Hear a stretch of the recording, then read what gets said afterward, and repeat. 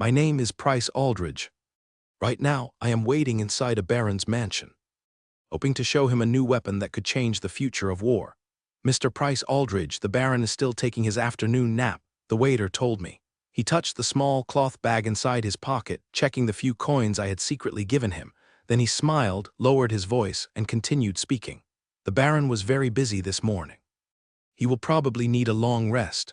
I had already been waiting for 30 minutes. Because the waiter had accepted my bribe, he was trying to be helpful and polite. "That's all right," I replied with an awkward smile. As a businessman, meeting a noble was never easy. I had already tried to meet the baron twice before. Only after spending a great deal of effort and money had I finally received permission to wait inside his mansion. Earlier, I had seen a carriage called the Romantic Rose parked in the courtyard. Because of that, I had a good idea of what the baron had been doing all morning. He had probably spent the night with one of those beautiful young women who charged 2 gold coins for a single night. They had most likely kept him busy until sunrise. After a night like that, no man would be eager to put on his trousers and meet a poor merchant. A businessman, I whispered to myself. Such a low-class profession. I stood and politely watched the waiter leave. Once he was gone, I dropped back into the chair in the waiting room.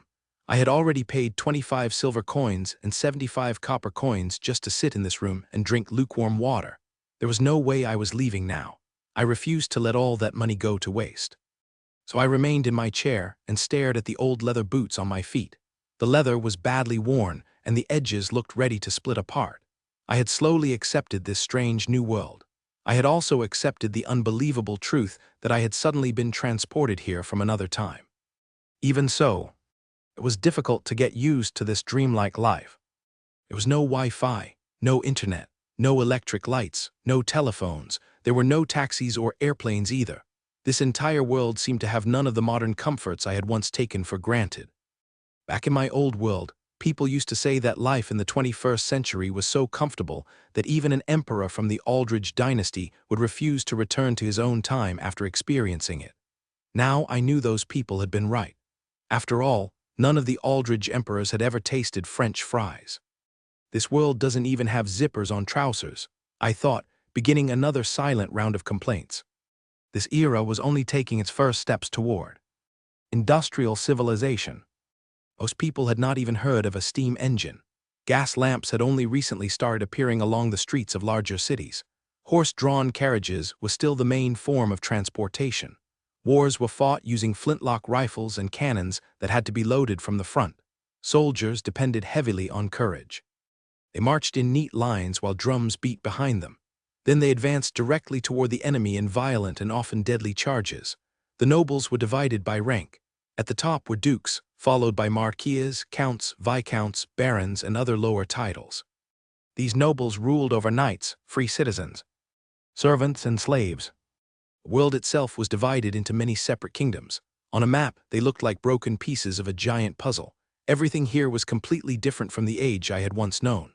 After arriving in this world, I had become the owner of a small weapons workshop, and today I had come to show the Baron my newest invention.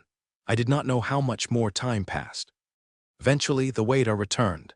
This time, he did not enter the room. He stood in the doorway and delivered the news I had been waiting to hear. "Lord Baron has awakened. He wishes to see you." "Thank you." "Thank you." I had almost fallen asleep in the chair. I quickly stood, straightened my clothes, and followed the waiter out of the room. We walked through a long corridor and past 2 old suits of armor. They looked as if they had been standing there for many years. The servant then led me into the courtyard. A stone path ran through the center, with carefully cut green lawns on both sides. The Baron was dressed in hunting clothes. He stood outside speaking with 2 guards. The 3 men laughed from time to time, but their laughter stopped when I approached. I lowered my head and bowed respectfully. As I did, my eyes moved toward the hunting dog the Baron was holding by a leash. It was a thin, long-legged dog. It showed me its teeth the moment it saw me. It behaved aggressively and looked as if it had not eaten for days. The Baron yawned without bothering to hide his boredom. "My time is precious," he said. "Very precious. I hope you will not waste it. Why have you come here? Speak." His words were clearly rude. However, in this world, a baron agreeing to meet a common citizen was already considered a sign of respect. I had visited him twice before. I had paid just for the chance to wait inside his mansion. Yet he had clearly never bothered to read the letter. Explaining my request, I cursed him silently, but I did not allow my anger to show on my face. I lowered my head slightly. "Sir, I have invented a new type of firearm." "Ha ha ha." The two guards standing behind Lord Blackridge immediately laughed at me. They were the Baron's personal bodyguards. One of them carried a beautifully decorated flintlock pistol. Detailed patterns had been carved into the wooden handle, and its firing mechanism was completely exposed. Lord Blackridge looked amused. He glanced at his laughing guards before turning his attention back to me. "I thought you had brought me something important," he said. "Almost everyone uses the Shrake flintlock pistol now. It is practically flawless." "Sir, my new firearm uses a completely different kind of ammunition," I explained. "It is hardly affected by rain or other weather conditions. It also has greater range and much better accuracy." I was determined to teach this arrogant fool what progress truly meant. Flintlock weapons had been the main firearms used by armies for more than 100 years. However, I knew they were nowhere near the final stage of weapon development. Sooner or later, flintlock rifles would be replaced by stronger and more advanced weapons. They would become useless objects from the past. I firmly believed that the weapon I had brought with me represented the future. "I know exactly what merchants like you are thinking," Lord Blackridge said with open disgust. "You create something flashy and useless, then you expect nobles to pay for your greed." The hunting dog suddenly began barking. It jumped toward me, pulling hard against the leash. Lord Blackridge's body had clearly been weakened by alcohol and his unhealthy lifestyle. He struggled to keep the animal under control. I wanted to tell the idiot to control his dog. The beast had come close to biting through my trousers. "Sir, I assure you, I forced myself to remain calm." After the dog finally stopped barking, I tried to continue my explanation. Lord Blackridge raised a hand. "Someone come here." A servant quickly hurried toward him. When the servant came close, Lord Blackridge pointed at me. "Bring whatever this fellow carried into my estate. If I am not satisfied with it, fine him 1 gold coin." "Yes, sir." The servant looked at me with pity. He probably knew that his master was preparing to steal a gold coin from another helpless man. Even so, I remained confident. My weapon was not some useless trick. The older workers at my workshop and I had spent 7 full days and nights building it. It was a truly powerful invention. Used correctly, it could influence the outcome of an entire war. Short time later, the servant returned carrying a wooden box more than a meter long. The box had very few decorations, but its simple design gave it a special and serious appearance. I had come prepared. I understood that presentation was important, especially when dealing with nobles. I had personally watched over the construction of the box. Every corner had been carefully polished. Every wooden surface had been covered with wax and buffed until it was smooth. At least someone had put real effort into it. When Lord Blackridge saw the wooden box, he paused. For a moment, it appeared that the box had caught his interest. And he quickly recovered. He handed the dog's leash to one guard and made a familiar gesture toward the other. The second guard appeared to understand immediately. He pulled out his flintlock pistol and began preparing it. First, he poured gunpowder into the weapon. Then he inserted the bullet, cocked the firing mechanism, and handed the loaded pistol to Lord Blackridge. "I will give you 1 chance to perform," Lord Blackridge said. He accepted the pistol and pointed it directly at me. There was a pleasant, almost playful smile on his face. From his expression, I could tell that he often played this kind of dangerous game with people beneath him. "This is my newest design," I announced. "The Aldridge K1 rapid-fire gun." I quickly opened the wooden box while the servant held it. Then I removed the long rifle I had carefully built. In my old world, this weapon had been known by a famous name, the Delay-Sai needle-firing gun. It had changed the history of warfare. It quickly replaced flintlock rifles and helped establish the basic design used by rifles for the next 100 years. That was why I had complete confidence in my invention. My only concern was the foolish nobleman standing in front of me. Unfortunately, I had very few other choices. Meeting important people was becoming increasingly difficult. Traveling to meet them also wasted a great deal of time and money. I simply did not have enough money to bribe more gatekeepers or arrange a formal meeting with a more powerful noble. I calmly lifted the rifle.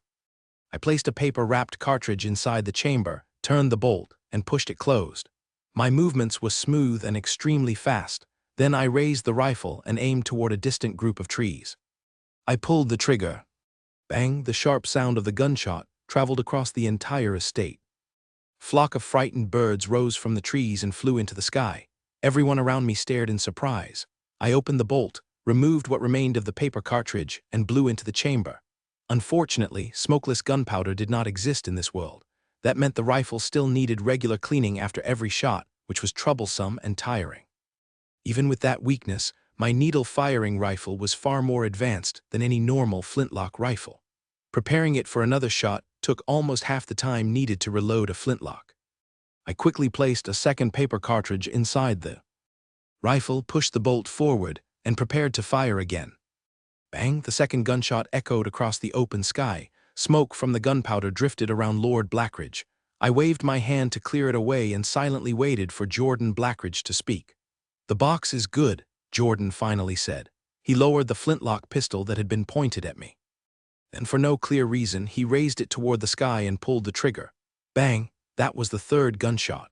As the sound faded, the hunting dog began barking again. Jordan handed his pistol back to the guard. Then he casually pointed toward the servant holding my wooden box. "When this man leaves, make sure he gives you the gold coin." "Sir." I opened my mouth to argue, but Jordan immediately raised his hand and stopped me. He walked closer to the wooden box and studied it carefully. "I will not charge you anything extra for the bullets I used earlier," he said. "This box is quite good. I can use it to store my fishing equipment." He had paid almost no attention to the revolutionary weapon.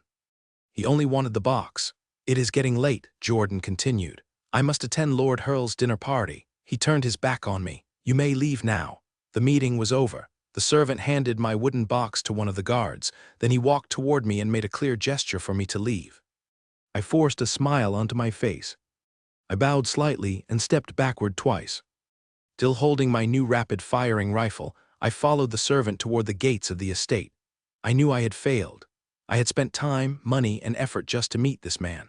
Yet somehow, I had found a fool who was so interested in the wooden box that he completely ignored the priceless weapon that had been stored inside it. "Sir, that rapid-firing weapon the young man was using. It's truly remarkable," one of the guards said to Jordan after Price had left. The other guard, who seemed less imposing, remained silent, simply standing there with a thoughtful expression. "Indeed, its rate of fire is quite impressive," Jordan replied casually as he loaded his own flintlock rifle. "It's something to be admired." These guards were loyal to him, and he knew that treating them with respect was important. This was a way to manage subordinates, a survival skill carefully learned by every nobleman. "But why?" the guard asked, puzzled. If his master recognized the advantages of that weapon, why had he so readily given it up? In his opinion, having superior weaponry seemed crucial in these turbulent times. After all, any advantage when facing an enemy was a reassuring thing to have. The other guards simply shrugged and remained aloof. "There are 4 Shrake flintlock factories in the kingdom," Jordan said, continuing his hunt along the edge of the forest. "They produce nearly 2,000 new rifles each year and maintain another 800 old ones. Do you know how much profit is involved?"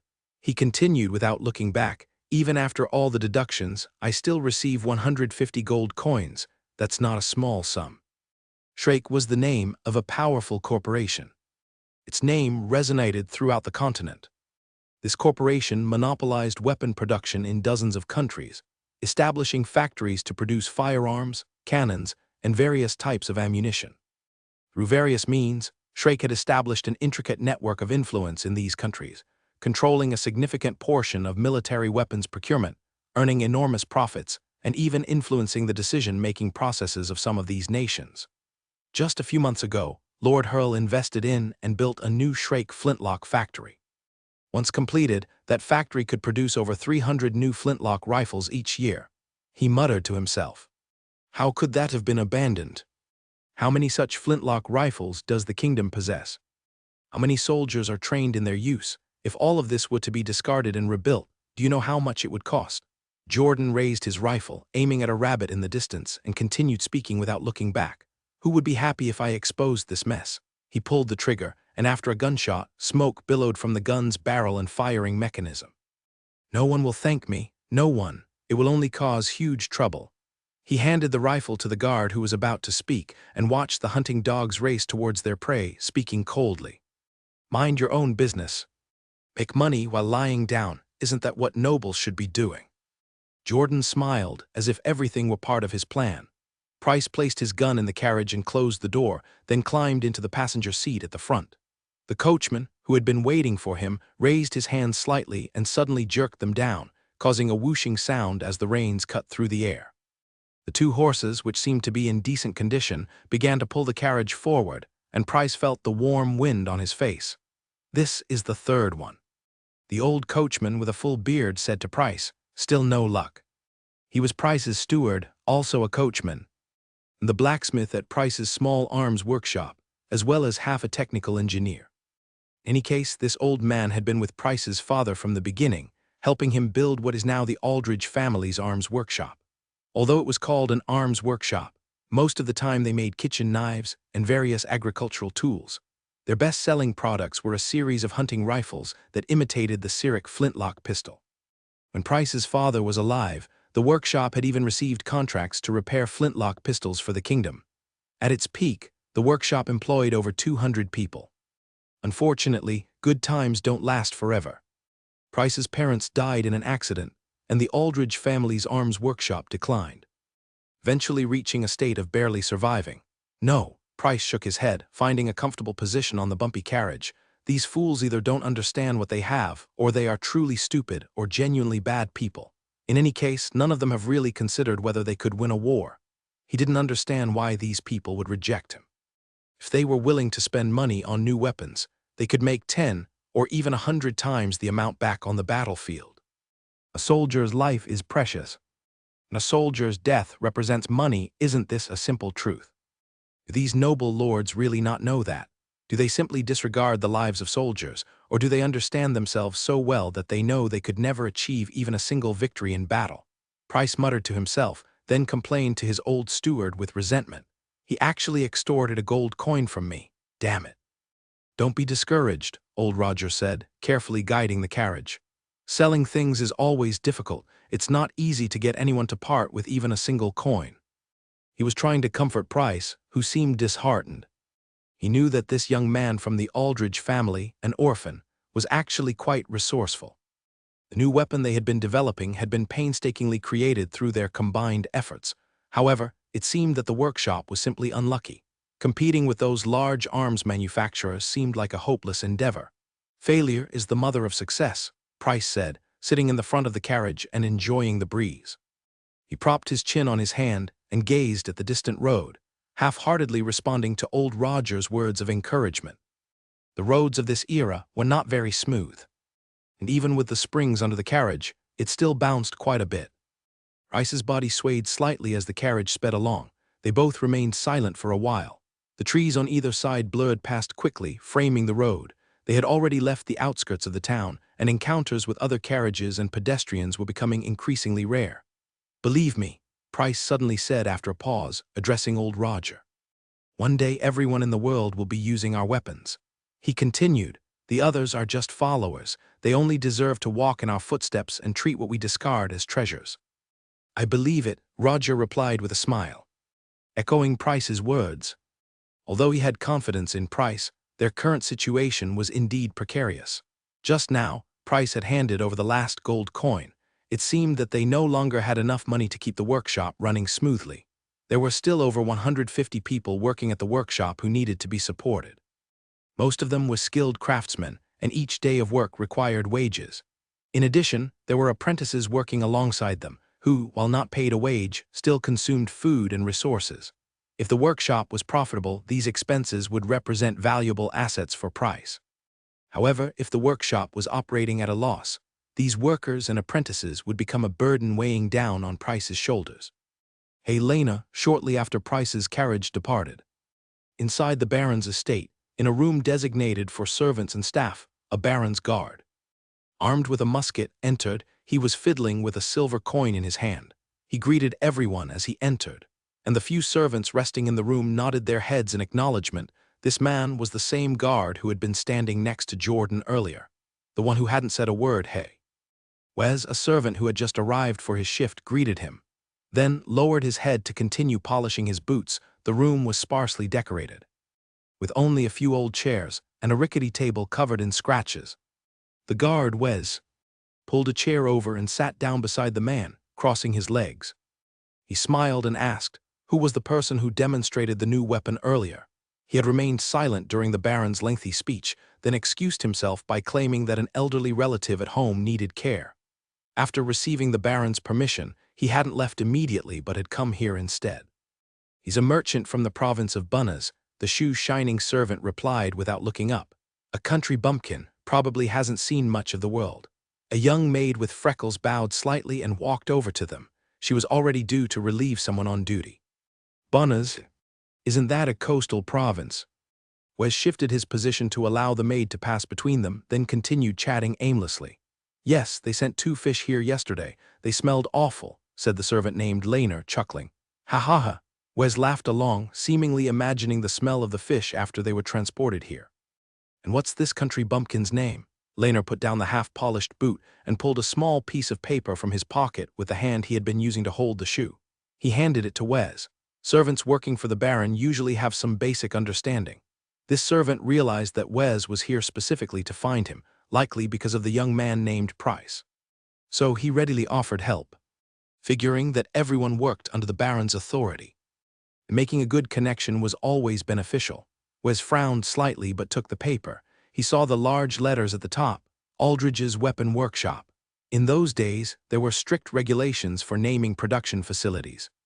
Workshops with fewer than 100 employees were called small workshops.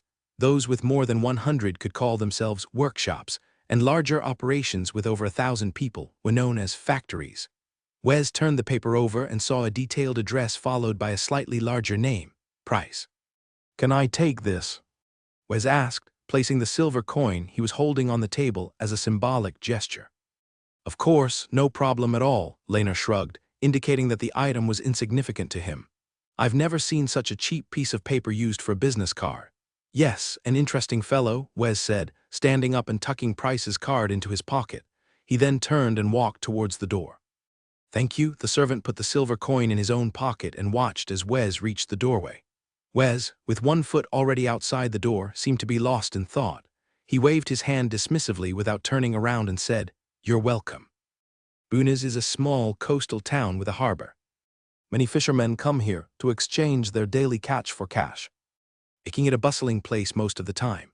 Price's workshop is located on the edge of this town, relying on coal mined from the nearby mountains and purchased iron to produce various products. The best-selling items have always been longswords. Most mercenaries and city guards in the kingdom use cold weapons, and longswords are their preferred choice. Next come military products, but also agricultural tools like hoes, iron pots, and knives. These items may not seem very profitable, but they contribute significantly to the workshop's income. This is the reality, a fact that Price doesn't want to acknowledge, but must face. It's more of a blacksmith shop than a weapons factory. Normally, such a blacksmith shop could barely survive and continue operating. However, recently, relations between the Kingdom of Right and the Kingdom of Suzas in the northern border have become tense, causing the price of steel to skyrocket. The shadow of war looms over the land. People are becoming increasingly anxious. Orders are decreasing, and everyone is cautiously observing the changing situation. All of this has made it difficult for Price's weapons shop to operate.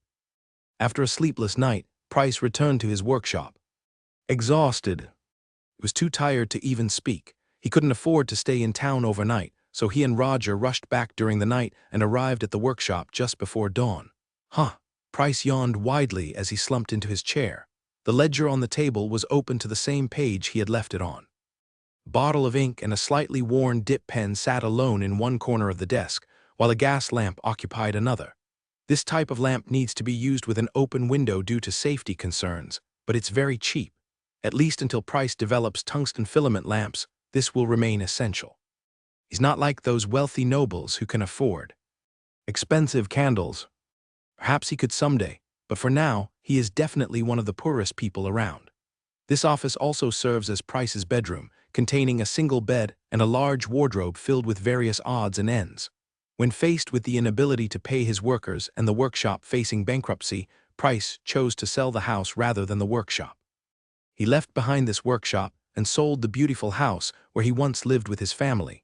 The situation was already at its worst before he arrived.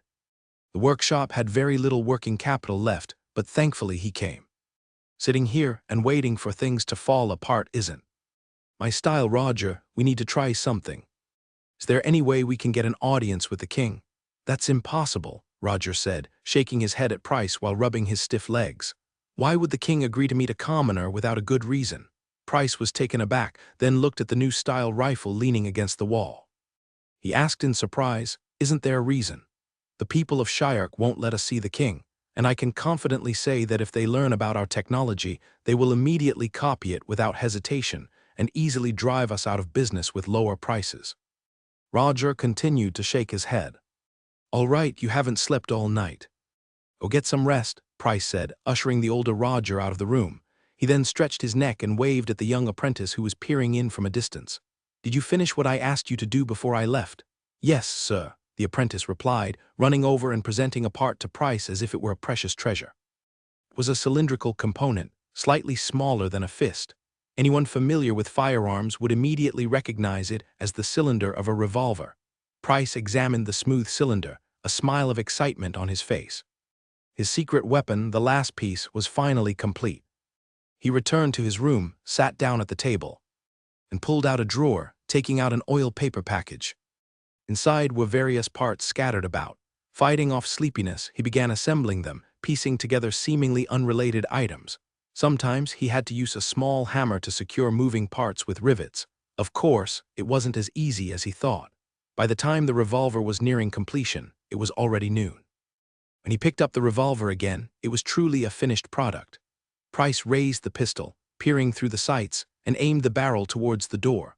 Whether it's a needle gun or this revolver, which has never existed in this world, they are all products of the joint progress of firearms and ammunition. In his makeshift laboratory, Price had managed to create mercury fulminate and produced a small amount of this more advanced and stable ignition device. With this new technology, the firing mechanism of flintlock rifles became overly complex, as mercury fulminate could be easily processed into a completely new firing device, the primer cap. Price was able to master all of this because he had traveled with a computer. Upon arriving in this world, a supercomputer inexplicably appeared in his mind, allowing him to access any information online. With the help of this secret weapon, Price improved existing weapons based on the available technology, resulting in the pinfire rifle and ultimately the revolver he now held, which was almost revolutionary for its time. Modern firearms could only fire one shot at close range, severely limiting their tactical application in complex situations. Therefore, like many old movies, most armed forces in this era were equipped with both firearms and melee weapons such as swords. Who would have thought that a weapon capable of breaking these limitations already existed and was now held in Price's hands? The terrifying firepower of being able to fire 6 shots continuously served as Price's secret weapon, providing him with a certain level of self-defense against any enemy. This weapon used paper cartridges, making it faster and more convenient to load than all existing firearms. While the opponent was taking 3 shots with a flintlock rifle, Price's revolver could fire 12. Such a high rate of fire density was truly terrifying. Just as Price was preparing to insert the pre-made cartridges into his revolver for a test, a young boy, wiping grease from his hands with an apron, stood at the doorway and peered into the room. "Boss, someone is here to see you. He says he's come to buy guns." Aldridge's arms workshop, despite being called a workshop, was actually larger than a small factory. It truly lived up to the saying that even a small sparrow has all its organs. It was a smelting and metallurgy workshop for producing usable steel and another production workshop for forging, polishing, and processing. Of course, because they had previously worked on firearms, there were also woodworking equipment, machinery, and corresponding operators. Add to that the women who cooked for these workers, and it was quite a sizable operation. Besides the apprentices, everyone depended on Price for their livelihood. These people were highly skilled, many being experts in their respective fields, which was one of the main reasons Price decided to continue operating the business with them. What's most valuable in this era? Talent. After more than 10 days of interaction and work, Price believed that these workers were truly exceptional talents. It was thanks to these skilled workers that Price was able to design and manufacture the pinfire rifle, and it gave him the courage to challenge the powerful arms dealer, Shirak, who stood in his way. Walking through the manufacturing workshop, near the fiery furnaces of the smelting area, Price saw a man who had traveled far. One of them Price recognized immediately. It was the guard who had stood beside Jordan at the shooting range. "Sir," Price extended his hand and shook the other's. "Welcome to Aldridge's arms. I'm Wes," he introduced himself. "We met before at Jordan's place. I followed you all the way here, surprised you returned so quickly." Price gestured for the observing workers to continue their work, then turned to Wes with a smile and asked, "So, what brings you here?" "I'm here to buy weapons," Wes replied immediately. "I'm particularly interested in that." "The K1 rapid-fire gun," Price finished for him. "Yes, the K1 rapid-fire gun," Wes said, removing his gloves. "Or rather, a client of mine is very interested in it." Price nodded slightly. "That's good news for us. Perhaps we can discuss this further. I need to know who to contact about the payment after all." "Ha ha ha," Wes laughed loudly and then nodded. "I used to work for Lord Uriel Edgerton and later for Jordan, but I prefer Lord Edgerton. He was a better man." He paused, then continued, "You see, relations between our kingdom and the kingdom of Suzas are becoming increasingly tense. Being in the northern borderlands, Lord Edgerton's territory is vulnerable. The pressure of war forces him to prepare, but he doesn't want to conscript civilians to their deaths. Unfortunately," Wes said, "relying solely on trained regular troops leaves him with a shortage of manpower. So he desperately needs a solution to this problem. I believe the K1 rapid-fire guns you have might be the answer." "You've come to the right place." Price snapped his fingers and pointed at himself. "Believe me, the K1's rate of fire is 3 times that of a standard flintlock. Anyone invading Lord Edgerton's territory will experience what it's like to face a storm of steel." "I have no doubt about that," Wes said. "That's why I quit my job and came here. Hoping you would join me on a trip to the Northern Ridge with your new weapons. The reward from Lord Edgerton is substantial 500 gold coins, and I'll take 30%. He looked at Price, waiting for his decision. After thinking for about 10 seconds, Price couldn't resist such a tempting offer and decided to take the risk. 20%. "New book released. Please collect it and recommend it if you like it." "Deal." Wes thought for a moment, then nodded in agreement with Price's counteroffer. "However, I can't guarantee your safety on the way if we encounter bandits or other trouble." "I'm an adult," Price replied, not expecting the other person to protect him at a crucial moment. They hadn't yet established enough trust between them. In fact, Price was more worried that this seemingly strong man might have ulterior motives and decide to rob him along the way. So he looked at the other man and added, "I will bring my own people."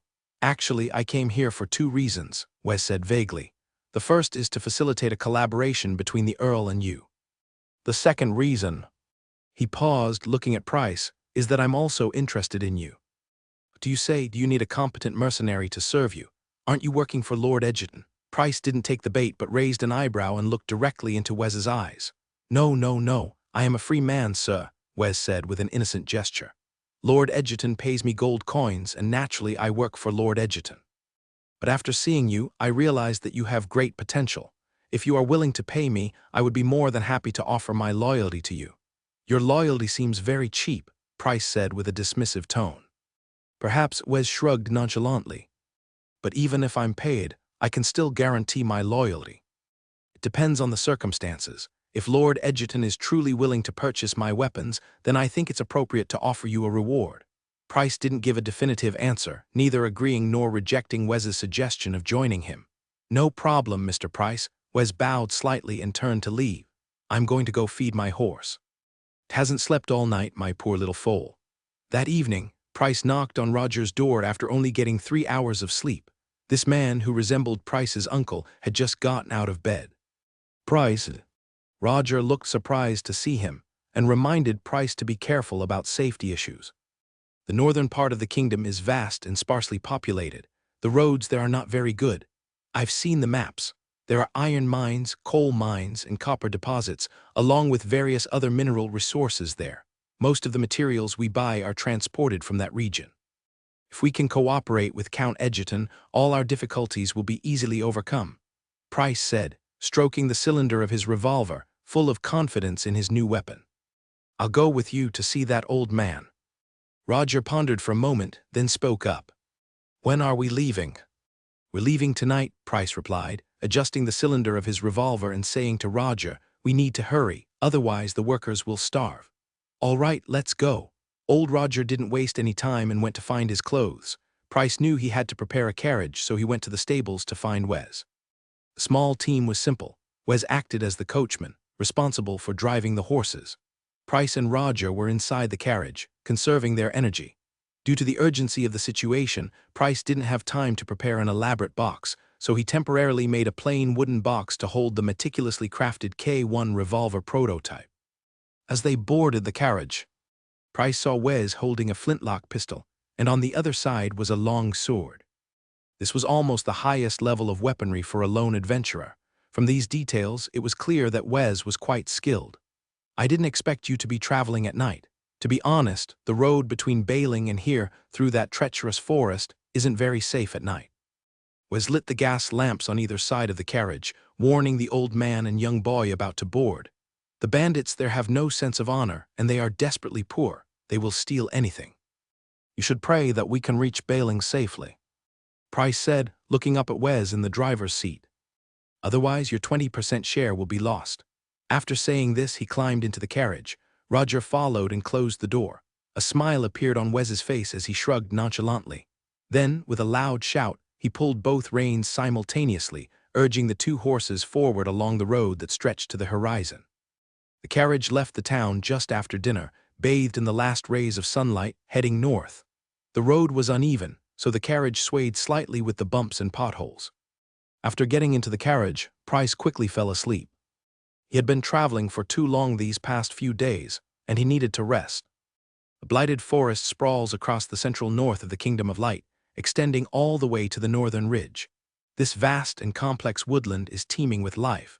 The Kingdom of Suzas covets the mineral resources of the northern ridge and intends to annex it through war, redrawing its border with the Kingdom of Light along the edge of the blighted forest. There are few roads that traverse this forest, and many of them are in poor condition. Bandits frequently prey on travelers in this area, so most caravans travel together for safety.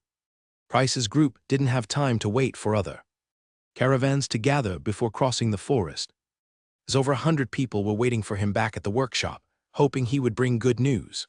Soon, as the sun finally dipped below the horizon, the blighted forest loomed like a monstrous beast with its gaping maw, blocking the road ahead. On either side of the road, caravans had gathered and set up camp.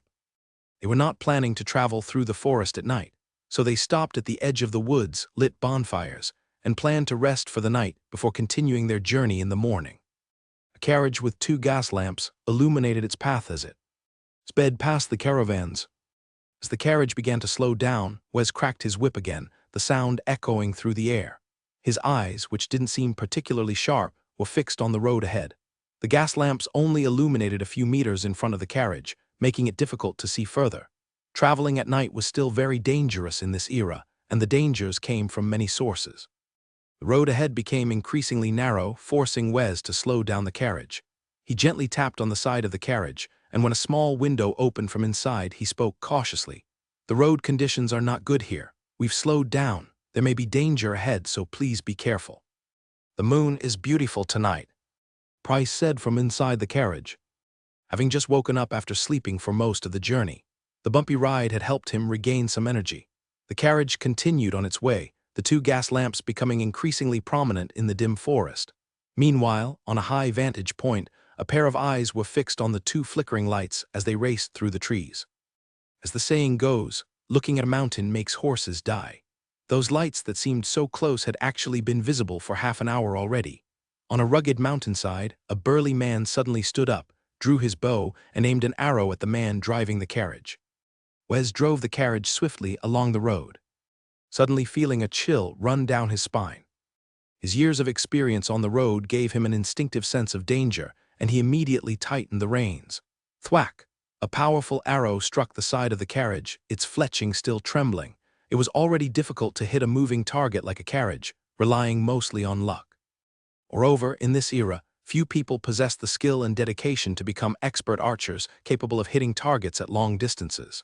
The bandits used bows and arrows primarily because they couldn't get their hands on firearms. Even if they did find guns deep in the mountains, they wouldn't be able to produce ammunition or maintain them. Therefore, bows and arrows, which were easier to repair, became the preferred weapon. However, due to humidity and improper storage, these bows and arrows often lacked accuracy. Hitting a target as large as a carriage was already pushing their limits. Wes had no choice but to stop the carriage because a large tree had fallen across the road. Such obstacles were easily created in the forest. All it took was sawing down a large tree on the side of the road. As he dismounted, Wes warned Price and old Roger inside the carriage. "Bandits, don't come out, it's too dark to see how many there are." Whoosh. Another arrow, accompanied by a whistling sound, struck the carriage door. Price found a suitable angle inside the carriage and peered through the somewhat cloudy glass, surveying the surroundings. "I can't see any targets, but there are at least 2 people out there." The first arrow came from a slightly forward direction, while the second came from the left. The difference in their positions indicated that they were not fired by a single person. They could only see about 10 meters thanks to the gas lamps, and the bandits were hidden in the darkness, making it easy for them to conceal themselves. However, Price knew that turning off the lights would actually put them at a disadvantage. The bandits were familiar with this terrain and had extensive experience in nighttime combat, something he and old Roger were less accustomed to. Therefore, Price said to old Roger behind him, "Take out the pistol meant for the Earl, load it, and keep an eye on Wes." He still didn't fully trust Wes, so his first instinct was to have Roger prepare for a fight, while also keeping a close watch on this newcomer, who was closer to them.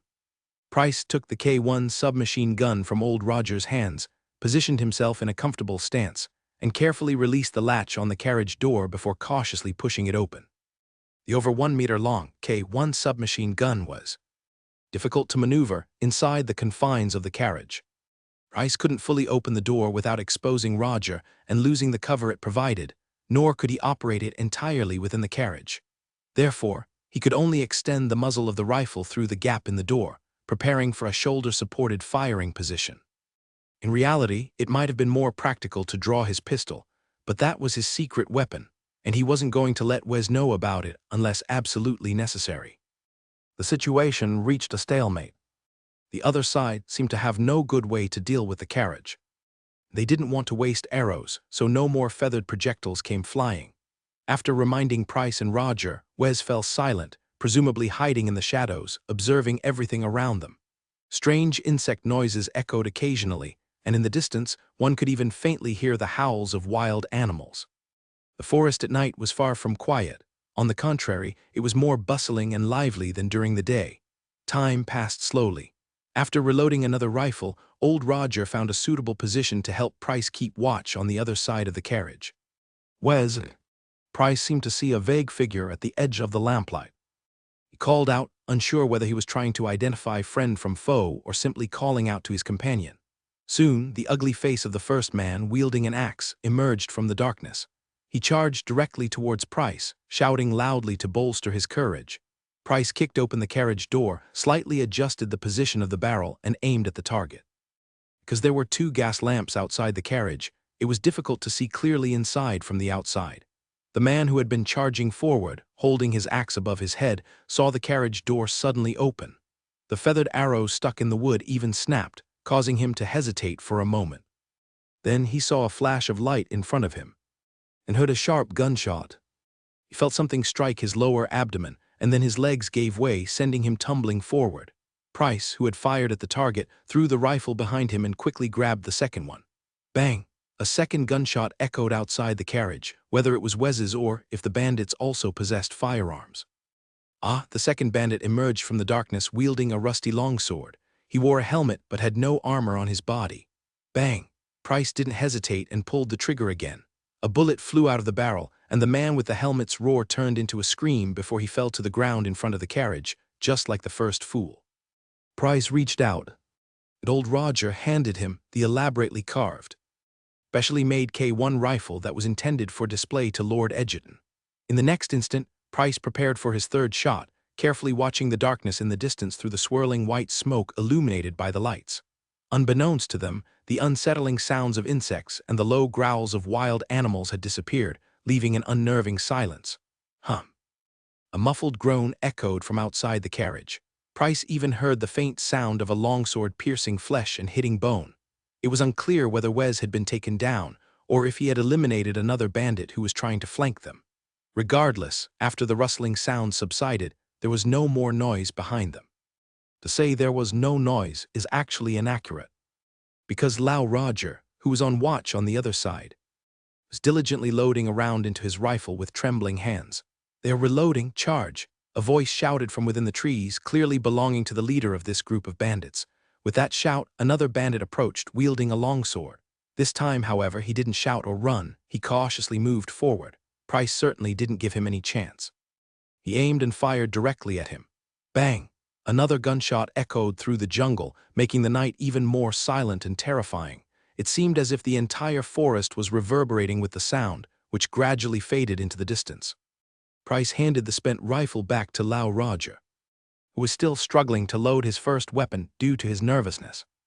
If judged by the reloading speed of a well-trained soldier, Lao Roger's pace was far too slow. This caused a disruption in what should have been a continuous stream of fire. Price, understanding the principle of having resources is better than having nothing, knew that this was not the time to hold back. He discarded the K1 submachine gun and pulled out his secret weapon from its holster, the only revolver of its kind in the world. Although it was just a rimfire revolver with only 6 rounds, in this era, there was no more powerful close-quarters firepower available. This was his greatest asset and a reliable weapon. Price believed that by the time he had fired all 6 rounds from his revolver, Lao Roger should have at least managed to load 3 more rifles. At that point, he could still fire 3 more shots.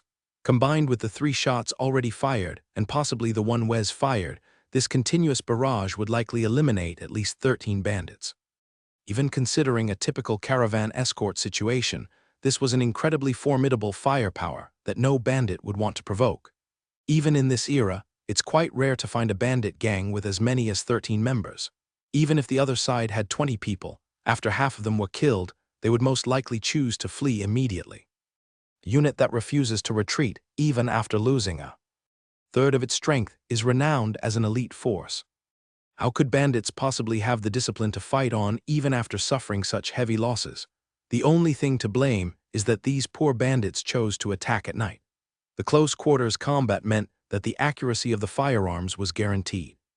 If they were fighting at a distance, the accuracy of weapons in this era was so low that hitting the target once out of 10 shots would be considered exceptional. Just as Price was considering all of this, the bandits on the other side made another move. Perhaps they were driven mad by hunger, or perhaps they were confident that Price and his group couldn't possibly have prepared so many firearms. In any case, 2 more bandits charged forward, brandishing their weapons. Price didn't hesitate. This time, he was using a relatively short revolver, which gave him slightly more room to maneuver. However, there were also disadvantages. The smoke from the 3 consecutive shots had already begun to obscure his vision. Unfortunately, that's just how gunpowder worked in this era. Price had already made up his mind. If he managed to survive this encounter, his top priority would be to research smokeless powder technology. Squinting his eyes, Price peered through the sulfurous smoke and saw the 2 bandits charging towards him. Both of them were tall and seemed to be deliberately using the smoke to their advantage, silently advancing with their weapons drawn. Bang! Another sharp gunshot echoed through the forest. Through the sights of his gun, Price saw the man in front of him clutch his lower abdomen and fall to the ground. When he reloaded to aim at the other bandit, he saw that Wes was charging out from the side, wielding a blood-stained longsword. Wes's movements were incredibly agile. The longsword flashed like a venomous snake, and with a surprise attack, he slashed the bandit's arm. The bandit, relying on his ferocity, swung his own longsword and forced Wes to retreat. Just as Wes was retreating, Price's firearm fired again, and a bullet struck the burly man squarely in the neck. Blood splattered everywhere. The man had been hit through an artery. He desperately tried to stop the gushing blood with his hands, but it was futile. He tried to speak, but only blood came out of his mouth. As he turned to look at Price, his body involuntarily slumped downwards. Earlier, hidden in the shadows, Wes had watched Price fire a shot from his pistol. He assumed Price wouldn't have time to reload, so he emerged to engage in close combat and prevent the burly man from approaching the carriage. However, he never imagined that Price was concealing a second pistol. After the second gunshot, he froze, seemingly reassessing the level of danger posed by this young man inside the carriage. How could a weapons workshop owner, inexperienced in the ways of the world, be carrying 2 pistols? He had checked when he got on the carriage. Based on its bulky appearance, Price's coat pocket should have held 1 pistol, but he hadn't realized that Price was also concealing another one. Of course, he couldn't have known that Price was holding a revolver capable of continuous firing. Even though he was skilled, it was impossible for him to defy his own experience. Just as he was stunned, a bandit hidden in the darkness approached him from the side, wielding a long sword, intending to launch a surprise attack on this fat sheep on the periphery. Price dispersed most of the smoke that had gathered in front of him, allowing him to clearly see everything happening. He decisively raised his pistol again, aiming it at Wes, and pulled the trigger once more. Bang! This gunshot echoed like a cannon blast in Wes's mind. He watched in disbelief as Price's pistol fired twice in rapid succession. As the sound of the gunshots reverberated, the bandit who had been about to launch the surprise attack paused as if he had been electrocuted, then collapsed with a groan. At this point, 6 gunshots had already echoed through the woods. Even for these bandits, who were not particularly bright, it was clear that something was amiss. Another disbelieving bandit charged out of the bushes beside the road, and then, to Wes's utter astonishment, Price fired again a fluid shot. So seamless that he didn't even make any preparatory movements. The disbelieving bandit stumbled backward 2 steps, dropped his weapon, knelt on the ground, and began to moan in pain. Clearly, this bullet hadn't hit a vital spot, but it had effectively neutralized him. It was obvious that the situation had gone far beyond the bandit's original robbery plan. The continuous gunfire felt jarringly out of place in this era. Who could have imagined that the first real-world use of a revolver would occur in such an obscure forest, on such a dark midnight?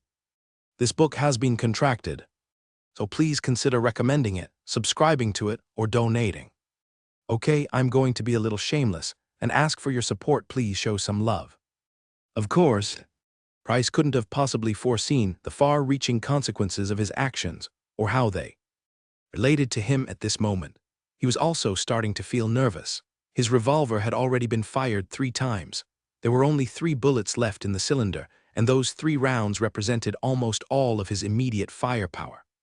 Didn't have time to check how many rifles old Roger had loaded behind him, so he could only be certain about the 3 bullets actually inside his revolver. And frankly, no one knew for sure whether the paper-cased ammunition of this era would malfunction.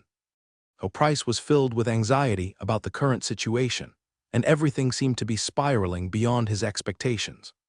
He had no idea how many bandits there were. So as the number of readily available bullets decreased, the risks on the battlefield clearly increased. For Price, this was a terrible situation because the more he killed, the higher the level of hatred he would incur from the bandits. If he were captured, even if it was just to appease his subordinates, they might torture and kill him, perhaps even feed him to the dogs. Ah, a bandit, eyes bloodshot with rage, appeared again.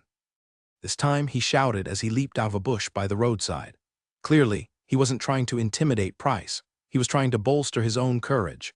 Although he didn't believe that Price's weapon could fire continuously, so many people had already been killed, and this gang of bandits were clearly in a desperate situation. In these remote mountains and forests, their numbers were the foundation of their illegal activities. Losing so many men meant they were likely facing annihilation. So, these people had almost no desire to escape. Instead, fueled by desperation, they were preparing to attack the seemingly random group of people who had appeared before them. Price was certainly not going to surrender, even as he felt that the situation was spiraling beyond his control. He simply wasn't the type to submit meekly. So when the bandit burst out of the bushes, Price immediately aimed and fired at him. As the bandit was still about 5 or 6 steps away, Price pulled the trigger again. This time, he had taken a moment to aim properly, so the bullet struck the bandit in a vital area. The bandit's head was pierced by the bullet, and his body recoiled backward, falling next to a corpse. His long sword clattered to the ground, the sharp sound echoing as another bandit, also carrying a bow and arrows slung across his shoulder, finally charged into the light. This bandit was powerfully built, with thick muscles visible on his exposed arms. He wore an iron helmet and, surprisingly, a coat of mail armor. It was clear that this was the leader of the group.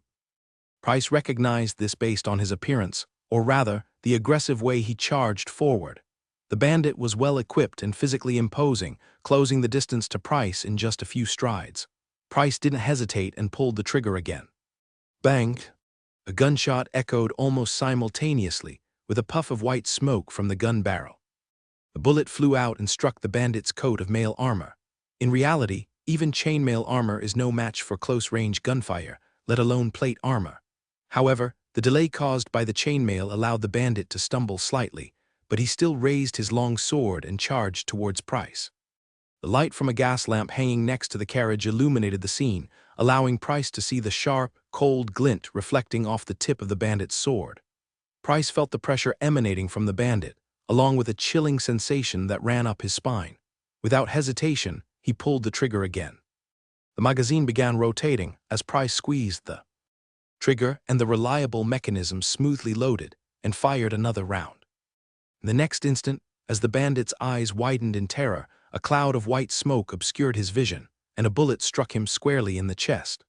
The first shot had already inflicted significant damage. In fact, he was already wounded, and blood had soaked through the lining of his chainmail armor, flowing down the cold metal. The tightly linked rings of the chainmail was severely deformed by the impact of the bullet, with many of them breaking off. At the center of this twisted wreckage was a gaping hole. The second shot created another opening in his armor, hitting him directly in the left side. The bullet pierced the chainmail and entered his heart. Until his death, he never understood what Price was holding. It was capable of firing 5 shots in rapid succession, leading to his demise and that of his comrades. Meanwhile, Wes, standing nearby, gripped his own long sword tightly, his hands trembling uncontrollably. He wasn't scared by the current bloody scene. As a ranger, he had seen even more gruesome situations. What shocked him was that his own agility and extensive combat experience seemed laughable in the face of that young man. Having experienced countless battles, he now saw Price as a demon far more terrifying than these bandits. Even facing 10 more bandits, Wes would have had the courage and confidence to deal with them, even risking his life to take them down one by one. However, when he saw the weapon in Price's hand, he began to question his own strength and abilities. In a way, Price was overturning everything Wes had relied on to survive. It was like an old scholar who had taught the geocentric theory for generations suddenly encountering the heliocentric model, or a doctor who had practiced bloodletting for years suddenly learning proper medical principles. This upheaval made it difficult for Wes even to breathe. He subconsciously reached up and pulled at his collar, not even noticing that the buttons popped open. It was a weapon capable of firing 5 shots in close-quarters combat, a treasure that could end a fight quickly, regardless of how much the opponent tried to dodge. From now on, perhaps rangers would no longer exist. Any child or elderly person, simply holding such a weapon, could easily take down an experienced and highly skilled mercenary ranger. Price sensed the increasingly strong smell of blood in the air, a pungent odor that even masked the scent of sulfur. His nerves were still tense, but the sudden silence began to draw his attention to the details around him. Around the carriage, bodies lay scattered in all directions. Price had personally killed 7 bandits. Even though Price had seen dead people before, he couldn't help but feel a wave of nausea at that moment.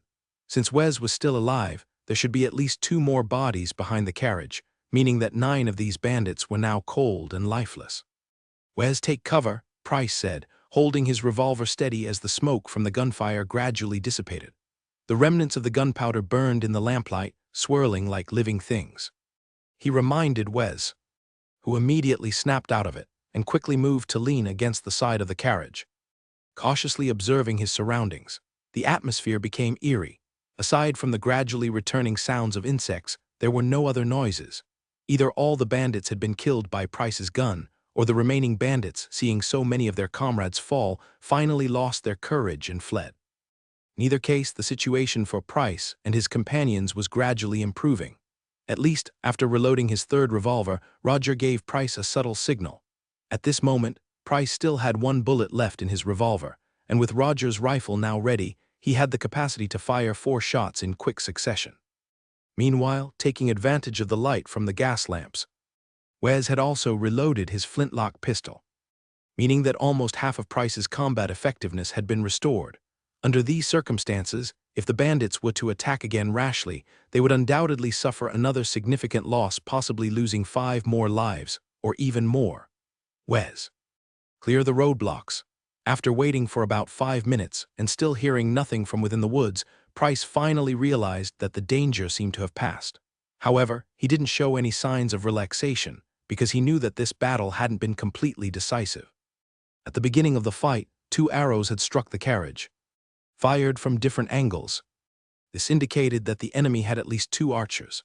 Price got out of the carriage and examined the 7 bodies near the vehicle, but only the last large man was carrying a bow. Bandits who came here to rob wouldn't willingly discard their weapons halfway through an attack. Therefore, that other bow must be with someone who escaped. At least one person had escaped. This was something Price could almost be certain of, and this person had likely witnessed the entire battle. This person saw the revolver in Price's hand and knew that it was a weapon capable of changing the course of warfare for Price. Letting such an unstable threat escape was definitely not a good thing. However, this was the wicked forest, and it was nighttime. If the enemy simply stayed put and remained silent, finding them would be almost impossible. Price didn't have the courage to risk his life searching for a bandit in such low visibility, so he could only suppress his concerns and prepare to continue on their journey. Fortunately, the other side probably didn't know the identities of Price and his companions, so even if they knew about the revolver, they wouldn't be able to find Price immediately. When Wes finally managed to move the fallen tree trunk, the injured bandit lying on the ground was silent. He had succumbed to his injuries. It wasn't Price who delivered the final blow. The bandit simply bled out too quickly and lost consciousness. In this era, medical care was scarce, and a gunshot wound that pierced vital organs was often fatal. This wasn't a battlefield, but the air was thick with a nauseating smell. The sounds of insects filled the silence as everything seemed to settle back into stillness.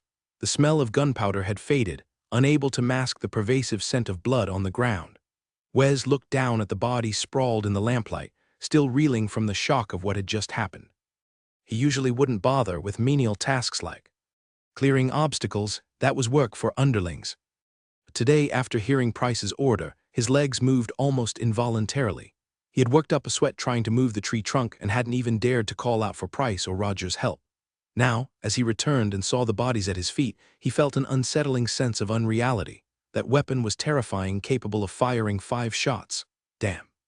He had even thought up a name for it while moving the tree: Ranger Killer. If such weapons were to spread, people like him would likely have no future. Anyone could become a mercenary simply by acquiring one of these weapons. Wes, Price spoke first, breaking the silence of the night. I want you to keep what happened here tonight a secret from the Duke. Why?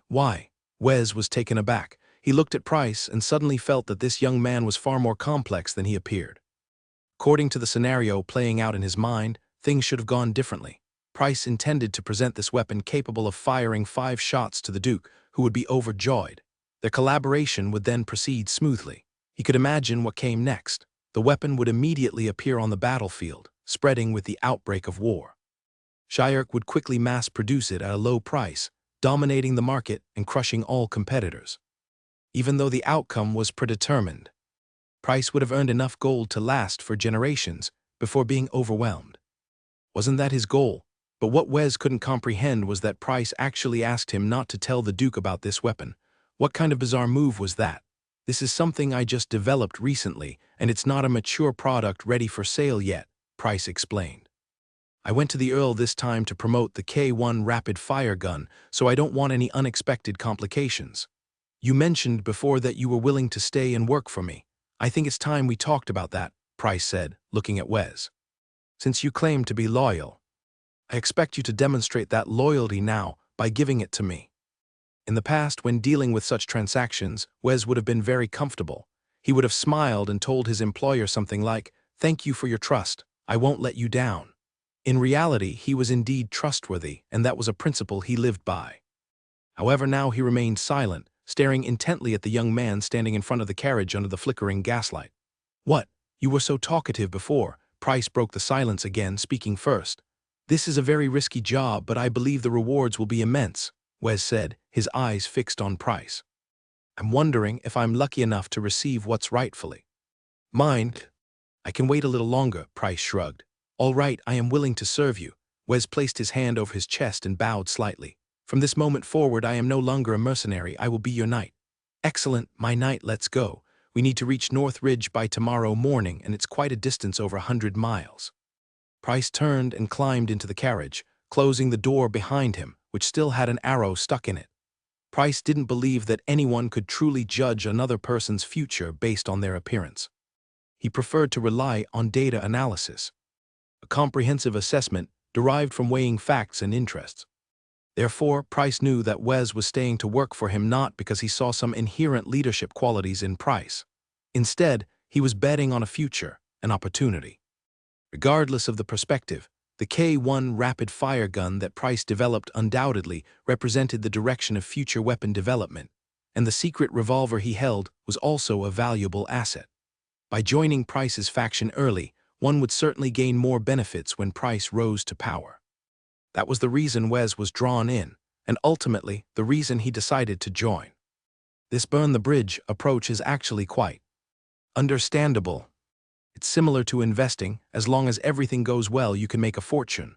But what if Price fails? Of course, there's nothing strange about that. It's just one failed investment. Price felt that if things went south, Wes would undoubtedly distance himself from him without hesitation, throwing away any pretense of loyalty and tossing it into the trash, and he wouldn't have any problems or repercussions as a result. For Wes personally, this was a risk-free deal, and for Price, it didn't really matter. After all, he needed someone like Wes, who was well-connected and capable, to help him. Besides, Price had always wanted to find a security guard for the workshop, and Wes essentially volunteered. It was making good use of his resources. As for loyalty, don't even mention it. Price isn't a child. He doesn't believe in so-called loyalty. He just needed Wes to provide him with some basic protection when facing trouble like he did earlier. Old Roger is a blacksmith and a decent engineer, but he's not a qualified warrior. This was clear from the brief skirmish earlier, where old Roger, who was only responsible for loading ammunition, was trembling. Having reliable people to help manage the business, arrange production, or even participate directly in the work is reassuring. However, asking him to face danger alongside you is clearly pushing it. If Price had another choice, he wouldn't let old Roger accompany him on this dangerous expedition into the wildwood forest, but there was no other option. Price simply couldn't find anyone else suitable to act as his attendant. Although Wes isn't fully capable of handling the job yet, having him around means that at least some minor conflicts won't trouble old Roger anymore. Wes bowed slightly and watched as Price got into the carriage before going to prepare the other horses. It was then that he realized that during the gunfire earlier, neither of the horses pulling the carriage had shown any signs of nervousness or distress. But then he shrugged it off. The horses in the arms workshop are often exposed to gunshots and probably become accustomed. To them, he was right. Price frequently tested his weapons near the stables, partly to train the horses to be less reactive to gunfire, but also because there wasn't really anywhere else for him to conduct those tests within the workshop. The carriage started moving again, leaving the bodies lying on the roadside unattended. That's just how things are in this era. You can find people like that all over the remote countryside. Some were traveling merchants, others were highway robbers. Who cares about them? Price sat in the slightly bumpy carriage, loading new ammunition into his revolver while smiling at Roger, who was visibly flushed. Although Roger had boasted about facing down 3 bandits single-handedly in his youth, it was clear now that those stories were likely exaggerated. The recent skirmish revealed Roger's true nature.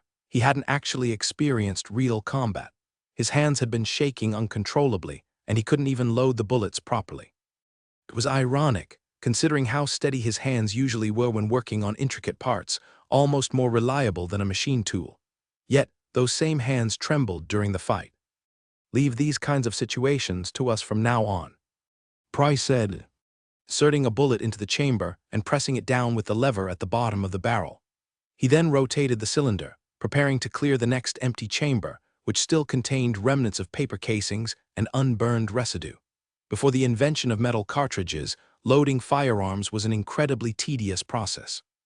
Even Price's ability to create a revolver capable of rapid firing couldn't change that fundamental limitation. It wasn't until smokeless powder, which burned quickly with minimal residue, was developed and loaded into metallic cartridges that true continuous fire became practical in combat. The practice of rapidly firing and then immediately reloading new ammunition is almost suicidal in its current form residual material. The cylinder or chamber can affect bullet ignition, leading to misfires, jams, explosions, or duds. Throughout history, proper weapon maintenance has been a crucial part of military training. The better you care for your weapons, the more they will help you gain an advantage on the battlefield. In ancient times, warriors would meticulously oil and polish their swords. Later, soldiers were required to clean and lubricate their gun barrels and firing pins with oil and brushes. I'm getting old. It's time for the younger generation to take over, Roger said sheepishly. No, Uncle Roger, you'll soon find that you're even busier than you are now, Price joked, continuing the repetitive process of loading new bullets into the chambers. In a way, this new revolver was a half-finished product, offering a brief moment of exhilarating rapid fire, followed by an uncomfortable half-hour of reloading. Because the ammunition technology wasn't fully mature, it couldn't yet be considered a truly revolutionary weapon. However, Price would soon use his special ability to develop smokeless powder, which would lead to even more advanced weapons and fundamentally change the rules of warfare. As the first hint of dawn appeared in the sky, Price finally saw the end of the treacherous forest. The land suddenly opened up, and along the road on either side, caravans were gathered, waiting to depart. Since everyone preferred to travel through the dangerous forest during daylight hours, they were all curiously watching this carriage as it hurried past. It had taken Price an entire night to cross the forest. Soon some of the merchants spotted a broken feathered arrow still lodged in the carriage door. Look, they've been attacked. I wonder how many people died. One merchant said, holding a steaming lunchbox and chewing as he spoke to those around him. Another merchant, stuffing a slightly moldy piece of bread into his mouth, reminded his attendants. Everyone stay alert, watch out for bandits. Price sat in the passenger seat of the carriage, enjoying the cool morning breeze. Nights in the forest were bitterly cold. The refreshing coolness made Price feel more awake and invigorated. Don't worry, Price said to Wes, who was driving. When we get back, I'll get you a pistol like this one. They had been talking for quite some time. Ever since they first saw the sunlight filtering through the trees at the edge of the forest, Price had been chatting with Wes from the passenger seat. They talked about Wes's past experiences. Price's weapons workshop, Lord Edgerton, even flintlock pistols. The details of sword fighting techniques, the life of a ranger, and Price's new inventions. I hope everything goes well, Wes said, concentrating on driving the carriage. With Lord Edgerton's support, at least you won't be facing Cyric alone. I know what you're worried about, but you know I have my secrets, Price smiled. He had been wearing that enigmatic smile since he got into the passenger seat, a smile that Wes couldn't quite decipher. Price was far more complex than Wes could have imagined. In his previous life, he had been an arms dealer, operating on the fringes of the law, straddling the line between right and wrong. To survive for over 30 years in such an environment, Price couldn't possibly be a simple person. Do you really have one of those ranger killer weapons for me? Wes finally succumbed to temptation and asked. He was really curious to know what kind of incredible combat power he would have if his moon, likely referring to a piece of equipment or vehicle, were equipped with such a weapon. Just by getting close to a target, he could guarantee killing them and then create chaos with the remaining bullets before retreating safely against a weapon like this, which was unprecedented.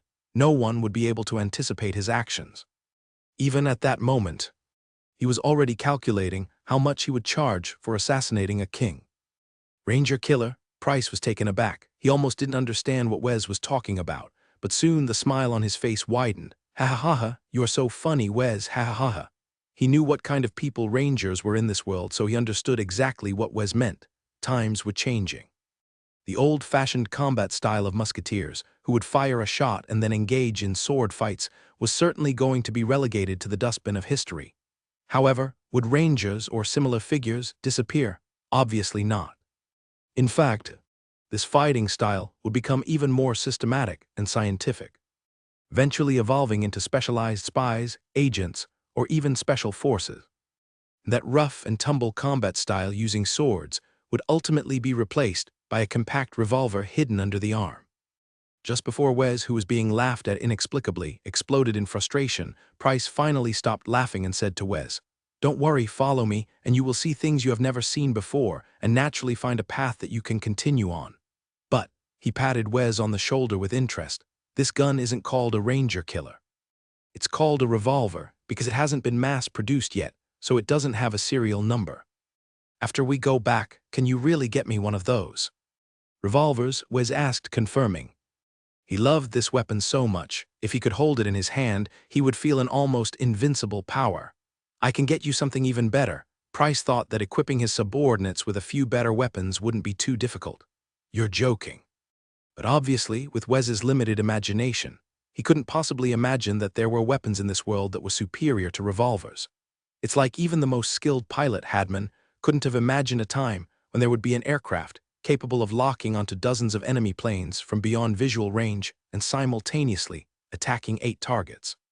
Price didn't bother explaining to Wes, he simply leaned against the carriage, watching the city appear on the horizon, and quietly said, "You'll understand when we get back. Bailing is the territory of Lord Uriel. The largest city here is his seat of power, Wolf City. The Uriel family uses a wolf as their emblem, just like the Stark family in the TV series Price is familiar with from the northern lands. These families that rose to prominence through military strength often have a primal reverence for beasts, and their emblems are usually wolves, eagles, bears, or lions, so it's quite common to see similar designs." When Price finally saw the wolf banners hanging on the city walls, he also saw the cavalry approaching his carriage, flying those same banners. 30 knights wearing helmets and chainmail held high the banners of Bailing, their horses galloping towards them, quickly surrounding the carriage where Price was sitting. With these knights as an escort, the carriage entered the city, and then, at the city gate, they saw the important figure who had been waiting, Lord Uriel. Wes seemed visibly relieved when he saw the knights. When he saw Lord Edgerton at the city gate, he immediately smiled. He tightened the reins, and before the carriage could even come to a complete stop, he jumped down. However, the Lord's guards remained loyal, standing between him and the Lord.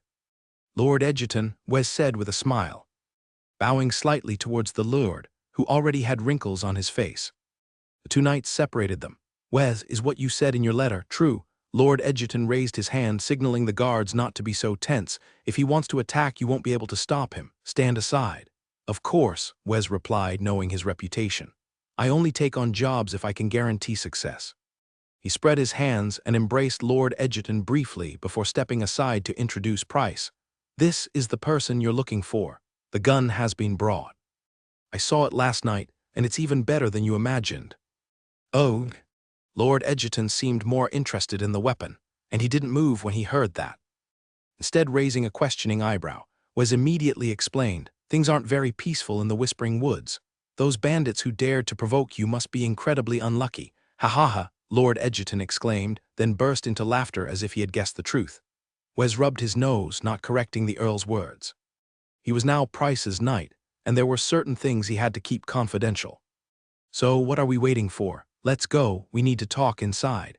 Edgerton smiled excitedly, gesturing to Price before leading the way. "Let's have breakfast first. The food here isn't great, but it's still quite substantial." "That would be wonderful, Your Excellency," Wes said with a smile, as if he were back in his own home. Edgerton was also generous. After laughing heartily, he turned to Price and said, "Come on, young man. The people of Northridge are hospitable. Feel free to relax while you're here." He led the way towards the castle, with Price following behind. He saw a bustling marketplace and crowds of merchants coming and going. To be honest, as the capital of Northridge, this place was much more lively than the town of Bunnas that he knew. The market was not far away, and he could see ox-drawn carts loading and unloading goods, with piles of various fruits scattered everywhere. Price even smelled a rather unpleasant odor, the smell of manure, which is common in every city, but in Bunnas, it was more of a pungent, fishy smell. Such is life, and Price was powerless to change it. It's like how many major cities on Earth in the 21st century have that suffocating air pollution. The Earl's castle wasn't particularly impressive. It looked much less grand than the medieval castles he had seen during his travels in a past life. It was more of an estate built within the city, and even smaller than the Jordan's manor. This detail showed that this Lord Uriel wasn't as concerned with appearances as Jordan. However, despite its modest size, the Earl's residence housed about 7 or 8 officers and nearly 30 guards, all armed and wearing the distinctive pale yellow uniforms of the Kingdom of Leet. As the Earl passed by these officers and soldiers, they would stand at attention, raising their chins, placing their hands on their chests, and offering a formal greeting. "Forgive me," the Earl said with a slightly embarrassed look towards Price, explaining, "The border cavalry from the Kingdom of Suzas have been becoming increasingly active, so I had to consider assembling troops for defensive operations. That's why this place has been converted into a temporary command center, which makes it feel a bit crowded." Has the situation become that critical? This was Price's first time in Northridge, and he could personally sense the tense atmosphere coming from the front lines. based on my estimations. And if nothing unexpected happens, war is likely to break out within 6 months. Uriel said with a worried expression to Price. Unfortunately, this time Sirik might be siding with Sousa's. Why? Wes frowned and interjected. If Sousa's occupies the northern ridge, then the coal and iron resources there can be supplied cheaply to Sirik's factories. The Earl explained before opening the door and leading a few people into the temporarily converted dining hall. As expected, a table was set with food. On the platters, which weren't particularly elegant, were game from the northern ridge, rabbit meat and venison prominently displayed. Come everyone sit down, the Earl said, removing his cloak and casually draping it over the back of his chair. It was then that Price noticed a beautifully crafted flintlock pistol hanging on the wall next to where the Earl usually kept his longsword. It was a familiar design, a Sirik flintlock pistol, no matter how intricately carved its exterior might be. I imagine you came with Wes because you heard about me, Uriel said, picking up his fork and knife and putting a piece of meat into his mouth. He chewed thoughtfully before continuing. I heard there were people here who needed weapons, so I came. Price replied without hesitation, picking up his utensils and addressing the Earl, who didn't quite look like one. Your reputation precedes you, Your Grace.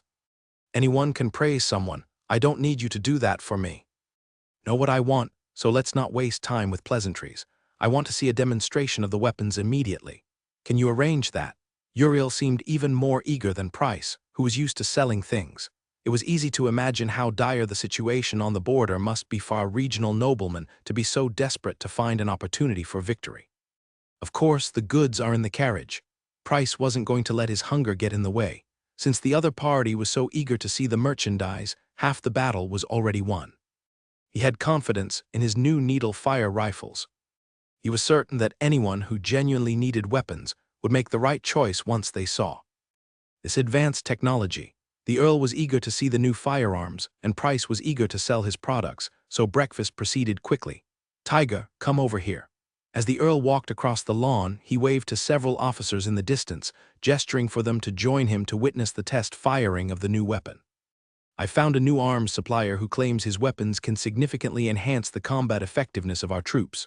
Your Excellency, one officer, wearing a sword and carrying a musket, approached with several other officers. His eyes held a hint of skepticism. We've encountered at least 3 suppliers like this before. Price ignored their doubtful gazes. He took a K1 rapid-firing rifle from Wes's hands. It was originally intended for Jordan. He smoothly pulled back the bolt, then took 2 cartridges from Wes and gestured to everyone present. He handed 1 cartridge to the Earl, then quickly loaded the other into the chamber of the K1 rifle. Immediately after, he rotated the bolt to close the breech and pressed the trigger, aiming at the sky. A sharp gunshot echoed, leaving a faint smell of gunpowder in the air. The entire process took only a few seconds, so everyone present, including the Earl, who was accustomed to the slow loading speed of flintlock rifles, watched Price's next move with wide eyes.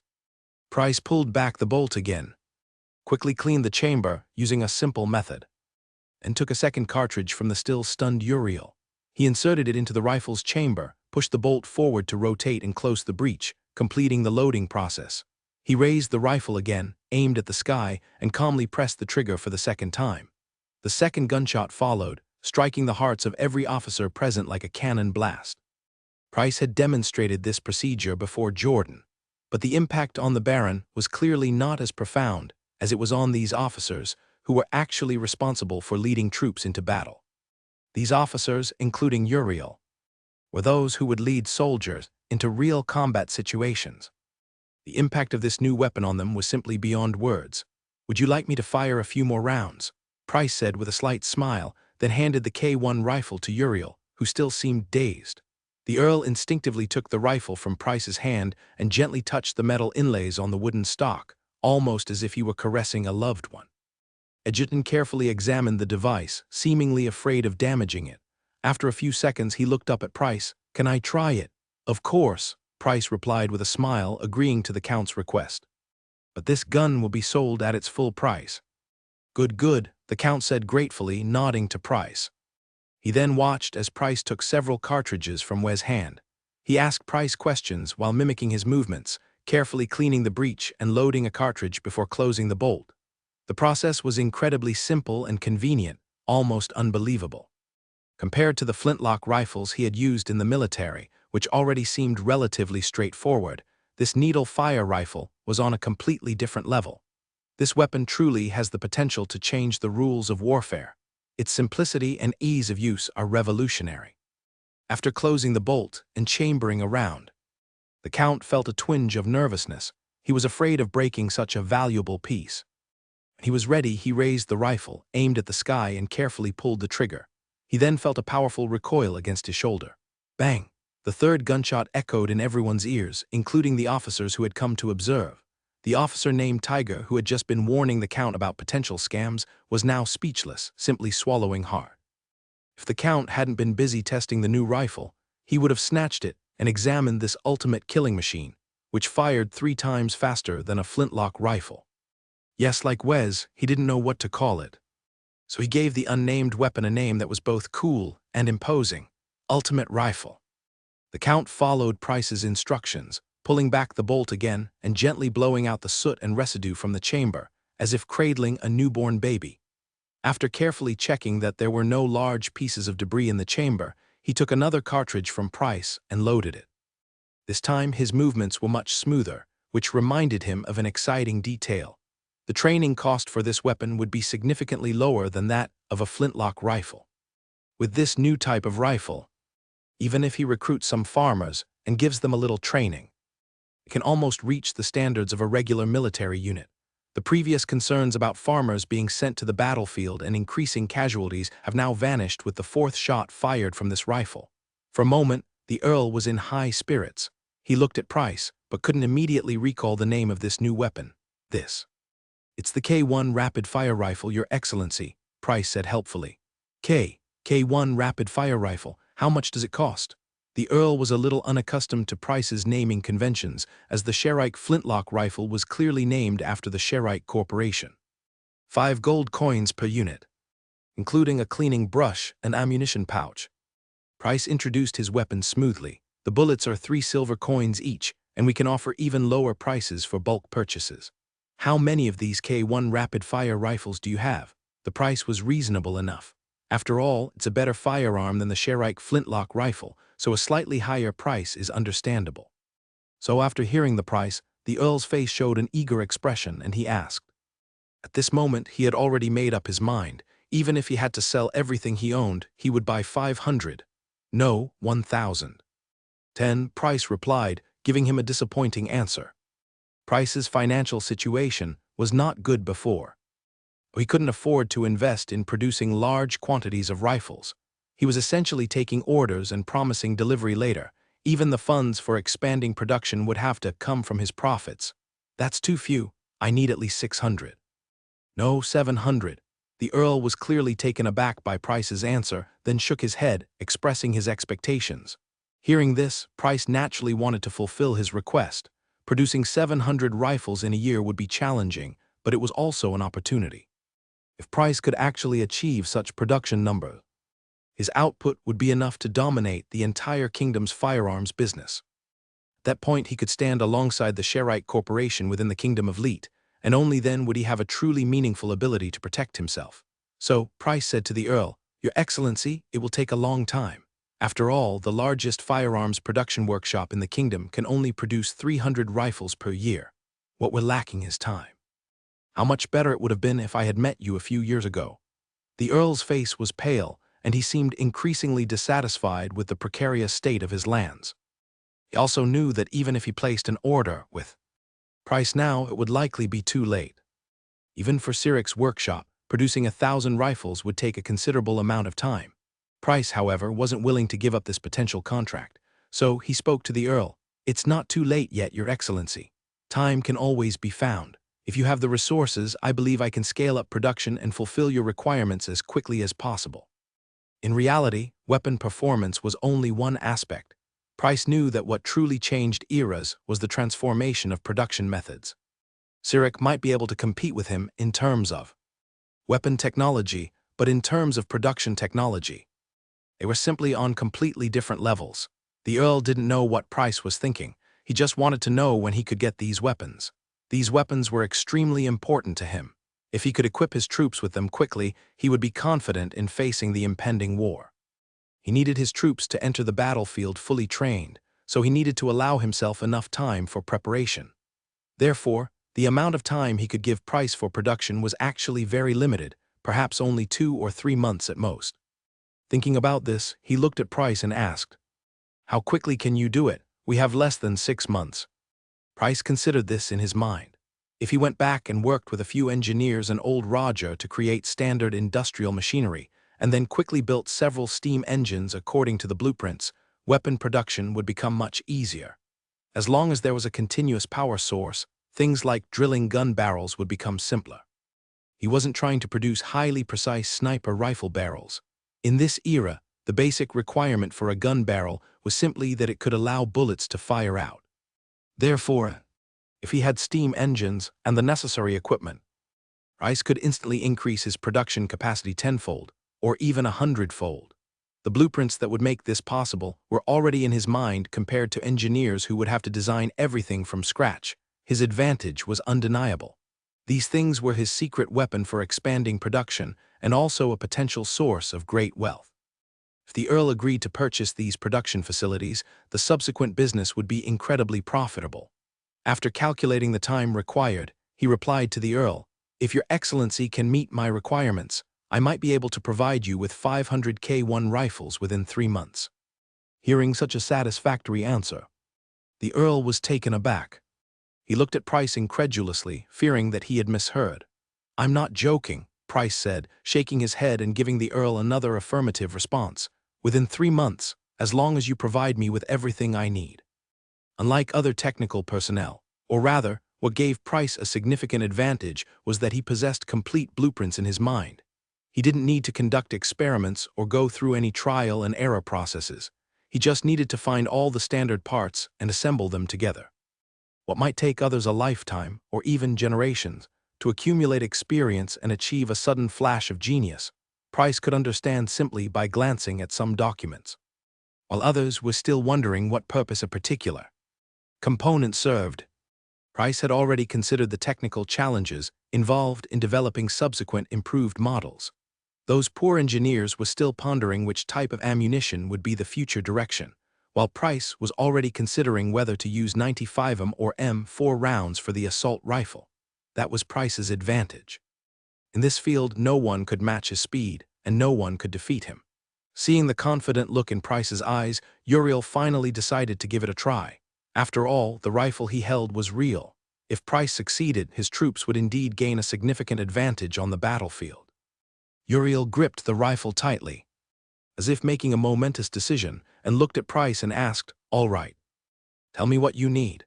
In fact, he had already made up his mind. Unless Price's demands were completely unreasonable, he was determined to give it a try. If he won this war, he might be able to obtain more resources elsewhere. Price roughly estimated that he wouldn't need too many people, but these individuals would have to be the elite of the elite. In this era, most tools still needed to be handcrafted, and some of Price's parts required the skills of artisans comparable to a 7th-level craftsman. If he could somehow manage to build the initial machine, he could immediately start producing steam engines and other related equipment. Once this production process was established, the manufacturing of firearms and ammunition would become much easier. With sufficient machinery, he could produce hundreds of gun barrels in a single day and fulfill the Earl's order within 2 days. Therefore, Price extended his hand towards the Earl and said, "I need skilled workers, very talented craftsmen who can work independently.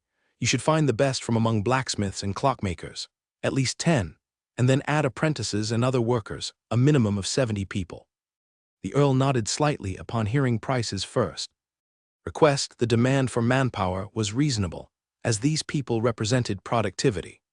He also believed that expanding the workforce was necessary to produce enough firearms. In fact, he thought Price might need even more people. He had heard that the firearm workshop in Shire employed 2,000 or 3,000 workers just to manufacture guns. Even with that scale, they could only produce a few hundred rifles per year. So he expected Price to ask for around 1,000 people, but was surprised that Price only requested 70. He sighed with relief and continued, "Is that all?" As the de facto owner of North Ridge, Uriel had great confidence in his abilities.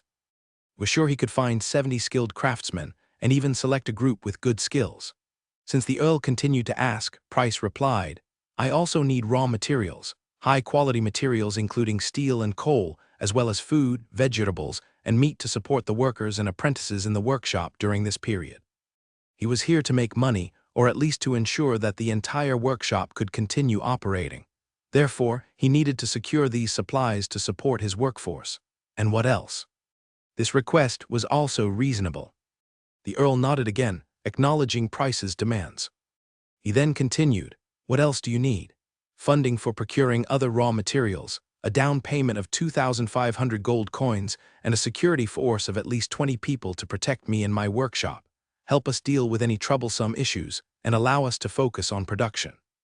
Of course, it would also prevent you from worrying that we might run away. Price pointed to himself. Ha ha ha, I like you, kid. The Count laughed heartily and patted Tiger on the shoulder. Everyone else joined in the laughter. After the laughter subsided, the Count looked at Price again. A hint of hesitation in his voice. I might not be able to gather that much gold immediately.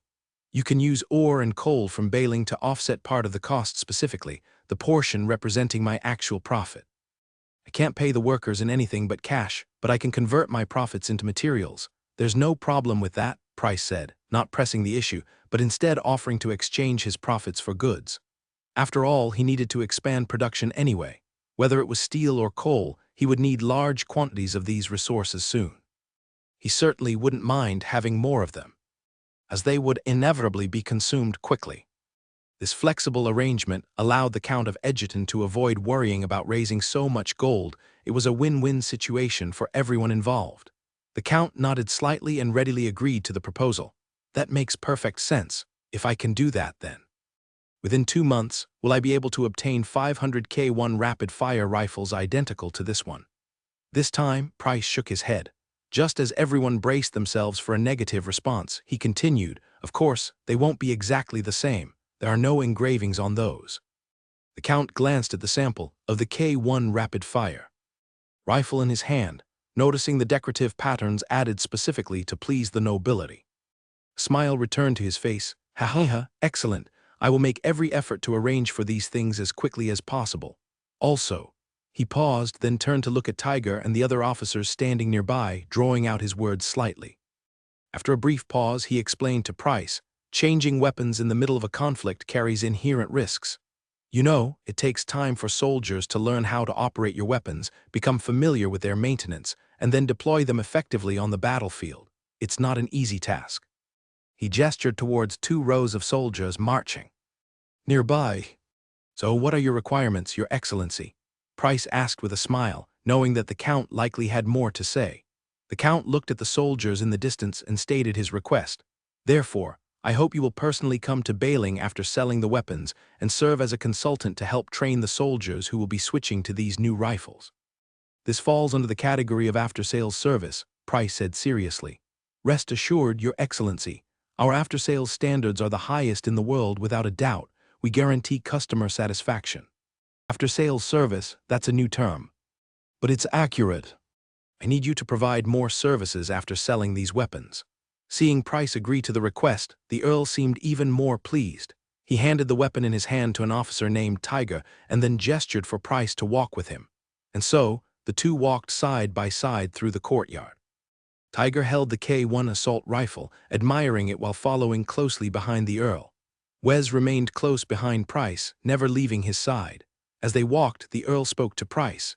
You're a smart person, and it's easier to talk to intelligent people. In fact, we both need support. We both need each other's support.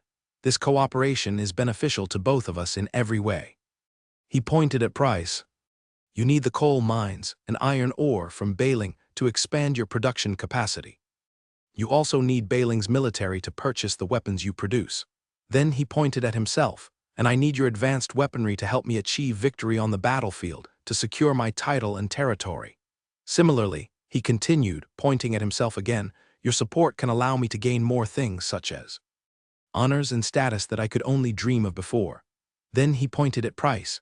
Conversely, after you become fully exposed to the Sherite Consortium, you will also need an ally, a supporter who can protect you from being swallowed up by those powerful corporations. After saying this, he stopped walking and looked at Price, asking, is that right? You've analyzed the situation very thoroughly. I have nothing to add, Price replied, nodding. He found it very pleasant to be working with someone so intelligent. He didn't need to say much. The other person could understand many things intuitively. This kind of cooperation was very stable, and everything was under control. The more intelligent a person is, the easier it is to predict their behavior, which allows for a basic understanding of both parties' reactions. This creates a sense of security for everyone and is in the best interests of all involved. The Earl clearly approved of Price as a new partner. So he extended his hand and said, "So, I hope we can support each other and have a pleasant cooperation." "Pleasant cooperation," Price replied, shaking hands with the Earl. "I'm returning to Bunas today to begin expanding production, but I need to bring back the initial payment to keep my workshop running smoothly," Price thought. He didn't feel it was necessary for him to stay and have lunch there. Uriel also believed that it was best to expedite these matters. So he nodded and said to Tiger, who was standing nearby, "You lead 30 soldiers and return to Bunas with Mr. Price. Ensure the production continues and help him resolve any problems that may arise. I will write a personal letter for you to carry. Show it to anyone who gives you trouble. They should at least give me some respect." "Yes, sir."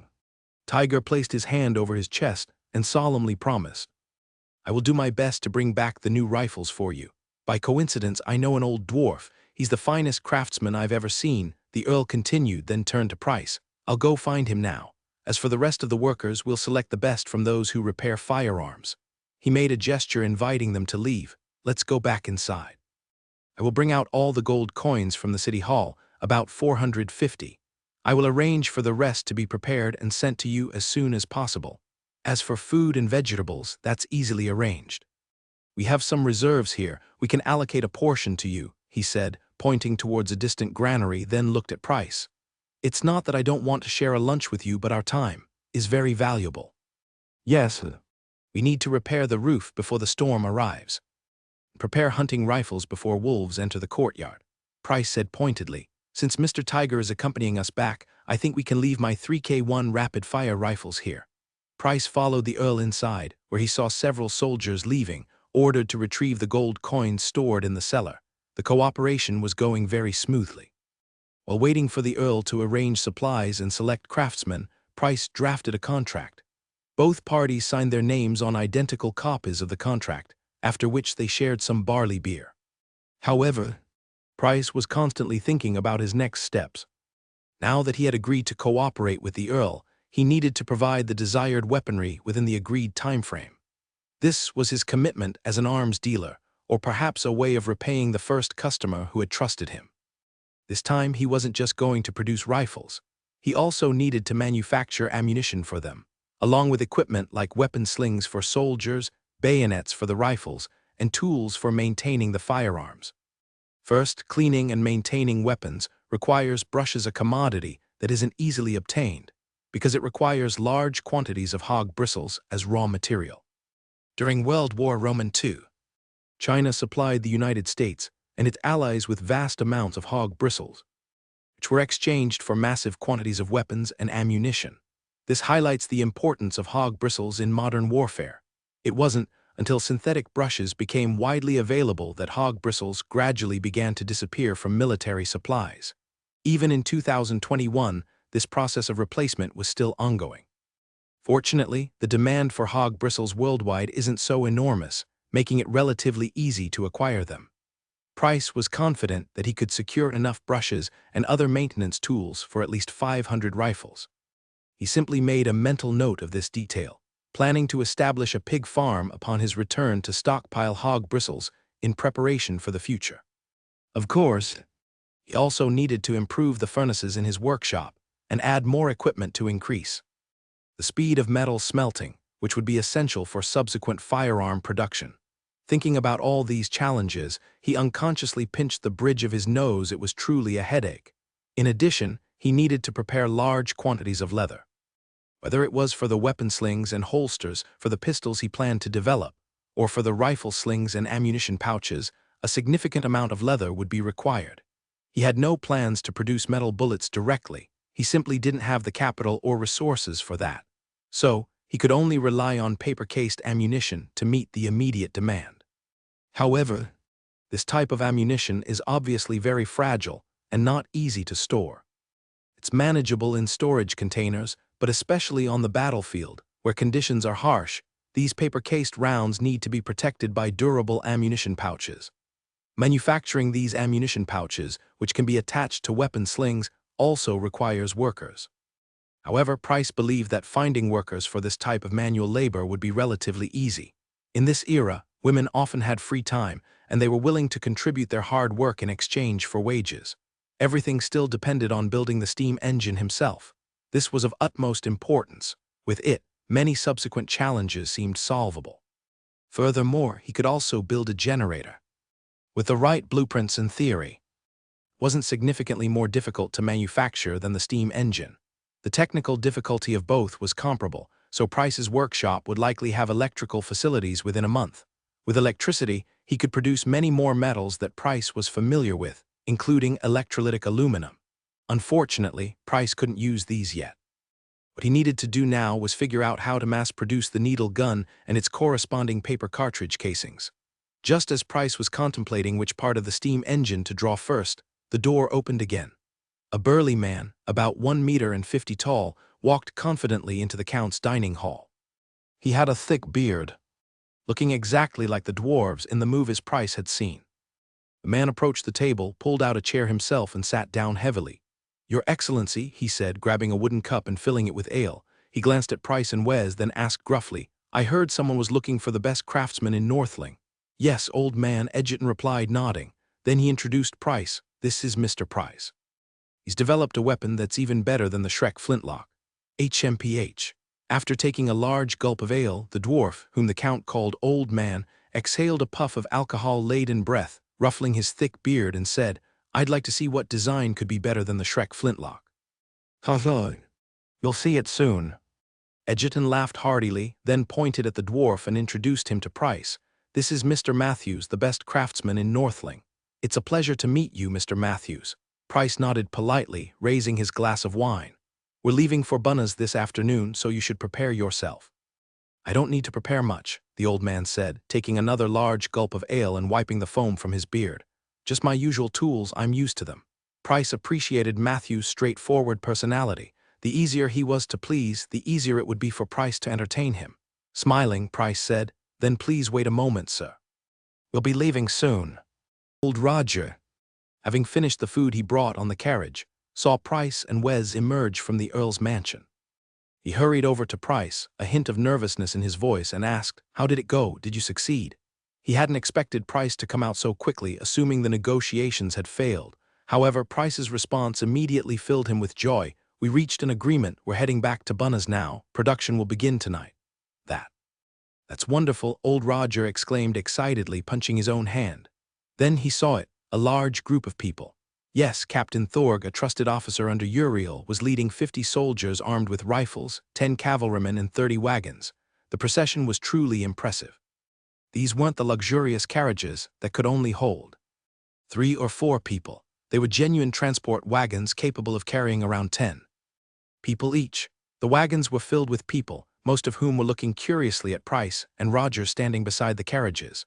Many of the wagons were also loaded with supplies, including food, coal, and iron ingots. Most of the wagons were heavily laden, and the lively scene drew the attention of the residents of Wolf City. Uriel stood next to Price, gazing at the long line of wagons, and said to him, "It wasn't easy to find so many large wagons on short notice. I've done everything I can. The food supply might be a little short. In a few days, when these wagons return, I'll have them make another trip."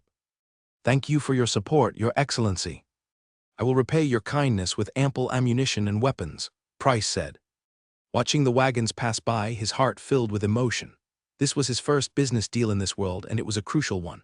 Once he returned to Bunna's, everything would be all right. His workshop would surpass Shayark's, becoming the first true factory in this world. "I am very much looking forward to it." Uriel glanced at Price and nodded. He had no reason to worry. Captain Thorg, his trusted confidant, was by Price's side, along with 30 soldiers who would remain in Bunna's. If Price could still escape under these circumstances, Thorg would be a laughingstock. The procession set off, a truly grand spectacle. With so many soldiers accompanying them, even the most reckless bandits wouldn't dare to attack such a large caravan. Moreover, knights bearing the banner of North Ridge were visible from afar as they traversed the treacherous forest. However, such a formation could not move at a fast pace. Price had only run for one night on his way there, but it would take him more than 2 days to return to Bunas. There was no way the caravan could travel quickly. This is why a single knight can cover 300 miles in a day, while an army covering just 120 miles in a day could be described as a miraculous arrival. Therefore, when Price finally returned to Bunas, it was already the afternoon of the 3rd day. As his carriage appeared at the entrance of the workshop, a young apprentice wearing an apron excitedly ran back inside and shouted to everyone he passed, "The boss is back! The boss is back!" Price dismounted from the carriage and waved to the several veteran workers who had come out to greet him, followed by the apprentices. He then heard their excited cheers. They could see behind him carriages laden with vegetables and grain entering the workshop courtyard. "I'm back. How were things these past 2 days? Did you slack off?" Price asked with a smile, patting the shoulder of a particularly quick-witted apprentice. "Of course not. My master and I made 3 perfectly acceptable firing mechanisms, exactly as you requested," the young apprentice boasted proudly. "Ha ha, you can boast about that when you're able to bore gun barrels yourself." His master, a burly middle-aged man, laughed heartily. This master was responsible for boring the gun barrels in the workshop. He was very skilled and one of the most talented workers there. Gradually, the laughter subsided as everyone noticed not only the carriages carrying vegetables, but also the knights wearing armor and bearing banners entering the courtyard. Then soldiers dismounted from the carriages, carrying rifles. Leading them was an officer who was directing a group of people dressed in various clothes to line up with their luggage beside the carriages. The noise rose and fell, and even old Roger was too busy to have a word with his old friends at the workshop. Wes, however, remained calm. He walked directly towards the stables to see the magnificent horse he had ridden. Since he had been responsible for driving the carriage on the trip to North Ridge, he had left the horse here. The workshop, which originally housed only over 100 people, suddenly saw another 100 arrive, instantly creating chaos. The new workers curiously looked around at their soon-to-be living environment, while some helped the soldiers unload various supplies from the carriages. Carts full of coal were unloaded and haphazardly piled in the courtyard. Next to them were piles of bags containing various bottles, jars, and alchemical ingredients that Price had purchased in Wolf City. Price needed chemicals and laboratory glassware for his experiments with smokeless gunpowder. Unlike mechanical engineering, chemistry isn't something you can just build from blueprints and materials. It requires experimentation, so Price was on his own to figure things out. He wanted to develop smokeless gunpowder as quickly as possible, so he could completely surpass the stagnant Shire Corporation in cannon and rifle technology. Once his weapons were superior, he would become the undisputed arms king of this world. Price didn't know if there were other time travelers who could create weapons and equipment far beyond their era, but he believed he should forge ahead and inject new vitality into this world in his own way. Looking at the increasingly chaotic courtyard, Price felt he needed to do something to restore order. He shouted to Roger, "Roger, clean up those empty dormitories, 4 people per room. Let them find familiar faces to live with." He wanted to provide lodging for these workers who had traveled so far, ensuring they could work comfortably for him in the coming days.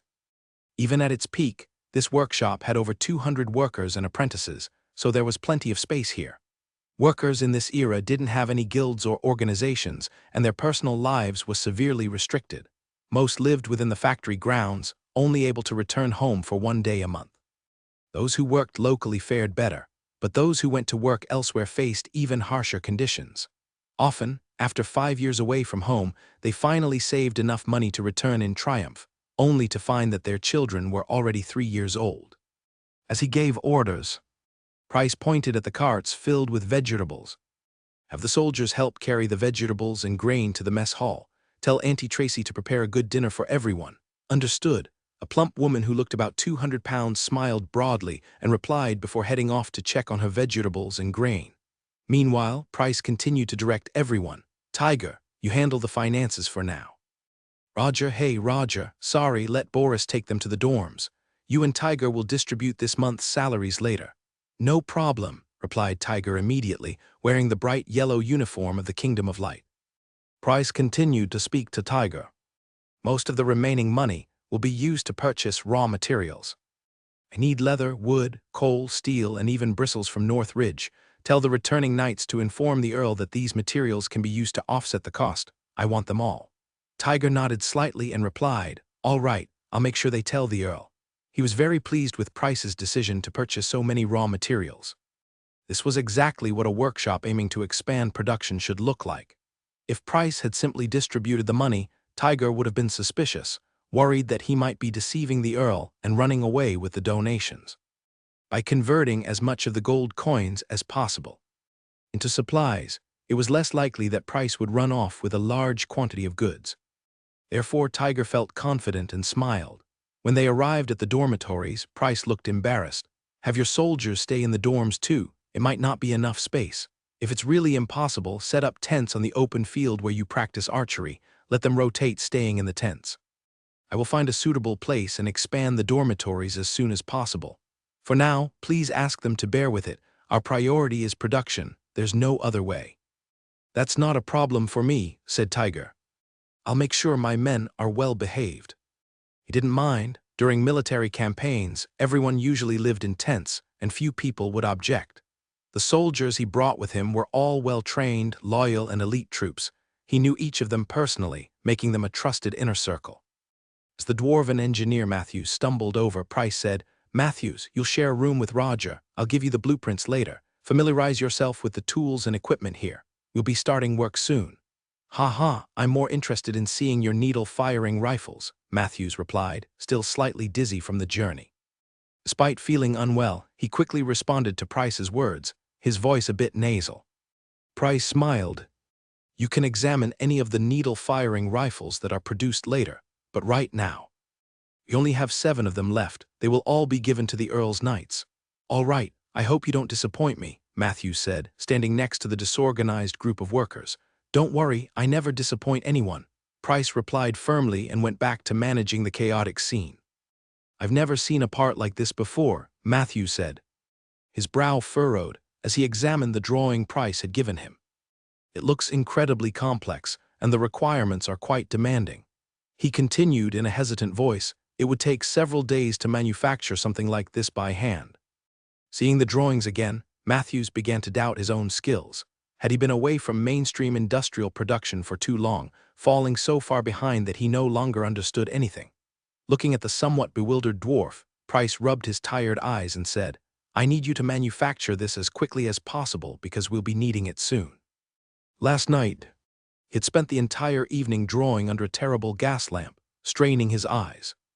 The lighting in this era was truly awful, and Price's chair wasn't nearly as comfortable as an ergonomic one. However, his efforts hadn't been in vain. On the contrary, they were quite fruitful. Dozens of drawings had been completed and distributed to the workers below. The most challenging piece was the one intended for Matthews, requiring him to use his exceptional skills to create it. Unfortunately, Matthews wasn't like the other workers who were accustomed to Price's methods. He seemed more like a scholar, preferring to understand any unfamiliar concepts immediately. Moreover, he was a highly skilled technician with manufacturing experience that Price lacked. His expertise was so extensive that it could compensate for his lack of knowledge in certain areas, which was quite impressive to Price. Yesterday, Matthews instantly understood the working principle of a small machine that Price had modified and even guessed its precision.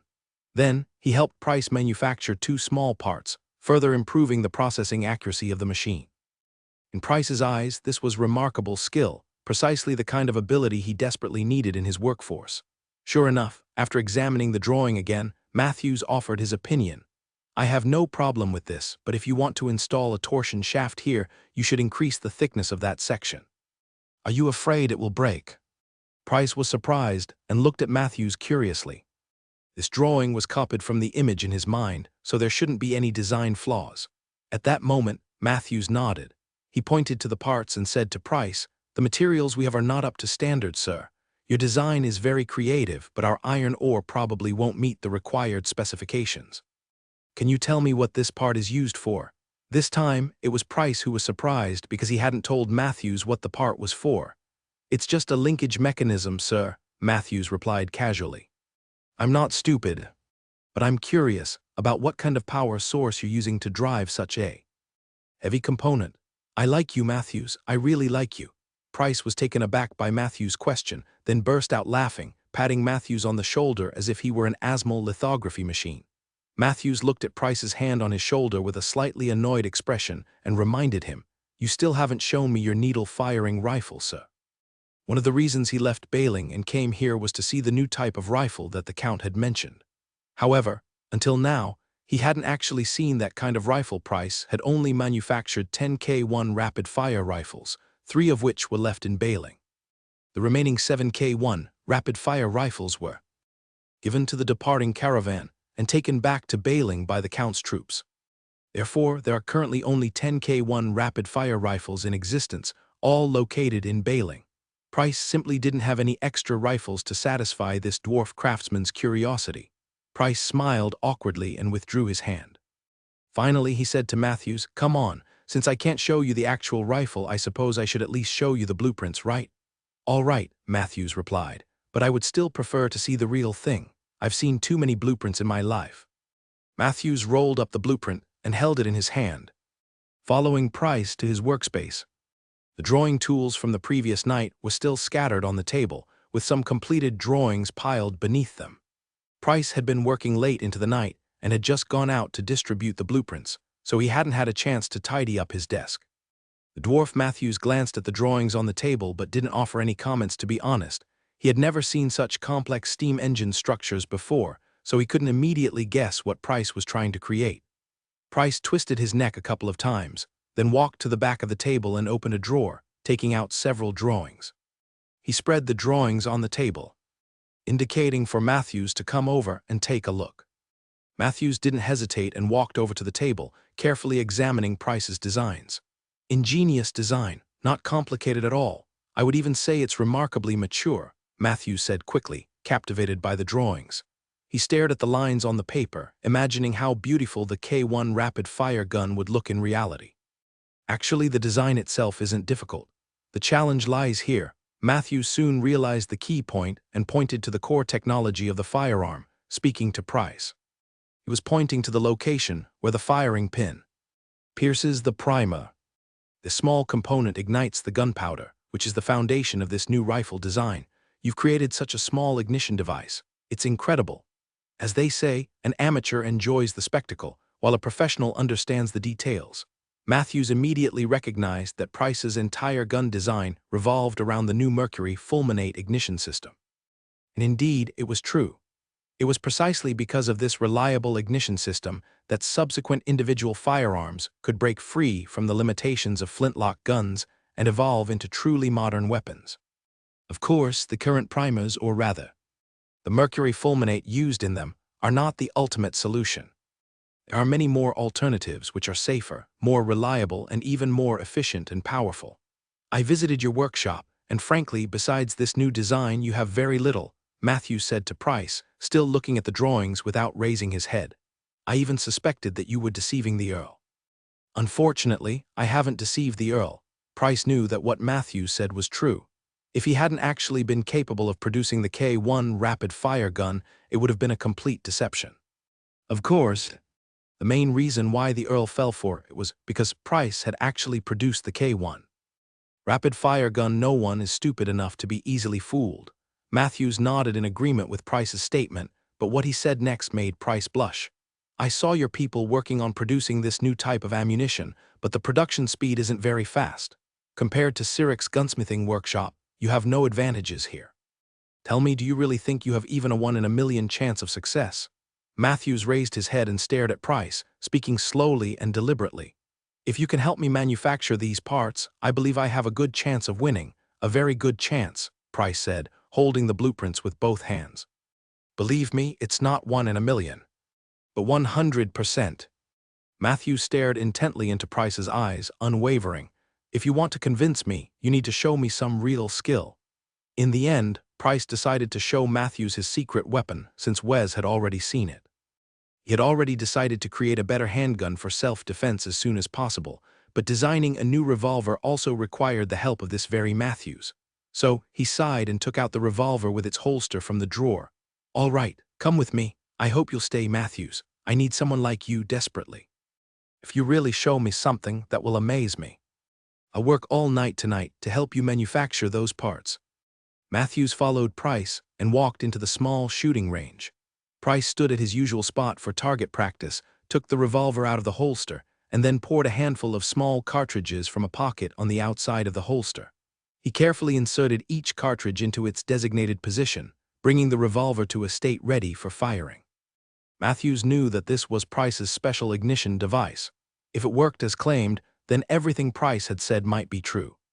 So he watched silently as Price placed the cartridges one by one at the rear of the chambers, then waited for Price to raise the revolver, aiming at the target in the distance.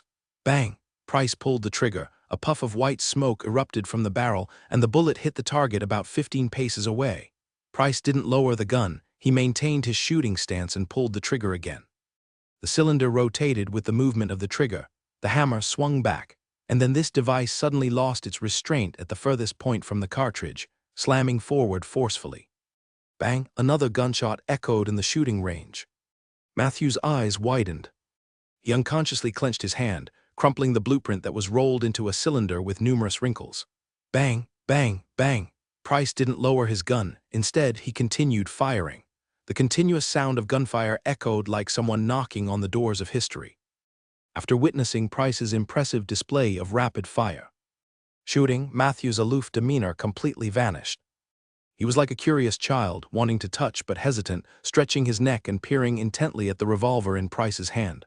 As he watched, he chattered incessantly. "It looks like a very complex rotating mechanism. Are you using it to achieve continuous firing?" "Yes," Price replied. He fired 6 shots, emptying the cylinder before beginning to clean the gun. The process was tedious but necessary. Price increasingly felt that developing smokeless gunpowder was essential. He longed for the feeling of rapid fire, effortlessly ejecting the spent cartridges, smoothly reloading, unleashing another barrage on the enemy. It was a sensation he truly missed. That moment, Matthews, the short, elderly man who had been trying to get a better look at Price's revolver, whispered in admiration, "What a brilliant idea! You are truly a genius." He seemed unable to express his reverence for this ingenious design without speaking, but he was also afraid of making too much noise and upsetting Price, so he could only murmur softly. Finally, he couldn't resist any longer. He carefully pointed at the revolver in Price's hand and asked, "Can you tell me what this is?" "I call it a revolver," Price said, holding up the gun to Matthews. Matthews looked like a child who had seen his favorite toy but didn't have the money to buy it. He just stared at the gun, continuing to mutter to himself, "My goodness, it's incredible. By the gods, it's almost unbelievable." "See," Price said with a smile. "This represents the future." "You're right," Matthews replied instinctively, then corrected himself. "No, we are going to win, a clever interlocking mechanism. How did you come up with that?" Price laughed, a carefree sound. He handed the revolver to Matthews. "Take a closer look." In reality, the structure of this thing is so simple that anyone who looks at it and takes it apart can easily replicate it. The only technical challenge lies in the primer. Without it, this thing is practically worthless. However, with the addition of the primer, it becomes the most advanced weapon of its time, without a doubt, the king of close-quarters combat. It's the kind of deadly assassin that even Wes would be wary of. "Stay here and work for me, you'll see a different world," Price said, looking at Matthews, who was playing with the pistol. "I'll get started on those parts you need right away. I can have them done before nightfall. As long as you don't chase me away, old man, I'll be here until I die," Matthews replied seriously, raising his head to look at Price. His eyes were shining with devotion. Price knew that this old dwarf truly considered this place his lifelong workplace. "There are many things we need to improve, but the first thing we need to do is automate production as much as possible." Price snapped his fingers and said to Matthews, "Automate." Matthews didn't quite understand the meaning of the word. "It means making the machines work on their own," Price explained. "Are you a god of craftsmanship?" Matthews stopped in his tracks, looking at Price with disbelief. "No, I'm just a businessman." Price gestured for him to follow him. "Come on, we have a lot more to do." Early bullet development was actually very imaginative. In the time period that Price knew, some people even linked the production of bullets to sausages. A famous weapons manufacturer once filled gunpowder into animal intestines like sausages, using this method to produce fixed ammunition. Interestingly, this businessman was also clever enough to think of applying a coating to the outside of the intestine, making it thin and fragile. This way, after firing, the intestines from the animals would shatter and disappear along with the burning and explosion of the gunpowder. Human ingenuity shone brightly at that moment, using sausages to make ammunition, and even considering the issue of recoil. Although later, this type of bullet was eventually completely phased out due to human progress and development. However, the data doesn't lie. The cold numbers recorded on paper can prove how popular these bullets were at the time. Yes, during the American Civil War, there were over 60 million rounds of these bullets ordered. Who knows how many animal intestines were used in that war that broke out in America? The American Society for the Prevention of Cruelty to Animals must have been utterly devastated. Price, who was familiar with all this, would naturally not take such a roundabout approach. Therefore, in the bullet production process, he chose the most direct and correct path. However, the most correct path isn't always one that can be taken immediately. Because there are no smokeless powders available, and the existing industrial base cannot directly produce metal cartridge ammunition, everything must proceed according to the current technological limitations. He doesn't have a magical witch at his disposal, nor does he possess some all-knowing tree in his mind that can solve every problem. Therefore, he can only move forward step by step. Paper cartridge ammunition is the most realistic type of ammunition he can currently produce. And to provide himself with an extra layer of security, he has also created a potential trap for others. In fact, paper cartridge ammunition, combined with new inventions like percussion caps, still offers many possibilities. For example, when choosing the configuration of the percussion cap, Price has two mature options available. One involves using long-barreled rifles with percussion caps mounted in the middle of the bullet, and the other uses short-barreled rifles with percussion caps mounted at the bottom of the bullet. Historically, it is clear which method is superior. The world that Price knows, France, with its advanced technology for this era, was truly a leader in light weaponry. At the time, Prussia used long-barreled rifles, while France used short-barreled rifles. Eventually, metal cartridge ammunition was invented, and percussion caps became the most mature, convenient, and widely adopted method. The long-barreled rifles were quickly relegated to the dustbin of history. Why is Price introducing long-barreled rifles? There are many reasons for this. Firstly, he wants to buy himself some time for his own development. Secondly, the resources at his disposal are limited. In this era, there is no concept of patent protection. Therefore, Price can only protect his technology from being stolen by others. Everyone knows that the Shyark Consortium, which has infiltrated the Kingdom of Right, is a massive arms dealer. Once they obtain samples of Price's new weapons, it would be very easy for them to mass-produce copies. Price previously promoted his weapons widely. No one can guarantee that news wouldn't reach the ears of those at Shyark. By introducing long-barreled rifles first, Price is intentionally or unintentionally setting a trap for this potential competitor. Once the opponent enters this trap of long-barreled rifles, they will be led down the wrong path and waste a significant amount of resources. When Shyark realizes their mistake, Price will have a brief respite, allowing him to calmly respond and introduce even better weapons to achieve another breakthrough. If Shyark were honorable and refused to copy Price's long-barreled rifles, wouldn't the long-barreled rifle still be more advanced than Shyark's flintlock pistols? The advantages and disadvantages are clear. Price won't be at a disadvantage, will he? Besides the insurance, there's another very direct reason. Price is just the owner of a small workshop. He simply doesn't have the capacity to mass-produce properly assembled cartridges with crimped primer cases. Although this product isn't particularly sophisticated, it still has higher quality requirements than simply wrapping the primer directly in the gunpowder within the casing. Therefore, Price can't guarantee its quality control. With the support of Uriel, Price could expand his production line, hire more workers, and likely mass-produce cartridges with crimped primer cases. However, he doesn't have that capability yet. Therefore, the simpler ammunition used in the long needle rifles, which is easier to produce manually, became Price's temporary solution. He really has no other choice. His small workshop, with only 100 or so employees, simply lacks the production capacity to meet Price's demands. Of those 100 or so people, about 17 or 18 are traditional blacksmiths who operate furnaces and process metal into usable materials. Less than 20 are parts manufacturers, true artisans who operate simple equipment and rely heavily on manual labor to create components, drilling expensive gun barrels. Do you know how long it takes a skilled worker in this era using semi-automatic methods to drill a single qualified gun barrel? It takes about 3 days. How many rifles can Price's small workshop produce each day? Roughly 1/3 of a rifle. He can probably manufacture one rifle in 3 days. Supplying weapons for an entire infantry company would keep him busy for a year. Therefore, when he went to meet the Earl in Bailing this time, he wasn't just seeking a weapon production order. He also needed the Earl's full support and plans to expand his workshop's production capacity. He intends to eventually control almost all of Bailing's steel production and then install 2 coal-fired steam engines in his workshop.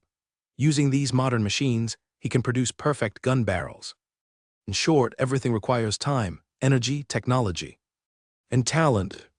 Before any of this is possible, Price needs another catalyst for these chemical reactions: money. Yes, he needs a lot of money. Everything requires financial support. Without it, everything is just a dream. Now that he has the money, he can begin to implement his plans, and that's exactly what he's doing. Currently, the parts for the steam engines are still being manufactured, but soon Price will have 2 drilling machines that can operate day and night. With this device, his production speed could be doubled, and fulfilling the Earl's order would no longer seem like an unattainable goal. The morning sunlight is always beautiful. When Price opened his eyes, warm rays of light were streaming through the hazy glass and onto his feet. He sat up in bed and stretched languidly. These past few days had given him a sense of purpose, reminiscent of his previous work, a fulfilling experience with daily achievements. Yesterday, after several experiments, he had mastered the correct method for producing smokeless gunpowder, at least within the laboratory environment. He was already quite familiar with the preparation process. However, scaling up production would still take some time. Although he had essentially delegated most tasks yesterday, the production of steam engine parts hadn't stopped for a moment. Starting several days ago, Roger and Matthews, who had received the blueprints, began working tirelessly around the clock. Price estimated that the parts should be almost completely manufactured within these few days. Once assembled according to the blueprints, he could begin mass-producing components for various firearms. In reality, without electricity, the machine tools couldn't perfectly execute cutting tasks. Therefore, most of the work still required human assistance. The machines primarily helped in critical steps, saving manpower and ensuring quality control. After several days with virtually no K1 rapid-fire rifles produced, Tiger's expression was quite grim. Yesterday, he approached Price to express his dissatisfaction. However, this poor officer had absolutely no understanding of weapon production. He didn't know what Price was actually doing. Ultimately, Price simply dismissed him with a few words. Regardless, soldiers loyal to the Earl were stationed at the entrance, and the remaining gold coins were in Tiger's possession, so he wasn't worried that Price would run off with the materials and money. Although Price hadn't produced a single K1 rapid-fire rifle these past few days, he had been diligently working in the workshop, showing no signs of slacking off. Therefore, Tiger could only patiently wait for the miracle Price had promised to appear. The principle behind steam engines is actually quite simple. It's just the process of boiling water. However, it can also be incredibly complex, especially considering that it was improved countless times over its first century of existence. This technology is indeed very complex, but for someone like Price, who has access to all the internal structure and assembly information, it's not particularly difficult. Price couldn't develop the most advanced steam engine in one go, but he could skip over previous immature designs and start directly with mature ones. Sometimes, these designs are improved through accumulated experience, not necessarily representing a technological breakthrough. Therefore, Price could use existing materials and technology to achieve a small but significant advancement. He washed his face and stepped out of his house, where he saw Matthews leading several workers, along with old Roger, installing a massive machine that was almost 5 meters long. To minimize errors in the parts, the first steam engine built by Price was still very large. He had to ensure the power output of this machine so that it could directly participate in work. This was completely different from a prototype. This machine wasn't just about spinning, it needed to operate stably and maintain sufficient power output. After all, Price was relying on it to bore gun barrels. According to the drawings, this long screw should go here. Old Roger, with a pencil tucked behind his ear, pointed at a part and compared its position to the drawing. Matthews held the drawing, looked down at the assembly sequence marked by Price, then glanced at the part in old Roger's hand, seemingly comparing their positions. He nodded, pointing to the specially marked screw with length annotations on the drawing, and asked, "Where did you put that screw? Where is it? Damn it, find that screw, hurry up." The workers immediately panicked, rummaging through trays filled with screws and other parts, whispering anxiously. Old Roger also searched his own pocket with one hand, yawning and complaining. "I'm so tired I can barely keep my eyes open, and you want me to look for a screw? This is ridiculous." "Shut up." "I found it." Matthews found the pre-processed screw in his pocket and said sternly, "Quick, quick, put it on."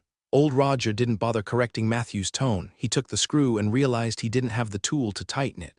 "Where's the screwdriver? Where did it go?" Chaos ensued again. Everyone started looking for the screwdriver, and the sounds of rummaging filled the air. "I say, Mr. Roger, what are you so nervous about?" a worker said with a laugh as he carried over a sheet of iron that would serve as the casing for the steam engine. Not only was Roger anxious, but Matthew himself was also quite stressed. He hadn't anticipated creating something so massive. Initially, he thought it would be a small device similar to a machine tool. Who could have imagined that a collection of parts, combined with large shafts and bearings, would result in something this enormous? It's no wonder they lacked the imagination. The major components were manufactured in the casting workshop next door, which they hadn't seen, so they had no real understanding of what was being built. When the workers from the casting shop assembled the parts, each one painstakingly crafted and requiring a significant amount of steel, the final product before everyone's eyes was this massive machine. Even without being able to rotate, its sheer size already created a sense of overwhelming pressure for everyone present. Compared to objects of that era, this thing was incredibly large, so much so that it made the workers involved in its construction feel extremely tense. The impact is what truly leaps out. Without any buffer or concealment, once presented before people's eyes, it naturally causes immense shock. If Price had started with something small, like a teapot to demonstrate boiling water and a moving lid, and he created a small model, about 2 feet long, as an example of craftsmanship, and then gradually progressed to a larger prototype that could power a loom, explaining the principles along the way. Finally unveiling this behemoth, people wouldn't be nearly as nervous. But now, by directly presenting such a massive machine, it naturally makes everyone feel somewhat out of place. After all, even though steam engines existed in this era, they were still just toys. In terms of power output, the steam engines of this era could only rotate themselves and couldn't provide continuous power. Therefore, those machines are currently just experimental prototypes, mere concepts. However, the massive machine before Price right now is not a demonstration prototype. It truly has the potential to generate immense power and revolutionize production in this era. How can I not be nervous?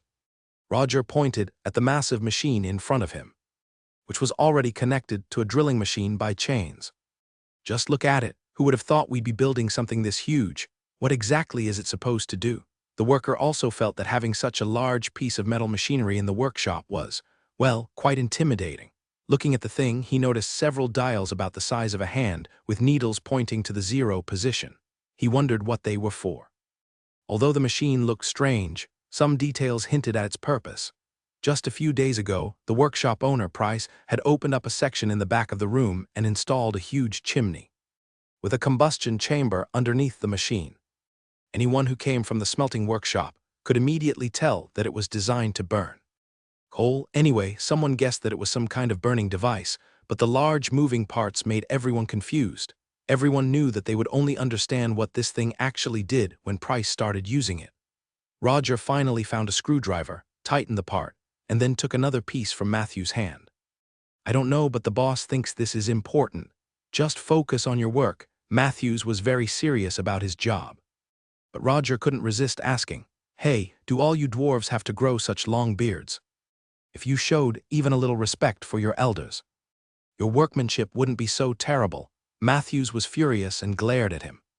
Roger wanted to retort and continue teasing him, but he looked up and saw Price approaching. He smiled sheepishly. "Boss, you're awake." "Yes, I am." Price walked over to the old dwarf Matthews and looked up at the steam engine, which was now complete in 8 sections. He asked Matthews, "Have you been working all night?" More or less, Matthews said, wiping his oily hands on his clothes and handing a similarly greasy blueprint to Price. We built a simple lever as you instructed, just enough to get this thing installed. He was now filled with anticipation for the moment when the machine would start working, so he couldn't help but look at the massive structure beside him. You used so much high-quality steel, I hope it doesn't fail. To be honest, I'm not sure either, Price sighed. Whether this thing can function depends entirely on the precision of your manufacturing. He wasn't confident that it would work perfectly the first time, but he could analyze the problem, identify the faults, and repair or modify the device accordingly. As long as the damage isn't too severe, he was confident that he could fix it up and get it running. And once it's working, it will be hundreds or even thousands of times better than any so-called steam engine currently being produced. Do you know how much steel this uses? Tiger said from behind, his expression grim. Almost all the steel we received in the first shipment has been used for this thing. Now this officer from Bailing was filled with resentment towards this massive steel contraption. Because to this point, Price hadn't produced a single gun, and nearly all the steel had been poured into this seemingly incredibly complex device. If Price fails, it would be like watching helplessly as a fraudster squandered the Earl's hard-earned fortune. However, he couldn't stop Price from doing this because he was just an officer and knew nothing about technical production. The problem was that on the second day after he arrived in Buna with his troops, Matthews, the most technically knowledgeable person in the entire group, had expressed great admiration for Price and believed that he was genuinely pursuing technological innovation. There was nothing he could do if people who understood technology said it. Tiger could only keep quiet and avoid disrupting the Earl's plans. However, even so, when he saw the foundry workers melting down almost all the steel ingots and pouring them into molds to create a seemingly useless steel bar, he felt terrible. That's why he had been lingering around the workshop for the past 2 days, watching the workers gradually assemble this strange device. Just 2 days ago it was just a prototype, but today, thanks to Matthews and Roger working overtime, it has become incredibly complex. Trust me, Price continued to reassure the Earl's confidant. If it actually works, everything will be worth it. Sometimes, Price thought that charisma was truly fascinating. Uriel had reduced taxes in his territory and avoided conscripting labor, which had indeed brought him greater returns in some ways. Think about it.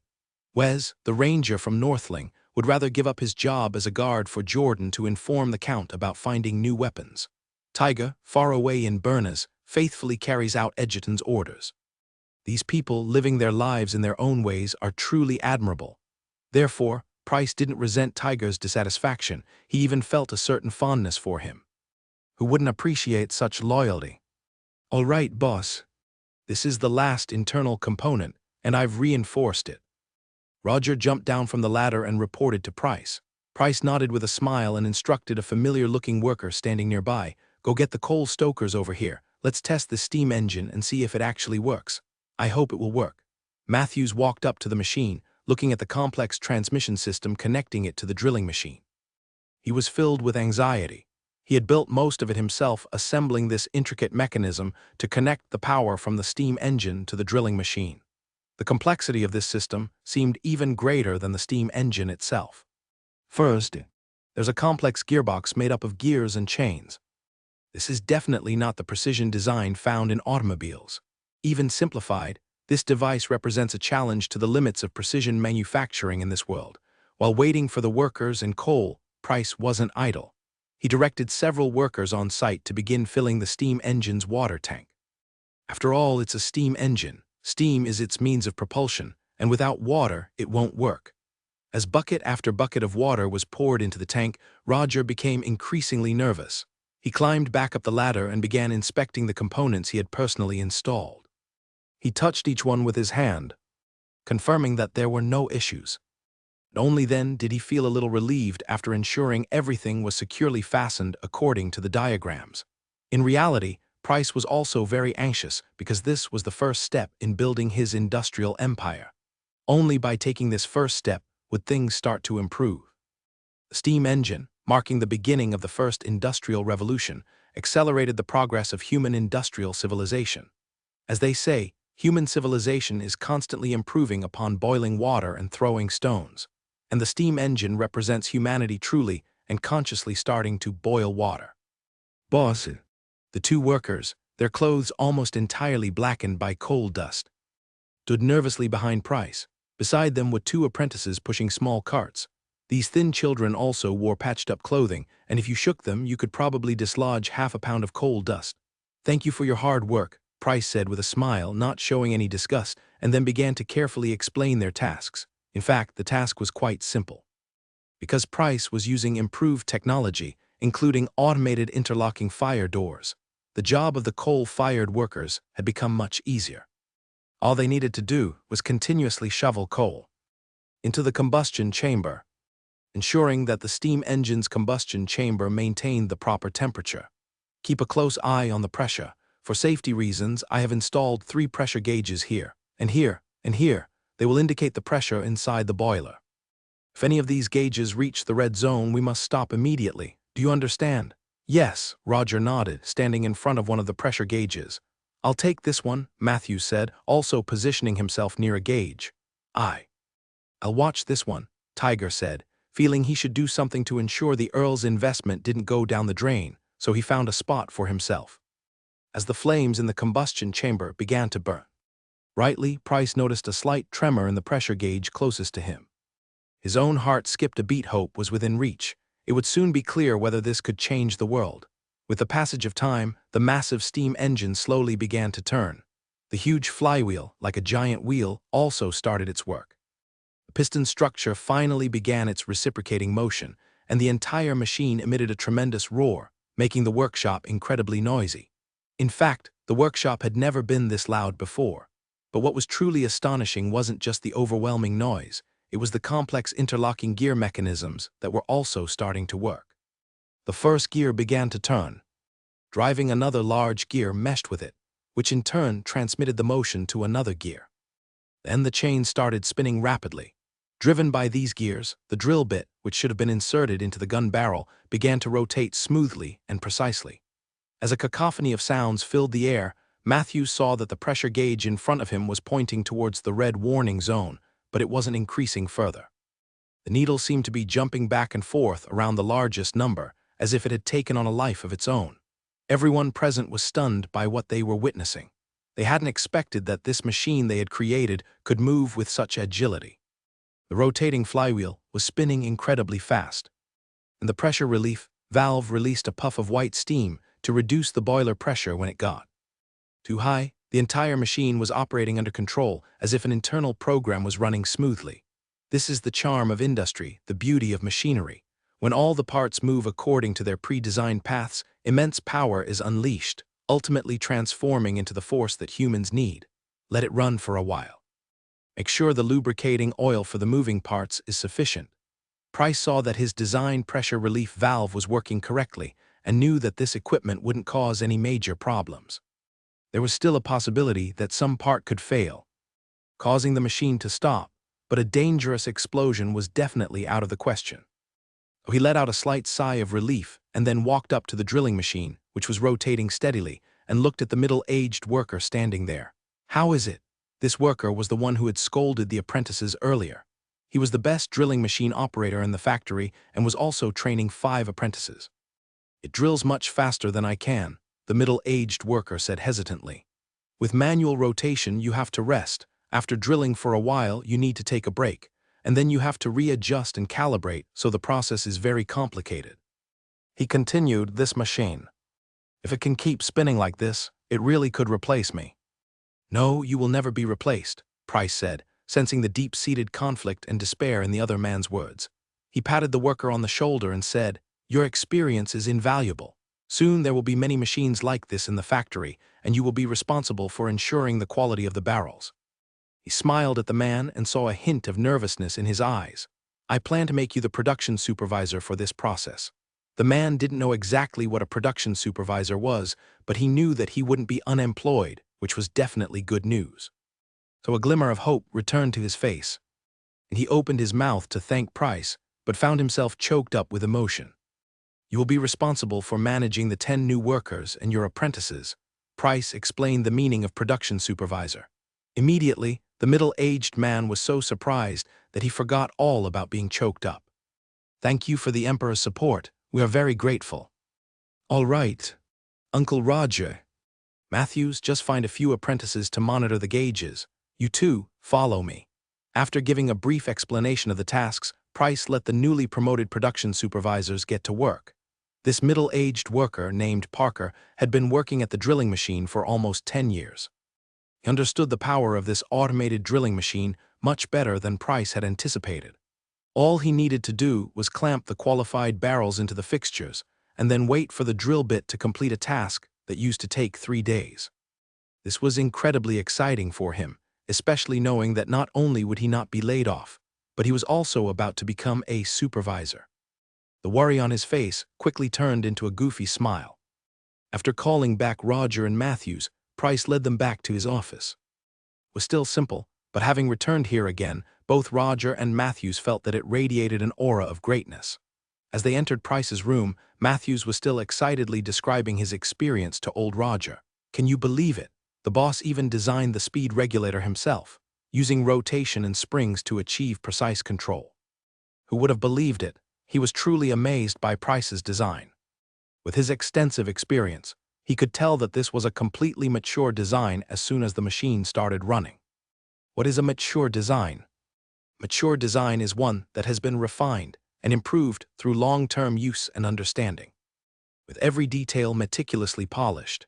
In theory, these improvements are discovered during use, requiring time to solve the problems and gradually reveal the most reasonable form. However, Price's design had considered every single detail perfectly, including some ingenious designs that Matthews had never even heard of, all presented before him at once. This shouldn't have been possible, but it was happening right in front of Matthews' eyes. That's why Matthews had already started to worship Price as a god among craftsmen. Roger was just starting to recover from his shock. His mind was filled with the spinning flywheel and the pressure relief valve that occasionally released. Puff of white steam. As he walked into the room, he exclaimed, "I only know it can keep working like this. Only 4 people need to shovel coal and 3 people need to monitor the gauges. Did you see that? It can operate 5 drilling machines. By the gods, 5 apprentices with just 1 hour of training can easily produce gun barrels. And they can produce 2 per day." Matthews extended his hand, a thick but incredibly flexible and stable limb, and held up 5 fingers. "If we had 2 steam engines." Price walked over to the corner and picked up a glass from a box of barley beer that had been shipped from Bailing. He placed it on top of a stack of blueprints for steam engines. Matthews, whether laughing or complaining, made a humming sound that was slightly off-key. "Damn, let Shrake go to hell. I've spent my entire life here, and I won't be going anywhere else. He is the god of craftsmen, I'm serious. If we build just a few dozen of these steam engines, we can control all weapon production in the kingdom. Not only can we produce 300 gun barrels a month, but if we have enough machines, I can produce 1,000. Roger said excitedly. "You need to rest," Price continued, reaching into a wooden box in the corner and pulling out a bottle of barley beer. He pulled out the cork. "Take a break today, get a good night's sleep. Then we will replicate today's success." "I don't think I need any rest at all. I've never felt this good before," Matthews said loudly. He now felt full of energy because he had witnessed the birth of a miracle. "This isn't something that happens overnight." Price poured the barley beer into 3 glasses, then handed one to Roger and another to Matthews. "Rest well so you can work even better." "I quit," Matthews said, not taking the glass from Price. Although in his eyes, Price could see that he actually really wanted to take it. Price simply went along with it, retracting his hand holding the glass, and asked curiously, "When?" "Just now. I need to make sure my hands are still steady like this in 5 years. The old dwarf held up both of his hands and waved them in front of his eyes. "I've seen so much in my life, but nothing has been as exciting as these past few days. I don't want to miss anything, so I need to maintain my condition." "Haha, that's a good idea." Price smiled and raised his own glass, gesturing to the 2 of them. "To today's success." "Cheers." Roger raised his glass in front of Price, swirling the liquid inside before taking a large gulp. He was truly eager to drink something, as his heart was filled with excitement. "The next steps will be much easier," Price said. "By manufacturing enough steam engines, we can reduce labor costs and produce more parts at a faster rate." The industrial machine that Price wanted would soon be able to produce more parts thanks to the power of the steam engines. These parts could then be assembled to create even more machines. With more machines, Price could rapidly expand his production capacity. This is the self-replication of industry, and it's growing at an exponential rate. Once this trend begins, it won't stop until the entire planet's productivity reaches its industrial limits.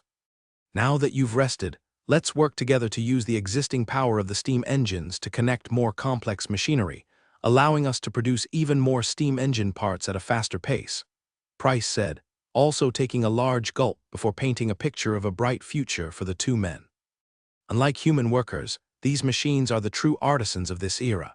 They don't get lazy or need breaks, they just need maintenance and upkeep to keep working continuously. As long as we have enough coal and water and enough raw materials like steel, we can produce the products we want endlessly.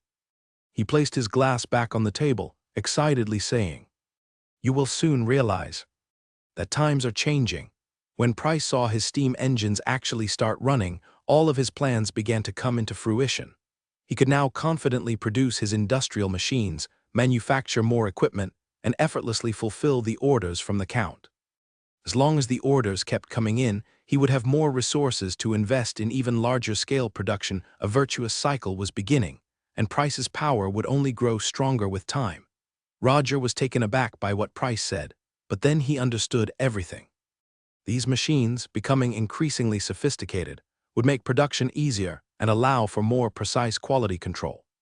While handmade manufacturing might offer higher precision, the speed of production limits its scale. Once machines become widespread, manufacturing becomes much simpler. Matthew also understood Price's words. For him, these machines weren't a threat. He knew his own hands were far more versatile than any machine, and the machines of this era weren't revolutionary like 5-axis CNC machines. No matter how sophisticated they were still just performing rotational cutting. Ultimately, it still relied on human hands to create each individual part. Oh! At that moment, the workers outside erupted in cheers. After several minutes of continuous rotation without any malfunctions, these workers finally confirmed a fact. The device before them had indeed succeeded. The cheers blended together, making the entire workshop even more noisy.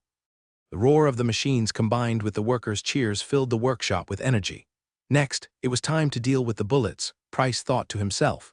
Bullets in this era were actually quite dangerous. They would occasionally misfire, causing harm to the user before anyone else. This made them unpopular with many people. There weren't yet any fools who would clip a pistol under their armpit, and naturally, there wouldn't be any lunatics filling their pockets with bullets. Besides the risk of misfires, these bullets were also unreliable. Apart from the high-quality, meticulously handcrafted ammunition, mass-produced bullets often had issues like failing to fire.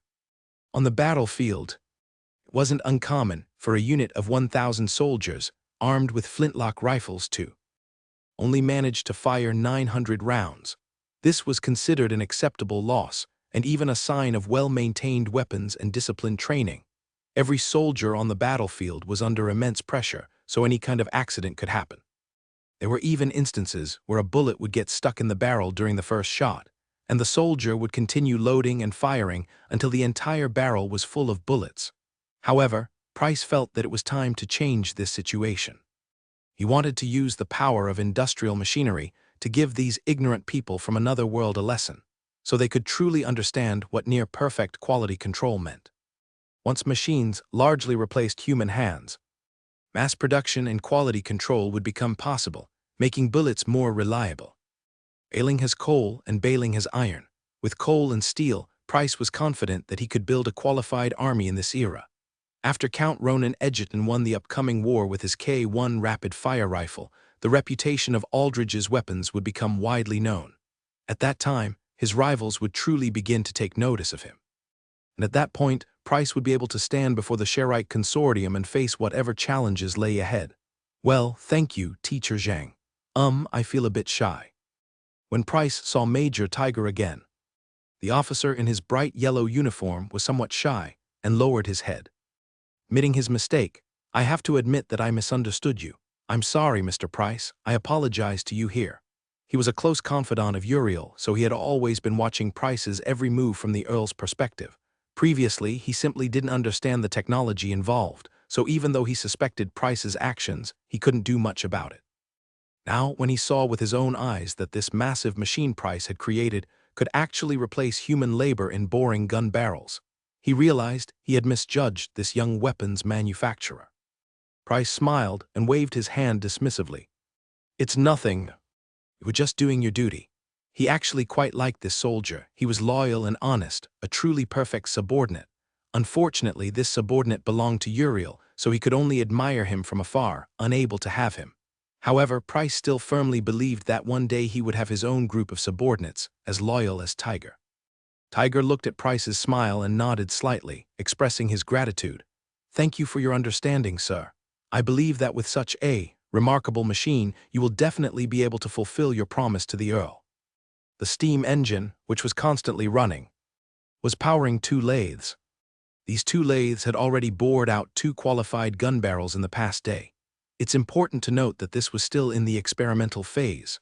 If this machine were operating at full capacity, it could probably produce 10 gun barrels a day. However, there were also problems. The estimated smoke output was slightly off, and the chimney had been built too short due to time constraints, resulting in a strong smell of coal smoke throughout the factory.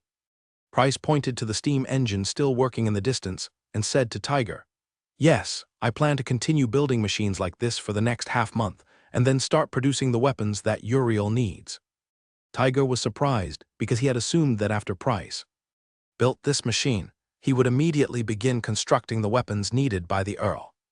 But from what Price said, he still planned to build more similar machines before starting production of the weapons and equipment required by the Earl. The outcome made him want to say something, but looking at Price's face, he opened his mouth, then inexplicably agreed, saying, "That's great. I hope everything goes smoothly," Price said, a wider smile spreading across his face. He was relieved that Tiger hadn't criticized his production plans. He put an arm around Tiger's shoulder and spoke in a persuasive tone. "I need your help with some things, Tiger." "I will do my best," Tiger replied, surprised. He nodded, supporting Price. For him, supporting Price in getting the production line up and running was the greatest loyalty he could show to the Earl. "First, I need a sufficient supply of steel. Although I've almost bought all the steel available from overseas, the quality is inconsistent.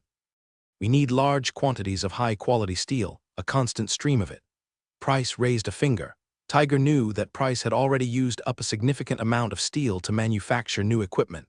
If he didn't secure enough steel soon, there wouldn't be enough for producing gun barrels. To ensure Price could start production quickly and supply the Earl with high-quality weapons, Tiger decided to personally help him obtain what he needed. "I understand. I will immediately send someone to contact the Earl and urge him to procure more steel. Also, I need some gold coins. As you can see, I need to purchase land around here to build more factories," Price said, still with his arm around Tiger's shoulder as they walked out of the factory building. He pointed to a row of wooden structures that had already begun construction. In those times, most people didn't have much wealth. Having even a row of simple wooden houses was considered quite fortunate. However, these were just workers' dormitories, hastily built to keep up with the pace of production. What Price truly wanted were larger factory buildings, capable of housing more equipment. So he continued, "The old factories are no longer suitable. The new factories need more space and taller chimneys. Cough. If we don't want everyone to suffocate here, we need more land and taller chimneys." Price coughed dramatically, expressing his determination to improve living conditions and contribute to an environmental revolution. Before Tiger could fully process what was happening, he continued speaking to himself. "Also, I need to build more dormitories. If possible, I want to bring in the families of all the factory workers and house them together. This is to ensure that the workers can perform their jobs better. It's one of the benefits we offer at our factory. These good benefits require more construction, and building houses costs a lot of money." He said this much, then hooked his arm around Tiger's shoulder with one hand, while making a gesture of counting money in front of Tiger's face, exaggeratingly. "I don't understand, sir. If we're rushing things, maintaining the current pace is sufficient. Why do you need to build so many houses?" Tiger felt he was struggling to keep up with Price's train of thought and asked. Price paused, surprised that despite being tricked in this way, the other person still had questions. He then continued his persuasive argument. Tiger, my dear Tiger, everything here is new, my equipment are secrets. People outside will eventually find out. What do you think we can do to keep things confidential and delay the time it takes for outsiders to learn about us?" Hearing Price bring up the issue of confidentiality, Tiger immediately understood this aspect was related to his military background, so he easily grasped what Price was saying. Of course, this was all based on his own assumptions, and Price naturally wouldn't reveal his true intentions, so Tiger nodded in agreement. I understand, sir. You want to maintain confidentiality. Okay, I will do my best to help you achieve your goals. Buying land requires gold coins, building houses requires gold coins, and paying the workers also requires gold coins, so we may not have enough gold coins. Price held up his fingers, counting off all the places where he needed money. Tiger felt a bit embarrassed, but still tried to fulfill Price's requests. I will quickly convey your requirements to the Earl. There's no need to rush on that yet. Where were we? Oh yes, I want to purchase land, a lot of land. Price suddenly returned to the topic of land. I hope to acquire a large amount of cheap land in areas closer to the venomous forest. After all, it's not a very good place anyway, far from Brunei's and mostly barren. Price needed a lot of land to expand his factory. He wanted to build his own military-industrial empire, which required a more complete supply chain. According to Price's plan, he first needed to ensure the safety of the passage between himself and North Ridge, so he planned to purchase the necessary land in that direction. On one hand, he needed the port of Bunas to serve his own purposes, transporting and stockpiling more goods, including large quantities of steel and seafood. On the other hand, he also wanted to find opportunities to develop the timber resources in the blighted forest. With these materials, he could further expand his production and build more factories. Between these raw material sources and the port, he needed vast amounts of land to build his industrial empire, including housing, factories, and agricultural land. He planned to cultivate cotton here, as the climate was ideal for it. Previously, no one had supported this due to the high cost of clearing the land and attracting a population. But now, he intended to transform this area into a true paradise, regardless of the expense. These open spaces would eventually become pig farms for producing bristles, large smelting centers, and factory complexes with rows of chimneys. In the middle of these factories would be schools to train personnel, markets to store goods, and well-organized worker housing that maintained hygiene. He wanted to create an industrial base here that was even more impressive than the Ruhr region of Germany, stretching from the Wolf City in the north to the mountains in the south, backed by the endless sea, and facing the vast plains of Leyte. Tig, being held by Price, responded to Price's requests one after another, instinctively saying, I think this is possible. You should come with me, Price continued. The sheriff and mayor of Bunas might not be so easy to talk to. Tig nodded readily. I will make sure they understand the situation. That would be wonderful. Also, I need leather workers to process the bristles, and ideally some doctors. Price said excitedly. Are you planning to build an entire town? Tig asked, feeling that he might have agreed to too much, leading Price to overestimate the support he could provide. In reality, the Earl's influence was quite limited beyond the blighted forest. Trying to exert authority here seemed pointless. Of course, he couldn't tell Price that the Earl's reputation held little weight here. It would be better to simply behave oneself. Something like that, Price replied. I need my workers to be able to buy food and necessities in my factories, see their wives, and raise their children. Price thought Tig was quite clever. He had even come up with the idea of a town. Price paused for a moment, then found a new angle, speaking of children. I should build a school here. Children should be literate and educated. If you could find some teachers, that would be even better. How could I possibly find a suitable teacher for you? The Earl can't handle everything. The amount of money allocated for the rifle procurement likely won't be enough to support such a massive undertaking. You're right, perhaps I was being overly optimistic, Price thought. Relying on a single, relatively low-ranking officer to manage all these things seemed unrealistic. While the Earl held considerable influence and authority in North Ridge, Price knew that this was Brunei's, and the Earl's reach was limited here. Furthermore, for his own reasons, he didn't want to reveal all his cards to the Earl. Although their current cooperation was solid and pleasant, who knew how things might develop in the future? Price realized that he had a lot more work ahead of him, many things requiring his attention, and much of it needed to be started immediately. After all, some things could be accelerated, while others simply required time and patience. For example, if Price wanted to establish a reliable intelligence network, he would need to discreetly recruit and train personnel, building it piece by piece over time. In comparison, establishing a primary school was relatively simple. The investment wasn't significant, just some wooden buildings and a few recruited teachers were needed.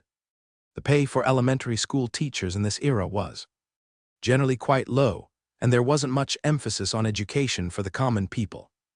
So recruiting a few teachers to teach classes wouldn't be too difficult. Price had already made up his mind to build a school because he understood that to succeed in this world, he needed to cultivate a group of talented individuals who could understand him and contribute to his vision. In his plan, building factories would require a large number of skilled workers, literate individuals capable of self-improvement and modern industrial techniques. And it wasn't just manufacturing talent. He also needed a significant number of managerial personnel who could keep up with his thinking and manage the factories effectively.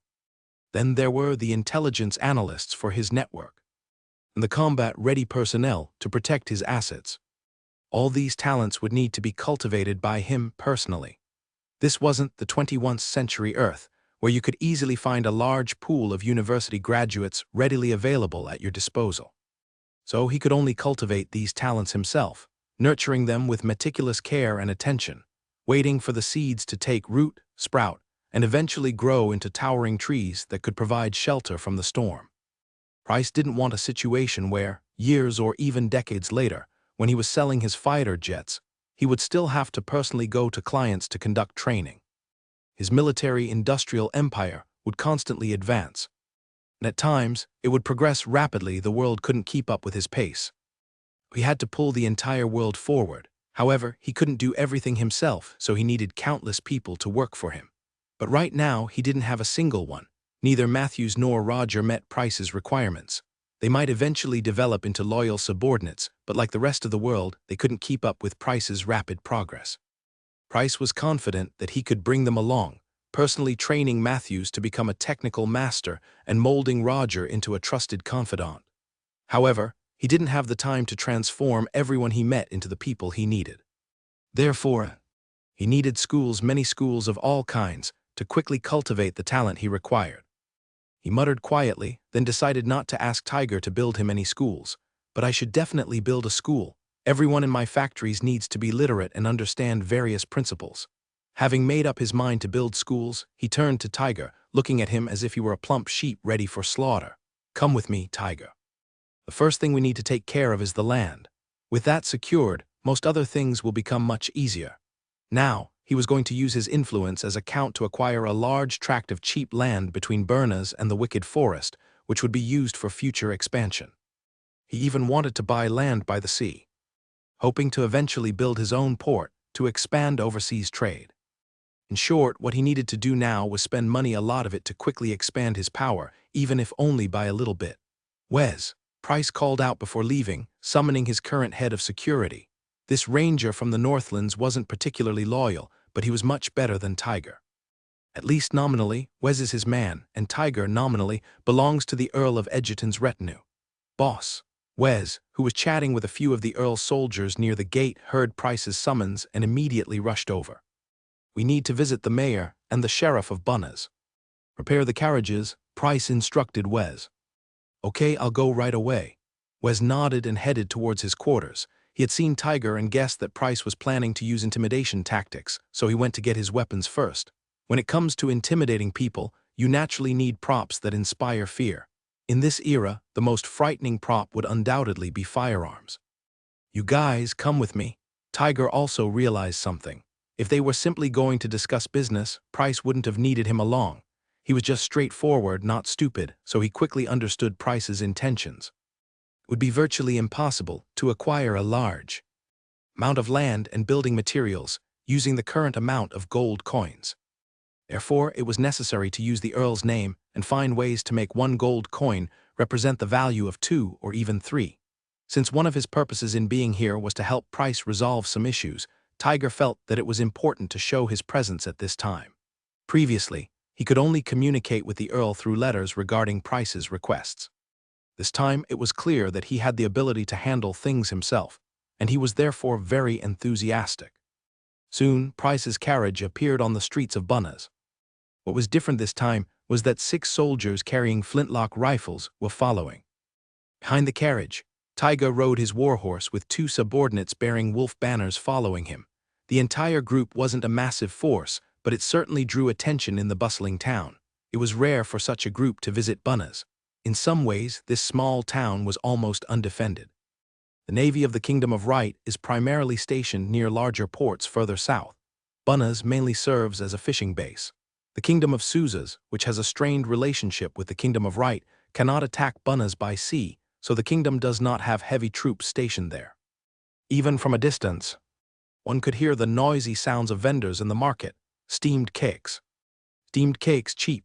Apples, delicious apples. The sounds of vendors calling out created a sense of familiarity and brought the entire town to life. Price leaned against the side of the carriage, his eyes closed, feeling surprisingly peaceful. Taiga rode on his warhorse, glancing at the bustling market in the distance. People were selling their wares along the base of low buildings constructed from stone. Wooden shelves displayed salted fish, products from nearby coastal villages. Some merchants from faraway lands held up exotic fruits, calling out to potential customers. People led livestock and pulled small carts through the crowded streets, which were lined with stone-built structures, a narrow street layout reminiscent of Western cities that Price had seen before, chaotic and somewhat outdated. This was a typical urban design built for defensive purposes in close-quarters combat, but over the years, many unnecessary civilian buildings had been crammed into it. The walls or sides of houses were primarily made of stone, with wooden structures above. Some windows displayed hanging furs, while others featured simple carvings, rudimentary faces, or animal heads that lacked any real artistry. Everyone was packed tightly together. The numerous steps were impractical and unsanitary. The narrow channels running along the base of the walls emitted unpleasant odors, and it was even possible to see rats scurrying through them. When Price's group appeared in the street, the atmosphere seemed to become heavy. The shadow of war had recently loomed over everyone's hearts, filling them with fear about the impending conflict. The sudden appearance of a troop of soldiers caused great anxiety among the townspeople. Everyone was on edge, fearing that the soldiers were there to conscript people or bring bad news.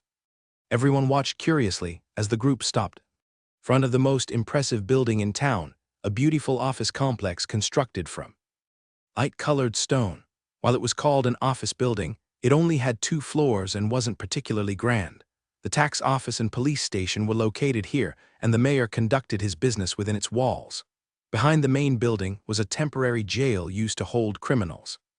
A long corridor connected the jail to the small office building, forming a U-shaped structure. When the soldiers bearing the wolf banner of Lord Edgerton stopped at the entrance, the 2 town guards were bewildered and didn't know what was happening. They watched in stunned silence as Tiger dismounted his horse and opened the carriage door. Then they saw a familiar face emerge from the carriage. "Whatever I say later, don't interrupt," Price reminded Tiger again. "Thank you, Tudu," a nickname likely referring to a person who enjoys coffee, "for your support." "I understand," said Tiger. He knew he wasn't cut out for business negotiations, so he figured it was best to listen to Price in this situation. After all, he had seen Price negotiate with the Earl, and that was a truly classic picture of a businessman: meticulous, uncompromising. Price. The guards at the entrance were about to reprimand Price as usual, but when they saw Tiger, dressed in an officer's uniform, standing beside him with a respectful demeanor, they immediately swallowed their words. They naturally changed the "you" to "Mr."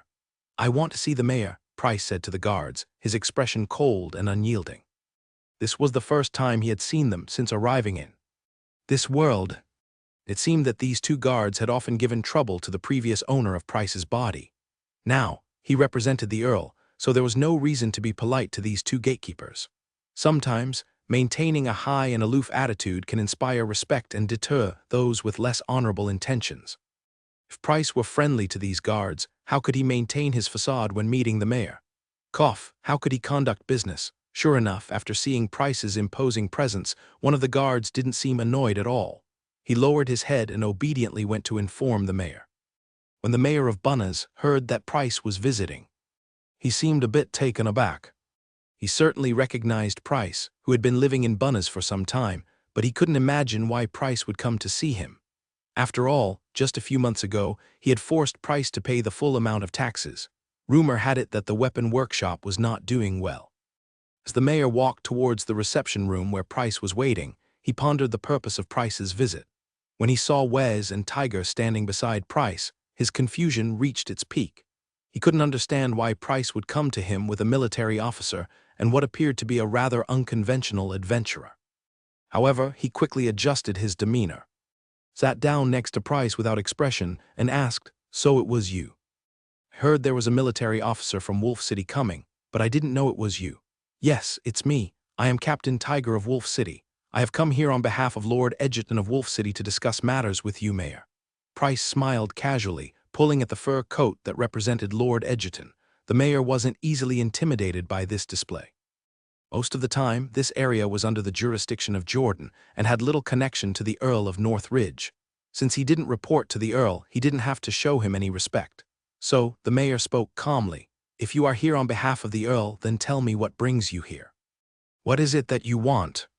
"I want to purchase all the land in the southern part of this town, including farms, estates, and some residential properties within the town."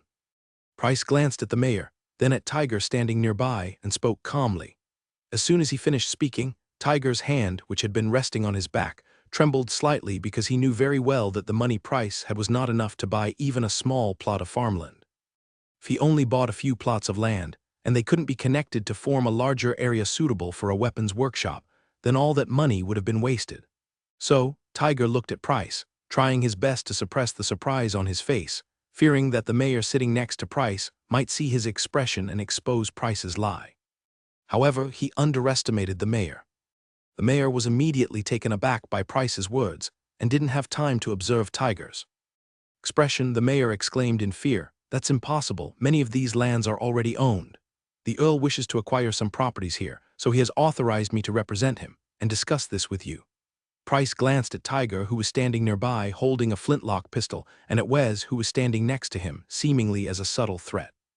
These two men had seen blood and held lives in their hands. The aura of danger they exuded made the mayor swallow hard. The land in this town naturally became more expensive the further south you went. After all, the southern lands were fertile farmland, making them worthwhile investments. Although some of it had already been bought by nobles, there was still a significant amount of land that belonged to the town, or rather, to the kingdom. However, neither the mayor nor other local officials wanted to sell this land to the Earl of Northridge, because if the land remained vacant, free citizens who cultivated it would be required to pay taxes, and those taxes were a major source of income for them. If these lands were sold to a powerful and influential earl, they wouldn't dare exploit or extort the people. The difference in income between a fair arrangement and an exploitative one would be enormous.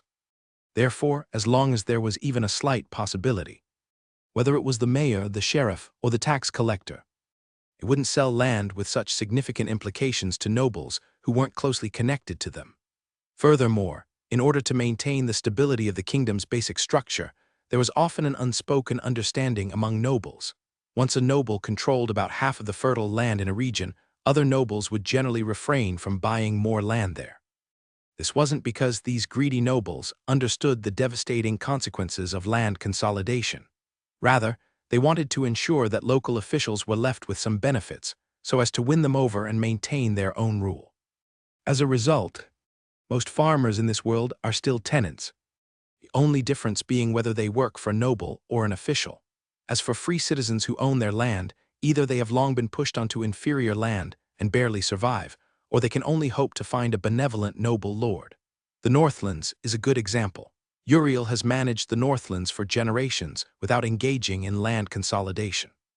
He maintains a lean government, reduces taxes, and generally improves the lives of the people there, making their standard of living significantly higher than that of other regions. "You know," Price continued persuasively, seemingly ignoring the mayor's refusal, "Uriel's Northlands are right at the heart of any potential conflict. If the army of the Kingdom of Suzas marches south, the Northlands will be the first to bear the brunt of it and become a battlefield. Winning would be one thing, but if they lose, Uriel needs a place where he can find refuge." "I understand what you're saying," the mayor replied stubbornly, "but as you can see, there simply isn't any more land here that we can sell to the Earl." That was ridiculous. It would be truly foolish to sacrifice one's own interest for a noble who lives far away. "Mayor," Price deliberately glanced at Tiger and Wes.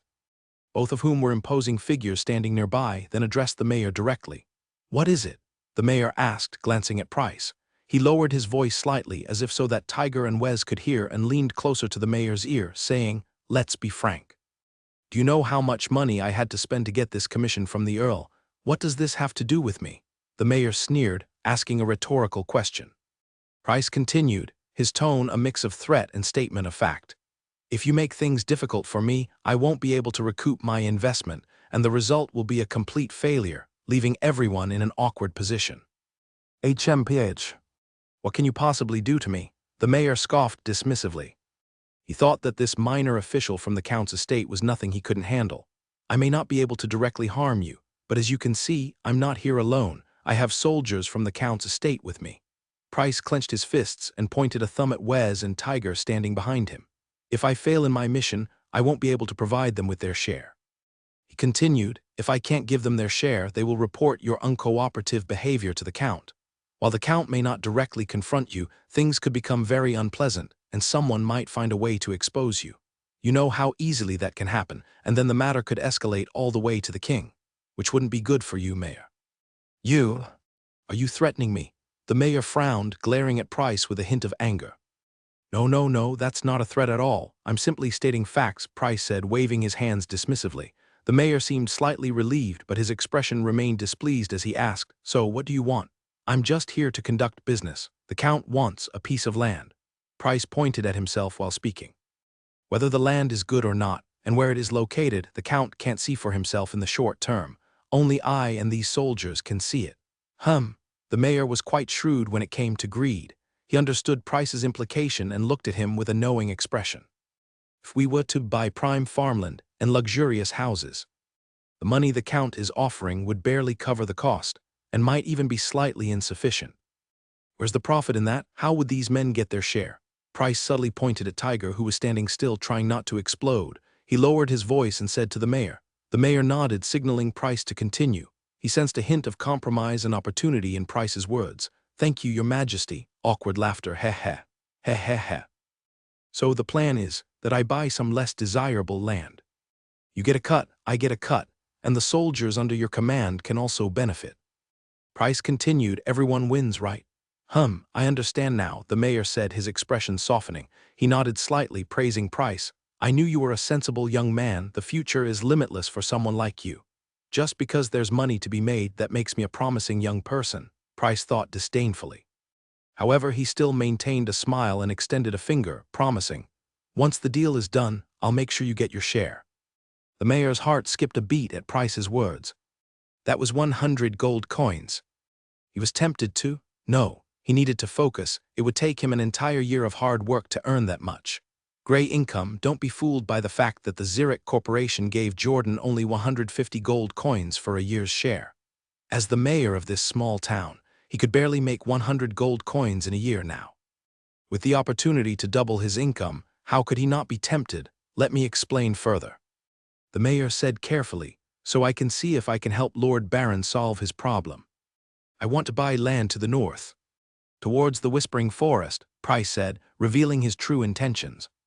"Land that's considered wasteland or forest." The mayor was taken aback for a moment, then a satisfied smile spread across his face. "Good. I knew that if you were willing to spend money on this task, you must have a way to make the money back." He wouldn't accept land in the south, especially fertile fields or estates. That would cut into his profits and undermine his control over the constables and tax officials, who he needed to maintain order and collect taxes. But the land to the north was different. It was largely unsuitable for farming, difficult to cultivate, and located near the dangerous Whispering Forest, so it was rarely sought after.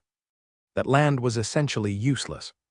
By selling it for a large sum of money, he would be turning trash into treasure, earning a benefit that other mayors couldn't even dream of.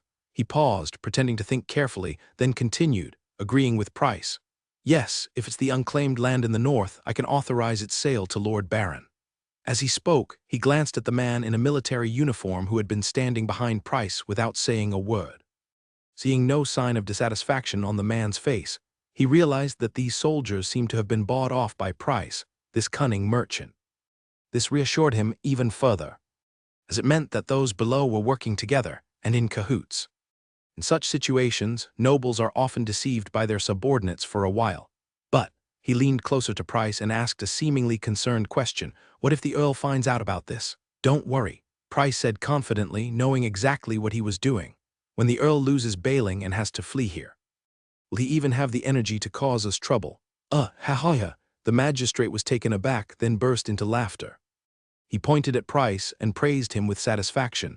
How could I not have realized it before? You're such an interesting person. Tell me, he asked Price after his outburst of laughter. How much money does the Earl intend to spend to buy this wasteland? Know this land? Hearing the magistrate's question, Price held up 6 fingers, 600 gold coins, to buy all the land between Bunas and the Wicked Forest. Tiger, standing nearby, was truly impressed this time. From the moment he walked in, Price had been rambling on nonsense, and until now not a single word he said was true.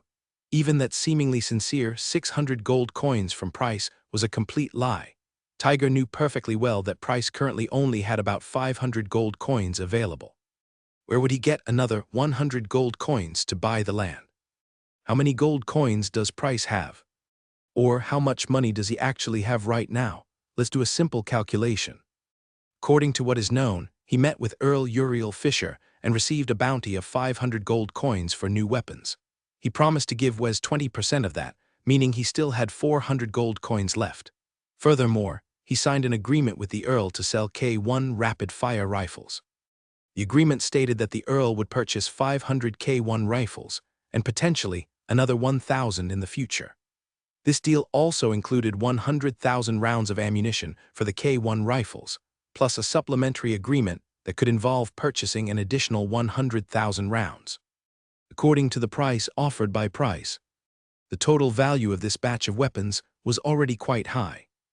Just the K1 submachine guns and their associated equipment amounted to 7,500 gold coins, and with another 3,000 gold coins for ammunition, Price received over 10,000 gold coins in a single transaction. In the past, such a large sum of money would have been enough to support his entire workshop for a very long time. However, this amount was not Price's profit. It was only gross revenue, not net profit. The production of these weapons required raw materials and labor costs, so Price's actual income had to be discounted accordingly. Even with that discount, it was still a significant sum. But the actual number of gold coins Price received so far is only slightly over 1,100.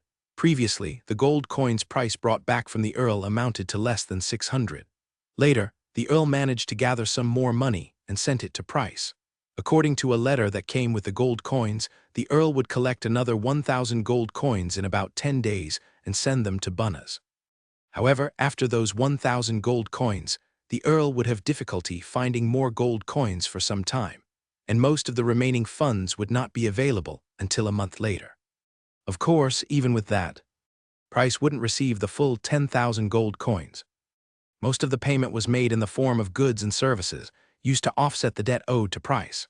This included food, leather, wood, coal, and steel that was sent back with Price. It also included future supplies of food, meat, wood, coal, and steel from Northern Ridge. So while Price may appear very wealthy, the actual amount of funds he can use is not as much as it seems.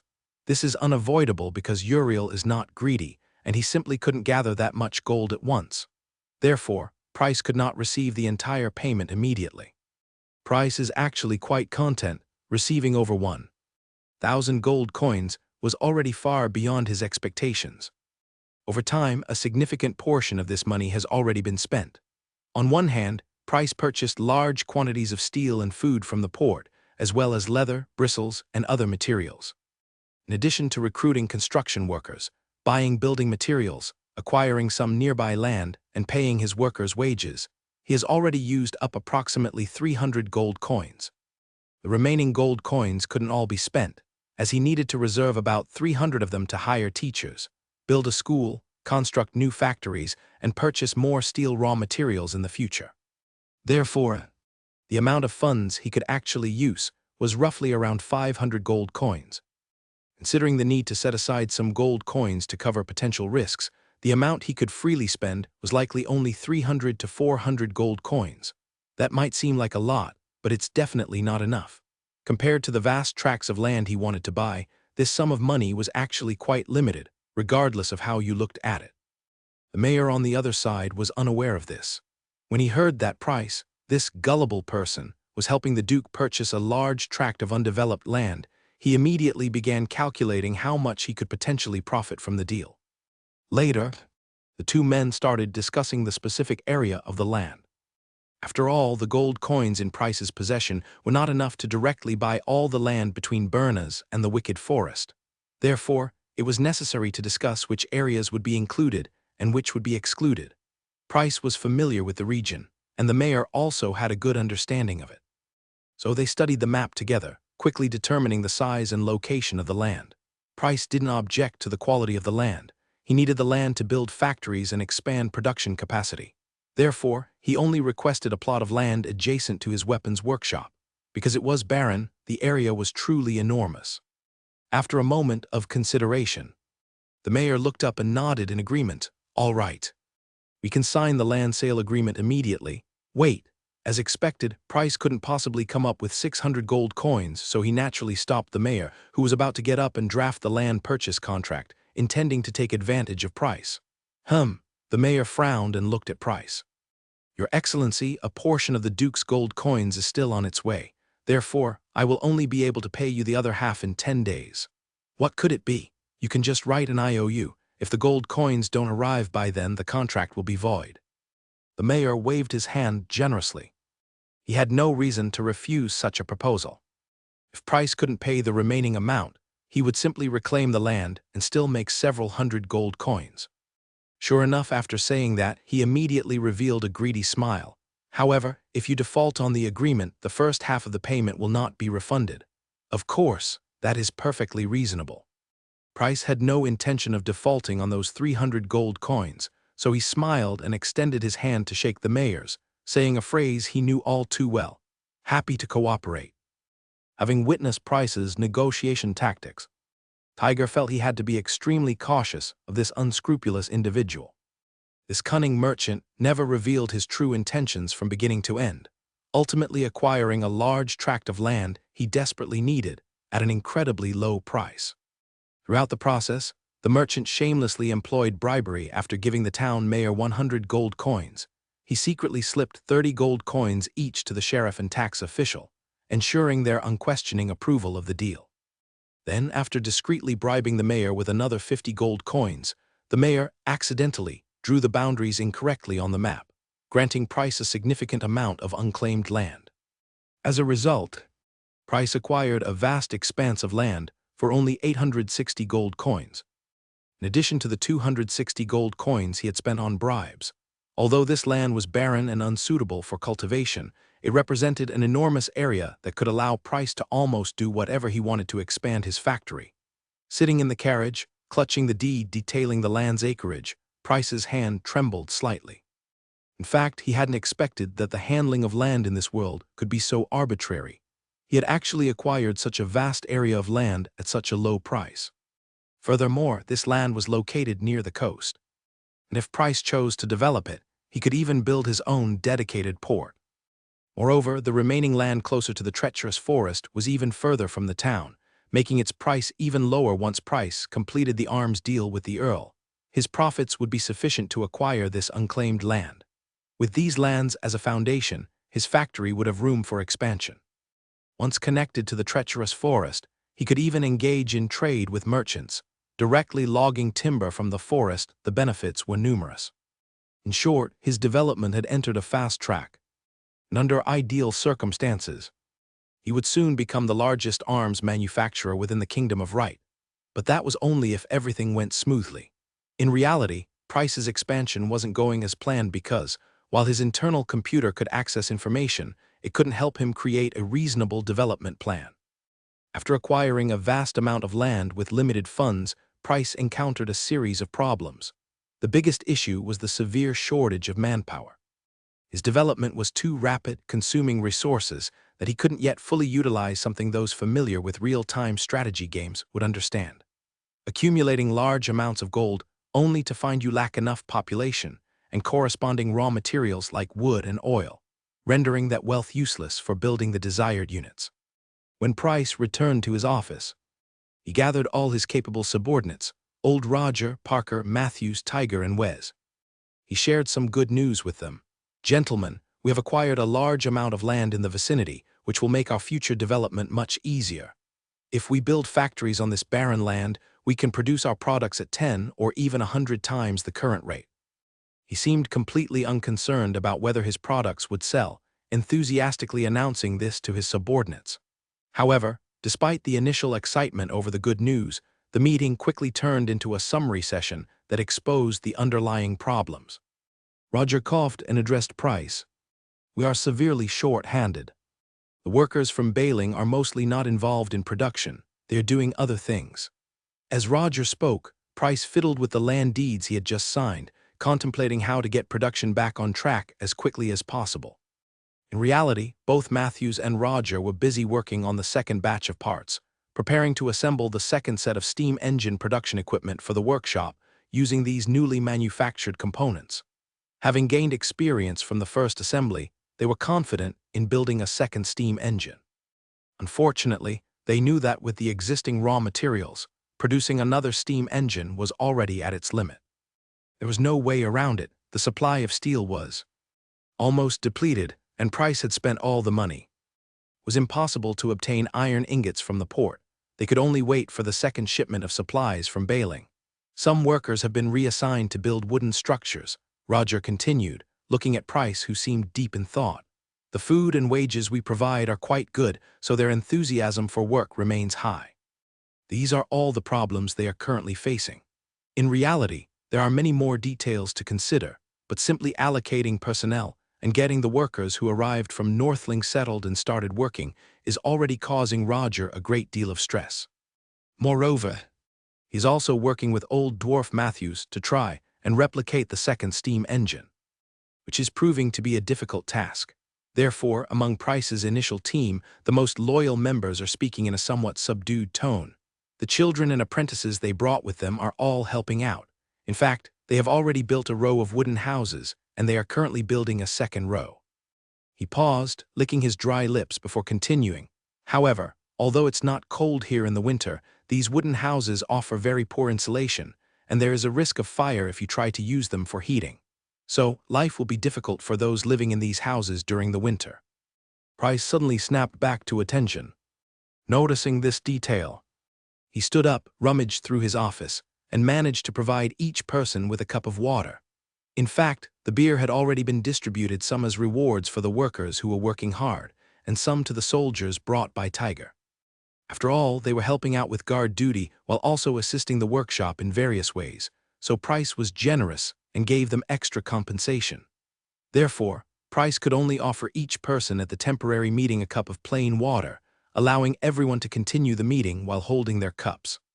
After taking a sip of the water, Roger's parched throat finally felt much better. He continued, "Also, we are almost out of the wood you asked us to stockpile.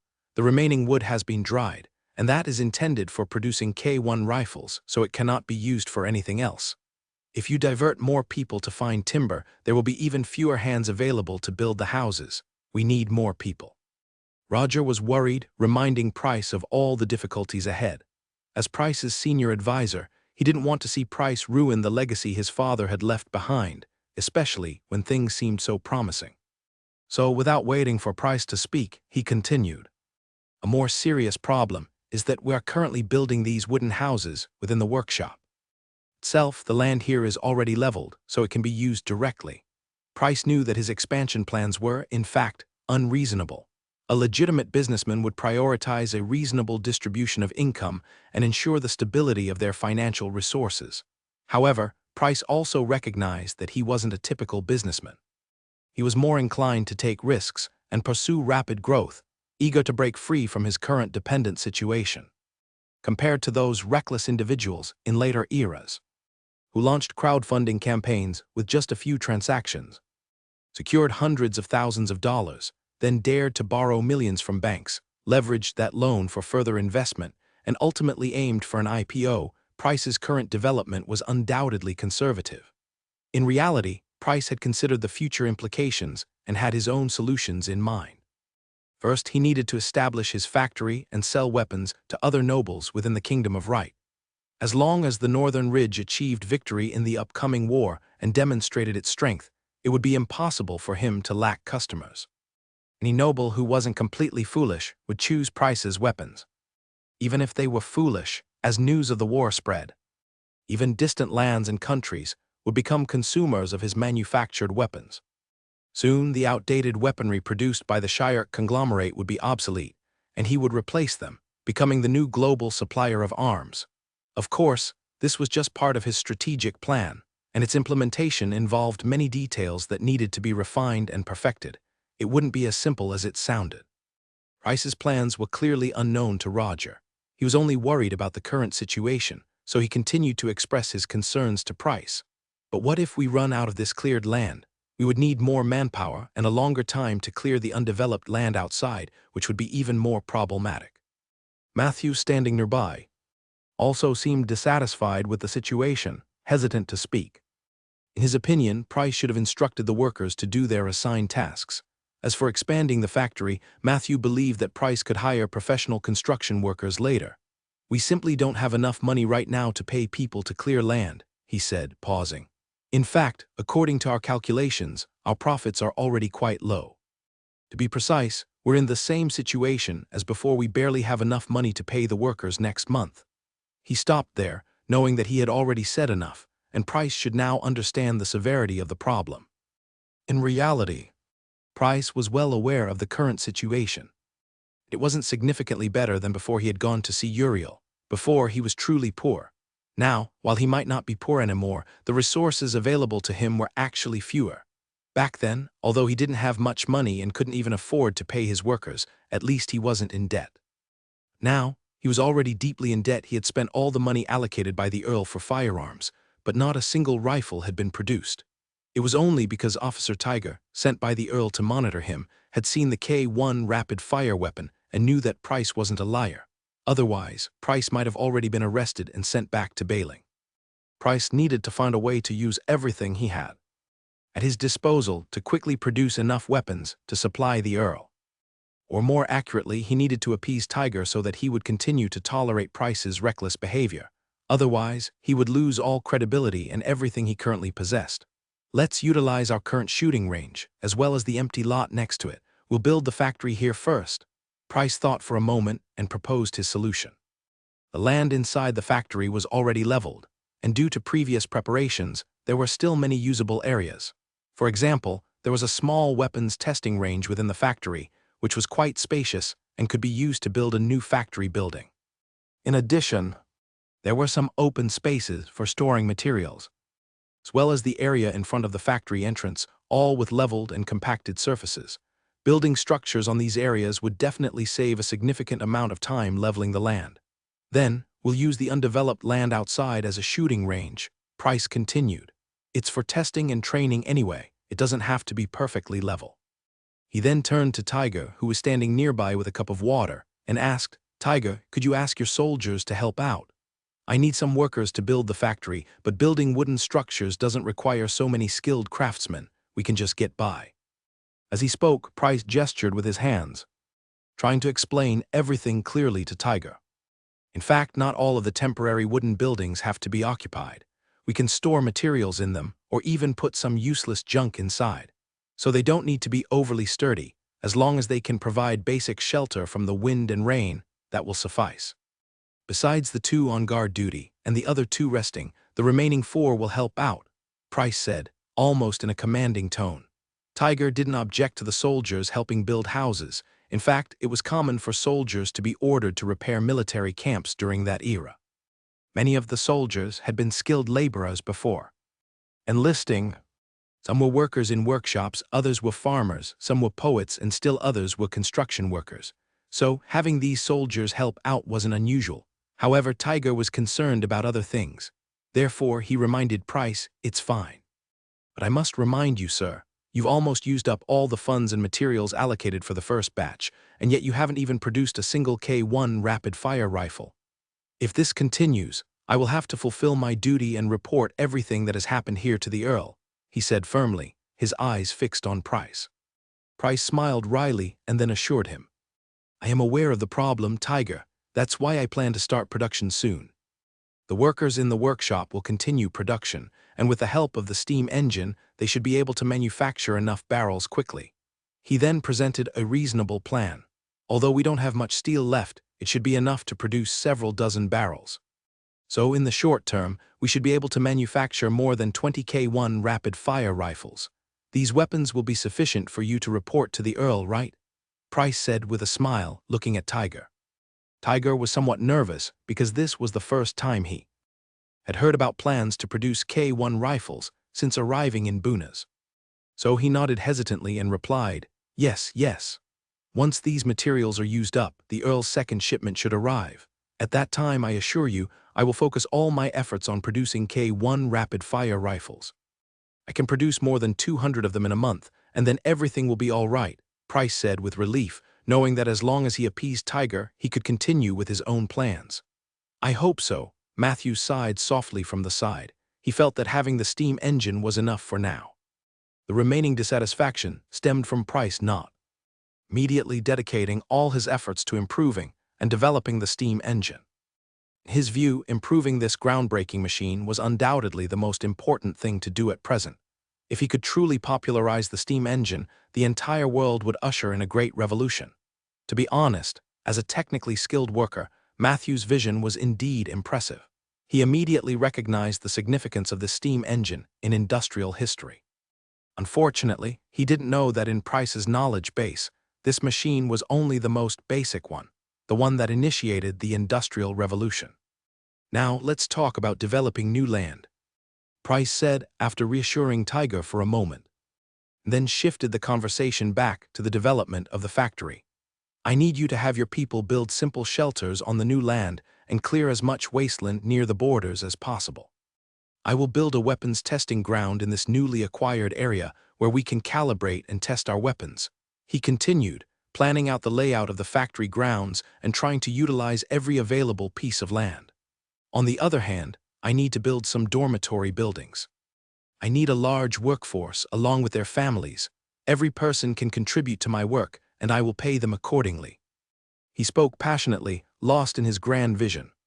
To be honest, everyone here was struggling to keep up with Price's pace because they didn't yet understand what a truly massive factory, resembling a city, would actually look like. In the future, China would have many such factories, complete with hospitals, schools, and entire residential areas. A single factory could employ tens of thousands, even hundreds of thousands of people. Furthermore, these factories often encouraged employees to marry and have children, providing near-perfect benefits for working couples. The factories would provide housing for the workers, care for their children, and offer necessary medical coverage. They might even cover heating costs and provide subsidies for staying cool during hot weather. As long as the factory's products maintained a steady market, these benefits would boost employee productivity and create more economic gains for the factory. Of course, in this new world, Price was so eager to implement these benefits for a deeper reason. He needed to cultivate his own team, accumulate a large pool of talent, in order to drive technological advancement, adapt the entire world, and keep pace with his own development. This is not a joke, but a real problem that needs to be addressed. Only by training a large number of drivers can we sell more cars. This is a very simple and straightforward principle. Price doesn't want a future where he can produce cars, but there's no one around who knows how to repair them. Price's plan, even if it means paying to support the families of these workers, it's still a worthwhile investment. As he described his plans, Wes and Roger, who were more perceptive, were intrigued. "Women can help me raise pigs, process leather, operate sewing machines, and handle small shipments. They can also care for chickens and ducks." This arrangement would leverage the role of families, keeping workers firmly within the factory grounds. This stable social structure would also save Price a significant amount of production time. Everyone listened as Price painted a picture of his future factory, and surprisingly, it all seemed quite feasible. Price knew that these ideas could work because they had been proven successful in the world he came from. So, he spoke passionately. "If we can make good use of these female workers, our production will be even smoother. Don't worry, there won't just be male workers in the factory. Some jobs are better suited for women. Their hands are more delicate, which is helpful when installing certain parts," he said, gesturing to emphasize his point and make his words more persuasive. He worked hard to convince everyone in the office to agree with his ambitious expansion plans. Even if these plans cannot be fully realized now, or even a tenth of them can be implemented, they at least represent the future. The future of this weapons workshop. As he spoke, Price even recalled his childhood kindergarten, and he spontaneously added, and they can also perform quality control checks, cook meals for more workers, and help care for newborns. Speaking of children, he excitedly announced to everyone, children can be apprentices. I won't just teach the workers practical skills. I will also have the school teach them math, language, and other subjects. They must learn to read and understand principles. Of course, this is a benefit for my workers' families, a benefit that must be guaranteed.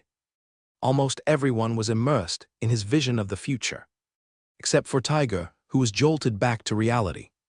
He realized that Price seemed to be planning to spend money again, and he was also planning to hire more people. So almost instinctively, he opened his mouth and in a rather rude tone asked, "Do you even have enough money to go see the teacher?" Price was taken aback, then shrugged dismissively and pointed to himself, then to Tiger and Roger. "Me, you, old Roger. We can all spare some time to educate these children. Don't worry, I've already planned it out.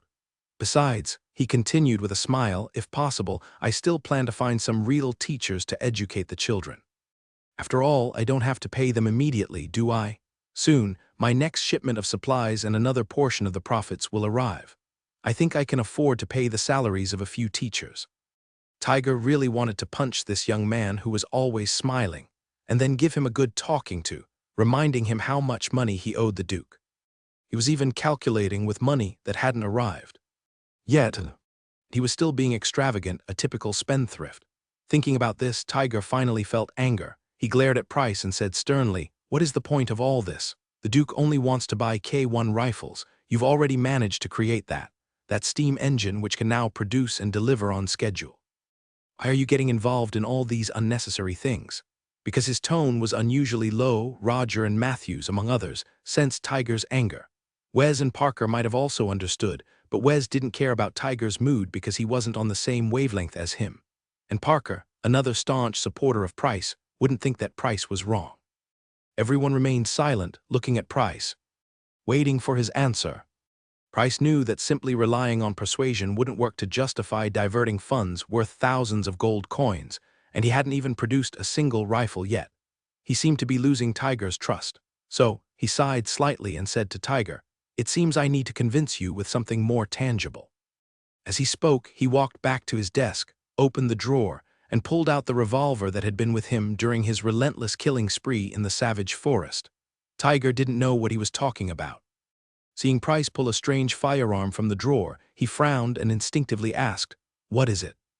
"Wes, tell our new friend Tiger about this," Price said, waving the revolver in front of Wes's face with a smile. "I think," Wes said with a mischievous grin, shaking his head, "instead of telling him about it, why not take him to the shooting range and let him see it for himself?" "I agree," Matthews replied. He had seen this thing before and was very interested in it. But he smiled and nodded in agreement with Wes's suggestion. Price didn't hesitate. Let's go to the shooting range. It's going to be turned into a factory soon, so let's use it one last time and let it witness the changing times." He led the way out of the room. Wes was eager and followed Price. Matthews pushed Tiger, who looked confused, along with them. Old Roger chuckled as they all headed out. Parker, curious, followed suit and closed the door behind him. The noisy room fell silent, only the wind blowing in from the window rustling a corner of the blueprints on the table. At the shooting range, Price began to handle his revolver, carefully loading each cartridge one by one. The others remained silent. Wes, Roger, and Matthews knew what this was, so they weren't rushing things. Parker, standing nearby, had no idea. He was just a temporary worker tagging along. Only Tiger watched quietly as Price handled the gun. He was a soldier and very familiar with such weapons. He could tell it was a weapon, and Price was loading ammunition into it. From Price's repeated movements, he could see that this thing seemed to be a weapon capable of continuous firing. Even though he had guessed everything, he couldn't believe what he was seeing. He simply couldn't believe that such a revolver with the ability to fire continuously could exist in this world. So, even after his guess, he still wasn't sure if it was true. He just stood there blankly, waiting for everything to become clear before his eyes. but his hands were already trembling slightly, even as he gripped the stock of the flintlock pistol he held. He couldn't stop them from shaking. He was completely unable to calm down. Standing here, he felt more tense than he had ever been on a battlefield. He hadn't even noticed that beads of sweat had begun to form on his forehead. After what seemed like an eternity, he finally saw Price raise his arm and hold up the revolver, its unusual design concealing any visible firing mechanism. Immediately after, he saw Price pull the trigger. A puff of white smoke erupted from the barrel, and the sound of the gunshot echoed in his ears. Almost a second later, Price pulled the trigger again, firing the handgun once more. Another cloud of white smoke dispersed the surrounding haze, and another bullet flew out of the chamber. Tiger's eyes widened. He had witnessed Price's continuous action. The young man was simply repeatedly pulling the trigger, and this handgun was already firing its second shot. Of course, there were firearms in the world capable of firing 2 shots consecutively, but those complex, expensive, and cumbersome weapons couldn't compare to the handgun in Price's hand. As a military officer, Tiger had seen double-barreled flintlock pistols. Those pistols were not only heavy, but also lacked practical value compared to single-barreled flintlocks. However, the handgun in front of him was clearly a single-barreled weapon. It was capable of firing 2 shots consecutively. This realization shocked him, but before he could even process this brief moment of astonishment, Price pulled the trigger for the 3rd time. Bang! Another gunshot echoed across the training ground. In that instant, Tiger felt a sense of unease wash over him. His understanding was being challenged, his experience invalidated, and everything he had known seemed meaningless in that single moment. The impact of this 3rd shot was far greater than the second, leaving Tiger stunned and momentarily forgetting what he was supposed to do. Even Parker, who had spent his life studying firearms, stood there dumbfounded. He had never seen a weapon capable of firing continuously like this. However, unlike Tiger, who had combat experience, Parker only felt a sense of novelty rather than being overwhelmed. Tiger was truly stunned. His mind was filled with questions, chaotic and confusing questions that he didn't know where to begin asking. So when Tiger saw Price continue firing, unleashing the 4th shot, he had already become numb. At that moment, only one thought occupied his mind. Was the handgun in Price's hand a divine weapon? Did it possess an infinite supply of bullets? Could it keep firing like this forever? In fact, when Price fired again, for the 5th time, he truly believed he had encountered a god and a weapon belonging to the gods. He truly believed that the weapon in Price's hand possessed an endless supply of bullets, allowing him to fire continuously without pause. In that moment, he seemed to understand many things. He realized why Price could possess such a powerful weapon as a needle-firing gun, and why Price was able to create such amazing steam engines. Ultimately, he felt he had found all the answers, that he had grasped the truth. Consequently, his knees felt weak, and an inexplicable urge to worship this war god arose within him. Meanwhile, Price remained standing, still holding the pistol, aiming at the target in the distance, and pulled the trigger for a 6th time. Bang! The 6th shot was fired. A white mist had already obscured Price's face. In fact, he could barely see the target after the 4th shot. For the last 2 shots, he hadn't even aimed. If one looked closely at the target, they would notice only 4 bullet holes because Price missed the target with 2 of his shots. This was partly due to his inability to aim accurately, and also because the pistol he held had limited precision. The distance to the target on the shooting range was designed for rifles, so it was further away for a pistol, which meant that the accuracy of the pistol in Price's hand was somewhat lacking. However, at this point, who would worry about such details? Tiger was completely stunned by this new weapon. Even after Price stopped firing, he still clenched his fists and couldn't utter a word. 6 shots. There actually exists a weapon that can fire 6 rounds continuously without any reloading. Tiger swallowed hard, his eyes fixed on the pistol in Price's hand. He unconsciously took a small step forward. He really wanted to reach out and take the gun, examine it closely, study it carefully, and then try it himself without hesitation. As a soldier, as an officer, he was truly curious about what it felt like to fire continuously. He even began to imagine, fantasizing about how his enemies would fare if he possessed such a weapon. Imagine 2 armies lined up. After the enemy's first volley of shots exhausts their ammunition, they would be met with a devastating barrage of 6 consecutive volleys. No one could withstand such rapid fire. Any powerful army would instantly collapse. Victory would become easily attainable, and war would transform into a complete and utter slaughter. He enjoyed the ease of victory, the one-sided slaughter. So he raised his head and met Price's gaze.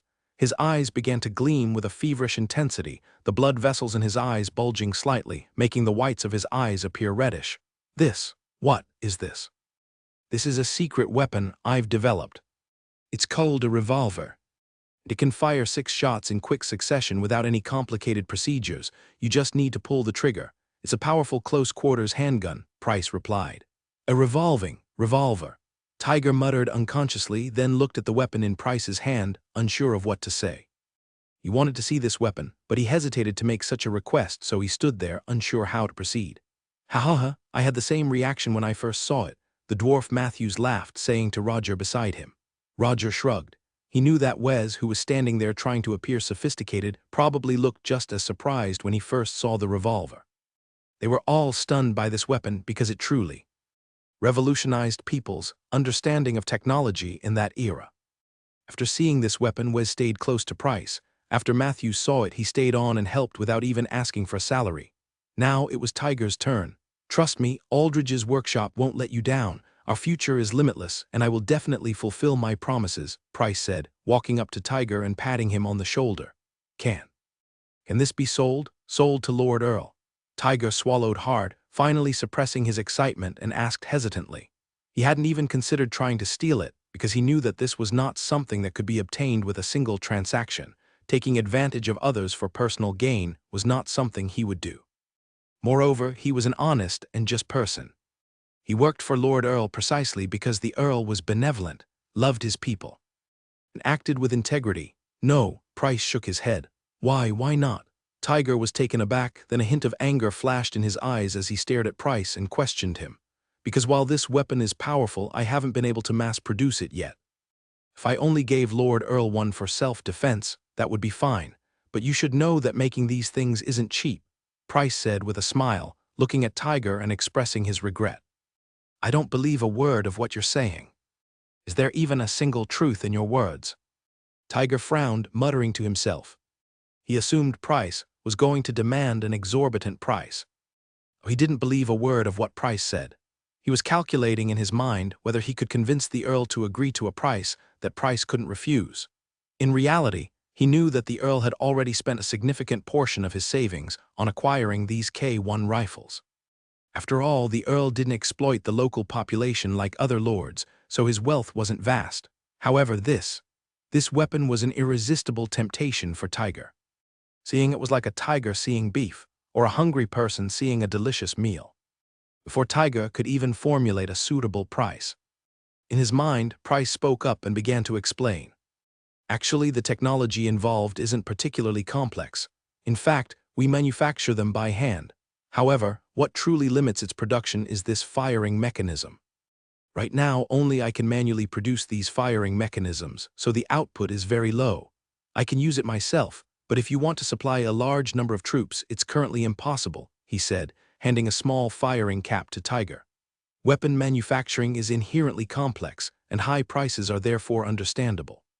But without ammunition, these expensive weapons become useless scrap metal. So for now, we can only produce them in limited quantities for my own use, he said with a smile, passing the handgun to old Roger, who was standing nearby. Hearing Price's explanation and realizing he had been wrong, Tiger blushed slightly and lowered his head regretfully. I understand. I see. When he realized that this weapon truly couldn't be mass-produced, he could feel a sense of disappointment wash over him. However, amidst the complex emotions, there was also a slight feeling of relief. He sighed in relief because he no longer had to make any drastic decisions on behalf of the Earl.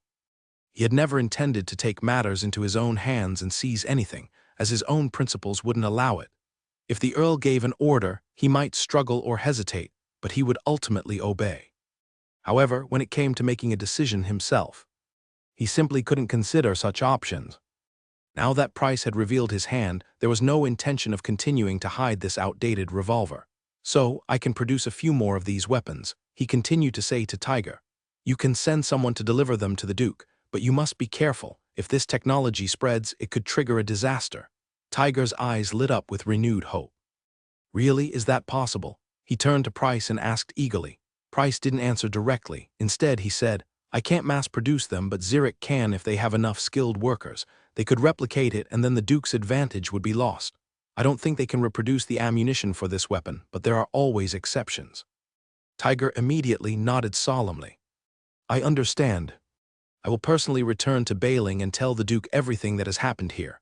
Believe me, I will bring back more support from the Duke, resources, manpower, everything. In fact, over the past few days, Tiger had seen too much in Bunnar.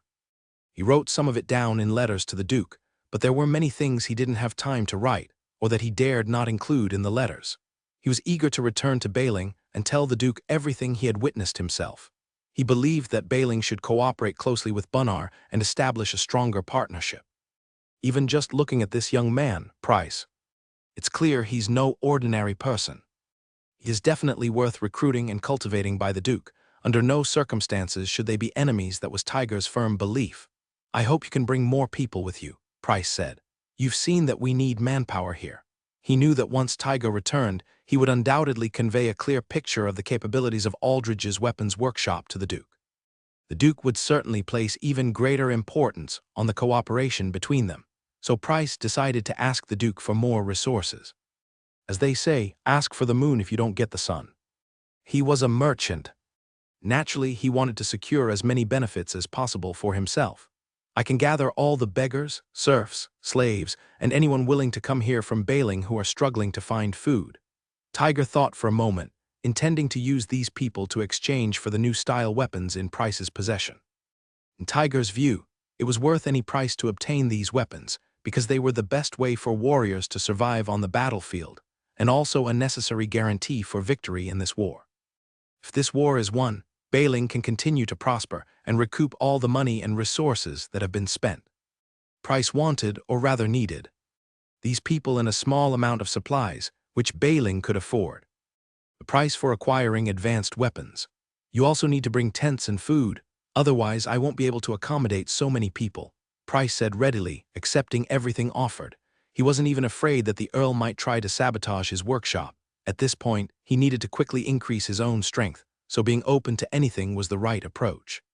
Tiger nodded solemnly and assured him, Understood. I will return with a shipment of K1 rapid-fire rifles and bring as much of these supplies as possible. Excellent.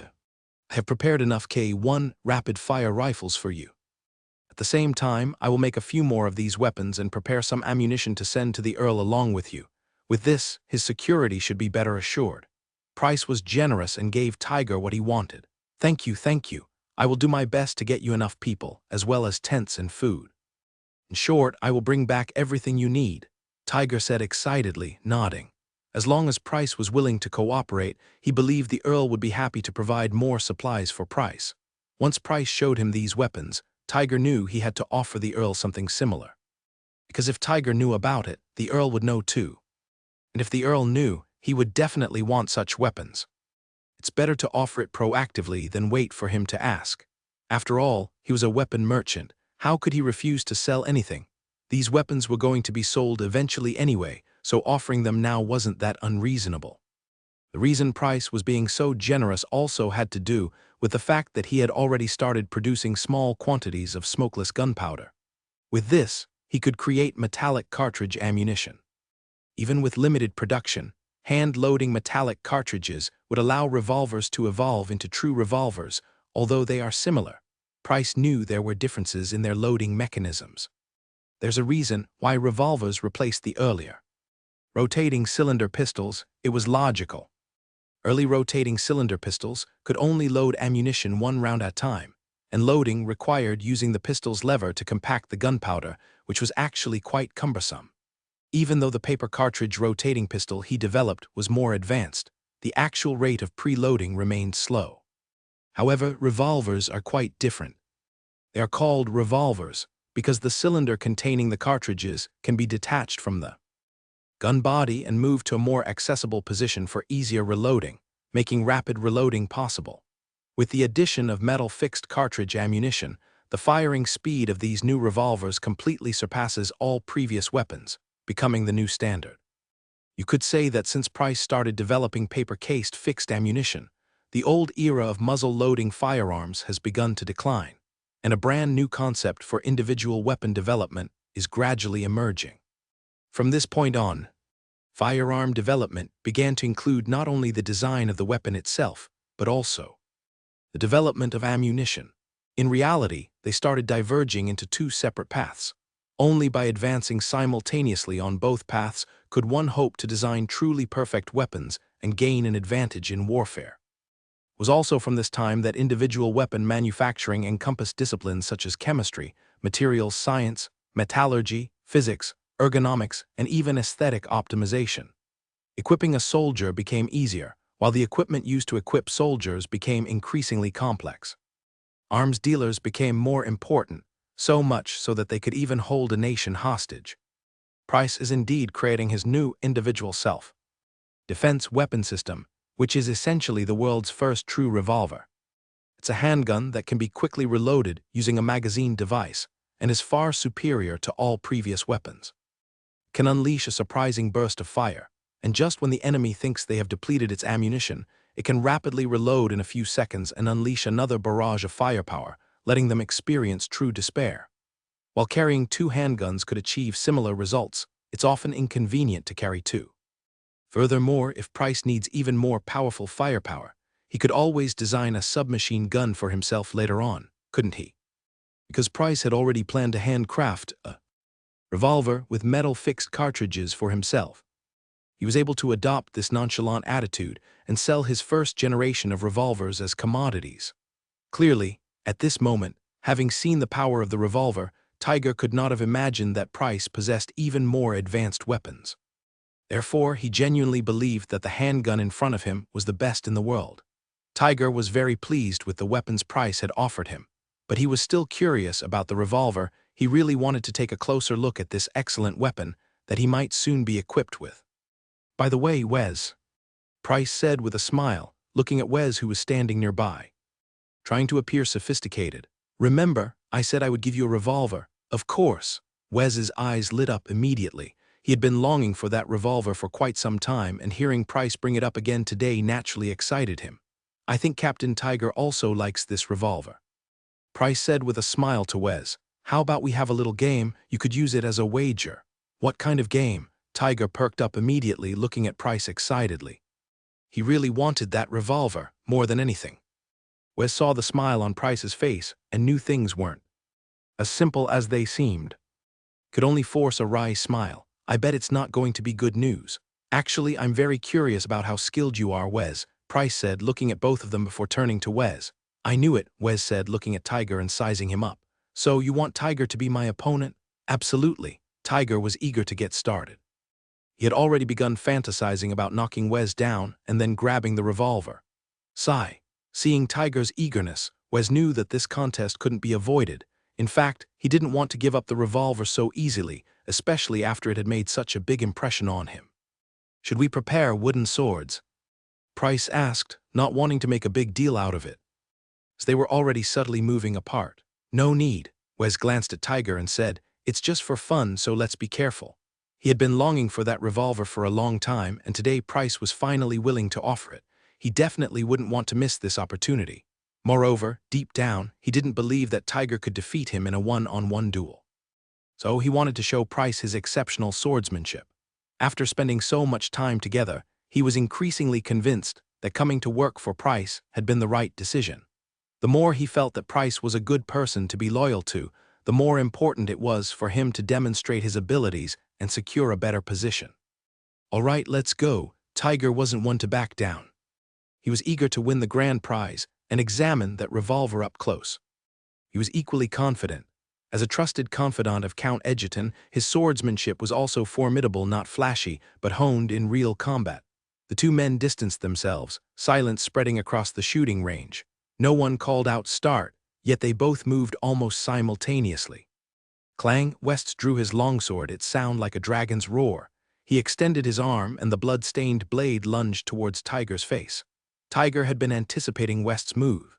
Seeing the sword drawn, he also unsheathed his own, parrying the blow. The blades clashed with a jarring metallic clang. Neither man retreated. Instead, they absorbed the impact, drawing back their swords to prepare for another attack. The speed of their strikes was incredibly fast. Sparks flew as their blades met repeatedly, creating a sharp, unsettling sound. West took a step back, increasing the distance between them, but this wasn't a sign of fear. Quite the opposite. It was a calculated move to create space before launching another attack, a habit he had developed over years of combat. As they say, you need to pull your fist back before you can strike again. His experience in countless battles had taught him how to best utilize his strengths. His longsword pointed at Tiger, and he suddenly lunged forward, the blade extended with a whistling sound. Tiger deflected the blow with a horizontal swing, pushing West's sword aside. However, just as Tiger was about to adjust his stance, West kicked him sharply in the abdomen. The two men collided. Tiger, being a military officer, had combat experience from the battlefield, so his skills were more disciplined than improvised. Caught off guard, Tiger felt the force of West's kick. Relying on his strong physique, he managed to twist slightly, avoiding the full impact and preventing himself from falling. Just as West thought he had the upper hand, Tiger dodged the kick and, in a swift counter move, slammed his elbow into West's back. Right where he was trying to pass him, West grunted in pain, clearly feeling the impact of Tiger's blow. He winced but quickly regained his composure, remaining vigilant as he stared intently at Tiger, who was clutching his stomach. Tiger, clutching his stomach, stumbled forward while holding his longsword facing Wes. He had intended to press his advantage and deliver a decisive blow, but he hadn't anticipated that his opponent would be so agile even after being struck. Who? Wes gasped for breath, adjusting his breathing. His back was throbbing with pain, which significantly affected his rhythm. Maintaining one's familiar breathing techniques during combat is crucial. Once the rhythm is disrupted, it throws off the entire flow, marking the beginning of defeat. Wes understood this perfectly, so he didn't rush into an attack, even though he knew his opponent was also recovering. Tiger was also panting heavily, as his stomach ached terribly. The kick from Wes had left a mark on his uniform, which infuriated him. He knew that Wes was a renowned Northern Plains ranger, but he hadn't expected him to be so formidable. In his view, so-called rangers and mercenaries were nothing more than thugs, completely different from regular soldiers. However, this ranger named Wes had given him a profound lesson. His opponent's skills were agile, his tactics ruthless, and his attack angles were difficult to anticipate. At this point, he had forgotten all about the competition. All he wanted was to have a good fight with his opponent. As they say, a worthy adversary brings out the best in you. Wes shared the same sentiment. Damn that revolver, he thought angrily. I'm going to teach this guy named Tiger a lesson. Ha! Tiger took the initiative, raising his longsword and charging towards Wes. Wes was not one to back down. He let out a shout and met him with his own sword.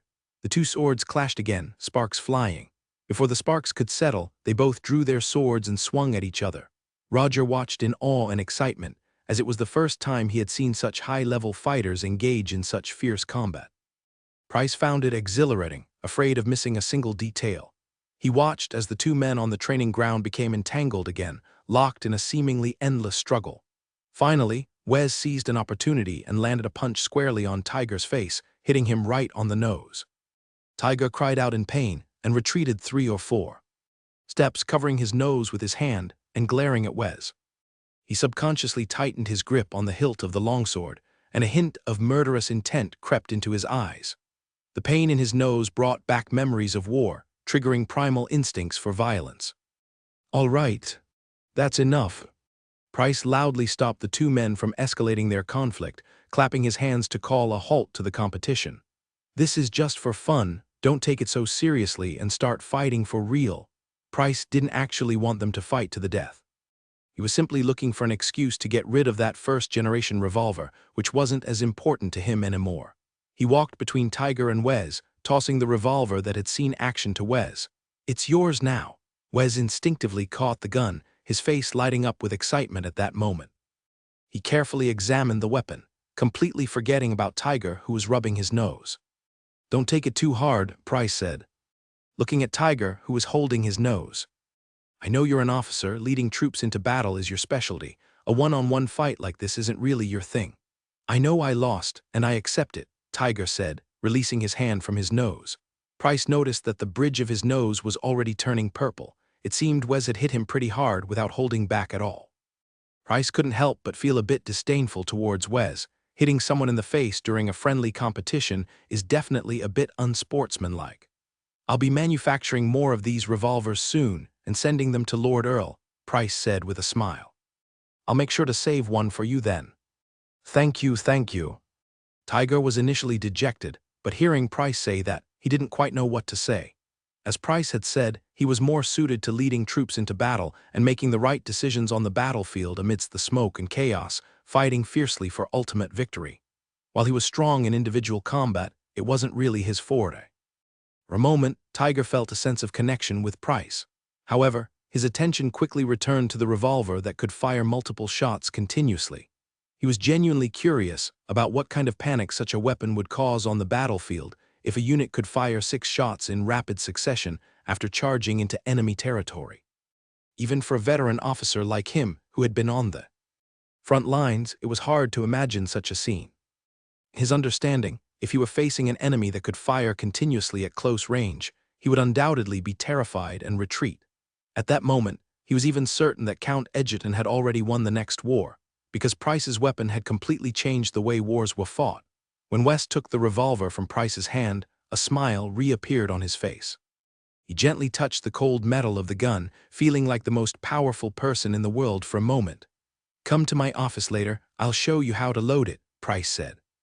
"It's valuable and needs maintenance. You need to oil it regularly, otherwise it might jam." At that point, West realized he didn't actually know how to use this mysterious weapon. "You too." Price turned to Tiger and invited him. "Anyway, you have to learn, and I won't teach you a second time." This revolver wasn't as simple and user-friendly as a traditional revolver. It was still a work in progress. The primers, paper cartridges, and other new features revolutionized the old flintlock system, but they also brought their own set of problems. To make this revolver effective in critical moments, proper preparation was crucial. It couldn't just be pulled out and fired randomly. It needed careful preparation before battle to function properly. The separate primers had to be carefully placed in the chambers as they were prone to falling off. Therefore, they usually had to be inserted shortly before a battle. Similarly, the paper cartridges required meticulous loading, using the lever built into the bottom of the barrel to ensure the bullet was securely seated in the chamber and would fire when needed. In short, it was a very complicated process, and Price himself had practiced extensively in his office to master this complex pre-battle procedure. As he was about to leave, Price seemed to remember something and said to the two of them, "You go ahead. I need to talk to Roger about something." He watched their backs as they left, then sighed to old Roger. "They are both very impressive." Having experienced life or death struggles himself, and having been in a similar situation before time travel, Price could clearly see that both Tiger and West were exceptional individuals. Even in his own time, they would have been considered formidable figures. However, one of them was already loyal to someone else, while the loyalty of the other was still questionable. This made Price realize that he desperately needed more reliable people around him. Roger's loyalty is beyond reproach, but in terms of combat ability, he certainly wouldn't be a match for either Wes or Tiger. The feeling of having one's life dependent on others was deeply unsettling to Price, who had been a powerful figure in his previous life. He wanted to change the current situation and at least build a more loyal team. "Yes," Roger nodded, not quite understanding what Price was trying to say. "The stronger they are, the more I feel like we're at their mercy," Price said frankly to old Roger. "When you put it that way." "It's true," Roger agreed, nodding slightly before looking at Price. "What do you want to do?" "We need to find those people from our past who are of good character and have high loyalty," Price said, turning to look at Roger. "Can we get them back?" "A few of them are still living in Bunas, so it should be possible," Roger said confidently. "Lev, Bernard, and Joey, they should all be there. Try to bring them back and then recruit some young people with clean backgrounds. We need to strengthen the security of the workshop," Price said. He emphasized, "Our own strength." Old Roger seemed thoughtful, then nodded again. "All right, I'll take care of it." Price didn't look at Roger anymore and walked directly into his office. Wes and Tiger were waiting for him there. He needed to explain his plans to them as well. Establishing its own armed force was essential for the workshop. Wes, as Price's personal bodyguard, needed to be informed. Similarly, Tiger, as the commander of the current security forces, also needed to be notified. There was no other way. The workshop was small, and recruiting 15 people and training them in shooting and combat would inevitably attract attention. Therefore, Price felt it was better to be upfront with everyone and let them understand, rather than letting them speculate and become suspicious. Days passed, and the workshop underwent rapid changes thanks to Price and everyone's efforts. The second steam engine was completed. This engine had cost Price everything he had, but it also dramatically increased his production speed. With these two steam engines providing power, 10 bed-making machines were linked mechanically, making manufacturing parts faster and easier. Several dozen workers gathered around the machines every day, studying how to operate the new equipment. Leaving the second steam engine, Price returned to his office. He splashed cold water on his face and asked Roger, who was following him, "Uncle Roger, how is it going with the people I asked you to find?" The workshop had a well and also a set of canvas equipment for collecting rainwater. When it rained, the workers would unfold this equipment, which resembled an inverted tent, to collect the rainwater. Unfortunately, due to its proximity to the sea, the groundwater in this area wasn't particularly palatable. This was determined by the geographical environment. Price had grown accustomed to the taste of the water here. After all, in this era, there were no sophisticated water purification systems. Furthermore, true toothpaste didn't exist yet, so many people's teeth looked quite unhealthy. Price found some materials and started using ancient methods for oral hygiene. He intended to make some toothpaste for himself, as he had the information but lacked the necessary ingredients, forcing him to endure it temporarily. This wasn't a convenient era, as many things Price was familiar with hadn't yet been invented. Price, who didn't have much capital, couldn't immediately turn his ideas into reality. He had steam engines, but even thinking about trains, which were closely linked to steam engines, was beyond his reach for the time being. Where would he get the steel to lay tracks? Where would he find a large supply of sleepers? How could he guarantee that the tracks laid on the ground wouldn't be dug up and sold by desperate people in this era? These problems were insurmountable, so perhaps automobiles were more suitable for Price at this time. Roger threw his dirty gloves onto a chair nearby and sat down, then said to Price, "To be honest, I don't know many adventurers. However, there are a few old acquaintances who traveled south and north with your father. They used to work with your father." He chuckled self-deprecatingly, leaning back in his chair as if reminiscing.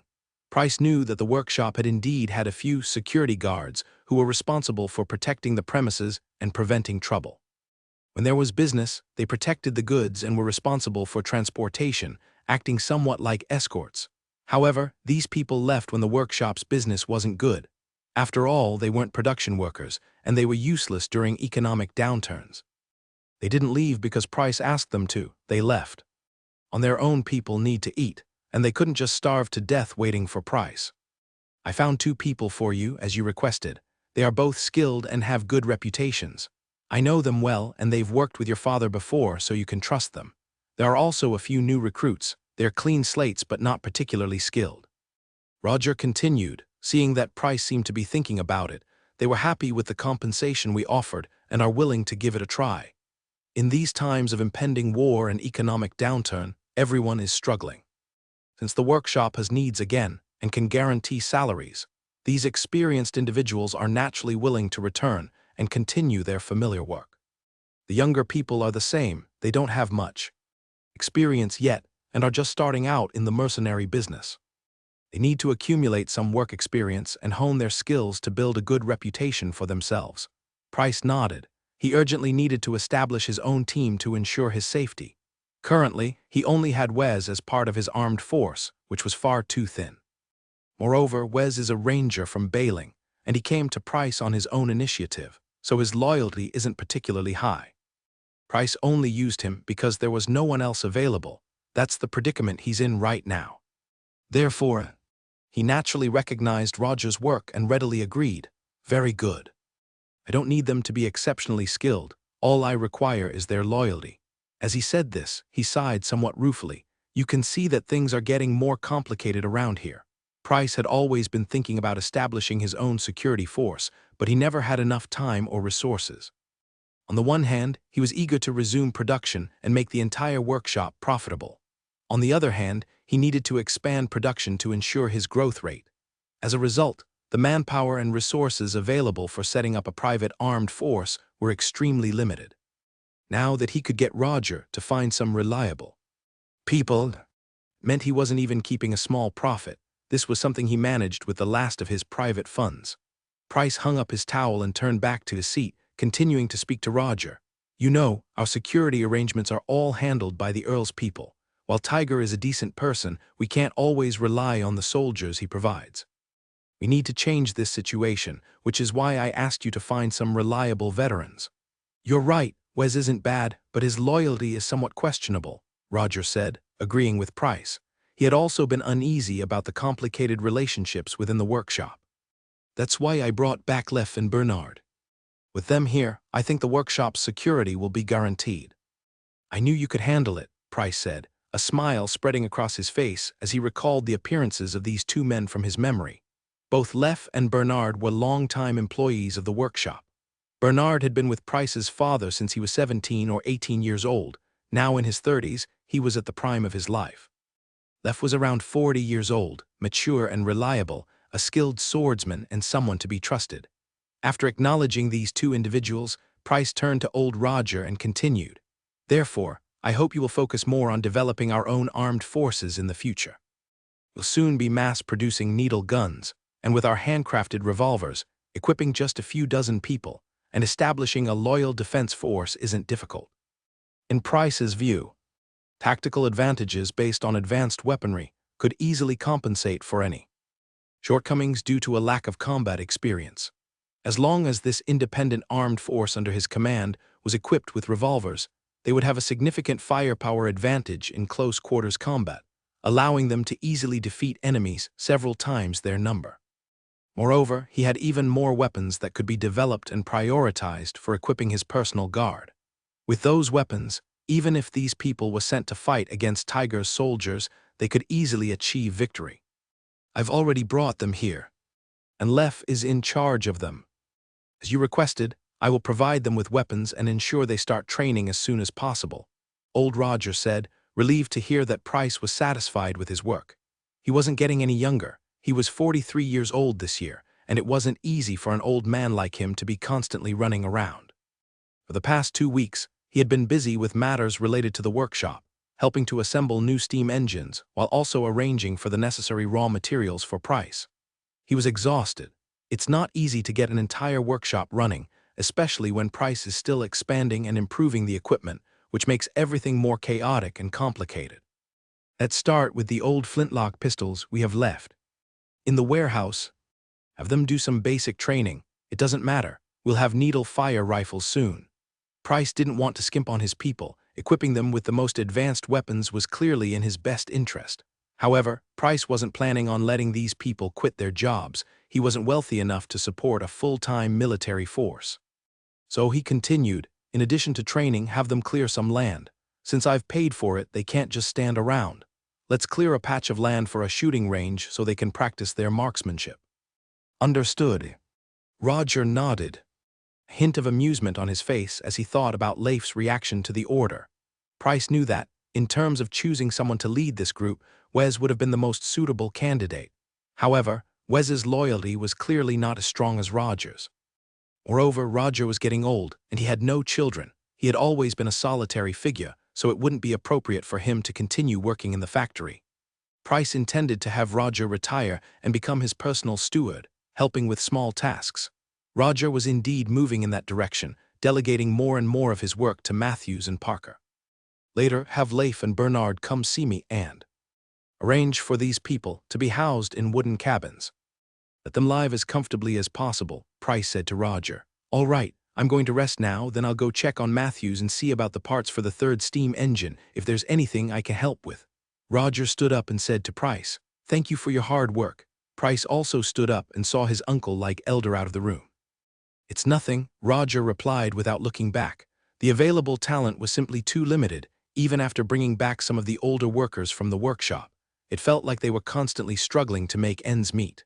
Price sighed inwardly and walked out. He passed by the factory building that had just been vacated. It was the only one in the entire workshop currently in production. He glanced at Parker and his apprentices as they worked. What comforted him was that the apprentices were all very grateful, knowing how hard it was to come by job opportunities. Therefore, they were meticulous and worked diligently, resulting in a high quality of finished parts. At least we have a good start, Price consoled himself inwardly, trying to shake off his negative feelings. In reality, Price now had over 300 people working for him. In terms of numbers, his workshop was already quite large. Of these, about one-third were former workers from the original workshop. Approximately 100 people, adding in the workers brought from Bailing, which numbered over 100, although the initial agreement was for fewer. The Earl had ensured Price received 100 of them, but actually 106 arrived. There were also other workers and construction laborers who were gradually recruited, along with family members who had arrived, totaling around 70 or 80 people. Including Tiger and his guards, there were 9 in total, plus the 7 or 8 security personnel Price hired for the factory. In short, this was a complex workshop with a large workforce. Approximately 220 people lived in wooden houses or dormitories, while the remaining 80+ had to live in tents. Of course, more wooden houses were under construction, and some space had been cleared in the warehouse, although it remained unoccupied. Price was converting that area into a workshop for producing gunpowder-free ammunition. Several carpenters were inside, building long tables and benches. Since the workshop could produce firearms, it naturally could also work with wood. However, no one expected Price to assign the skilled carpenters who were capable of making gun stocks and receivers to build simple tables and benches. The entire workshop now resembled a massive construction site with signs of ongoing work everywhere. Half of the original ironworks building was being renovated. The only part still in operation was the factory housing the steam engine. There, Parker was leading his apprentices, diligently operating the steam engine, while other workers were learning alongside them. The drilling machines worked day and night, producing gun barrels. In fact, it's not entirely accurate to say Price wasn't producing the K1 rapid-fire rifle, because he was indeed accumulating a supply of gun barrels for its production. After several days, he had accumulated 30 gun barrels. This number was already quite significant, as in other workshops, this would represent almost the entire month's output. Price knew that once his workers started working at full capacity, they could quickly use up these accumulated gun barrels and provide Tiger with over 30 K1 rapid-fire rifles within a few days. Over the past few days, Price has also been thinking about how to start production again. He estimates that at this pace, he will need to assign people to begin manufacturing gun stocks and bodies using dried wood in a few days. Constantly delaying things doesn't align with his work style. He also took some time to gather blueprints, planning to install new machinery directly when the factory building is completed. Meanwhile, he plans for Roger to train the factory's security personnel, while simultaneously placing large material orders at the port of Bunnas. Once the Earl's next payment arrives, he can immediately ship the goods to his lordship. Thanks to Price's efforts, the entire workshop has undergone a significant transformation. The largest warehouse in the original factory has been converted into a chemical plant. The ventilation in this warehouse is not ideal, so Price hired some workers who are currently breaking windows to improve it. Unfortunately, he doesn't have any ventilation equipment. Even if he did, he couldn't afford to install it, and even if he could, there would be no electricity. For now, he can only rely on the most basic methods to meet the required standards. Adjacent to this warehouse is a pathway. Warehouses need to be fireproof and theft-resistant, so the area around this large warehouse is actually made up of roads, designed to prevent the spread of fires and also provide some level of security. On the other side of the road is another warehouse. This one is smaller and has thicker walls. It was originally used to store dangerous goods, like gunpowder. Now it's empty and has been converted into a laboratory that Price uses as his personal workspace. It's usually locked, and only he has the key. Next to the lab is another pathway, which leads to a water room. Inside are a well, storage tanks for water, and several large buckets used for firefighting. The water room is filled with wooden barrels, and the ground is slightly elevated. This makes it easier to transport water from here to extinguish any fires that might break out in the gunpowder storage area. Price walked past the water room and arrived at 2 more warehouses, which are separated by only a wall and haven't been deliberately isolated. They are both wooden structures and clearly not intended for storing valuable goods. Previously, these were used to store lumber, leather, and various other items from the workshop. However, Price has now converted them into a school. Currently, all the goods here have been moved out and placed in newly built, lower-quality wooden structures located further away. These buildings are essentially makeshift constructions, serving little purpose other than to store miscellaneous items. These hastily constructed wooden shacks are practically open-air pavilions with no walls, making them uninhabitable. They only resemble houses when filled with piles of junk. At this moment, several temporary long tables and benches are arranged here, giving the impression of a rudimentary meeting room. To maximize space for tables and chairs, their width has been significantly reduced, and even the backs have been omitted from the chairs. Most of the tables and chairs being produced in the workshop were intended for use here. In short, everything here is extremely basic, so much so that this supposed school hasn't even managed to recruit any teachers yet. Despite this, Price has already begun planning to enroll new students and get the school up and running as quickly as possible. He simply can't wait any longer. He needs more people who understand him and are willing to work for him. He wonders how many decent students they will be able to attract. Price chuckled to himself and continued walking forward. In a corner is the most relaxed area of the entire weapons workshop, the shooting range, or rather it's a test firing range. From a distance, Price saw Wes holding a revolver, repeatedly drawing it from his holster and pretending to fire. Standing nearby, Tiger watched Wes practice with an envious expression. Even Tiger's own holster was empty, as he rarely parted with his flintlock pistol. "I see you've met the new recruits," Wes said with a smile, putting the revolver back in his holster as Price approached. "How are they?" Price asked with a smile, not beating around the bush. "They seem all right," Wes replied. "I'm your guard and I don't concern myself with other matters, but having them here is definitely helpful. It will make things much easier." He consistently refers to himself as Price's guard, seemingly defining his own identity. However, Price feels that if there were a better option, he wouldn't keep someone of such questionable background close by. "I'm already working on the second revolver," Price said, turning to Tiger and offering some comfort to the poor child who hadn't received a toy yet. Price had already begun producing smokeless gunpowder, and he had started having a few apprentices help him handcraft the parts for what would be the world's first truly modern revolver, one that used metallic cartridges.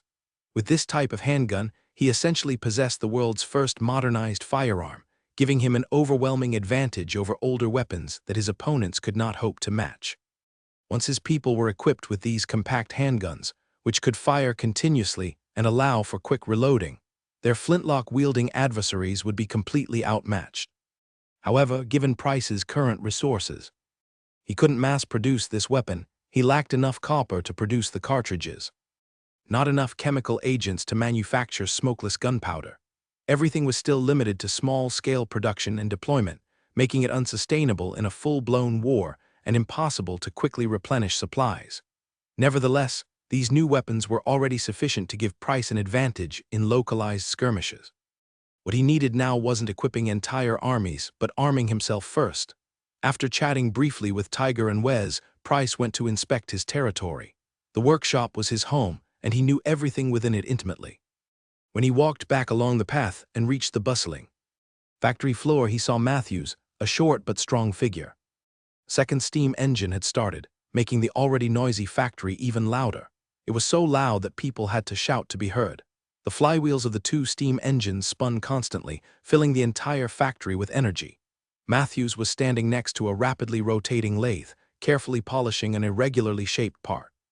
With this constant power source, the task of polishing became much easier. Matthews quickly finished the part in his hand, set it aside, and stretched his neck. Then he saw Price standing beside him, and a smile spread across his face. "This thing is amazing. I'm really starting to like it here." "You'll like it even more," Price said with a smile, thinking of the drawings he had been working on in his spare time. "Things at the school are finally getting organized. If you have some free time, you could teach the children how to operate the machinery." "That sounds good," Matthews replied, "but apprentices should be at least 10 years old.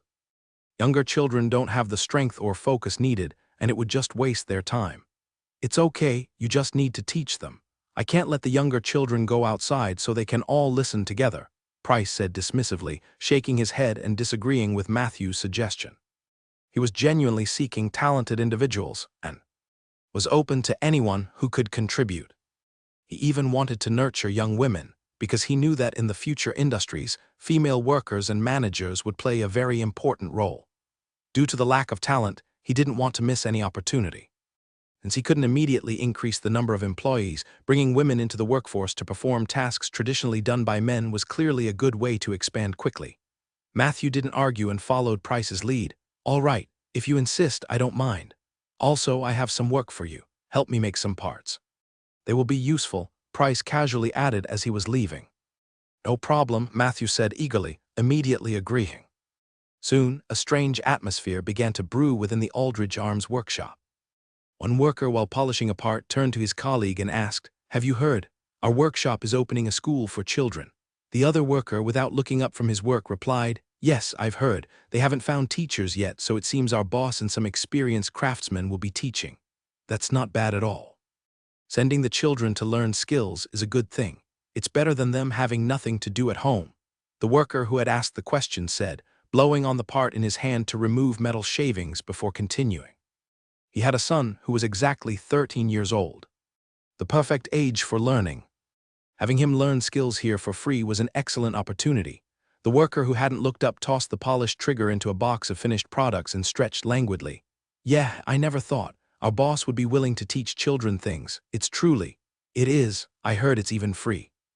"Oh, I don't know if that's true," another worker chimed in, sounding very excited. He had 2 children at home and both were quite intelligent. If they could learn some skills, they would likely have a comfortable life in the future. In this era, there weren't many bosses who offered benefits to their employees. Someone like Price, who was planning to provide education for all of his employees' children, was truly rare. After hearing this news, almost all the workers were excited. They spread the word and began to think about how to get their own children involved. Here's the second update for today. Please consider giving it a thumbs up, recommending it to others, donating, and adding it to your collection. It's definitely true. My children are going, and the boss came personally yesterday. Even gave my child a booklet. More and more workers were joining the conversation, with one worker excitedly providing evidence that Price was indeed planning to do this. This news had been circulating among the workers for some time. Price had already announced his plans because most of the workers' families were not living nearby. It would take some time to convince these workers to bring their children and enroll them in the school. Furthermore, Price needed time to prepare to set up the school, create lesson plans, and organize everything else that was necessary. Therefore, the news spread quickly, and Price intentionally let it circulate to gauge people's reactions. He wasn't sure whether these workers would support or oppose sending their children to school, so he needed to see how they felt. As a result, everything went very smoothly. Price received the feedback he wanted, and the school was established. At that moment, the worker who had initially brought up the topic exclaimed excitedly, "That's amazing. I'm going to bring my son too." Many other workers were also intrigued. They had children of their own, and many had more than one. Bringing those children together for proper education would be a great thing.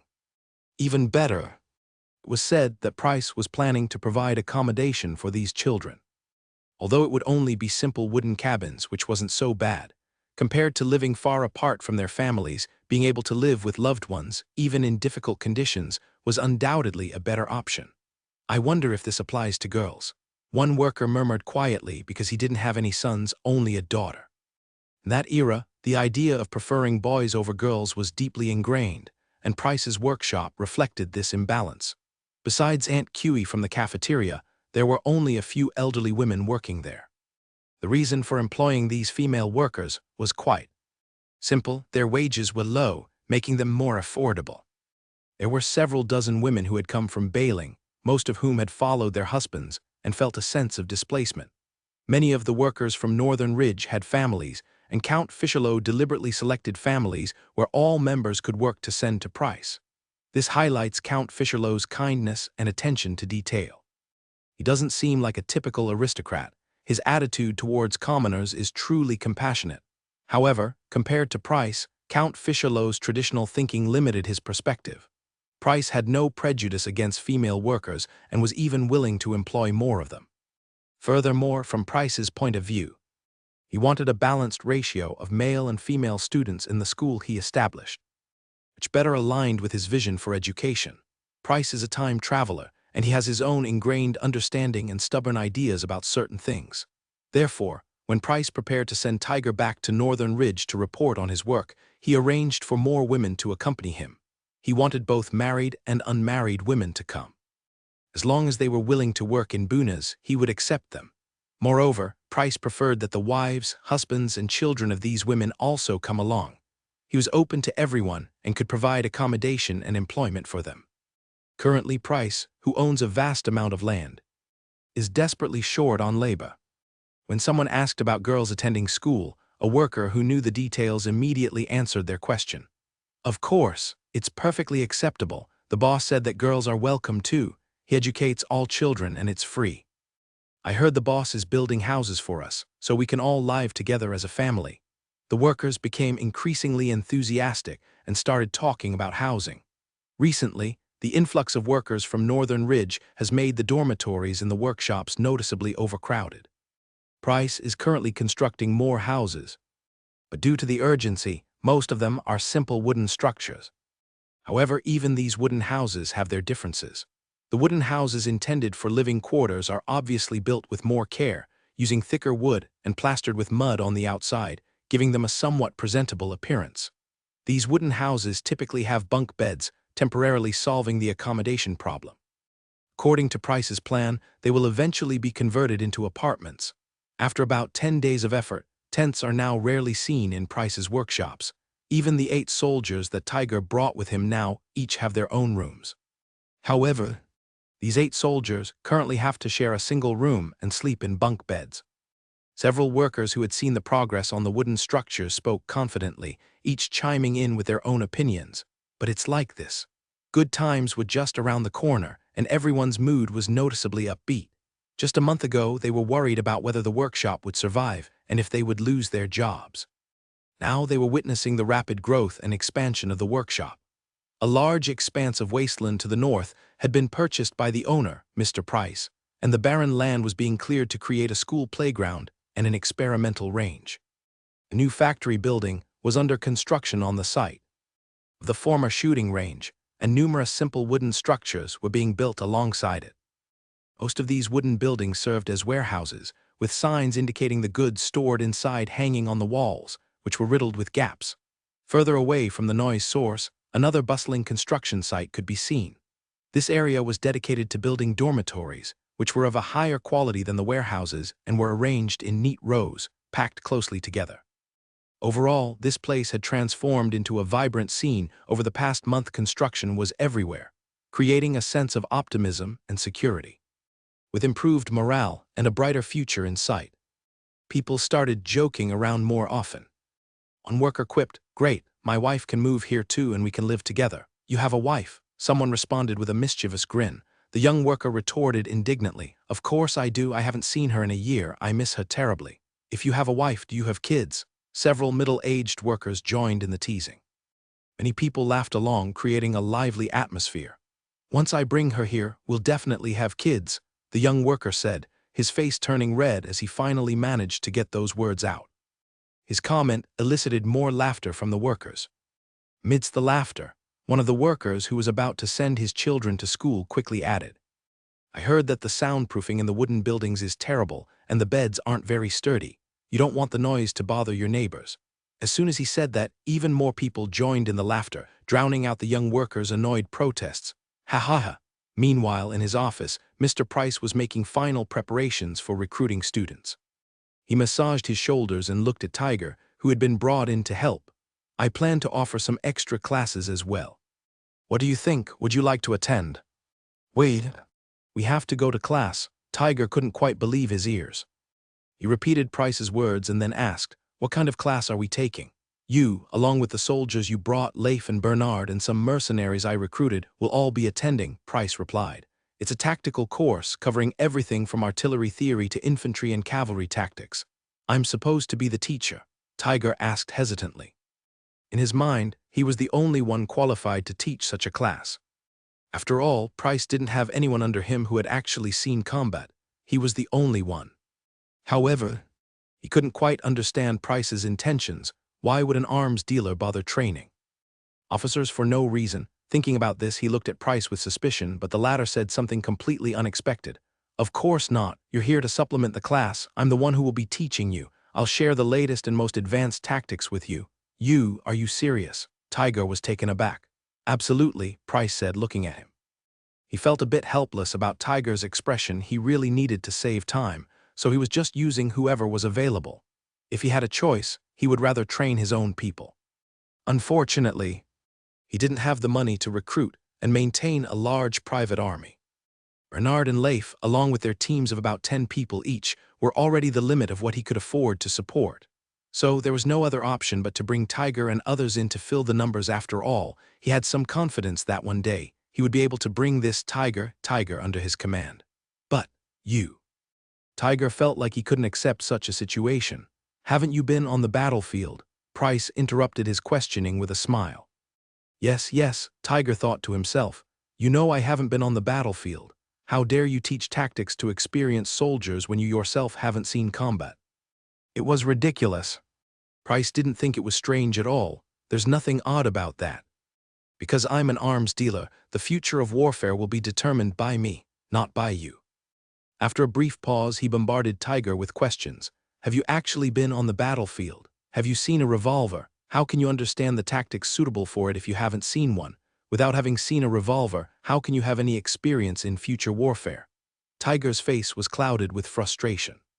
He thought to himself, so what if I haven't seen a revolver? Do you have to keep saying it over and over again? Line up in 3 rows, regardless of gender. Arranged from shortest to tallest, Roger commanded loudly, addressing the group of children who were milling around. Hearing Roger's voice, some of the older children working as apprentices at the factory immediately began forming lines, while the children from nearby families were still somewhat disorganized. However, as some children started lining up, others, driven by curiosity, followed suit and formed 3 rows. The few girls present were shy and quiet, simply lowering their heads and standing among the crowd, being jostled around by the boys, looking like little victims. Price frowned and glanced at the sparse group of children in front of him. To be honest, he was not satisfied with these children. Due to the lack of education in this world, these children, who were already quite old, showed no sense of discipline.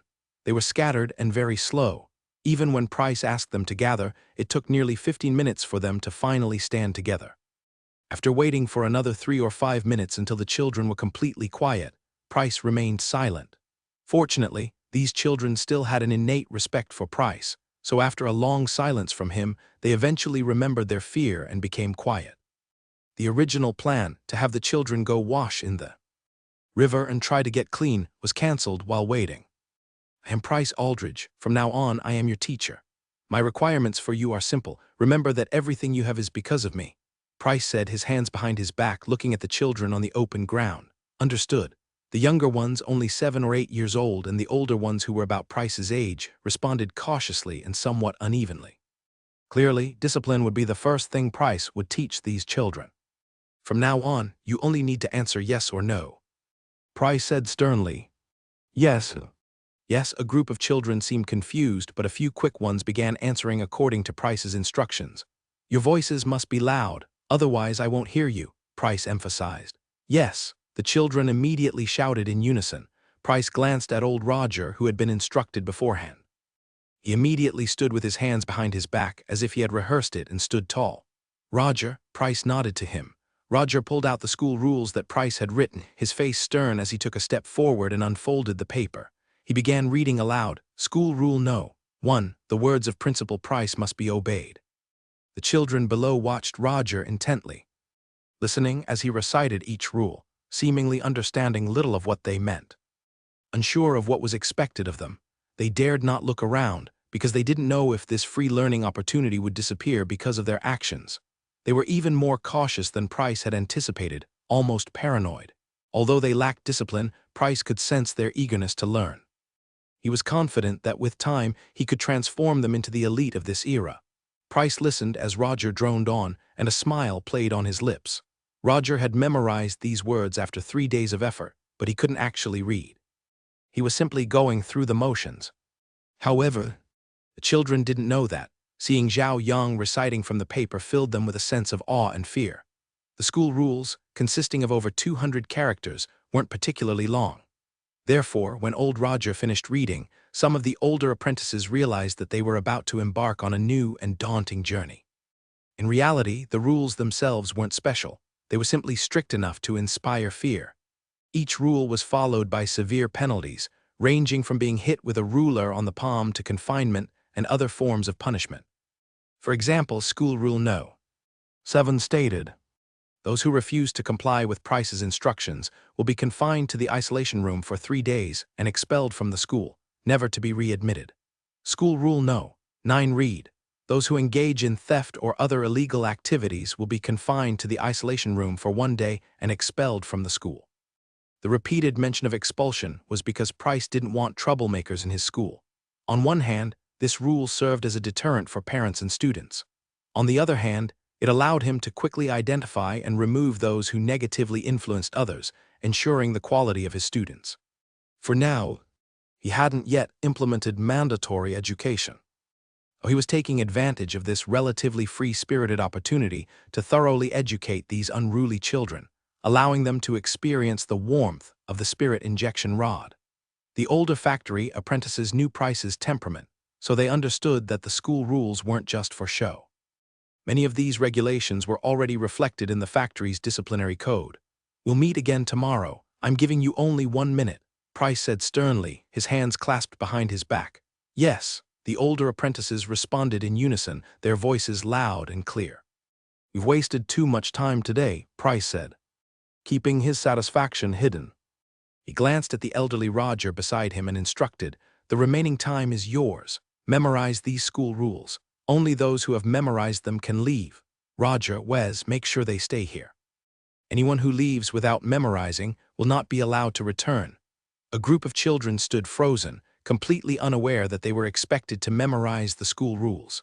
They watched Price leave, and then realized that they might be in for a difficult time. They had been sent here by their elders to study, and they clearly couldn't just go home if they failed to deliver. They would undoubtedly be punished. The problem was, even if they were just beaten once, it could be endured. But if this school didn't collapse, their families wouldn't stop pressuring them, and then things would really be tough. So running away wasn't an option. They had to grit their teeth and stay put. After all, they were still teenagers, and how many of them truly had the courage to break free? However, memorizing these rules was clearly a daunting task. Some of them could barely recognize a few characters. Fortunately, Roger and Wes seemed prepared. They divided the group into 2 halves, each taking 1 half to a relatively secluded corner.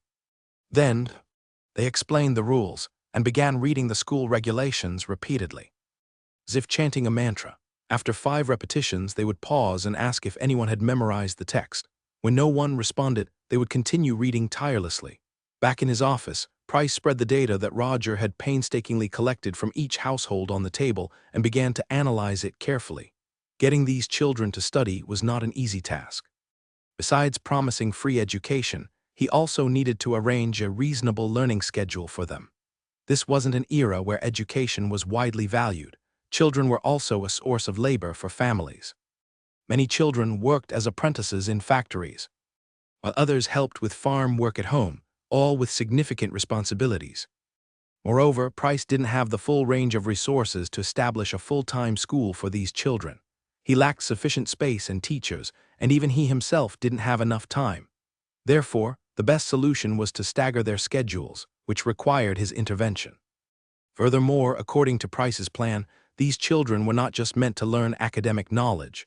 They also needed to participate in morning exercises, complete physical training, and some of them with exceptional talent would receive special attention from Price, who intended to cultivate them into trusted subordinates. In short, everything was just the beginning, and they still had a long way to go to achieve their goals. Price rubbed his neck, turned his head, glanced at some drawings beside him, sighed dejectedly, and then returned to his work. On the temporarily leveled ground, the test for these children continued. Wes felt like his throat was dry, but none of the children in front of him had memorized those blasted school rules. Roger wasn't doing much better, but he was smarter than Wes because he brought a water bottle. Article 51, Unity and Friendship, helping each other, not abandoning classmates. Finally, after more than an hour, the young apprentice who was helping Price build birdhouses was the first to recite the school rules and complete Price's first assignment. He also became Roger's first candidate for class monitor. Soon after, another shy little girl recited the entire set of school rules, becoming the second candidate for class monitor. When Roger and Wes finally watched these newly enrolled students memorize the school rules and wearily returned to Price's office, Price was discussing the new factory building with Matthews. The pipelines in the new factory need to be completely redesigned. Renovating the old ones would be a waste of time.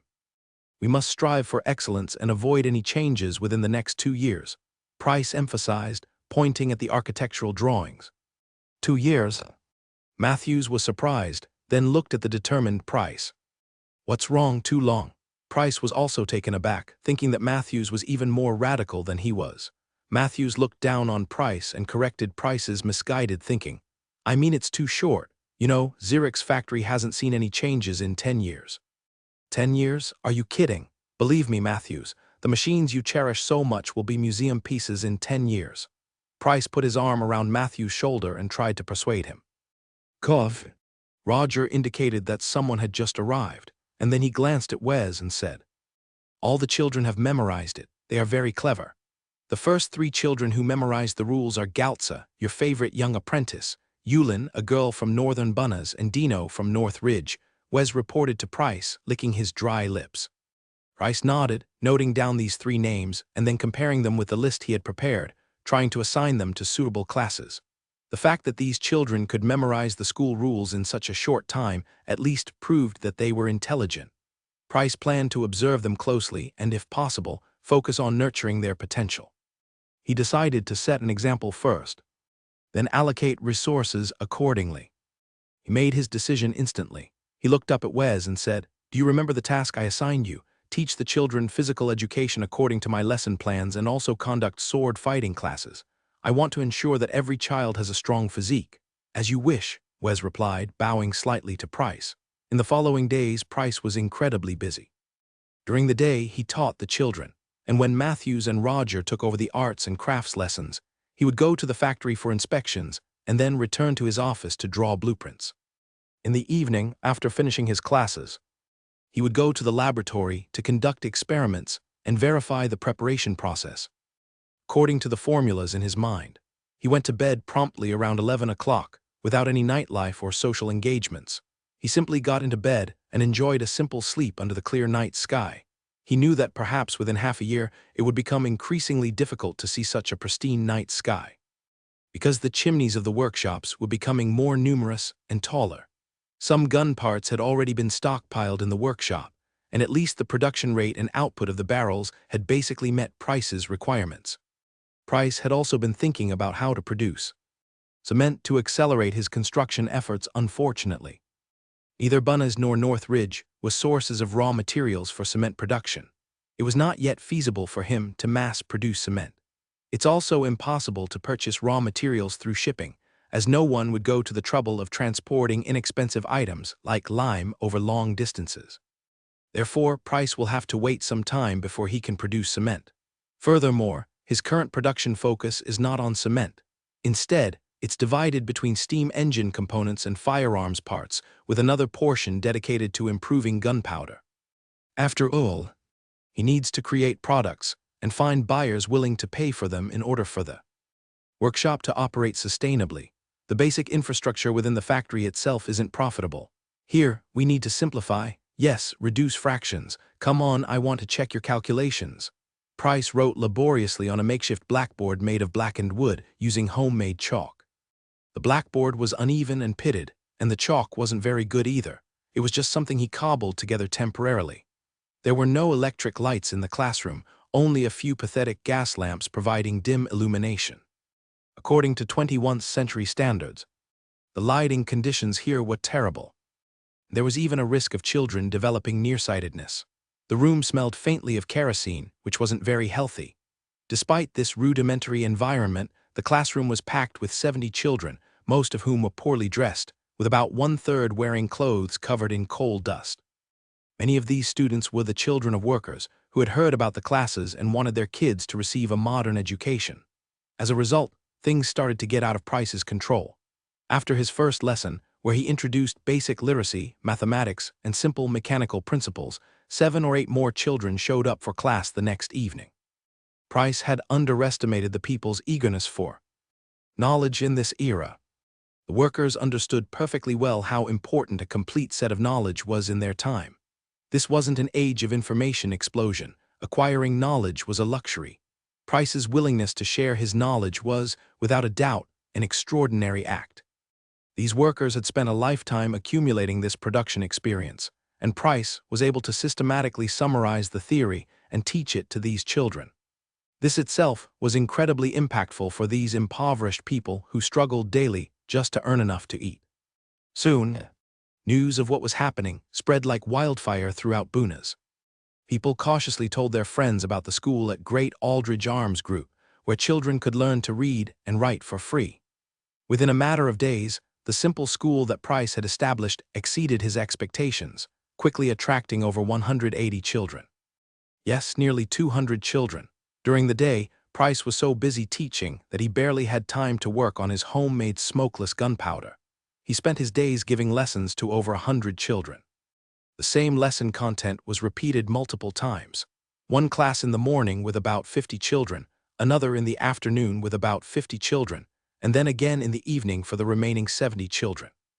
Price's throat was parched from talking so much. He grabbed a glass of water from the table and gulped it down to relieve himself. He was dry-mouthed, but he had to keep going. He needed to quickly impart as much knowledge as possible to these children, helping them grow and develop. In reality, Price wasn't that much older than these children. Some were 15 or 16 years old, while others were only 7 or 8. They all stared intently at Price standing behind the lectern. Although only 17 years old, Price was quite strong and stood tall at almost 6 feet. He looked impressive standing behind the table, but his face still held a certain youthful innocence, and his voice wasn't as deep and resonant as it would become later in life.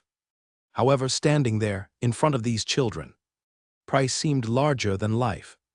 After finishing his water, he put his hands behind his back and stepped down from the platform to examine the notebooks of each child. These notebooks were provided free of charge by Price, and they didn't cost him much. The son of the owner of a paper shop in Bunas was supposed to attend the classes in the morning, so he sold Price the paper at wholesale prices. The children who attended the evening classes were generally older, as they were old enough to help with chores around the house, and therefore only had time to attend in the evenings. About half of the students were apprentices from the workshop, while some were the children of workers. The backgrounds of the others were quite varied. Because these children were generally older, Price could move through the lessons at a faster pace. Many of the apprentices already had a basic understanding of mathematics, so Price directly introduced more complex concepts. "Hunt, don't look at Fanny's answer, you little rascal," Price called out to a child in the distance, startling him into retracting his neck. "If I see you cheating again, I'll send you to the isolation room for some serious reflection." Price scolded sternly, then began pacing along the desks. Correct, you're wrong, think about it. 2/4, 4/8, can these be simplified? Yes, you're very clever, Barrel." Price corrected each of the children's mistakes and then returned to the blackboard to continue the lesson. Studying here was free and students received notebooks. They also had to complete homework, and Price even provided snacks for them so they could have something to eat during breaks. These children were more mature than Price had expected. They truly cherished this rare opportunity to learn. They paid close attention in class, carefully completed their homework after school, and formed study groups to help each other, quizzing each other on the material from the previous day. Price even saw with his own eyes a young apprentice who worked shoveling coal, muttering multiplication tables under his breath with every shovel full. Never stopping. You need to understand these fractions because they are likely to appear in your future work. Mastering these numbers will make your jobs easier, Price said to all the students after returning to the blackboard. Next, we'll continue practicing. If you don't understand something, please raise your hand. 24/36, 35/49. After explaining a few more examples, Price stepped down from the platform and walked towards the door, instructing the smartest apprentice in the workshop. "Galtza, please maintain order in the classroom. I'll be back in 2 minutes." By the time he said this, he had already reached the doorway of the classroom. This classroom was actually a large wooden building that used to be a warehouse. The goods have been moved out, and simple long tables and chairs have been placed inside, transforming it into a classroom. Most of the goods that were originally stored here have now been consumed or removed, and the remaining items have been moved to a temporary wooden structure. Next to this warehouse-turned-classroom, there was another room, and the people inside that room were even more interesting. Tiger, accompanied by a group of soldiers he had brought with him, along with Wessler Bernard and their security personnel, were all seated neatly. There were exactly 20 of them, all looking down at the papers in front of them. "How's it going?" Price's voice came from outside the room before he even entered. Everyone looked up, their faces etched with worry, and shook their heads at him. Price knew that this process couldn't be rushed. It required a significant amount of time and patience. So, instead of getting discouraged, he walked to the blackboard and began explaining things to them. These were essentially Price's current military staff, so he didn't hold back, sharing his knowledge of various tactical concepts with them. This was all accumulated battlefield experience from centuries past, each detail meticulously analyzed and refined before being preserved as essential knowledge. "I don't understand why you want us to memorize this. Elevation, trajectory, and we have to calculate the launch angle for what? A projectile? Oh right, a parabola." Tiger frowned, looking at Price, who had just entered the room, and voiced his complaint. One of the soldiers looked equally confused and asked, "This seems completely pointless, sir. Every cannon requires reloading after each shot, and even slight variations in the amount of gunpowder make precise shooting impossible." Reloading cannons in this era was a very complex process, with each step being tedious and requiring specialized artillery personnel. It took a considerable amount of time to fire just one shot. Similarly, without metal cartridges or precise propellant distribution, the range and accuracy of each cannon were entirely dependent on chance. Each artillery unit could only rely on the gunner's experience to adjust firing parameters, making each shot highly unpredictable, and therefore, the accuracy was far from impressive. It was only because both sides had dense formations and large numbers of troops that even relatively low accuracy in artillery fire could still hit enemy positions. Otherwise, these cannons would essentially be useless. In fact, if we can produce metal cartridges, we can solve this problem, Price explained with a smile, outlining his plans. Of course, he wasn't going to spend his entire life producing simple firearms. He wanted to develop even more advanced and powerful weapons, those war machines that embody the pinnacle of human ingenuity. And as the god of war, cannons were naturally among the first types of weaponry he intended to produce. However, he wouldn't be producing the muzzle-loading cannons of today. What he intended to design and manufacture was a completely new type of breech-loading rifled cannon. He aimed to redefine global artillery standards with this revolutionary weapon from the very beginning. With such an ambitious vision, he naturally needed to prioritize training officers who truly understood artillery, could command artillery units, and were familiar with artillery tactics. These soldiers before him, along with individuals like Leif, are his seeds, the new style soldiers he needs to cultivate to develop modern weaponry and equipment. "We do have fixed ammunition now," another of Tiger's subordinates said, looking puzzled, "but it's still impossible to achieve perfect consistency in the amount of propellant used." He had experience with cannons himself, though he considered himself quite familiar with them. "I know, but in the future, our ammunition will be able to achieve near-perfect uniformity. What we are learning now is for future tactics. Do you understand?" Price had to continue explaining. Tiger, as an old-fashioned officer, was stubborn and inflexible, like a rock in a latrine, unpleasant and unyielding. "I think we're wasting our time on things that aren't necessary. It would be more appropriate to practice marksmanship. Think what you want, but consider the revolver. If weapons truly undergo significant changes in the coming years, those who miss this opportunity to learn will forever fall behind, becoming mediocre old soldiers, lost to the tide of progress." Price sighed and gave Tiger one last warning. Hearing Price say that, Tiger actually took him seriously. Revolver was a real invention, after all. He suddenly realized that Price might be giving them an opportunity, a chance to keep up with change. "Everyone, learn diligently. This is an order." Tiger looked at his subordinates and, gritting his teeth, issued the command. In contrast, the young mercenaries brought by Leif and Bernard showed no resistance whatsoever. They were naturally curious about military matters, and being able to learn directly was a source of great excitement for them. They didn't have the old, ingrained experiences that might cause resistance, so they were eager to learn. At this moment, they were all diligently recording the equation Price had hastily written on the blackboard. Following Price's instructions, they plugged the equation into the data and calculated a value. "All right, everyone, compare your answers. I need to go teach those kids now. Try quizzing each other. Ask the other person to specify where they want their artillery shell to land, and then have them calculate the firing parameters." He rushed towards the door, assigning the homework without looking back. A group of older students sighed and lowered their heads, trying to understand the calculations they had just seen. Price hurried back to the classroom next door, but he didn't see any signs of disruption. Everyone was quietly practicing their calculations, and the room was so silent you could hear a pin drop. Seeing this, Price felt a pang of emotion. In his previous life, he had heard stories about how children in impoverished areas cherished learning opportunities, but he hadn't experienced it firsthand like this. Now seeing these children, who were determined to learn and considered it essential to their lives, regardless of the hardships they faced, Price realized that he could contribute more to the world than just advanced weaponry. Perhaps he could also help create a brighter future. At least he felt that with his abilities. He could bring peace to one area, provide bright classrooms for children, and ensure that workers had their own homes, new clothes, and nutritious meals.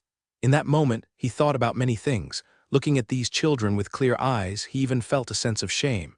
How wonderful it would be if we could provide them with electric lights, he thought. How much better it would be to give them higher quality practice books, more suitable desks and chairs, a more beautiful classroom, a smoother blackboard, and more qualified teachers. "All right, children, let's calculate something else now." He picked up the crude chalk, which was covered in white powder, and continued writing on the blackboard. "Hey, time for a break." A construction worker, shirtless, stood with his muscles glistening healthily in the sunlight. In these times of war, finding a job was difficult, especially one with decent pay like the one he had at Price's weapons workshop. Every day he transported sand to the designated location and helped nail planks of wood, lifting them overhead and passing them to the professional construction workers. The work wasn't particularly difficult, it just required strength, which he had in abundance. The owner, Price, paid him a fair wage, and the added benefit was that he got a meal each day. The food wasn't lavish, but it was certainly sufficient, which is rare these days. There aren't many bosses who don't try to cut corners on their workers' meals. He felt that he should give back to such a generous employer by working harder. It was a way of showing his appreciation. However, recently, he noticed that his work ethic couldn't compare to that of the construction workers. Those guys started hammering away before dawn every morning, not taking a single break. "We can still work for a while longer," one worker said as he climbed a ladder with a plank of wood, carefully placing it in its designated position.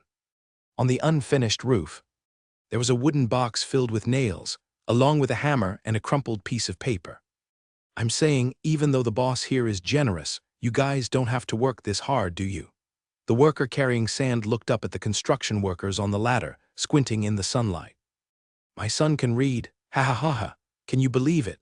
For that alone, I should work even harder so that Mr. Price can see that we are grateful people who repay kindness with kindness. Maybe he'll teach my son more things then, and my son will learn a new skill." The worker on the ladder picked up a nail, expertly hammered it into the wood, and proudly showed it off to the sand-carrying worker below. He had been excited about this since last night. The crumpled piece of paper in the box filled with nails wasn't anything special. It was his son's test paper from yesterday. The paper contained 30 characters, each written crookedly and unevenly. But for an old carpenter and construction worker, this was more exciting than landing a big job. In this world, being able to read is incredibly useful. It can get you jobs running errands for nobles, working as an accountant, or even applying for positions in government offices. Even if you do nothing else, passing down the family trade of carpentry means you can understand blueprints more easily and calculate profits. At least it reduces the risk of being cheated, right? He himself had never learned to read, relying on experience to interpret blueprints, and he knew very few characters. Having spent a lifetime suffering from a lack of education, his son was now able to write dozens of characters. How could he not be excited? How could he not feel grateful to the person who educated his son? So recently, he had been working even harder every day, which had also sped up the progress of the project. "I don't even have a son." The sand carrier, finally understanding what was going on, muttered weakly before returning to his work. It was impossible to continue arguing with these people, who were already agitated. They were likely to become hostile. There were many workers in the workshop who genuinely admired Boss Price. Many of the workers, especially those with families, had openly expressed their affection for Price. Their simple values led them to be deeply loyal to those who sincerely cared for them. Just look at how highly regarded Uriel was in bailing for his benevolent rule. He hadn't even done as much as Price was doing now. Price intended to implement a comprehensive set of reforms inspired by modern society here. These ordinary people, unfamiliar with such things, were astonished by these generous benefits. They simply couldn't comprehend that Price was creating a social environment for them. They instinctively saw him as a true, benevolent ruler worthy of their loyalty. When the fathers, mothers, and even grandparents of the children witnessed the significant changes in their offspring over the past few days, they all regarded Price as a savior in this bleak world.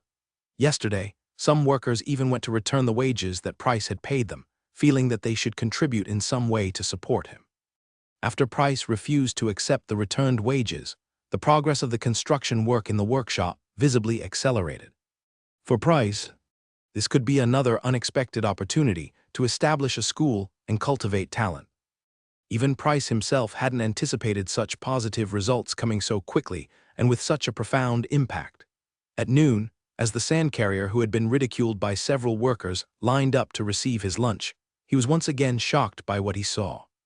The cafeteria worker, Zai, whose hands always trembled rhythmically, skillfully, profoundly, and almost violently enough to shake the meat out of the ladle, miraculously held her hands steady this time. The sand carrier blinked in disbelief at what he was seeing. After repeatedly confirming that everything was real, he nervously looked up and met the disapproving gaze of Auntie Zai. "My goodness, Auntie Zai, why are you giving me so much today?" The sand carrier raised his head in astonishment, looking at the sticky pumpkin soup in the wooden tray, which surprisingly contained bits of meat. "You useless fool," Aunt Kiwi scolded, pointing a large spoon dripping with broth at the man. "Get to work, stop being lazy and messing up our boss's project. Do you know how hard it is to find a good boss these days? If you don't appreciate it, get out of here and stop causing trouble for others." Ha ha ha. Several elderly women working in the tannery behind him burst into laughter, revealing yellowed teeth. "You worthless dog. If you don't work hard this afternoon, your wife will give you a beating when you go home," Aunt Kiwi said, not holding back because everyone here knew each other well. The sand carrier quickly nodded and stammered, Yes, I will definitely work hard this afternoon. I have plenty of strength. Just watch me. I guarantee I won't delay the boss's schedule. Don't worry." As he walked away, he glanced at the wooden tray containing pumpkin soup with minced meat, swallowing hard and feeling conflicted. If his wife had conceived earlier and given him a son or daughter, wouldn't he be able to send them to that school? He continued walking, lost in thought, becoming increasingly frustrated. Maybe if I try harder tonight. He unconsciously straightened up as the thought crossed his mind. There was no other way. In this situation, if he didn't become more polite, everyone would see a different side of him, a side that was far from admirable. Perhaps there would be rumors about him all over the construction site, and they wouldn't be pleasant ones. That someone actually managed to stand up even when facing a pile of sand. He thought about how such gossip could be exciting, but it wasn't funny when it was about himself. Park's mood had been improving lately because he now had 20 workers under his command, and he was constantly busy, which made him feel very fulfilled. He no longer had to work so hard every day. He just sat next to the machine, watched the apprentices secure the barrels, and then slowly used a drill to process them. Because these drilling machines were extremely precise, quality control was also very high. This was far superior to manual methods or water-powered technology, and it opened up a whole new world for Park. As a worker himself, he deeply understood the importance of large-scale production. As long as technical procedures could be standardized, parts could be manufactured quickly and efficiently. Traditional handcrafted manufacturing isn't necessarily superior to machine production. Especially during the industrial era when highly precise microchips didn't exist, most parts could be produced manually. The only difference is that manual labor cannot guarantee consistent product quality, nor can it easily scale up to train less skilled workers. The inability to mass produce leads to high prices, which in turn means long production times. This ultimately limits such products to being mere toys for the wealthy. However, the steam engine before him has the potential to change this situation and transform production into a standardized process. This is revolutionary because once production can be standardized, products can be produced continuously. The time required to train workers will be significantly reduced, making it relatively easier to cultivate qualified employees. At this moment, he already feels the impact the immense changes it brings. Previously, his apprentices were far from reaching his level of skill in drilling gun barrels. Just a few months ago, training a skilled worker with steady hands for drilling gun barrels was a complex and lengthy process. But now, the apprentices that Parker brought with him, along with some students from Bailing, can easily learn how to drill gun barrels.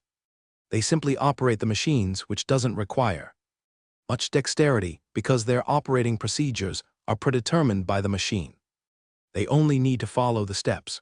They have no room for improvisation because the machine's angles are fixed, and the clamps that secure the gun barrel are also preset. It takes considerable effort to mess things up in such a situation. Furthermore, thanks to Price's guidance, Parker has discovered another significant advantage of machine production. Companies don't have to worry about the workers they painstakingly train being poached by competitors after learning the skills, taking their training costs with them. Because once they leave Price's factory, the knowledge and skills they possess become worthless. They won't be able to find such machines to use elsewhere, so they are like vines clinging to Price's tree, unable to survive on their own. As a result, even the apprentices from Bailing have started learning how to operate the machines, and Parker has no objections whatsoever. He treats them all equally, imparting his knowledge and skills to these children, allowing them to easily adapt to machine production while also increasing overall productivity. The noise from the machinery made the entire factory incredibly loud. Many of the machines that were originally located in this factory have been moved to a temporary, makeshift facility for use by the older workers. Now, only the new-style machine tools, powered by steam engines, remain here. These machines are more precise and directly linked to the steam engine, making them very convenient to use. He wasn't joking. He believed that within a month, he could train hundreds of qualified workers who could operate the machinery to complete the gun barrel drilling work. The speed is something that an old-fashioned conglomerate like Sirik cannot match. They are simply not on the same playing field. If he knew the term overwhelming superiority, he would undoubtedly use it to describe how Price's machines were dominating Sirik at this moment. Everyone pay attention. Focus on depth. Don't get the sequence wrong. He loudly reminded the apprentices, urging them to handle these valuable materials with greater care. Yes, the young apprentices immediately responded, each one more attentive and serious than the last. This work is 10 times simpler than what they had learned before. If they made mistakes now, they wouldn't be able to continue working here. The noise from the machinery echoed throughout the factory, as the steam engine tirelessly powered the 5 machine tools in constant motion. Countless parts perfectly combined, linking together the most scientific structures and ultimately driving the drill bit at a constant speed, causing the metal to rub against each other, producing a sharp, piercing sound. March just a few days ago, a small training ground had been prepared. Leif was instructing a dozen children according to Price's teaching plan. These children not only receive academic education at school, but also undergo physical training. The content of the physical training is actually the military-style exercises that Price has designed. Each child is divided into several small teams based on their age and undergoes rigorous quasi-military training every day. The younger ones are under Leif's guidance for drill formation, where they practice formations daily, including basic disciplines such as marching in pairs and columns. Marching and proper walking are the most fundamental exercises. Under Leif's guidance, these children run laps to strengthen their bodies every day and also participate in climbing and wrestling competitions. The children stood in neat rows, with each kick requiring perfect synchronization. They followed Leif's commands, raising their left legs and waving their right arms in unison. They held the pose until they heard the next instruction. After Coach Leif called out 2, the children tapped their left feet on the ground, creating a synchronized tap sound. They then stepped forward with their right foot while swinging their left arms. Several days of training had resulted in remarkably disciplined formations, which pleased Price greatly. Price's training methods were incredibly strict, even demanding that the children stand motionless under the scorching sun for 15 minutes at a time. If it weren't for the limited class time, Price would have made them practice standing still for hours. Unfortunately, these children only had a little over an hour of training each day, so he had to settle for less. Even with that, such rigorous training was considered harsh for this era. The Northern Legion, commanded by Count Edgerton, which wasn't even trained as intensely, was already renowned as a formidable fighting force. The slightly older children participated in combat drills led by Bernard after the basic formation exercises. They practiced using wooden rifle models, learning how to load and fire, as well as bayonet techniques. Thrust, at that moment, Bernard stood with his hands behind his back, watching a group of teenagers holding rifles, meticulously following Price's training diagrams, step by step, performing thrusting drills. Each time they extended the muzzles of their rifles forward, they shouted loudly as if facing an enemy, "Kill." The synchronized movements of 7 or 8 children thrusting their weapons created a palpable sense of aggression. "Continue, thrust," Bernard commanded loudly, watching these young children who were already beginning to exude an intimidating presence. "Kill," at the command, the children immediately thrust their spears forward again, taking a lunge step and slightly tilting their bodies, as if dodging an incoming bayonet attack. Compared to learning theoretical knowledge, these children seemed much more interested in this type of combat drill. They diligently followed every instruction, their young minds imagining themselves on the battlefield, slaying enemies with heroic prowess. What child doesn't have a hero's dream? What young person hasn't fantasized about fighting on the front lines? Therefore, on the training grounds, these children were particularly enthusiastic about this bayonet combat drill. Not far away, other students, mostly apprentices who were already over 15 years old, were gathered in front of West. They held wooden practice swords crafted from wood and slowly rotated their bodies, mimicking West's movements. West stood at the front of the group, demonstrating with his real longsword while instructing the children to turn and thrust their own swords simultaneously. "Stab. At this moment, if you don't thrust your longswords towards the enemy, it will seize the opportunity and strike at your backs. This is extremely dangerous," he said, reminding everyone. "Therefore, you must thrust forward now, use all your strength. As long as the opponent thinks they have an opening, you will gain the advantage." He completed a turn, held his longsword, and after executing a backstab, he returned to a defensive stance. All the students, imitating him, also turned and thrust their wooden swords. Then, like Wes, they returned to a defensive posture. Wes was relatively satisfied with these apprentices, so he nodded and began another round of demonstration. "All right, turn." The students in front of him once again imitated his movements, performing another series of turns, although the movements were not very smooth. But they looked quite similar. Yes, after turning, maintain your sword-holding posture. Wes held his longsword and watched the students' postures after they turned, correcting them. "Be vigilant." He walked over to a child, adjusted the child's shoulder so that the longsword in the child's hand could protect most of their body. Years of fighting had given him many strange survival techniques, and passing on this experience to these children was the order Price had given him.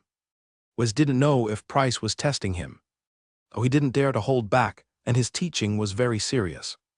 And these children were learning very diligently, because they were all in their teens and already quite mature, knowing that this was their only chance to reach higher and further goals. "Pay attention to your eyes." Wes pointed to his own eyes, then pointed to the opposite side. "Intimidate them, be fierce. You must be extremely fierce, make them fear you." The newly arrived mercenaries were also busy, repeatedly performing the combat techniques that Price required following Roger's commands. Roger stood at the edge of the uneven ground, completely ignoring Tiger, and loudly commanded the mercenaries in the arena, "Prone." Upon hearing the command, the mercenaries immediately lay down, using the uneven mounds of earth to conceal their bodies. It was as if there was a heavy machine gun firing at them from where Roger stood. Tiger stopped walking and watched the mercenaries who seemed to be doing something, then looked towards the children in the distance, practicing swordsmanship, and those practicing bayonet techniques. His brow furrowed involuntarily. Then a shout from Roger snapped him back to reality, "Crawl." The mercenaries, forced to obey, began crawling through the uneven ground, looking utterly clumsy. In fact, soldiers of this era didn't need to practice crawling. Even lying on the ground was strictly forbidden. The tactics of this era simply didn't involve crawling, Soldiers were supposed to advance in tight formations, moving quickly towards the enemy. Tiger, those soldiers crawling on the ground lacked courage, and getting their uniforms dirty was a disgrace. Even if they were hit and killed, such a method should never be used. Just as he was thinking these things with dissatisfaction, he heard Roger shout even more outrageously, "Lower yourselves, lower yourselves, you'll get shot in the butt at this rate." As he walked towards the mercenaries lying on the ground, he scolded them loudly, "Every obstacle is a perfect hiding place. After jumping over it, immediately lower your body to avoid potential bullets." Tiger felt he couldn't watch any longer. He walked through the factory area, which looked like a construction site, without even looking at the progress of gun production, and went straight to Price's office. As soon as he entered, he complained, "You're not teaching students here, you're training soldiers." He felt he had been deceived. Price wasn't trying to cultivate workers, he was trying to train a group of soldiers. Highly skilled and disciplined ones at that. "No, they are just students." Price dismissed Tiger's words, calculating the workshop's expenses while speaking to him. Although he was indeed cultivating subordinates who were both literate and capable, he absolutely wouldn't admit to having any ambitions. Tiger glared at Price, clearly displeased with his dismissive attitude. "You make them learn swordsmanship, you make them practice thrusting techniques. They are all literate, they have read books, they can calculate, they know more about these things than I do. What's wrong with that?" Price put down the expense report for the past 5 days and looked at Tiger questioningly. Tiger was taken aback, then answered Price's question. "In a few months, they will be the best soldiers, even capable of becoming officers. To be honest, the officers in the Kingdom of Suzas probably don't have this level of education." Price smiled. He felt that with Tiger's affirmation of these children, his efforts were at least heading in the right direction. So, he continued to defend his training methods, saying they're all just children, the youngest is only 8 or 9 years old.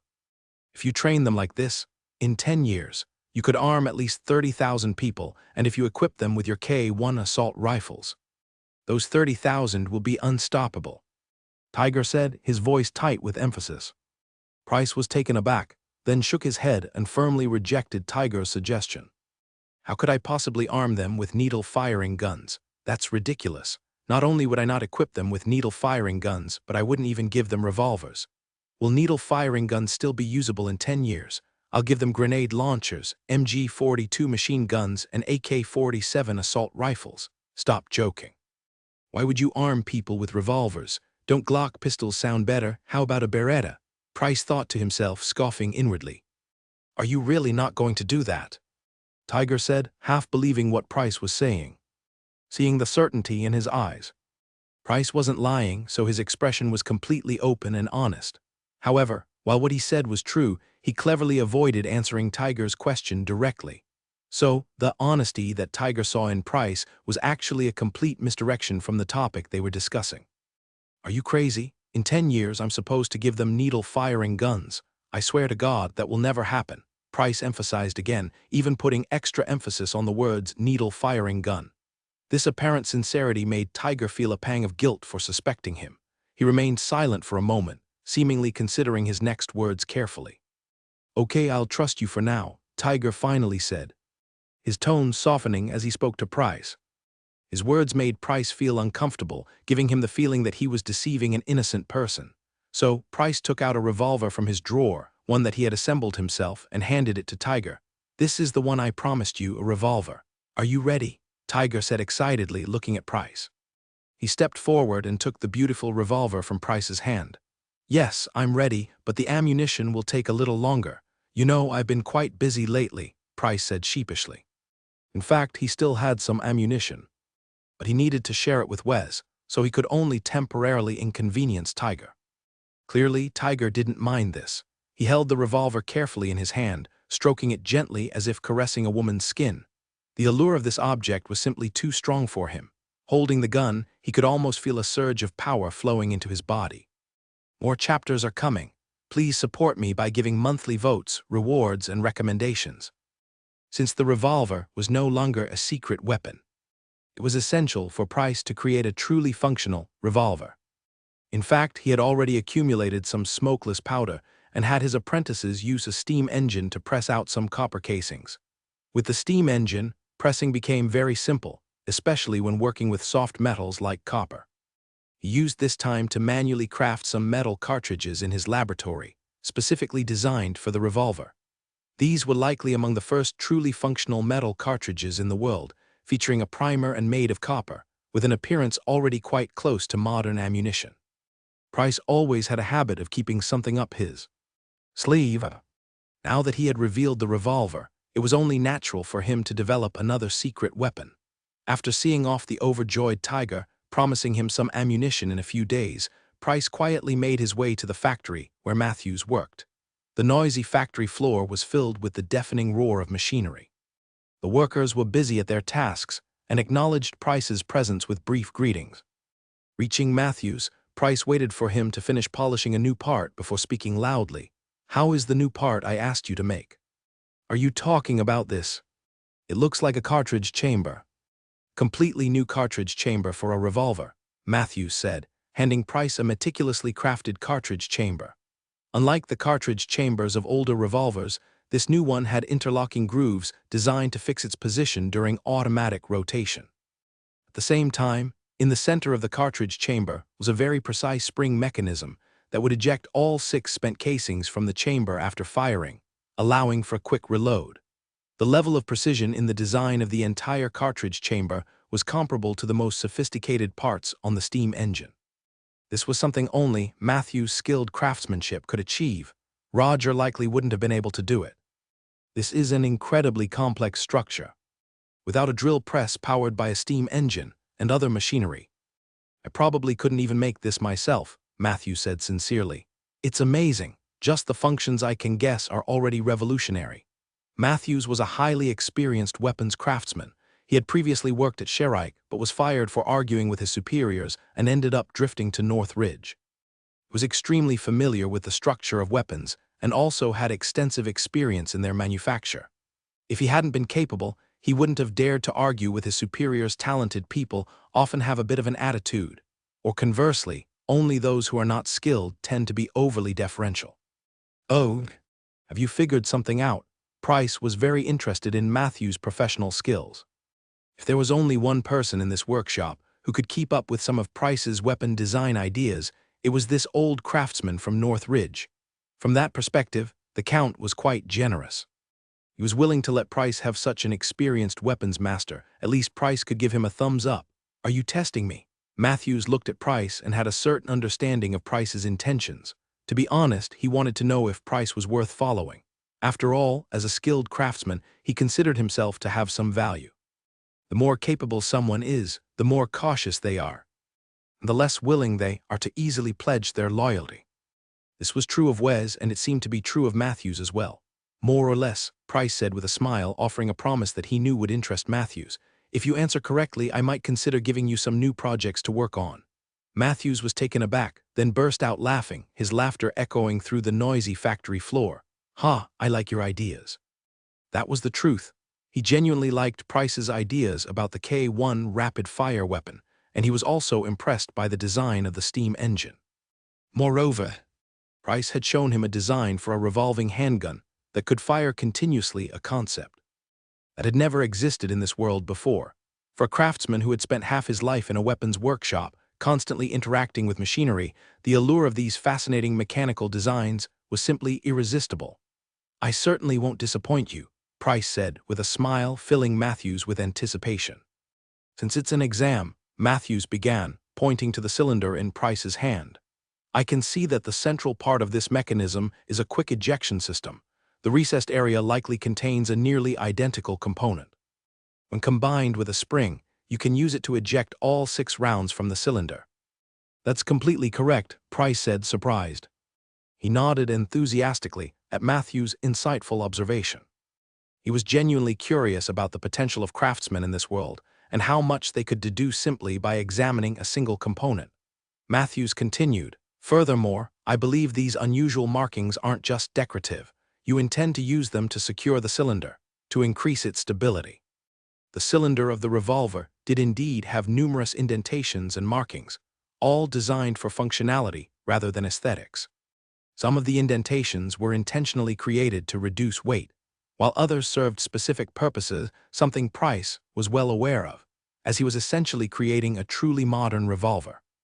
However, Matthews couldn't possibly know this. The fact that he could deduce so much from these markings demonstrated his exceptional skill as weapons craftsman. Price nodded in agreement, acknowledging Matthews' expertise. Yes, you're becoming increasingly impressive, Matthews. Hearing Price's praise, Matthews knew his assumptions were correct. He continued, if I'm right about this, it suggests that the stability of this cylinder might be slightly less than that of older revolver cylinders. Therefore, I can conclude that it's a movable part. The central axle of this cylinder is not fixed to the gun itself. By starting with seemingly insignificant details and using logical deduction based on the structure, Price was once again impressed by Matthews' talent. The fact that Matthews could guess that Price intended to use a movable cylinder highlighted the fundamental difference between revolvers and older rotating cylinder firearms, a distinction that also defined the difference between modern revolvers and their traditional counterparts. Traditional rotating cylinder firearms cannot eject the entire cylinder to speed up reloading. They can only load one round at a time, which is an unacceptable limitation for modern weaponry. The modern revolver, with its improved design, allows the cylinder to be detached from the frame, enabling faster reloading. The speed and convenience of loading are several times better than those of older revolvers. Moreover, quick loading devices specifically designed for revolvers have emerged, allowing users to load 6 rounds at once, significantly increasing the loading speed. Ha ha! Price burst into laughter after hearing the old dwarf Matthew's speculation. He felt that keeping such a talented person would be a great asset. Unexpectedly, Matthew continued to surprise Price. He continued, well, with such precise mechanisms, paper cartridges simply won't work. The fine gunpowder residue will inevitably get stuck in these almost seamless moving parts. Price was taken aback. He never imagined that Matthew could deduce so many design details from just a cylinder. If Matthew's previous speculations could be described as professional, what he said now could only be described as genius. In reality, this was because Price wasn't a true craftsman. His perception was somewhat exaggerated. A real craftsman would have an intimate understanding of the structures they are familiar with. Clearly, Matthew's skills were almost flawless. The only limitation was his direction. He lacked nothing in terms of a weapons artisan's keen insight into weapon development.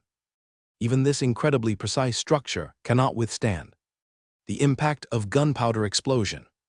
Therefore, you must find a way to address the issue of the ammunition, he said quickly, expressing his opinion, and it was precisely these details that allowed him to see so much about Price's new weapon. As he mentioned, the ejector mechanism and even the thinner cylinder design cannot withstand the corrosive effects of gunpowder. If metal cartridges weren't used, even the residue from the gunpowder would turn the precise ejector mechanism into a source of constant malfunctions. Alternatively, if paper cartridges was still used, there would be no need for an ejector mechanism at all. Simply cleaning the chamber would suffice, eliminating the need for such a complex structure. Let me guess, you're planning to use metal cartridges, aren't you? After this speculation, the dwarf Matthew looked up at Price and asked in a tone of near certainty. Price didn't answer him directly. Instead, he smiled back at Matthew's confident gaze and countered, is it only you who possess such talent, or are all dwarves this intelligent? The roar of the machinery grew louder again, and the machine tools powered by the steam engine began to spin with renewed energy after a brief pause. After hearing Price's counter-question, a smile appeared on Matthew's face. He was confident in his expertise and said with a chuckle, I think it might just be me. Haha, did I guess right? You're quite the clever one. More or less, Price replied without hiding anything, nodding to acknowledge Matthew's assumption. He was also curious to see how far Matthew could go based solely on his experience. Matthew continued, the idea of using metal casings isn't just yours. He glanced at Price, noticing a hint of surprise in the other man's eyes, and smiled before adding, don't underestimate the craftsmen of this world. They are far more capable than you might think. They are very creative and not constrained by their own thoughts. Even companies like Shirk have invested heavily. Real gun reforms. They have dedicated teams working on breakthroughs with new ideas emerging every day, Matthew explained, then pointed to himself. I was once part of such a team, but I quickly left. Oh, Price became interested in this gossip and looked at Matthew, wanting him to continue. My philosophy differed from theirs, so ultimately, I was asked to leave, Matthew said with a self-deprecating smile before bringing the conversation back to gun design. Actually, Someone proposed using metal casings 10 years ago to achieve a fixed powder charge, allowing soldiers to quickly reload in complex battlefield environments. He gestured as he spoke. Metal casings have many advantages. They can be loaded quickly, can use rear loading mechanisms, and are even waterproof, truly the perfect bullet choice. Price nodded. It seemed Matthew had some knowledge of metal fixed charge cartridges and was highlighting their benefits. However, Price then asked a provocative question. So why was it abandoned? Matthew didn't seem fazed at all and said directly, "If you want me to tell you, I will." He held up one finger, indicating the first reason. First, the problem lies in the manufacturing process. Producing metal casings is very complicated. Under normal circumstances, producing qualified bullets requires a very complex manufacturing process. As he spoke, regret filled his eyes. This limits the production of ammunition. Of course, it also limits the production of the metal itself. Using expensive metal casings will inevitably make the cost high, and the difficulty in manufacturing adds to the price, making it unaffordable. This is the dilemma faced by weapons developers sometimes. Advanced weaponry isn't necessarily adopted by everyone, most users. Whether individuals or nations prioritize factors like cost-effectiveness over other aspects, this leads to compromises, such as soldiers preferring the Tiger tank and generals favoring the T-34, which can be frustrating. Anything else? Price looked at Matthews, his eyes gleaming with excitement, a smile playing on his lips. He wasn't testing Matthews anymore. He was unearthing a treasure trove of knowledge. Matthews answered every question willingly and continued. There's also the issue of gunpowder. Even with the most refined grinding and removal of impurities, there will still be some residue left after burning. This residue can accumulate in the chamber and barrel, severely affecting the weapon's ability to fire a second shot. Without improving the gunpowder itself, simply modifying the casing is just a waste of time. He explained regretfully. Improvements to firearms involve advancements, propellant, bullet design, the firearm's design itself, and tactical considerations. Innovations in propellant drive the development of bullets, which in turn lead to changes in firearm design. The constant evolution of tactics also influences the direction of firearm development. Progress in weaponry is often hindered by stagnation in multiple areas simultaneously. Therefore, breakthroughs achieved in only one area are often insufficient and ultimately unsuccessful. Significant progress requires a vast accumulation of knowledge and countless experiments. Without this foundation, true innovation is impossible. Price's arrival brought about simultaneous advancements in so many areas, which is the fundamental reason he was able to surpass the Sherite Consortium. The flintlock rifle can jam due to residue buildup in the chamber and barrel, potentially leading to a catastrophic failure. The final experimental results showed that cleaning the chamber remains necessary, the loading process hasn't been significantly simplified, and the rate of fire hasn't improved noticeably. Compared to the massive investment, the gains are too small, Matthews said, his expression tinged with disappointment. Yes, you're right, Price agreed with Matthews' analysis, knowing that everything he said was correct. As someone who had witnessed the future firsthand, Price would certainly not doubt Matthews' words. Furthermore, the firing mechanism of metal cartridges. This is the fundamental reason why metal cartridges haven't become widespread. You know very well that before the invention of mercury fulminate, creating a simple, safe, and effective bullet firing system was simply a pipe dream. Matthews looked at Price again, speaking earnestly. Ha ha ha ha, Price laughed heartily. He knew that Matthews was praising him, because the primer he invented was truly a simple and convenient ultimate solution for bullet primers. It was inevitable. Even more than 100 years later, the basic design of gun primers remained largely unchanged. The only difference was the replacement of the relatively unsafe mercury fulminate with other alternatives. After correctly guessing a series of weapon designs, Matthews looked at Price with genuine admiration. To be honest, I really want to open your skull and see what's inside. You are simply a genius, a great genius. He spoke in a tone of reverence, praising Price's achievements. Before meeting you, I had never seen anyone possess such an incredible ability to improve mechanical systems. Someone like you shouldn't even exist. Even if you gave your steam engine design to a team, it would take them at least a year of careful study and analysis to fully understand it. Thank you for the compliment. Price shrugged modestly. accepting Matthew's heartfelt admiration. Matthews clearly wasn't finished yet and continued, "But I also know that you are equally amazing in the field of chemistry and alchemy. I know you have created many remarkable things in your small, restricted workshop. That's why I find you so enigmatic. Normal people often need years, even decades, to master a single skill, but You are only 17. You can consider me a monster." Price smiled and made cloying gestures. "I'd rather believe you're a god of craftsmanship," Matthew laughed, pointing at Price. "You know, I used to be absolutely convinced that someone could create weapons with rapid fire capabilities. So the designers at Shirk thought I was crazy and I couldn't convince them otherwise. They kicked me out, calling me a madman. They believed that rapid-fire weaponry was something only gods could master, an impossible technology for mortals. Now you can do it," Price said to Matthew, pointing at him. Matthew waved his hand dismissively, showing no interest in trying to convince those idiots. "But I'm not even going to bother. One day, they will see Aldridge's weapons crush their pathetic creations on the battlefield, and then they will realize that everything I said was true." Price agreed with this sentiment. If debate was useless, let the guns and cannons do the arguing. Whoever had the louder voice would be considered more reasonable. Matthew looked up at Price, his eyes filled with fervor. "To be honest, it's a great privilege for an old man like me to meet a client like you. If you'll have me, please accept this lost and foolish soul. I will serve you faithfully and become your most loyal servant." "Can I trust you?" Price asked Matthew in the noisy factory. Matthew solemnly swore, "Of course. I swear by the name of Matthew that I will be your follower until my dying breath. From today onwards, you are my master."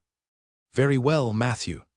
Price smiled down at the strong old man, who was likely only about 4.5 feet tall. He said with equal sincerity, "Welcome to Aldridge's weapon workshop." Thank you."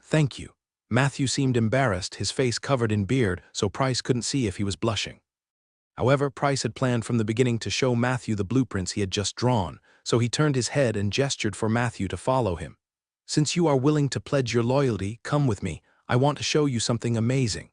"Yes, master," Matthew replied cheerfully and prepared to follow. This time it was Price who felt a little awkward. He wasn't quite used to the term master. So he stopped and hesitantly said, "This title. What's wrong with the title?" Matthew asked, looking at Price dismissively. Nothing at all, come on." Price adjusted himself and finally decided to use this somewhat anachronistic term again, turning his head towards Matthew. Price led Matthews through the noisy factory floor and into his small office. He walked over to his desk, pulled out a few drawings, and spread them on the table, gesturing for the dwarf Matthews to come take a look. Matthews eagerly approached and looked at the top drawing, then he was stunned by the perspective diagram it showed. Because he saw a sophisticated ammunition feeding system simply by pulling back on the extended trigger guard, bullets from the magazine tube below could be continuously fed into the rifle's firing mechanism. Matthews stared wide-eyed at the complex springs and mechanisms, speechless for a moment. He knew that Price had been thinking about how to make the rifle fire continuously for quite some time, just by looking at these intricate structures.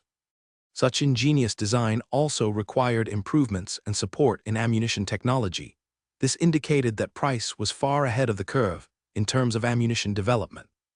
Combined with the parts for the new revolvers that Price had previously asked him to make, he could even be certain that Price truly possessed a mature gunpowder formula suitable for mass production. Similarly, he definitely also had a simple and inexpensive set of related bullet manufacturing techniques. Suddenly, it dawned on him. He looked up at Price. "My God. You have a steam engine. Damn it. My God, you've built a steam engine. With this, making cylindrical bullets is incredibly easy. I should have realized it sooner. Damn."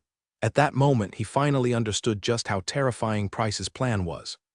Improvements to the ammunition could directly lead to improvements in rifles, and improvements in rifles could change the nature of warfare. If everything went according to Price's plan, then in the future, Aldridge's arms workshop would become the next Shirk, a behemoth that would lead the way in future warfare. "So, Matthews, the future belongs to us," Price said, placing his hand on the drawings of the lever-action rifles.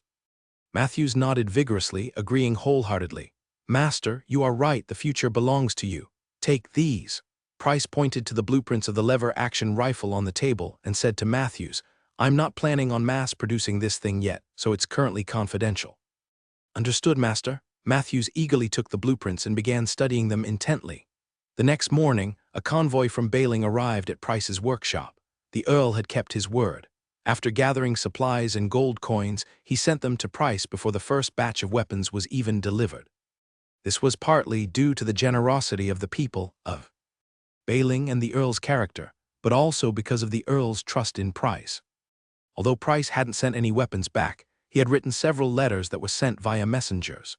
Communication between Bailing and Bunars has always been frequent, which is why the Earl was willing to send a second shipment of supplies. This time, the shipment mainly consisted of materials and gold coins, with fewer personnel accompanying it. Besides the knights and infantry transporting the goods, there were very few family members of the craftsmen present. The news about Price's school hadn't yet reached Bailing, so the families of the craftsmen couldn't have anticipated such a development. Only a few women with children arrived with the convoy, simply to join their husbands. They traveled with the convoy for safety reasons. To be honest, this timely resupply greatly alleviated Price's pressure. The gold coins allowed him to pay for the land he had acquired and purchase more land for further development. The remaining money could be used to pay wages to the craftsmen, recruit more people, hire teachers, and purchase other supplies. The high-quality steel and other metals sent from Bailing would allow Price to continue his work for a while longer, building a third steam engine and beginning true mass production of firearms to supply the Earl. Assign houses to the newcomers and let them live with their husbands. The conditions don't have to be perfect, but at least make sure they feel secure, Price said to Roger, looking at the workers and their wives and children who were huddled together near the entrance. We built quite a few houses recently. Some were given to the old workers and their families, and we still have some left which are perfect for them, old Roger replied to Price. Price watched as Tiger had men unload a box from the carriage, filled with gold coins. A smile finally broke through his composure. You arrived just in time. I hope your guns also arrive in Bailing soon. Tiger said, his tone still somewhat strained, but much improved compared to before. In recent days, he had been tinkering with the revolver Price had given him. The weapon's power convinced Tiger that Price was a true genius in weapons design, not just a con artist.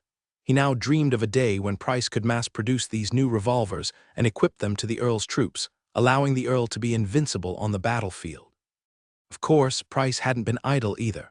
He had used the remaining metal scraps to create 2 identical revolvers for Tiger, one of which was intended for the Earl. Now, with more metal available, including high-quality steel from Bailing, he could produce weapons and equipment much faster.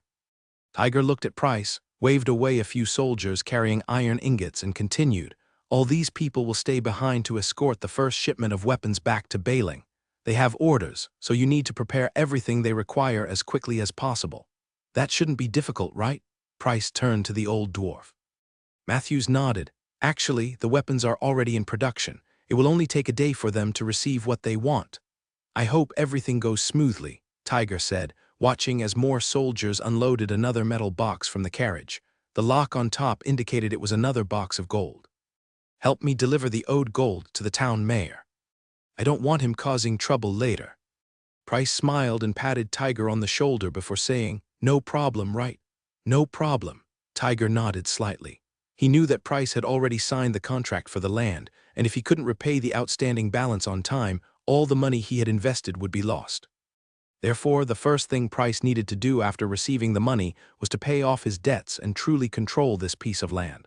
Also, please give the mayor another 50 gold coins, and 30 each to the sheriff and tax collector.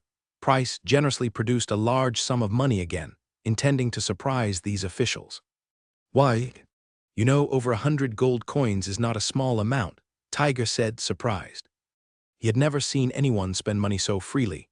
If you have tens of millions in assets, spending 100,000 on bribes is clearly reasonable. Tiger hasn't seen such blatant bribery before. Cyric is actually quite generous. However, when someone only has a few hundred gold coins, the audacity to offer a fifth, or even a quarter, as a bribe is something Tiger has never encountered. It's truly outrageous. We've established a school and are planning to raise a private army, and we may have many more things to do in the future. Dealing with the officials of Bunars at this time will be very beneficial to us, Price explained. If they are willing to turn a blind eye, we can save a lot of time and effort. I hope you're right, Tiger hesitated before nodding. Why don't you go yourself? Why, I am the Earl's representative. Using my position to bully people is wrong, isn't it? If I handle everything myself, I would be embarrassing the Earl. Price pointed at himself with a teasing smile. We all know that you're not. Tiger looked at Price and felt that this young man's ideas always had a hint of recklessness to them. No, I am. Price waved his hand. At least for now, I want them to think that I am. Price shrugged. Besides, I have to personally supervise the assembly of the first batch of K1 rifles. I simply don't have the time. All right, I will take care of this for you. Hearing Price say that, even though he suspected the other person was making excuses, Tiger immediately agreed. Remember, be arrogant when you go. Don't worry about them wanting it. What we should fear is them not wanting it. By tomorrow morning, I guarantee you will have a batch of rifles to take back and present to the Earl. Tiger nodded and counted out a large sum of money, then led 4 guards towards Bunnar's town. Meanwhile, Price turned to Roger. Inventory all the supplies. Make sure the numbers are correct. Matthews, come with me. We need to assemble a batch of K1 rifles for the Earl. Didn't you already prepare all the parts? Matthews followed Price, asking. He had stayed up late last night studying those blueprints. It was an incredible experience. For years, he had been tirelessly searching for a way to achieve continuous firing in weapons, and he finally saw the light yesterday evening. This meant that everything he had been striving for was correct, so Matthews now seemed to radiate with vitality. Yes, I've prepared everything. Price nodded, his smile full of pride. But we need to produce at least 50 rifles to give the Earl a surprise. In the quiet town of Bunners, in the mayor's office, the sheriff and the tax collector were discussing Great Aldridge Arms Group. The biggest topic in the otherwise peaceful town was undoubtedly Aldridge's arms manufacturing facility. The tax collector sat on a chair, examining a rolled-up tax form. He casually mentioned, I heard another shipment of supplies arrived at Great Aldridge Arms Group from North Ridge. That's right, replied the sheriff. He knew about it because he had sent someone to observe the convoy from North Ridge yesterday. The subordinate reported that he personally saw dozens of large trucks from North Ridge entering Great Aldridge Arms Group. This clearly indicated that Aldridge had a close relationship with the Duke and was receiving his support. The presence of the convoy and the Duke's soldiers confirmed one thing. Aldridge wasn't bluffing. He genuinely had the backing of the powerful Duke, providing him with protection and resources. From this perspective, Aldridge was someone they couldn't afford to provoke, at least not before the Duke lost his power. It wasn't that they were afraid of Aldridge or the Duke, but rather they adhered to a principle common among officials. Less trouble is better. Everyone being content and peaceful was truly the best outcome. Sometimes, things in government aren't as dark as one might imagine. Most officials have clear thinking, but often they are simply unwilling to take action, preferring to remain stagnant. Not doing anything or causing any problems isn't always about accepting bribes or intentionally covering up wrongdoing. It's often just a matter of laziness. However, regardless of the reason, this kind of mindset is ultimately wrong and deeply resented by the people under their jurisdiction. The mayor, while filing his fingernails, asked, I heard that Great Aldridge Arms Group is planning to build a school recently. Yes, that's true, replied the sheriff, who seemed to have many informants. The tax collector frowned and questioned with displeasure, are we just going to let him do whatever he wants? While the kingdom's laws don't explicitly prohibit private schools, the regulations regarding them are quite. He firmly believed that all activities within his jurisdiction should be taxed. Aldridge establishing a school without permission meant he had to pay. If he didn't, it was a crime. The mayor was quite straightforward. You know, we don't outright ban private schools because the Shire Corporation also runs schools. However, everyone understands that not prohibiting Shire from running schools doesn't mean the kingdom will tolerate anyone else doing the same. This reminded several people of the school war decades ago. The Shire Corporation, in its quest to gain the right to operate schools, unilaterally launched a war, destroying 3 nations and forcing the remaining countries to compromise. They were ultimately compelled to allow the Shire conglomerate to establish schools within their borders without any restrictions. That war lasted for 3.5 months, claiming tens of thousands of lives and displacing millions. Even now, thinking about it sends chills down one's spine. At the time, they were all young, or rather, just children. But that war left an indelible mark on their childhood memories, remaining vivid and clear. It was during that war that Shire's infantry cannons became famous, becoming a highly sought-after military product. The Shire Corporation, thanks to that war, became a favored partner for nobles in various countries.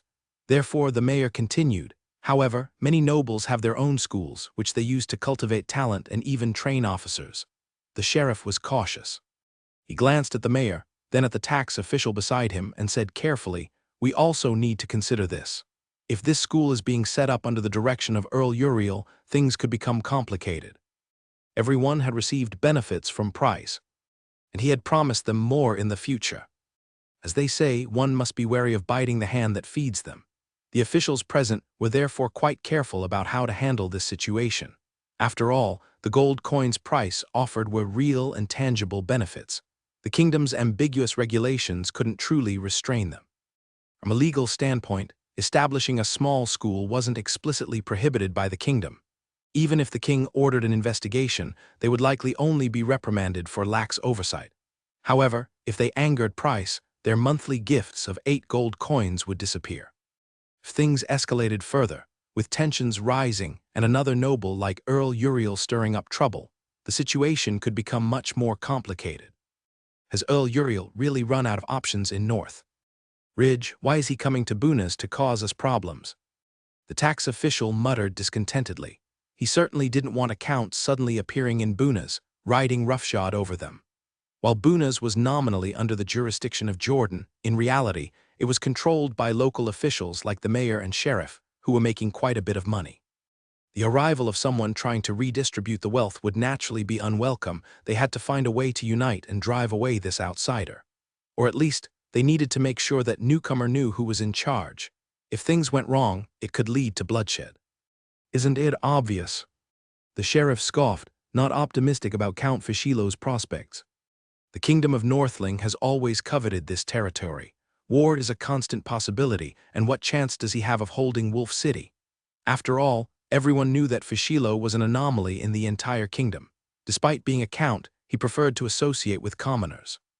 Like other nobles, he opposed land consolidation, corporate politics, and even increasing taxes. His actions had severely impacted other lords and nobles, making it more difficult to manage their territories. Therefore, Fishilo was practically an enemy of the entire nobility. Under these circumstances, everyone hoped that Northling, this cursed place, would simply disappear, because no one wanted such an unconventional figure constantly overshadowing them. This is a classic case of bad money driving out good, or, in more literary terms, a tree standing too tall will be blown down by the wind. I doubt he has even a 30% chance, the mayor said, equally pessimistic about Count Fishilo. These local officials had heard whispers through their connections. This war was likely a political maneuver, and it probably targeted this very count. The sheriff, also well informed, nodded in agreement. Yes, if Fishilo wants to survive, he needs to find a way out. He only has 2 options. The mayor casually mentioned the first option. Well, he could try appealing to someone higher up, hoping they'll intervene and perhaps demote him to a lower title like Viscount or Baron, stripping him of his noble title, reducing his influence, and then marginalizing him. That's probably the most reasonable way for the kingdom to deal with Uriel. After all, Uriel is a capable official. At least His Majesty the King, who rules the kingdom, wouldn't easily want to kill him. The kingdom still needs some nobles who are willing to work and contribute to its stability, and Uriel clearly falls into that category. Therefore, the most reasonable solution would be to pin the blame for the defeat on Uriel, forcing him to atone for his sins, and then banishing him to a remote corner where he can live in obscurity. When the kingdom needs him again, they can reactivate him and place him in a suitable position to contribute. And when they don't need him, he should just become insignificant, staying in that corner without any further prominence. Another option is for him to lead his troops through the treacherous forest, retreat to Bunas, and then maintain his own power base there, the mayor said with a smile, adding to the conversation. The most likely scenario is that he will choose both options, the sheriff continued. And Price, along with those elite soldiers accompanying him, probably came for the second option. You're right, the tax collector exclaimed, clearly enlightened by their insights. The mayor sighed and said regretfully, so, it seems likely that Uriel will be staying in Bunas for a while. Offending him now wouldn't be a wise decision. What about the king? The tax collector asked, turning to them with his most pressing concern. If we just deny knowing anything about this, everything will be fine, the sheriff suggested, planning to use his tried and true method of dealing with superiors. Exactly. We can simply claim ignorance if anyone asks us questions. What could they do to us? We'll avoid offending either side. Once the higher-ups reach a decision and the king issues an order, we will just follow it. The mayor readily agreed. The tax collector had no better ideas, so he nodded in agreement. The greedy mayor flashed a sly smile and added, "Actually, we could wait and see if this Price kid is trustworthy." The tax collector's eyes lit up as he nodded. If he is trustworthy, then we can proceed as the mayor suggested. But if he isn't, we can warn him and dissuade him from establishing a school. That makes sense. The sheriff agreed with this approach. Sir, just as the three people were discussing the matter, a waiter rushed in and pushed open the door, bowing his head respectfully.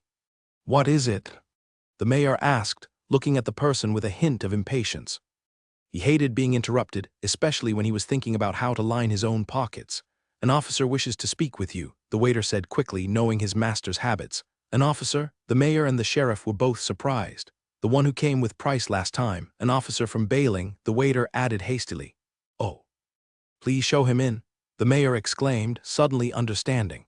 He looked at the sheriff and the tax collector, his meaning clear. It seemed this person was someone important.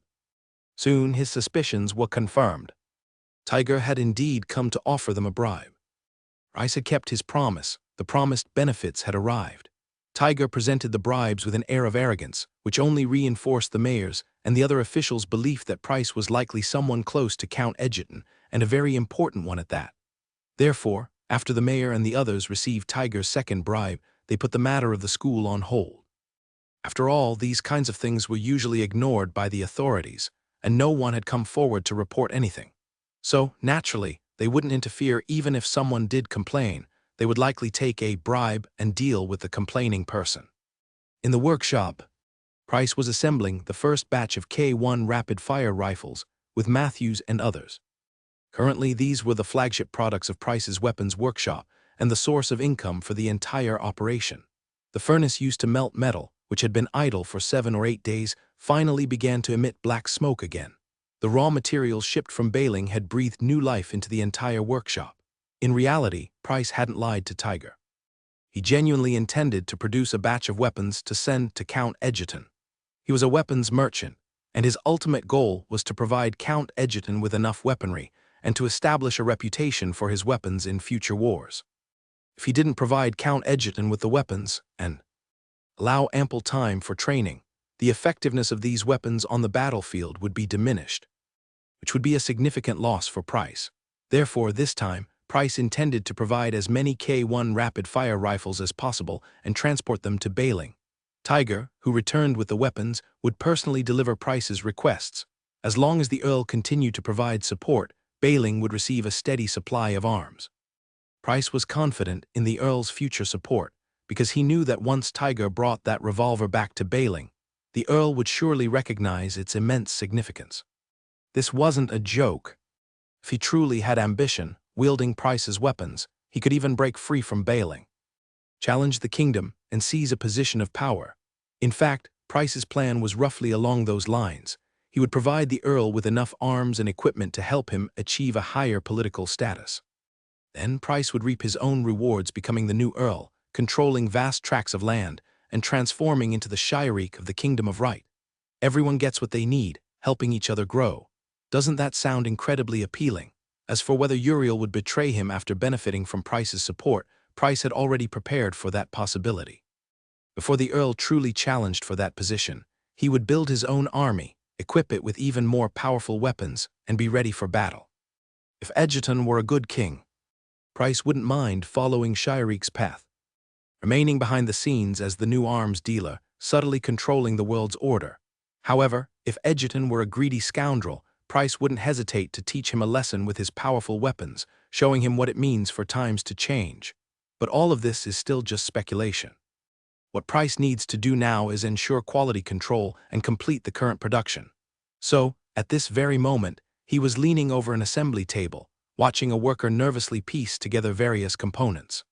He spoke softly, "All right, follow the procedures. Attach each part to its designated location. Pay attention to their relative positions." The worker was also quite nervous because it was his first time assembling such a weapon. He was more familiar with the structure of flintlock rifles, but these parts had nothing to do with them. This device has a relatively complex firing mechanism. To be able to pierce the primer in the cartridge casing, a long needle protrudes from the front of the firing pin. To be honest, this is a compromised design. Because there's no true recoil spring, all we could achieve was this long firing pin. And this long firing pin is very easily damaged in complex battlefield environments. Soldiers still need to be careful when loading the paper cartridge, so the rate of fire isn't significantly improved. However, for a flintlock rifle, it's already a prototype of a modern rifle. This kind of progress is revolutionary and something that flintlocks simply can't catch up with. In fact, if you disassemble the firearm, the internal structure isn't particularly complex. The needle-firing gun that Price produced doesn't present any significant increase in manufacturing difficulty compared to a flintlock rifle. Any workshop capable of producing flintlock rifles could easily replicate it. It just involves assembling a spring and a few specific structural parts to create a firing mechanism connected to the bolt. The remaining structure is actually quite simple. Therefore, under Price's guidance, this worker quickly assembled the parts and completed a firing mechanism. Following Price's instructions, this worker didn't proceed with the next step of installation, but instead handed over the firing mechanism he had made to another worker nearby. This is an assembly line production method, where each worker is only responsible for one step in the firearm manufacturing process. This arrangement has many advantages and represents a unique technological innovation by Price. With this kind of technical arrangement, each worker specializes in a specific production step, which reduces errors and improves overall production efficiency. Another reason Price favors this production method is its security. Each worker only knows one part of the new firearms manufacturing process. Individually, these workers don't have a clear understanding of the entire rifle's complete manufacturing process.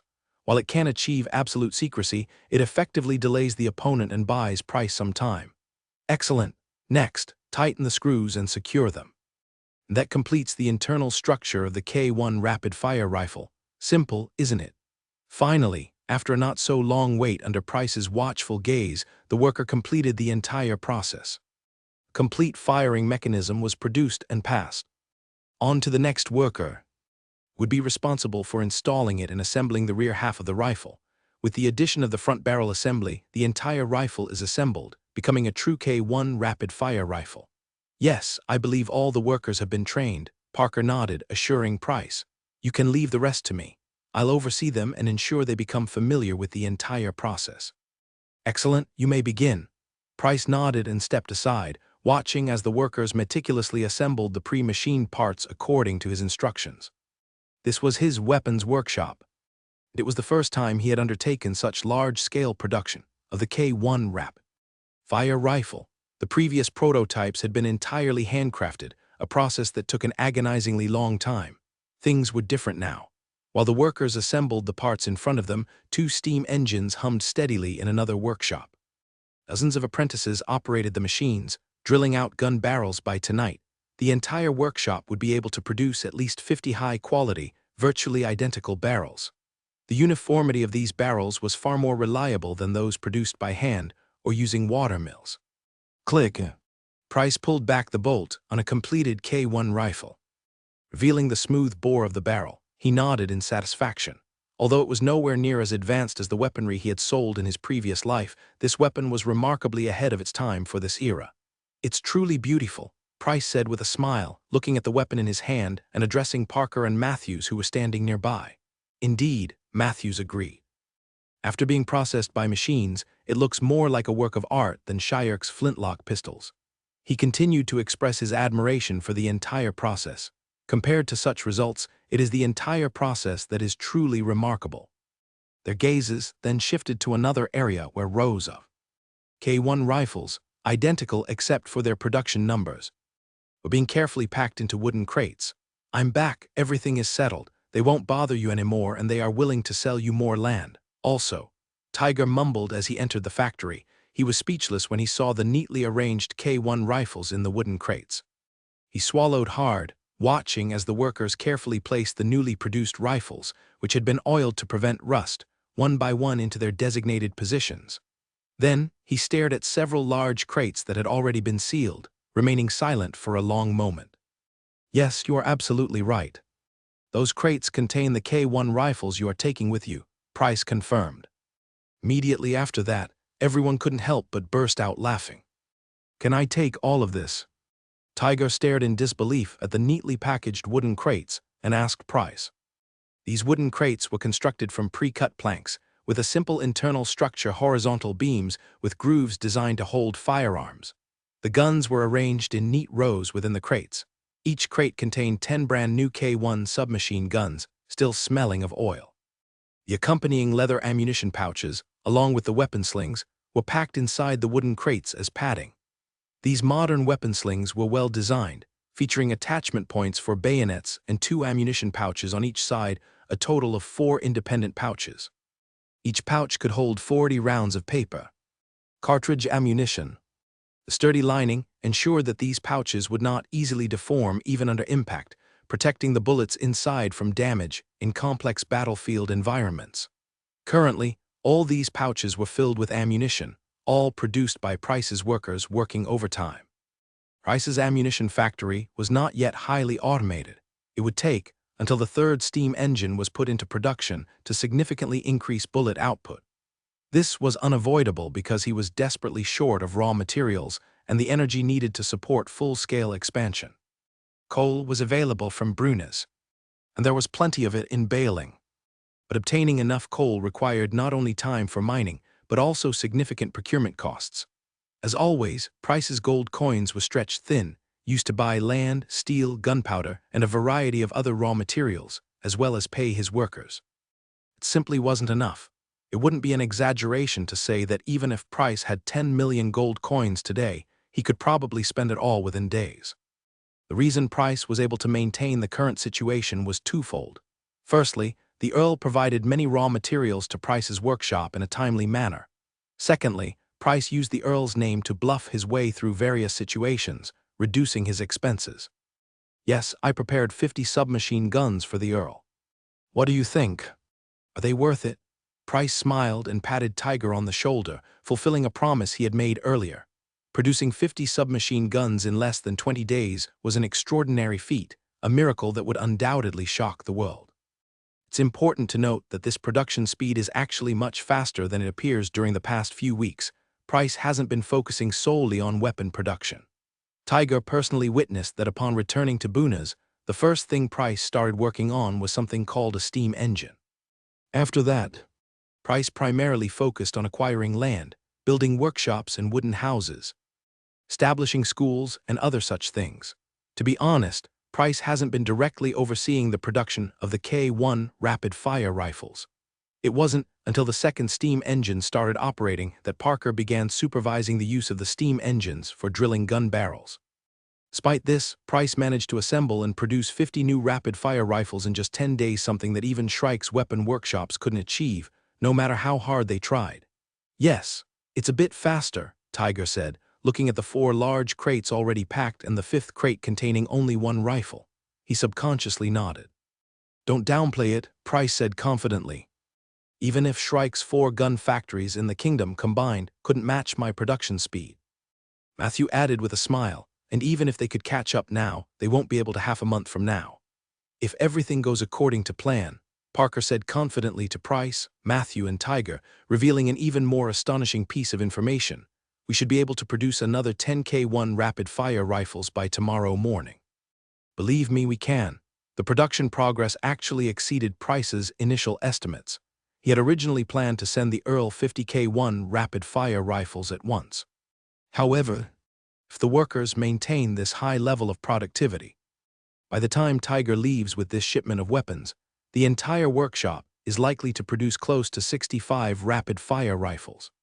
This incredible production speed is revolutionary for the era workshops that can only produce 30 flintlock pistols per month, typically employ thousands of people.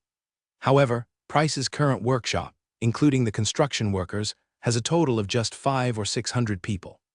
Not everyone in those 500 or 600 people is involved in rifle production. There are also children attending school, soldiers clearing land, and other various craftsmen. In short, if Price were to focus entirely on producing K1 rapid-fire rifles with ample resources, he could potentially achieve a production speed that surpasses all of Shrike's workshops within the kingdom in just 2 or 3 months. Have you compiled the list? Tiger asked Price, his voice filled with eagerness. He was eager to return and imagine himself escorting 60 K1 rapid-fire rifles back to Wolf City. A new unit was about to be formed, which would significantly increase Wolf City's combat strength. Those fools who were planning to show off in Bailing would surely be terrified by the power of the K1 rapid-fire rifles. Of course, Price nodded. I will return as quickly as possible with everything on the list, Tiger said solemnly. I believe you can do it. Price smiled and patted Tiger's shoulder, then glanced at Matthews. I'm leaving this to you. I need to go check on the lab. Understood, sir. Matthews nodded, then turned to look at Tiger, who seemed a bit bewildered. Mr. Tiger, when you return to Bailing, please let the Count know that I have decided to follow Lord Price and become his servant. Tiger was taken aback for a moment, then nodded understandingly. For a craftsman, this is indeed a good place. I understand your choice, and I will relay your decision to the Count. Thank you.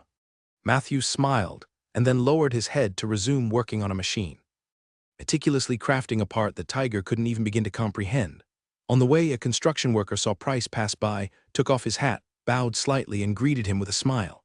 Price smiled and nodded, then quickly walked towards what he called his lab. The lab was filled with various bottles and jars, and the air was thick with the smell of chemicals. After closing the door and walking to the desk, Price opened a drawer and pulled out a box. From inside, he took out a revolver that had already been assembled.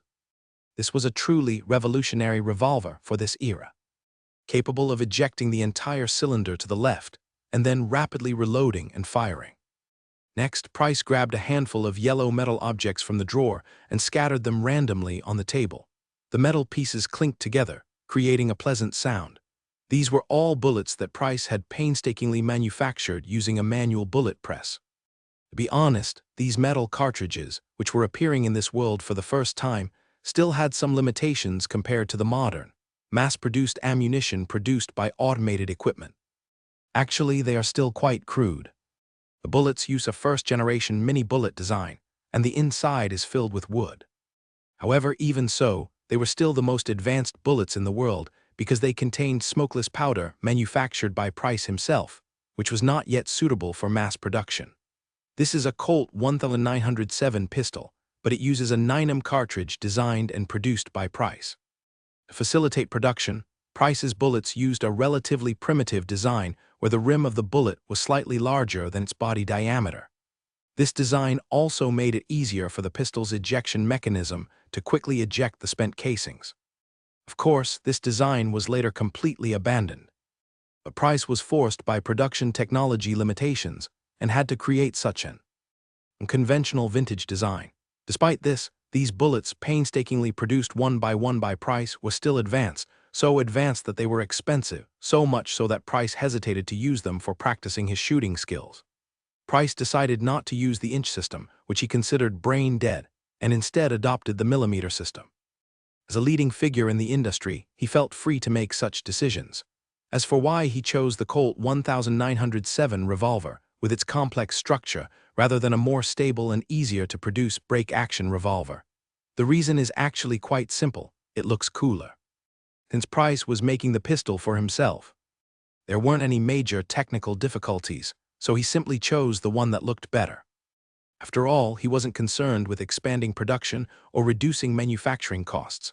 So, this strange and unusual Colt 1907 style pistol came into being.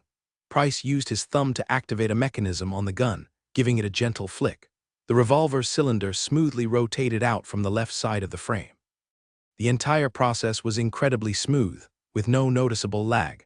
Unfortunately, in this era, it was still impossible to create a comfortable damping effect, so the feeling of looseness and cheapness was quite strong.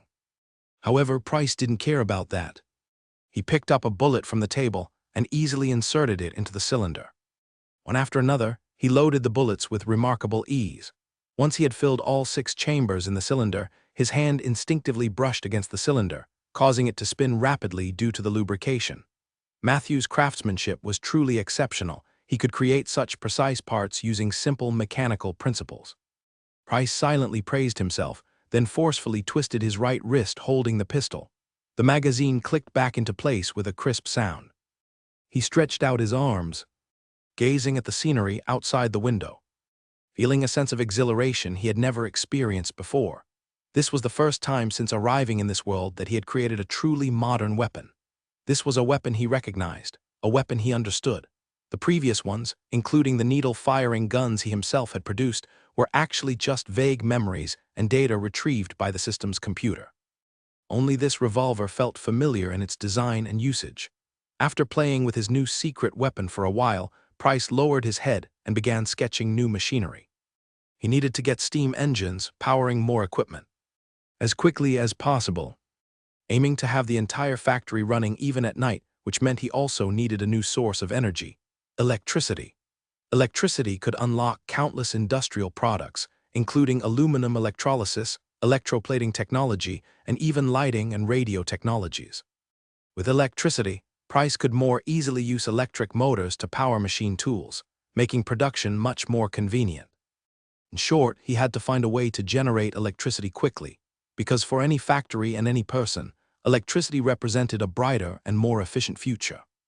With electricity, Price could communicate with Bailing in real time via telegraph, allowing him to more efficiently procure raw materials. This was all incredibly important to him. However, producing electric motors wasn't easy, and the entire power generation system was extremely complex. The more advanced and powerful a modern industrial civilization is, the more supporting production technologies are required, which severely limited Price's progress. For example, if Price wanted to improve his lighting system with electricity, he would need light bulbs. But besides requiring electricity, light bulbs also needed support from related factories like glass plants. Therefore, Price had to build a glass factory himself.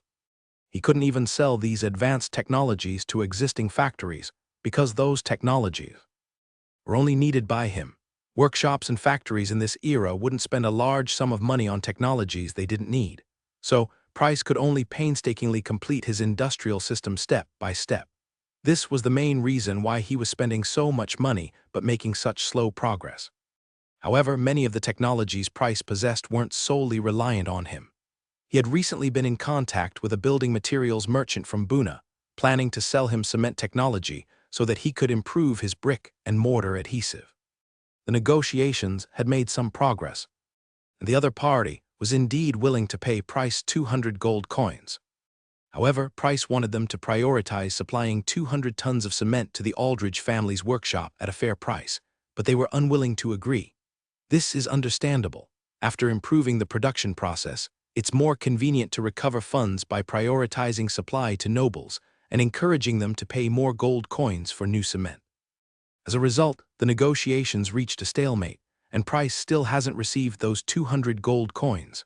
Sometimes things just work out that way. Not all developments proceed according to plan or in the best direction. With no other options, Price had to sell more advanced sea salt drying and production technology to the salt merchants of Buna, earning him a technology transfer fee of 70 gold coins. In return, the other party demanded that Price not enter the sea salt manufacturing industry for the next 10 years. The compensation was that they would provide Price with some salt products free of charge. Price then calculated in his mind how much money he could still obtain and what he would do with it. When he realized time was passing, it was already completely dark. Knock, knock. Matthews knocked on the door of Price's laboratory. He was holding a tray with tonight's dinner, which was still warm. "I forgot about the time," Price said apologetically, putting down the revolver he had been holding and addressing Matthews. Anyone working on a revolutionary weapon would likely lose track of time." Matthews smiled, placing the food on Price's table. He looked at the metal bullets scattered across the table and said to Price, "How is it going?" Price picked up a spoon and suddenly looked up at Matthews, asking a vague question. Matthews knew what Price was asking, so he immediately replied, "The production is going very smoothly. Tomorrow morning, Tiger will be able to leave with 60K1 rapid-fire rifles." As he spoke, he pulled up a chair and sat next to Price. "By tomorrow afternoon, we'll have used up most of the barrels we had in stock, and will be operating at normal production speed. What about our own use? Price continued to ask while chewing on the not-so-delicious dinner prepared by Aunt Tracy. Matthews shrugged. By tomorrow afternoon, Bernard and Lev's people will all be equipped with K1 rapid-fire rifles. As you arranged, after Tiger leaves, they will each receive a revolver. Although revolvers cannot be mass-produced yet, handcrafting them is no longer difficult. Price gave Tiger 5 revolving pistols, along with approximately 300 rounds of ammunition. Although not a large quantity, it was enough to demonstrate to the Earl the capabilities of a weapon that could fire multiple shots in quick succession. Therefore, Price is now confident and eagerly awaits the Earl's instructions for Tiger to bring back sufficient supplies and a substantial number of orders. By the way, Wes wants another revolving pistol. He now has 2, Matthews added. Price was still eating rapidly, his words slightly muffled as he asked, "How is he doing with teaching physical education at school? Is he taking it seriously? Besides practicing shooting at the new firing range, he spends the rest of his time teaching at the school. Bernard, Lev, and all the mercenaries you're recruiting, including the children, are learning swordsmanship from him." Matthews replied, "The results are excellent. Worth every penny," Price said excitedly to Matthews after swallowing a mouthful of food. "How is the research on the lever-action rifle going? I've been working on it, and it's truly a work of art. It's incredible, simply unbelievable." Matthews spoke with visible excitement in his eyes. He had never seen such a precise and efficient loading mechanism before. This weapon, if used on the battlefield, would be a nightmare for the enemy. Price casually continued eating while asking, "So, is the lever-action rifle much better than the needle gun?" In reality, the weapons Price possessed, specifically the lever-action rifles, were relatively common and not even considered mainstream military weaponry, because after being tested on the battlefield, lever-action rifles were ultimately replaced by bolt-action rifles and became more of a novelty for hunting and collecting. This was because these weapons had too many flaws to be truly effective in war. However, Matthews was unaware of this fact. He still believed that the lever-action rifle would be Price's next generation of ultimate individual weapon system. Therefore, Matthews replied seriously, "They are completely different. If metallic cartridges become widespread, this type of weapon could revolutionize warfare." In the past 2 days, Matthews had indeed been researching the lever-action rifle, and in his opinion, it was a perfect design. The incredibly fast loading speed and the powerful firing capability that allowed for near-continuous fire made its advantages very clear. After attempting to create a linking mechanism for a lever-action rifle, Matthews immediately became fascinated with this type of loading system. The more he studied this ammunition loading mechanism, the more impressed he was with Price's ingenious ideas. To him, these mechanisms working together was simply a miracle. He felt that choosing Price and accepting him as his master might have been the most correct decision he had ever made in his life. Therefore, before entering, he voiced some of the concerns he had. In fact, metal cartridge ammunition will inevitably become widespread. However, right now it seems too. Price was naturally aware of Matthews' worries, as he himself had been concerned about these things, so he nodded in agreement. "Too advanced, isn't it? That's why it still only exists on our blueprints and hasn't been mass-produced yet." At this time, Aldridge Industries' workshop, which lacked control of the mines and a complete production capacity, was clearly unable to compete with the Shire Consortium in terms of resources. That's precisely why introducing more advanced weapon designs at this point would only be digging its own grave. Thinking about this, Price sighed, but he continued, "We don't have abundant metal or resources. These are currently held by the nobles of the kingdom and the Shire Consortium. If we were to widely adopt metal cartridge ammunition and new rifles, our already weak position would become even more pronounced." "You're right, Master," Matthew suggested. "We should start stockpiling supplies to prepare for future weapon development." Price shook his head. "There's no time. The money we can earn now is too little to be enough for stockpiling supplies. What we can do now is to ingratiate ourselves with the Earl and try our best to strengthen ourselves, to seize control of our own destiny." He finished, placing the spoon back in the empty bowl. "We need to arm ourselves to avoid being completely wiped out by Shire's potential extreme countermeasures." "That won't be easy," Matthew said worriedly, looking at Price. "Just these 10 mercenaries we recruited will have a hard time against the tens of thousands of soldiers that Shire might mobilize." "There's no other way," Price shrugged helplessly. We can only take things one step at a time because we simply don't have the money to invest in military strength. He sighed. Every penny we earn now must be invested in production. We need chemical factories to produce new propellants, manufacturing plants for building materials, larger metallurgical plants, leather workshops, farms, schools, hospitals. He sighed again, looking out the window. So many things require money, and what we lack most of all is money. Gold coins, a lot of gold coins. A row of soldiers, dressed in bright yellow uniforms, stood at attention. At the command, they raised their rifles and pressed their index fingers on the triggers, aiming at a distant target. Bang! A volley of gunfire echoed across the training ground. White smoke billowed from the muzzles, swirling around the front of the row of soldiers before slowly dissipating. Reload! The officer standing beside the soldiers barked out the command. The soldiers lowered their rifles and pulled back the bolts on the sides, beginning to clear the gunpowder residue and unburned paper cartridges from the chambers. Their movements were a little clumsy, but it was evident that they had already gained some understanding of these new-style rifles. These weapons were far superior to any flintlock pistols they had seen before, giving them an advantage in the upcoming war. Therefore, each of them trained diligently and took great care of their rifles. "Sir," an officer, holding a long sword at his side, approached the middle-aged man standing on the edge of the training ground, wearing a black cloak, and bowed slightly. "They are performing well," said Edgerton, putting down his monocular telescope and expressing satisfaction with the volley of fire. When Price had previously promoted the K1 Rapid Fire rifle to him, he brought 3 samples, all of which were left in bailing. Count Edgerton, a seasoned veteran, immediately used these 3 rapid-fire rifles to conduct training for all the officers. First, he personally explained shooting techniques to the officers, and then allowed them to fire the new rifles, learn about their structure, and become familiar with their operation. Subsequently, Price returned to Bunas with supplies, and another convoy brought 10 more K1 rapid-fire rifles back to bailing. As a result, Count Edgerton now had 13 of Price's manufactured K1 rapid-fire rifles. At the same time, news confirmed that Price was capable of producing K1 rapid-fire rifles. This reassured Count Edgerton and prompted him to order a new shipment of production materials for Price. Over the past half-month, Count Edgerton had been using these K1 rapid-fire rifles to train his guards, hoping to begin widespread distribution throughout the army as soon as the next batch of rapid-fire rifles arrived in bailing. Count Edgerton put his telescope back into its leather case and gestured for the officer in front of him to relax. The officer, slightly relieved, no longer as stiff, complained to the Earl, "We still don't have enough K1 rifles. It's too much trouble for the soldiers to rotate through training." Fisherlow was also anxious, but he didn't show it. He simply explained, "There's nothing we can do. They only provided us with 13 of those rifles.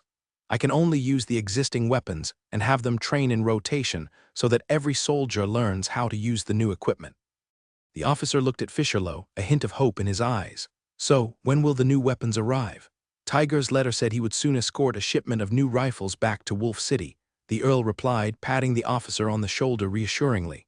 He smiled and added, "We just have to wait." "Again soon. We're running out of time," the officer grumbled, clearly frustrated with Tiger's delay. The Earl Fisherlow chuckled, masking his own frustration. "There's not much we can do. All we can do is wait. The good news is that the war won't break out immediately, and we still have some time. Recently, our neighbors to the north have been restless, but they've also revealed a problem. Time isn't on our side because winter is approaching. Once winter arrives, operations will become extremely difficult. The best course of action would be to wait until next spring. This way, we can use the war to destroy the agricultural lands of Northling during their busy planting season, crippling their agriculture. Furthermore, the weather will be more favorable for combat, making it easier to move large armies, which benefits the Kingdom of Suzas, which has a superior military force. The troops from the Kingdom of Suzas are being moved around frequently. We should start recruiting new soldiers," the officer reminded him. "Having those farmers pick up weapons is practically sacrilege. They know nothing. They'll just be cannon fodder on the battlefield," Fisherlow argued, still opposed to expanding the army. He didn't have enough weaponry, and he didn't have enough time to train the farmers to become soldiers. Every soldier in the Northling Legion has undergone at least 2 years of rigorous training. In Earl Fisherlow's eyes, Recruits trained for only 3 to 4 months are no different from expendable troops. The officer, who strongly advocated for expanding the military and increasing armaments, spoke again, trying to persuade the Earl, but they can slow down the enemy's advance, giving our elite soldiers enough time. In the end, Uriel still didn't agree with his suggestion. He shook his head and said, "I need more time to consider this. If Thuron returns, you must inform me immediately." "Yes, sir." The officer, though disappointed and clenching his fists in private, nodded slightly to Egerton. At that moment, a clear and melodious voice came from behind the two men. "Father."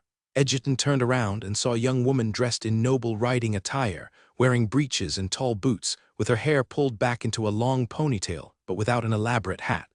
She stood there looking vibrant and energetic. This beautiful young woman had delicate features, as if she were painted. Her large eyes were framed by arched eyebrows, and her bright red lips were accentuated by her fair skin. A smile immediately spread across his face. He extended his arms and embraced her. "Oh, my dear Alice, you've returned from the copper mine? How was it? It's a wonderful place for hunting." After embracing her father, Alice spoke bluntly. "If I hadn't returned, father, you might have gone bankrupt." "What happened?" Egerton laughed awkwardly and scratched his head, pretending not to know. Alice nodded slightly to the officer standing beside her father, then turned her attention back to Egerton. "I discovered a large sum of money that seems to have disappeared, so I came to discuss it with you. Our income was already very limited, so how could it all be spent?" This topic made Egerton even more uncomfortable. His wife had passed away, leaving him only one daughter. This daughter clearly inherited her mother's intelligence and had been managing the Earl's estate since she was 12 years old. Now, this 17-year-old beauty was a well-known financial administrator in the city of Wolf's Ridge. Under her management, the Earl, who cared for his people and reduced taxes, could maintain prosperity and avoid the threat of bankruptcy. So, facing his daughter now, the Earl could only smile awkwardly and explain, "Well, we recently purchased a large amount of weaponry." "Weaponry?" "Father, the kingdom is responsible for procuring standardized firearms. We don't need to spend money on that. Before I left, I allocated funds to purchase 30 cannons for war preparations, and as far as I know, purchasing weaponry shouldn't require such a large sum of money." Alice stared intently into her father's eyes and said each word carefully. Count Egerton forced a smile and continued, "Yes, but I bought new types of weaponry." "New weaponry?" Alice frowned. For a moment, she even suspected that her father had been swindled. Everyone knew that the weapons supplied by Shrake were the best. The Count immediately explained to his beloved daughter, "You were auditing the copper mine and didn't return to Wolf City, so you might not know. We have purchased a new batch of rifles to counter the threat from Sousa's in the Northlands." Alice was almost exasperated with her father. She snapped, "So, all 1,400 gold coins we had in reserve, along with the gunpowder, iron, copper, silver, leather, and virtually everything else we secretly prepared for war are gone." In her opinion, this father, who didn't understand the value of resources, seemed to have no idea what those money and supplies represented. Once a war breaks out, all these materials will be useful, and every little bit counts. In such a situation, it is always worthwhile and necessary to stockpile as much as possible. The Count added sheepishly, "Almost. There are still about 300 workers." Alice sighed wearily. "You're so generous. Would you like to see the new weaponry?" The Count awkwardly changed the subject. "All right, let's take a look and see what impressed you so much, father, that you were willing to spend such a large sum of money," Alice said, looking towards the shooting range where a row of soldiers stood waiting for instructions. "Continue training. Have my guards demonstrate rapid fire." Count Egerton reluctantly gave the order. The number of paper-cased cartridges shipped from Bunas was not very large. With the return of the last supply convoy led by the Count, they brought back 500 rounds of ammunition that Price had managed to acquire. These bullets were for training purposes, and the gunpowder charge was reduced by a third, so their power was naturally limited. However, they weren't useless. On one hand, due to the lower pressure from the reduced gunpowder charge, these bullets caused less wear and tear on the gun barrels when fired. On the other hand, they were cheaper, allowing the Count to buy more ammunition for less money. Upon receiving the order, the officer nodded slightly and walked over to the soldiers who were cleaning their guns at the shooting range, loudly commanding, "Prepare for rapid fire." The soldiers, upon hearing the command, visibly perked up. This was their favorite training exercise. The continuous firing of the new rifles provided a much-needed outlet for stress. What could be more exhilarating than achieving perfect volleys twice in a row? After cleaning their chambers, the soldiers stood at attention, awaiting the order to begin. As they followed the familiar procedure, picking up their K1 assault rifles, everything fell into place, entering their preferred state of readiness. They squeezed the triggers, unleashing a spectacular volley, then quickly lowered their rifles and began the rapid process of cleaning the chambers. Soon, they were loading new magazines, pushing them into the chambers and closing the bolts, completely sealing the firing mechanism. As the soldiers raised their weapons again, Alice frowned. Everything was happening too fast, almost dizzyingly so. As the daughter of Count Egerton, she had seen firearms before. She wasn't just familiar with these elegant flintlock pistols, she often used them. Being the little princess of Northling, she enjoyed hunting and frequently tracked down large animals like bears, reindeer, and wild boars herself. Therefore, she was acutely aware of the numerous complex steps involved in loading a flintlock rifle, and how long it took to prepare one for firing. When the soldiers fired their first shots, she didn't find anything particularly unusual. She assumed that these new weapons was simply another trick used by some unscrupulous merchant to deceive her father. However, when the soldiers quickly completed the reloading process and raised their weapons again, she realized that there might actually be a new type of weapon in existence. Not something from Shrake, not a new weapon developed by that damned soul-sucking Shrake Corporation. Bang! Another volley echoed across the training ground. Alice watched the soldiers who had just fired and were now cleaning their chambers, seemingly deep in thought. Let them fire again. Suddenly, Alice opened her lips and ordered the officer in charge. The officer glanced at Count Egerton, who nodded slightly. He then raised his hand and loudly issued the command, "Load." Upon hearing the order, the soldiers became excited once more, quickly pulling back the bolts and meticulously cleaning out any residue from the chambers. Very quickly, and surprisingly so, Alice saw the soldiers raise their weapons again, aiming them at the distant target. Bang! Another volley of gunfire echoed across the training ground, lingering in the air for a long time. Alice turned to Egerton and asked seriously, "If our entire army were equipped with these weapons, would we be able to win the upcoming war?" "Without a doubt. Our opponents will be astonished, then routed. With just one major battle, I could potentially invade the kingdom of Suzas." Egerton said confidently to his daughter, "The Northern Highlands will be spared from the ravages of war. It's worth spending whatever it takes." Alice muttered before walking towards the soldiers waiting for orders. She extended her fair hand and took a K1 assault rifle from one of the soldiers. She examined the ornate metal patterns inlaid on its surface. Her fingers traced over the intricate designs, feeling only the smooth, polished finish, not even detecting the slightest imperfection. In truth, these decorative patterns were based on reference images from Price's computer and were naturally exquisite, a standard of beauty that undoubtedly surpassed the average level of this world, making them instantly appealing to look at. This rifle was one of the specially decorated prototypes that Price had previously demonstrated to noblemen. Of course, it remained in the Northern Highlands. Egerton didn't treat this prototype as something special. He distributed it among his subordinates for training purposes. Who is the fool who wasted so much effort on these decorations?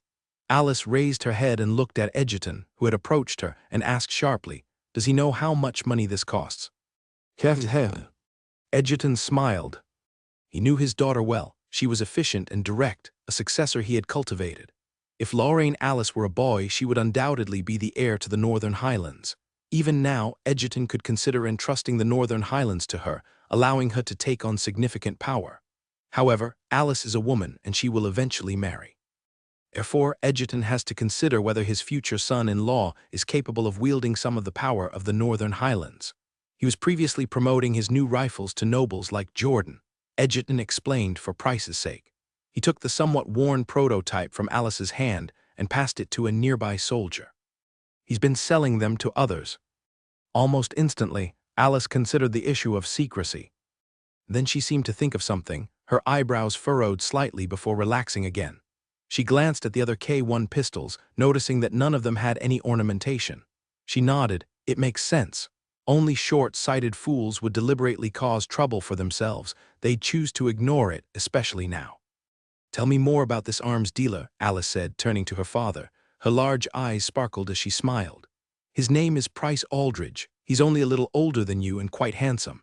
He has black hair and dark eyes, and he may very well be from across the sea. A criminal, perhaps.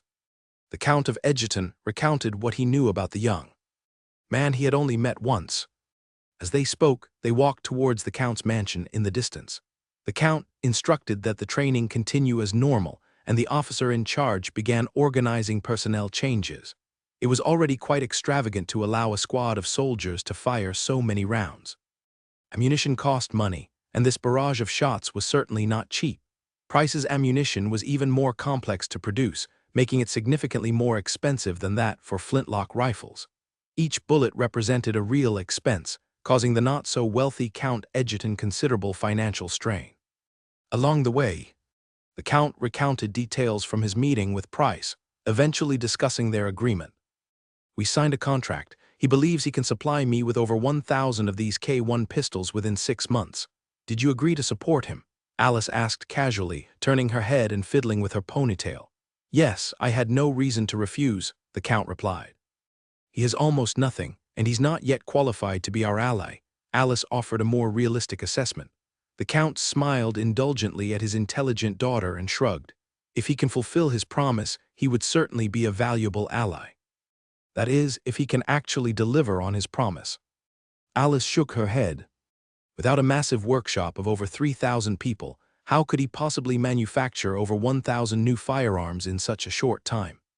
Thatcher's reply mentioned that he has developed a machine that can operate continuously, which should accelerate the production and manufacturing of weapons, the Count said. A watermill, a windmill. Alice, being a product of her era, couldn't immediately grasp the concept of a steam engine. I don't know. Thatcher didn't go into much detail in his letter. However, Matthews is with him, and he certainly wouldn't be fooled about technical matters. Since they claim it, Price, this interesting young man, must have something special about him. The Count rubbed his nose, trying to explain the situation as clearly as possible. You even let Matthews go.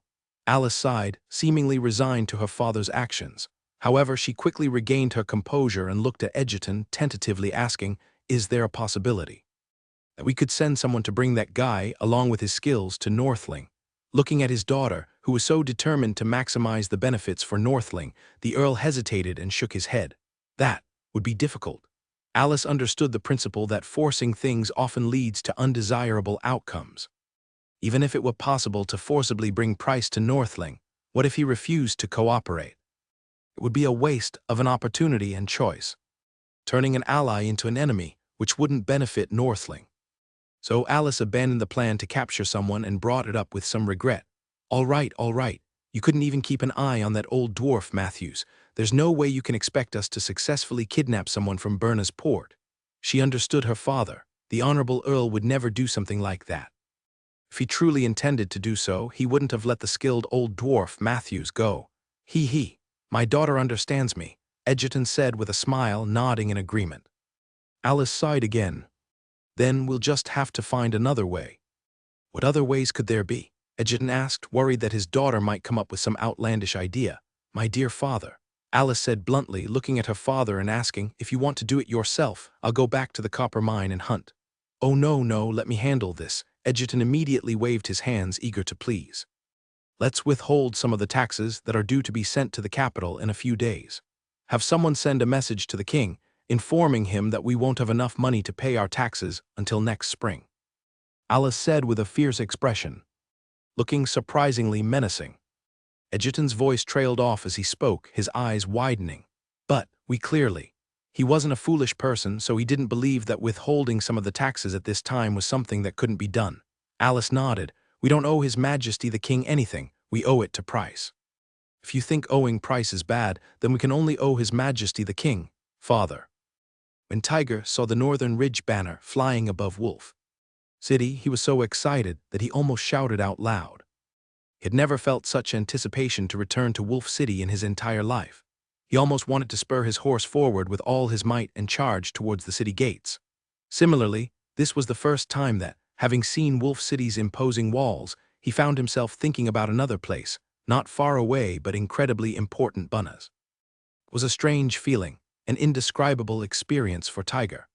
He longed to return to Wolf City and bring good news to the Count, yet he also wanted to immediately set off and deliver the supplies Price needed to that small workshop shrouded in smoke. However, he knew that his reckless actions would startle the caravan following him. So he had to suppress the urge to charge toward the city gates and instead followed the caravan slowly until they reached the familiar city gate. "Sir," at the city gate, a young soldier stood at attention as Tiger approached on horseback, greeting him with an eager expression. He carried a beautifully crafted Shireek flintlock rifle on his shoulder, gleaming and clearly well maintained. However, Tiger didn't even glance at the weapon. He simply nodded and asked, "Is the Count in Wolf City?" "Yes," the guard replied immediately. "Miss Alice has also returned, just yesterday." "All right. Have the caravan dismissed. The remaining soldiers will escort this wagon. Follow me." Tiger loosened the reins of his horse, causing it to turn sharply, and then followed a group of soldiers as they escorted the heavily laden wagon towards the Count's residence. Sir, Captain Tiger has returned with a wagon full of goods." A guard excitedly knocked on the door of Count Edgerton's room and announced the news. The door was pulled open immediately, and Edgerton rushed out of the room without even bothering to put on his favorite black cloak. As he reached the doorway, he saw Tiger dismounting. The heavy wagon had already been parked in the courtyard of the Count's residence. "My lord, I have not failed you. I have returned with the items you requested," Tiger said with a smile to Count Edgerton. "Excellent, Tiger, your loyalty is beyond question," Edgerton exclaimed, clapping Tiger on the shoulder. The smile on his face was impossible to hide.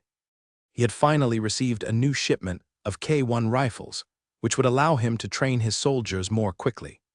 Thinking about this, he looked at Tiger again, who appeared tired from his journey, and asked with a smile, "How many K1 rifles did you bring back? 15 or 20? Seeing the slightly embarrassed look on Tiger's face, Edgerton suddenly realized that he had been too impatient. In less than a month, it seemed unlikely that Price's small workshop could produce even one rifle per day. He took a deep breath, adjusted his attitude, and said, "It's okay, Tiger, it's okay. Even 5 isn't bad, at least you've made a start, right?" As he spoke, he glanced at Alice, who had also come out to hear the news. "As long as we have enough ammunition for training, I'll be satisfied." "Sir, I brought back 62 rifles," Tiger said, glancing at Alice and bowing slightly. "Miss, it's all right, Tiger. There's no need to be upset about only bringing back 62 K1 rifles." Edgerton trailed off. He looked at Tiger, his eyes wide with disbelief, then suddenly turned to look at the carriage, and then again at Tiger.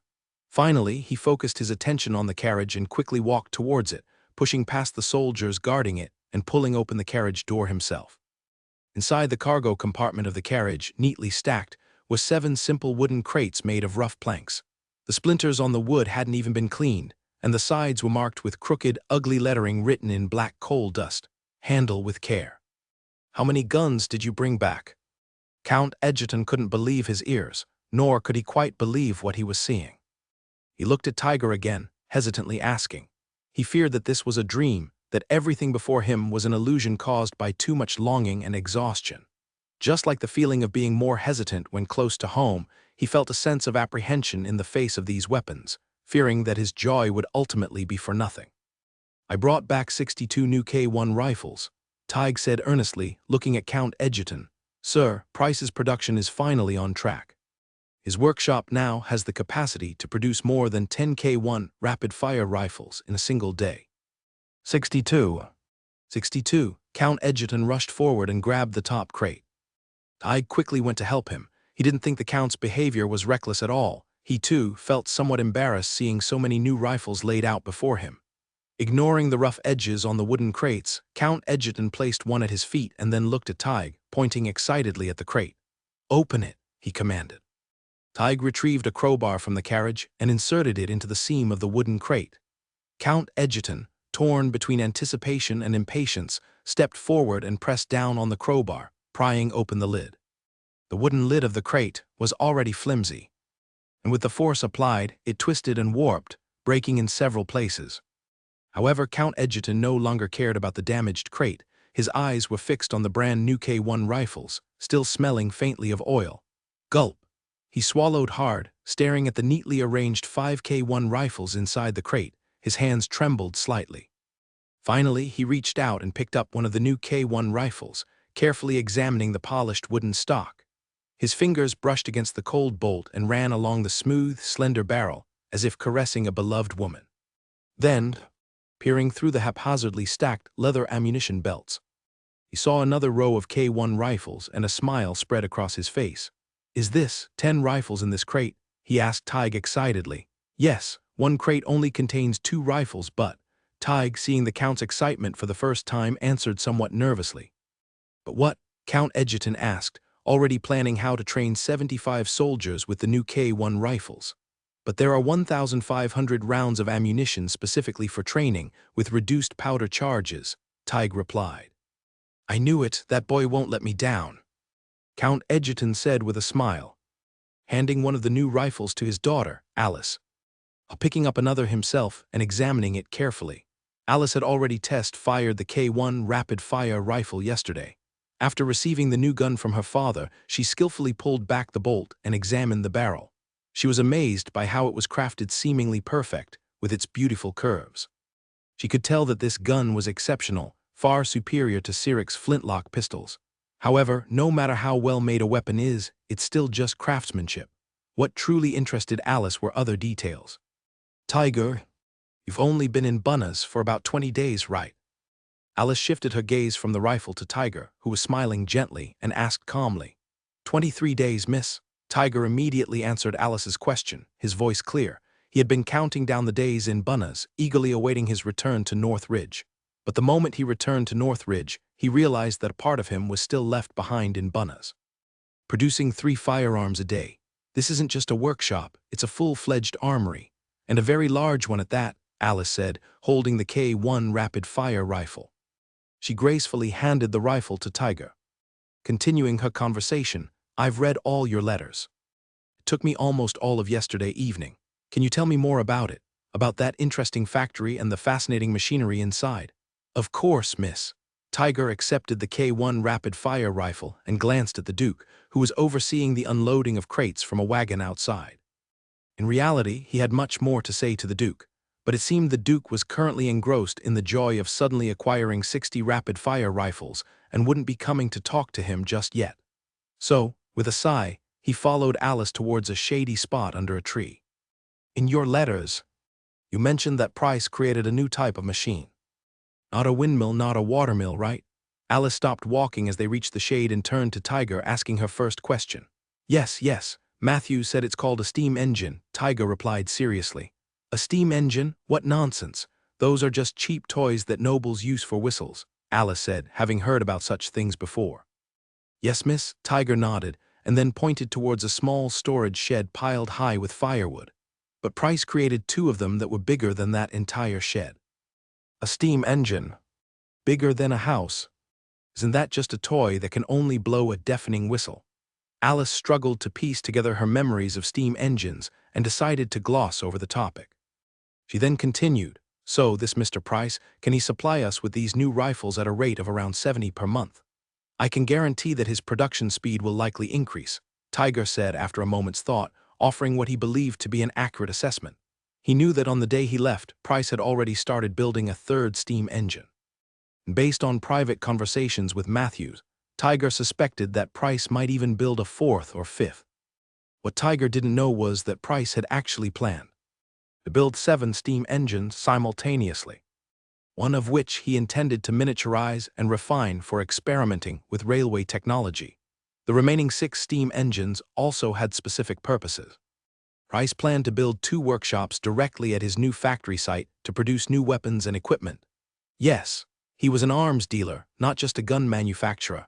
He wasn't just a factory that produced rifles. He was a massive military-industrial complex producing all kinds of weaponry. In this era, Price himself would have found it unthinkable to only produce rifles and not cannons. Therefore, the great Aldridge Arms Group would be challenging itself to produce even larger weapons cannons. These were things Tiger, who had left Bunna, didn't know, though he still cautiously estimated Price's expansion rate. In Tiger's view, if Price had more steam engines, he would certainly be able to increase the production speed of the K1 rapid-fire rifle. In fact, his guess was completely correct. Price intended to increase the production speed of his K1 rifles to 500 per month, These rifles wouldn't all be supplied to Northling, some might even be exported to other regions. Furthermore, Price would arm some of his own people to counter Shayark's unreasonable attempts at annexation. Even faster. Alice said incredulously, but she didn't doubt Tiger. He was a loyal man of Northling, as steadfast as a pine tree. At least twice the current production speed, Tiger carefully considered and decided to exaggerate Price's capabilities. He believed that if Price put in the effort, he could achieve this number.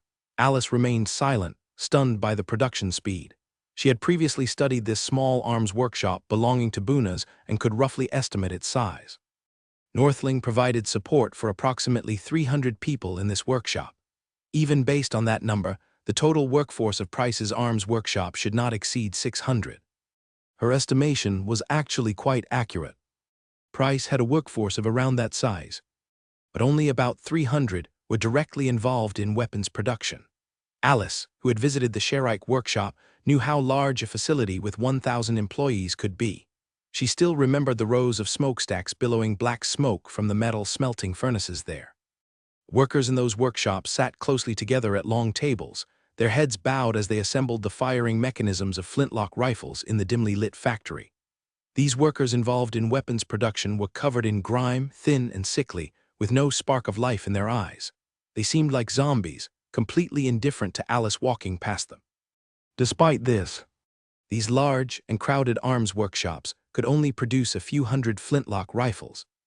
Per year, a kingdom's total flintlock rifle production was barely 2,000, and this young arms dealer, Price, had managed to achieve something incredible. With a workforce of just a few hundred people, he was producing 120 superior breech-loading rifles every month. This meant that Price hadn't just improved the weapons, he had fundamentally increased production speed, revolutionized the manufacturing process, and mastered a level of technology far beyond his time. To be honest, Alice, who had been managing Northling's economy, wasn't particularly concerned with the introduction of new weapons. However, she was acutely aware of this detail regarding the revolutionary increase in productivity. She had even begun to consider whether this new production method could be replicated in Northling to boost its overall productivity. In this era, increased productivity meant producing more goods with fewer resources, and the resulting profits were an irresistible temptation for Alice. However, before her thoughts could fully develop along those lines, she saw her father approaching, a broad smile on his face. Tiger was the one who brought back so many K1 rapid-fire rifles, and Edgerton naturally wanted to have a good conversation with this hero. It seems we can place more trust in this young man, Price, don't you think? Edgerton was enthusiastic and immediately prepared to generously send another shipment of supplies to Price. This time Alice didn't object, but she brought up the proposal that Edgerton had rejected. Is there truly no way to bring this talent to North Ridge? We can offer him anything gold, power. I doubt that would be possible, Miss, Tiger cautioned. He seems very attached to his own holdings and is unlikely to become a servant of the Earl. Forcing him to come here is also an option, Alice said, looking at Tiger seriously. Tiger, if you personally lead the expedition with 100 soldiers, do you think you could capture him? I'm not sure we can guarantee that, Miss. Tiger replied, shaking his head before turning to address the Earl. There's something else I need to give you, Your Excellency.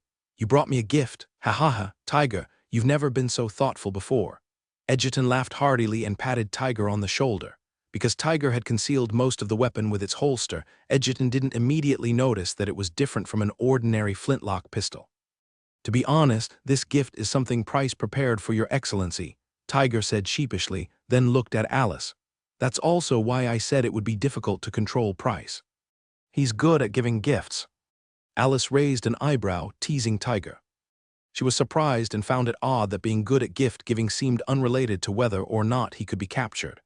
Yes, he is very good at giving gifts, bribery, persuasion, ingratiation. Tiger nodded in agreement, understanding what Alice had said.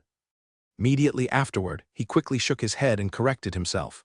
No, I mean, while he's certainly skilled at gift-giving, but in other areas as well, he is incredibly capable, so much so that I don't even know how many hidden advantages he possesses. He remembered the pistol he had seen during their previous encounter, a weapon he had never seen before, and it still made him feel uneasy. What do you mean?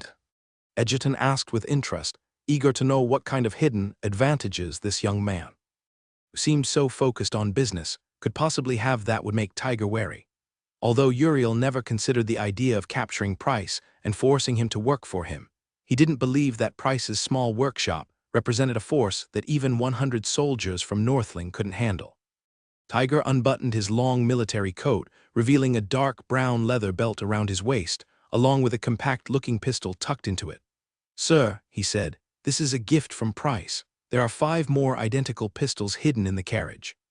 "A pistol?" Did Price modify the K1 rapid-fire weapon to resemble a pistol? Uriel asked, intrigued. "No, sir, he created something even more terrifying." Tiger told the Count, "We should go somewhere private and I'll show you the future." The Count Uriel chuckled again. He patted Tiger on the shoulder with a hint of disdain in his voice.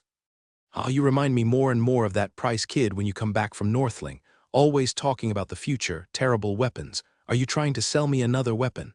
"Sir, please believe me, I'm not exaggerating." Tiger blushed, feeling embarrassed to have to explain himself. Alice was intrigued by this unusually cautious Tiger.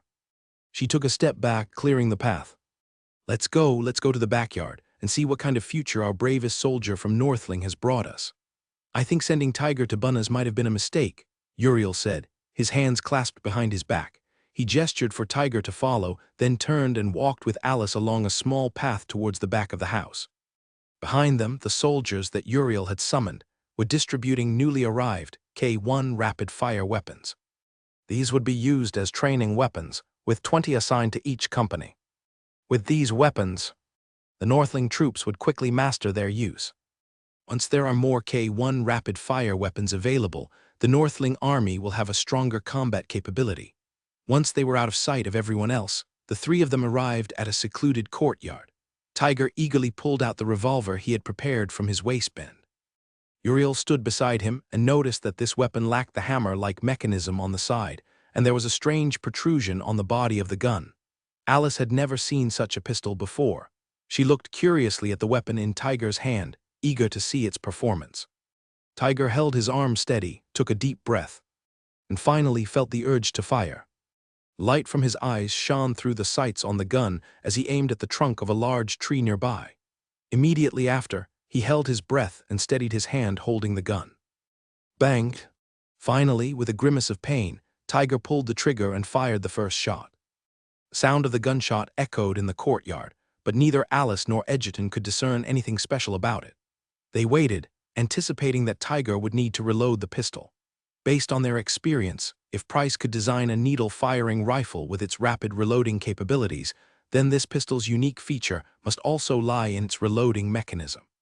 Sure enough, they weren't disappointed, or rather the outcome was far beyond their expectations, because they didn't see Tiger making any movements to reload. Bang! Tiger pulled the trigger again, firing another bullet. A second gunshot echoed through the air. A pistol that could fire 2 shots in a row. Alice suddenly felt that this young weapons merchant she hadn't met yet seemed quite interesting. Edgerton, standing beside Alice, stared wide-eyed at Tiger's arm which he hadn't lowered, seemingly expecting something. As expected, Tiger didn't make them wait long. He pulled the trigger a 3rd time, firing the revolver and sending out a 3rd bullet. The bullet struck the tree trunk, embedding itself deeply in the wood, shattering the bark and scattering splinters. At the same time, smoke began to billow from the front of Tiger's weapon, creating a hazy effect. After Tiger fired his 3rd shot, Edgerton's expression changed dramatically. Just like when he and Tiger first saw this weapon, he suddenly felt that it was a weapon worthy of a god. This seemingly ordinary pistol appeared to have an endless firing capacity, capable of firing 3 bullets in rapid succession without any preparation. It should be noted that on the battlefield, opportunities are fleeting. An army equipped with such a pistol could, at critical moments, even hold off a much larger force of thousands of soldiers. Alice was also stunned. She had traveled far and wide, visiting many places, but she had never seen a pistol capable of firing 3 bullets in quick succession. So, shrouded in the smoke, she curiously examined the pistol in Tiger's hand, her interest piqued. Even for a seasoned general like Edgerton, he could easily imagine the vast market potential of this new weapon that could fire 3 shots consecutively. Nobles would carry such weapons for self-defense, and kingdoms would spend money to equip their most elite troops with them. It's not impossible for a single kingdom, like the Kingdom of Light, to procure 10,000 such pistols to outfit its forces. If we look at the entire world, there are countless countries that would want such weapons.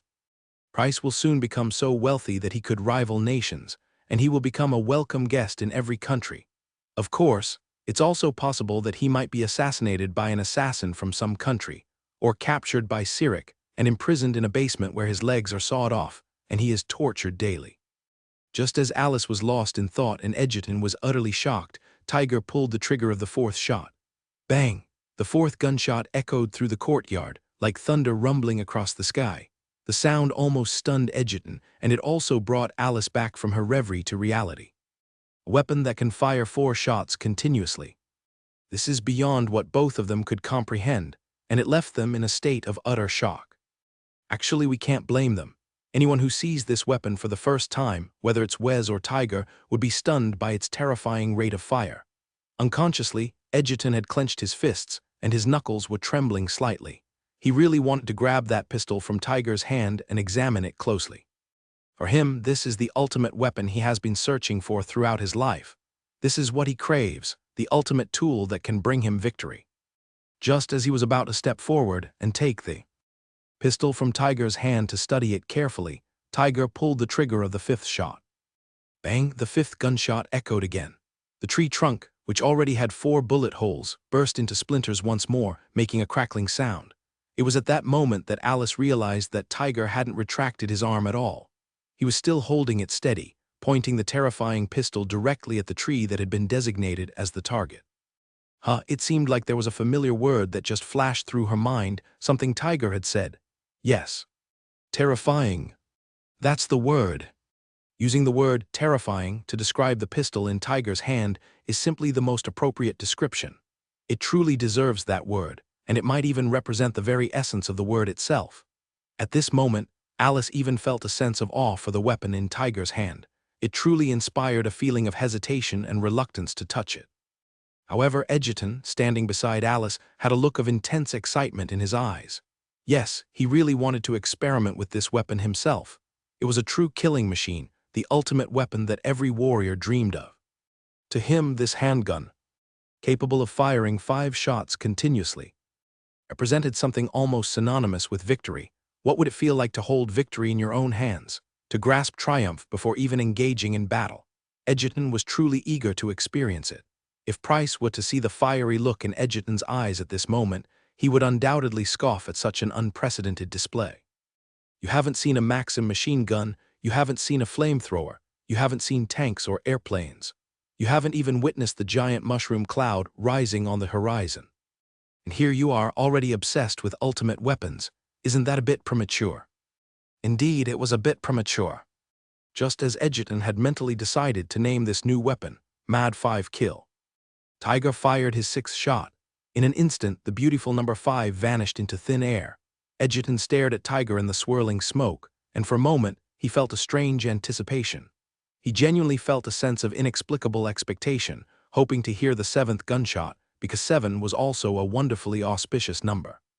However, just as he hoped to witness a miracle, Tiger lowered his gun and looked towards the 2 people standing nearby. "Sir, this handgun can fire 6 shots continuously, with proper preparation." He said this while handing the handgun to the Earl, who stood there dumbfounded. Egerton instinctively took the handgun from Tiger's hand, and then subconsciously lowered his head to examine the seemingly exquisite and extraordinary weapon. It was only at this moment that he noticed that the revolver had a rotating cylinder. He slightly adjusted the angle and saw the circular holes designed to hold bullets, revealing some of the intricate details of the gun's structure. It could be said that this device was far more sophisticated than the flintlock pistol he usually carried. Egerton remained silent for a moment, then finally spoke, but he didn't know the name of the weapon in his hand. The embarrassing nickname, Madman's 5 Kills, had long since faded away with the 6th gunshot. "It's called a revolver," Tiger immediately interjected, explaining it's a new type of handgun developed by Lord Price. "This revolver, does Lord Price intend to sell it?" The Earl stared at the weapon in his hand, and almost as soon as he had gathered his thoughts, asked. "He hasn't been able to mass-produce this weapon yet. He has only made a few prototypes, which he asked me to give to you, Your Grace. Tiger repeated Price's explanation without reservation. This answer relieved Alice, who felt that it would be too much if Price could mass-produce such a terrifying weapon at this moment. However, she immediately understood something from Tiger's words. You mean he can mass-produce this weapon as long as he has enough raw materials and some time to prepare? Yes, that's what he said, Tiger nodded. Miss, that's also why I think it would be difficult to force Price into anything. He pointed to the weapon in the Earl's hand and explained to Alice, if we send too few people, he and his few subordinates can use this weapon to break through the encirclement and escape. But if we send a large number of people, hundreds of people crossing the treacherous forest, that would be tantamount to starting a civil war. I understand. A partner like this is not someone you can force with brute strength. Alice realized at that moment, truly giving up on the idea of trying to coerce Price into working for North Ridge. Father, now that we have found a partner who is more suitable than Sherike, we should demonstrate our power and help Mr. Price resolve his current problems, Alice said, turning to her father, Edgerton. What are your plans? Edgerton also looked at his daughter and asked, Mr. Tiger, please bring out the list of materials that Lord Price needs. We need to quickly gather the materials he wants, and the people he needs, Alice said seriously. And Captain Tiger, tell me everything about Price's activities in Bunnas. The more details, the better. I want to know what he eats every day, how many times he uses the restroom when he rests, everything. Before that, where are the revolvers that Lord Price asked you to bring back? Edgerton finally snapped out of his daze and shouted loudly as he hurried after them. The day after Tiger left, Price met with the businessman who had previously wanted to buy his cement formula in his office. The man finally chose to cooperate because the performance of the sample Price provided was simply too enticing. This substance effectively bonds bricks together and is extremely durable. Once someone sees the potential for profit, they are unlikely to ignore it. After several days of consideration, the local building materials merchant decided to purchase Price's formula and in return would provide a significant quantity of cement products at cost price. In this way, Price finally managed to save a considerable amount of money and also secured enough building materials through new channels to construct his new factory. On another positive note, good news kept coming. That afternoon, before Price had a chance to inspect the foundation of his fifth new factory building, 2 applicants for teaching positions arrived. Yes, Price's efforts to recruit teachers finally paid off. 2 experienced teachers, both in their 50s, tentatively took over most of the tasks previously handled by Price and Roger. One taught mathematics and the other taught language arts. It relieved Price, who was already stretched thin, from the time-consuming task of teaching. The entire factory complex was beginning to take shape, and Price's nearly month of hard work was finally starting to yield results. Inside the new factory workshops, 50 workers and a newly manufactured steam engine were responsible for assembling paper cartridge casings. This newly established workshop could produce 700 rounds of ammunition per day.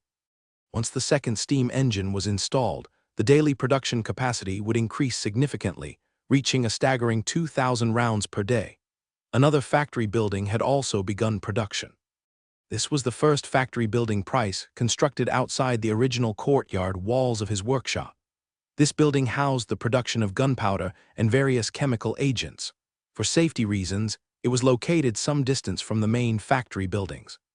The necessary firefighting facilities were under construction, but Price was eager to have this workshop start production as soon as possible.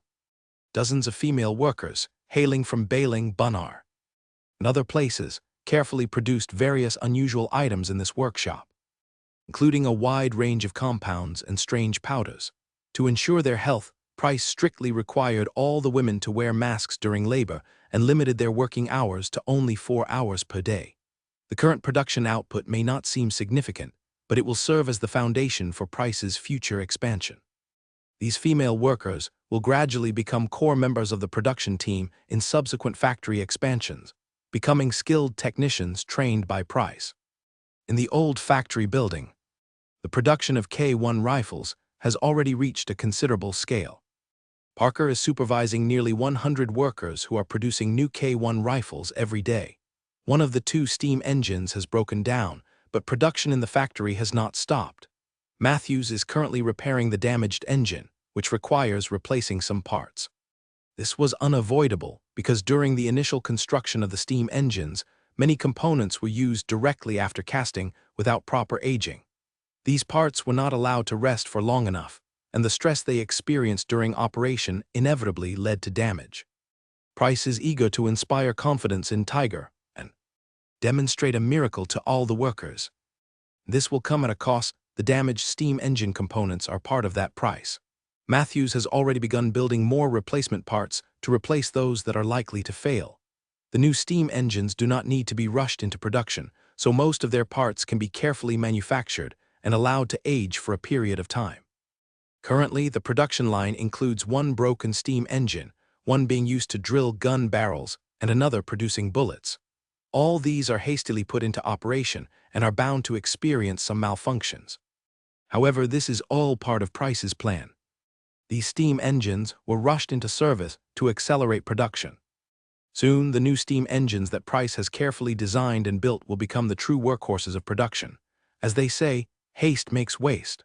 Price wants both speed and results, so he inevitably has to pay a price in certain details. Melt down and recycle as many of the replaced parts as possible. When Price saw the old dwarf Matthews again, he noticed that the little old man had lost quite a bit of weight. "I know," Matthews said, his voice slightly strained. "I'm here to report on my progress. The 4th and 5th steam engines have already been manufactured. As you requested, they will only be put into production after Tiger brings back new materials." He then plopped down onto a chair in Price's office. He twisted his neck and looked at Price, reminding him, "If you're just trying to fulfill the Earl's order, you actually don't need to expand production that much." As Price's chief technical advisor, he was clearly more interested in technological innovation than expanding production.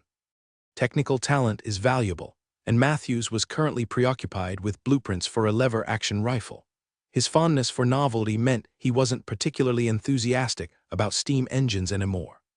"Steam engines aren't just for powering a few lathes and drills, Matthews. You might not even understand the entire power system in your lifetime, so don't underestimate this." Price smiled and continued sketching a beautiful line. With his pen, "I'm not underestimating it, I really want to get the lever-action rifle working first. I love seeing people's surprised expressions just like when Tiger saw that revolver for the first time." Matthews defended himself. "You still don't understand." Price shook his head, a smile playing on his lips. Human history is essentially about boiling water and throwing stones. As he said this, he looked up at Matthews. "When you understand the true meaning of those words, you will realize that everything you are doing is one of the greatest endeavors in the world." Price knew that Matthews probably wouldn't grasp the underlying meaning of his statement. However, he still looked expectantly at Matthews, hoping to see the answer he was looking for. But he was destined to be disappointed, because Matthews didn't smile or realize how boiling water and throwing stones were connected to human history. Matthews wasn't amused by Price's remark. He was more curious about what Price was drawing. So he stood up and walked over to Price's desk, getting close enough to the paper without being intrusive. It was only then that Matthews realized that Price hadn't drawn a blueprint, but rather a sketch-like rendering. He stared at it for a long time. His eyes, of different sizes, could only make out a smoking steam engine and a bunch of identical small vehicles winding along 2 long straight lines. Then he looked at Price with curiosity and asked, "What is this?" "This is a steam engine used in a mine. It can help the miners pull the coal and iron ore they dig out of the mine, saving them energy so they can extract 3 times as much ore in the same amount of time." Price replied with a smile, adding more lines to the drawing. "Are you kidding?" Matthews asked incredulously. "Of course, I'm not joking. Steam engines are also our products, Matthews. We will definitely sell them to those who need them," Price said with satisfaction, looking at the drawings he had made. "But how can a steam engine possibly pull coal out of a mine?" Matthews continued to ask, puzzled. Price countered, "Isn't its power sufficient?" "Of course not." "Well, yes, it's powerful. It has almost limitless strength. But, Master, the roads in the mines are rough and uneven. It wouldn't be easy to get that coal out." Matthews thought for a moment before answering Price. "That's why I designed a completely new mining system," Price said, pointing to his drawings. He hoped to sell his steam engine products using this innovation. I still don't understand," Matthews said. "These are mine carts. Their structure is simple. This is a coal bucket. Just tip it over and the coal inside will spill out." Price explained, pointing to the neatly arranged mine carts. He couldn't possibly create a full-fledged train yet, as that technology was too advanced for him at this stage. He didn't have enough skilled personnel to support such advanced technology, nor did he have sufficient resources or land to lay enough track for his steam trains. However, he could certainly offer his allies more advanced mining techniques to increase their efficiency and secure more mineral resources for himself. Therefore, he continued pointing at the bottom of the mine carts and explained the key component of the entire system. There are 4 wheels underneath, and beneath each wheel is a section of track. It's made of iron, very smooth and perfectly straight. This allows the mine cart above to be pulled along. Matthews looked at the 2 flat pieces of track on the table and suddenly understood. Oh, this is truly a brilliant design. Price knew it was a brilliant design, so he focused on another important question. So, do you think the Count will buy this steam engine, along with a kilometer of track and 30 mine carts? Matthews stared at his master in silence, feeling that Price seemed to have developed a new habit. Lately he wanted to sell everything for money or supplies. Taiga retrieved his own revolver, as 5 identical revolvers were laid out before the Earl. Foreseeing these weapons, the Earl had not believed that there could be pistols capable of firing 6 shots in a row. However, once he confirmed this fact, the smile on his face became impossible to conceal. Although Tiger said that Price was unable to mass-produce such weapons, and although he knew that even if Price could produce them, he couldn't afford them. In reality, as the Earl of Northridge, the de facto owner of Wolf City, he felt confident of victory. To be honest, he had never been so eager for war to begin, because he had prepared everything, and he had already seen the dawn of victory. At this moment, he was truly looking forward to the war breaking out on schedule, because in that war, he would achieve victory, and he would have the opportunity to accumulate even greater wealth. He had a powerful partner, and Northridge would experience unprecedented development. With the reparations from the war and the potential for new territories, he could acquire more weapons and expand the influence of the Earl of Northridge.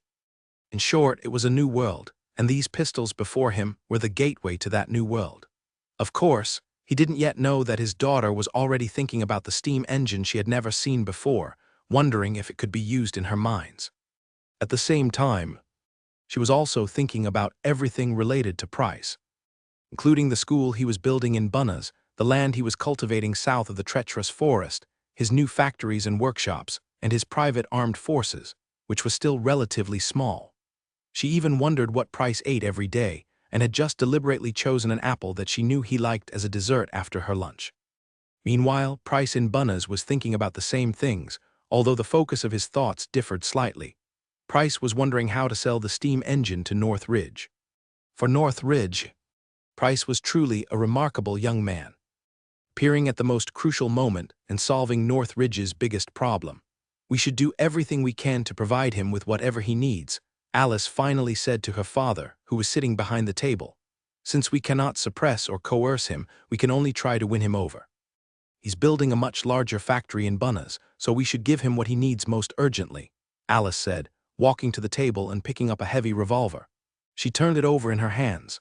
This weapon isn't as amazing as it might seem, because after firing 6 shots, it requires a series of complex reloading procedures before it can be used again. Therefore, compared to the K1 rapid-fire gun, which fires 1 round for each reload, this revolver doesn't significantly improve the overall rate of fire for the military. After comparing them, including Count Edgerton, Alice and Tiger both felt that there was little point in equipping the entire army with these revolvers.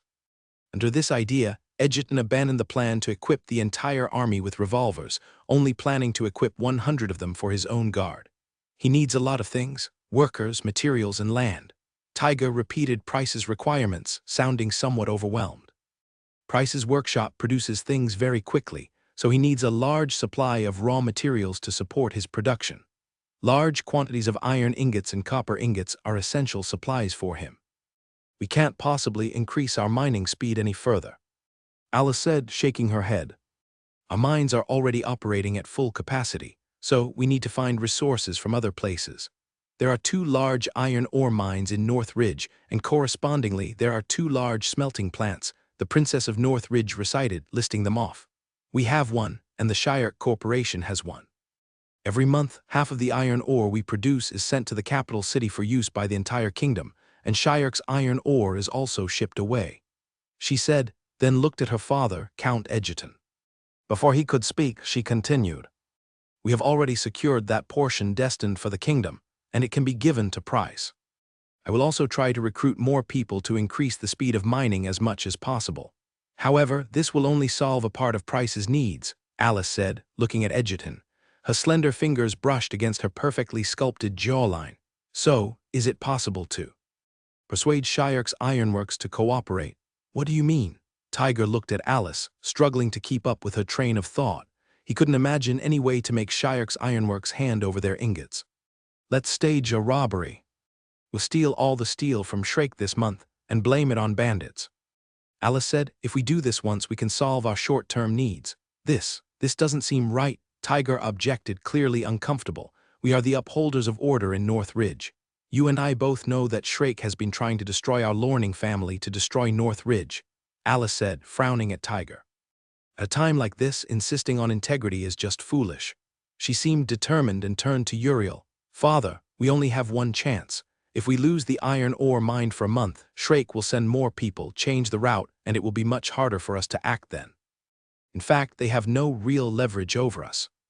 War is about to break out, and security on the border has already deteriorated. In such a situation, they won't dare to attack us without being fully prepared," Alice concluded, drawing on some information she had gathered earlier.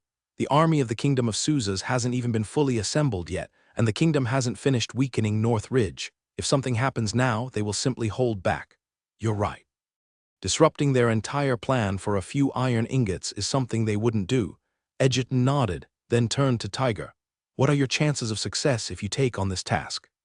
"If I lead 50 soldiers with K1 assault rifles and revolvers, would be easy to succeed. However, the people escorting the goods in the caravan, they are innocent." Tiger thought for a moment before speaking to Egerton. "What if we could subtly replace the escorts with our own people?" Alice knew this was a crucial operation, so she didn't mind using the resources she had planted within Shrake's ironworks. "It's possible. We were bound to fall out eventually anyway, so acting now isn't entirely out of the question," Egerton said. He felt that since everyone hadn't turned against each other yet, directly controlling the ironworks would be seen as a provocation. However, arranging for their own people to escort the goods, and then making both the escorts and the caravan disappear was definitely feasible. "The rest is easy. We just need to get all the goods to Bunna's and use them to offset our payments." Alice smiled and brought this secret plot to a close. She left the room, leaving Tiger and Egerton to discuss the specifics of the operation, and returned to her own room alone. She sat down on a chair in the room, facing the mirror and pondering the various details of Price's actions that she had heard from Tiger. This young man, who was far away in Bunna's, seemed to have a natural talent for business. His cunning tactics during negotiations with the town mayor, acting under the guise of the Count, were truly classic examples of commercial negotiation. Alice, who had been working in this field for some time, smiled slightly after briefly imagining the process. Then she remembered other things Price had done in Bunna's, expanding the factory while also establishing a school and recruiting private soldiers. Expanding the factory and hiring mercenaries were understandable. Everyone did those things, so it was commonplace. Zirich's own armed forces weren't exactly new either, and sometimes their combat effectiveness surpassed that of the kingdom's regular army.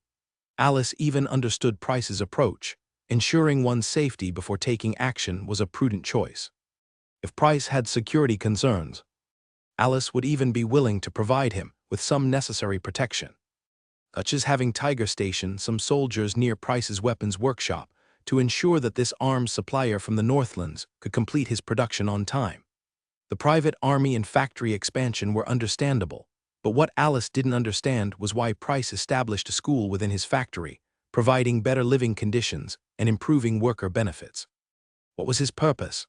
Furthermore, according to Tiger, Price even taught those students some strange things, including bizarre chemical theories and numerous management courses.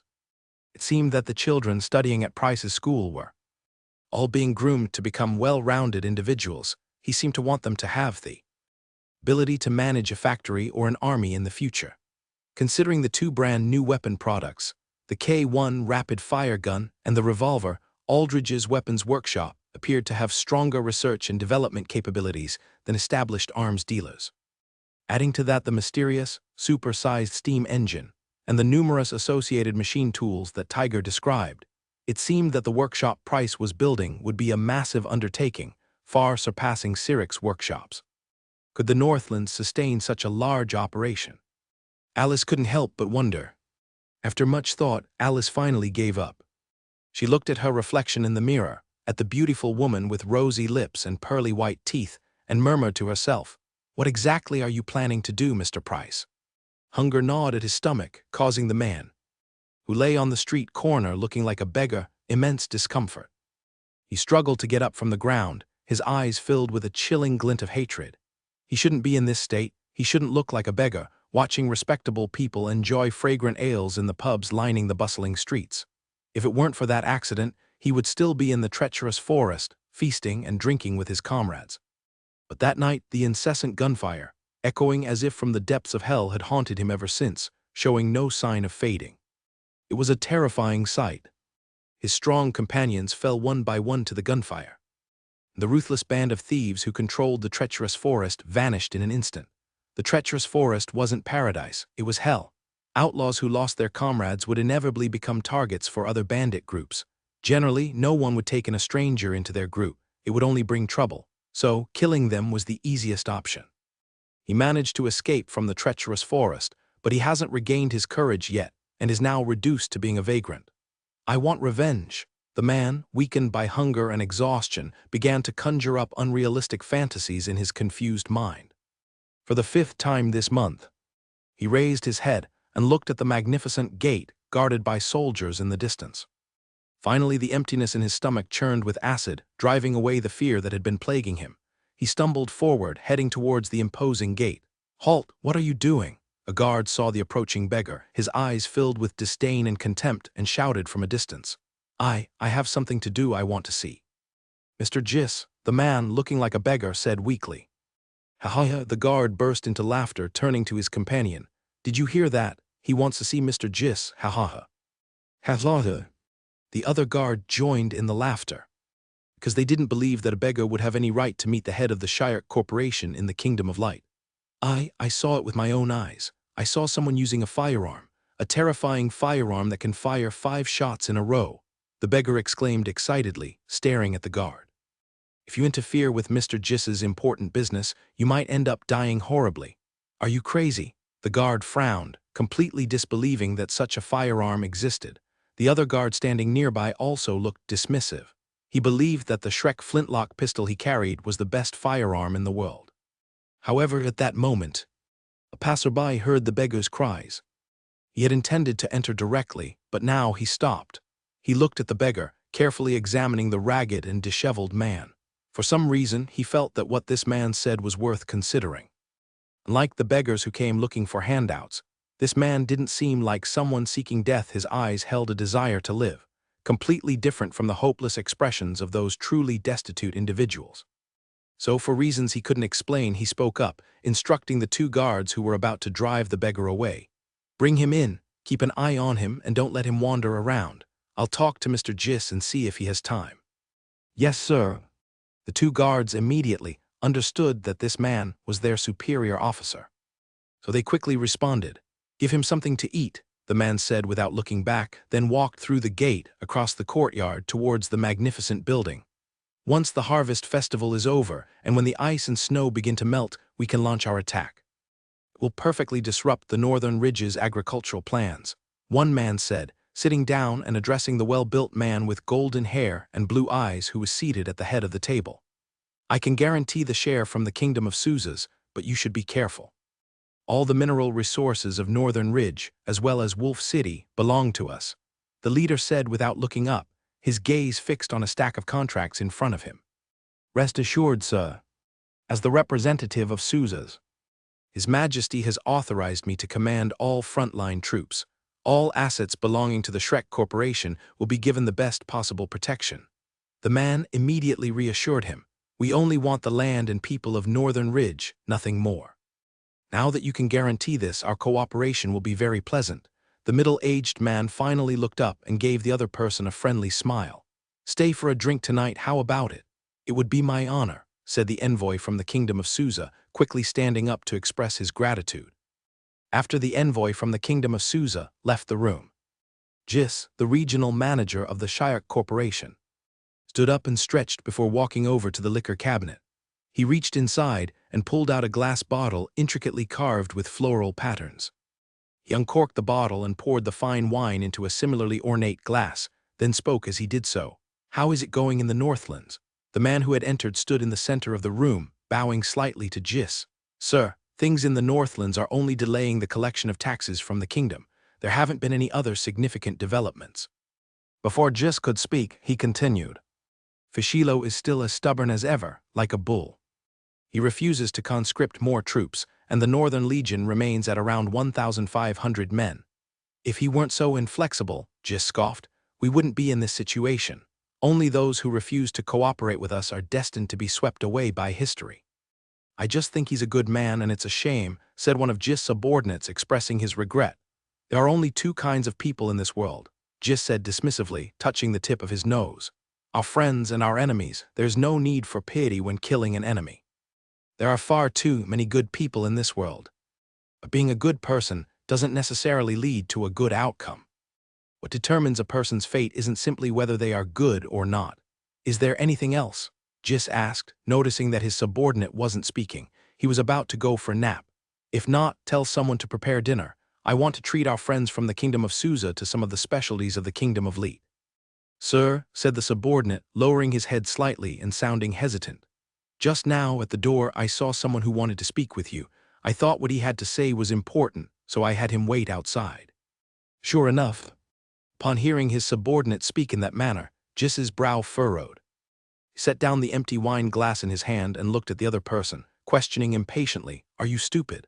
Does anyone who wants to can see me and waste my time? If I had to meet everyone who wanted to, I wouldn't get any sleep. Sir, the subordinate quickly explained, sensing his superior's displeasure, that man said he saw a new type of weapon. HMPH, Jis scoffed, holding the wine glass and looking at his subordinate. Every day there are some lunatics who make a living off their so-called inventions, lining up here in King Shayok City. Right here, they wait in line to present their treasures to our examiners. Without waiting for further explanation, Jis spoke again, boasting the result. The result is that Shayok's flintlock rifles are still perfect, still flawless, and those inventions claiming to revolutionize weaponry have all been proven to be nothing but junk. Remember Matthews, I gave him my trust, but what did he achieve? Failure. However, the subordinate said hesitantly, trying to explain himself, the man at the door was very insistent. He claimed he had seen a new weapon. I didn't want him spreading rumors, so I asked him to wait outside. Jis remained silent for a few seconds before deciding to give his most trusted subordinate some face. He said, All right, since you recommended him, let him in. Yes, sir. The subordinate's face lit up at Jis's command. Soon, the fugitive from the wicked forest, dressed like a beggar, was brought into the lavishly decorated reception room. He swore that he had never seen such opulent and magnificent surroundings in his life. He knelt on the floor cautiously, afraid of getting anything dirty and displeasing those present. Even after having eaten something and regaining some energy, he stammered as he spoke. Yes, sir. Bored, Jis poured himself another glass of wine and drawled with feigned interest. So you claim to have seen a completely new weapon. The fugitive immediately prostrated himself on the ground, his voice trembling. Yes, sir, I did. Don't be nervous, Jis said with a slight smile, swirling his wine glass. I'm not going to eat you, am I? The fugitive pressed his head even lower to the ground, his posture more humble than before. No, sir.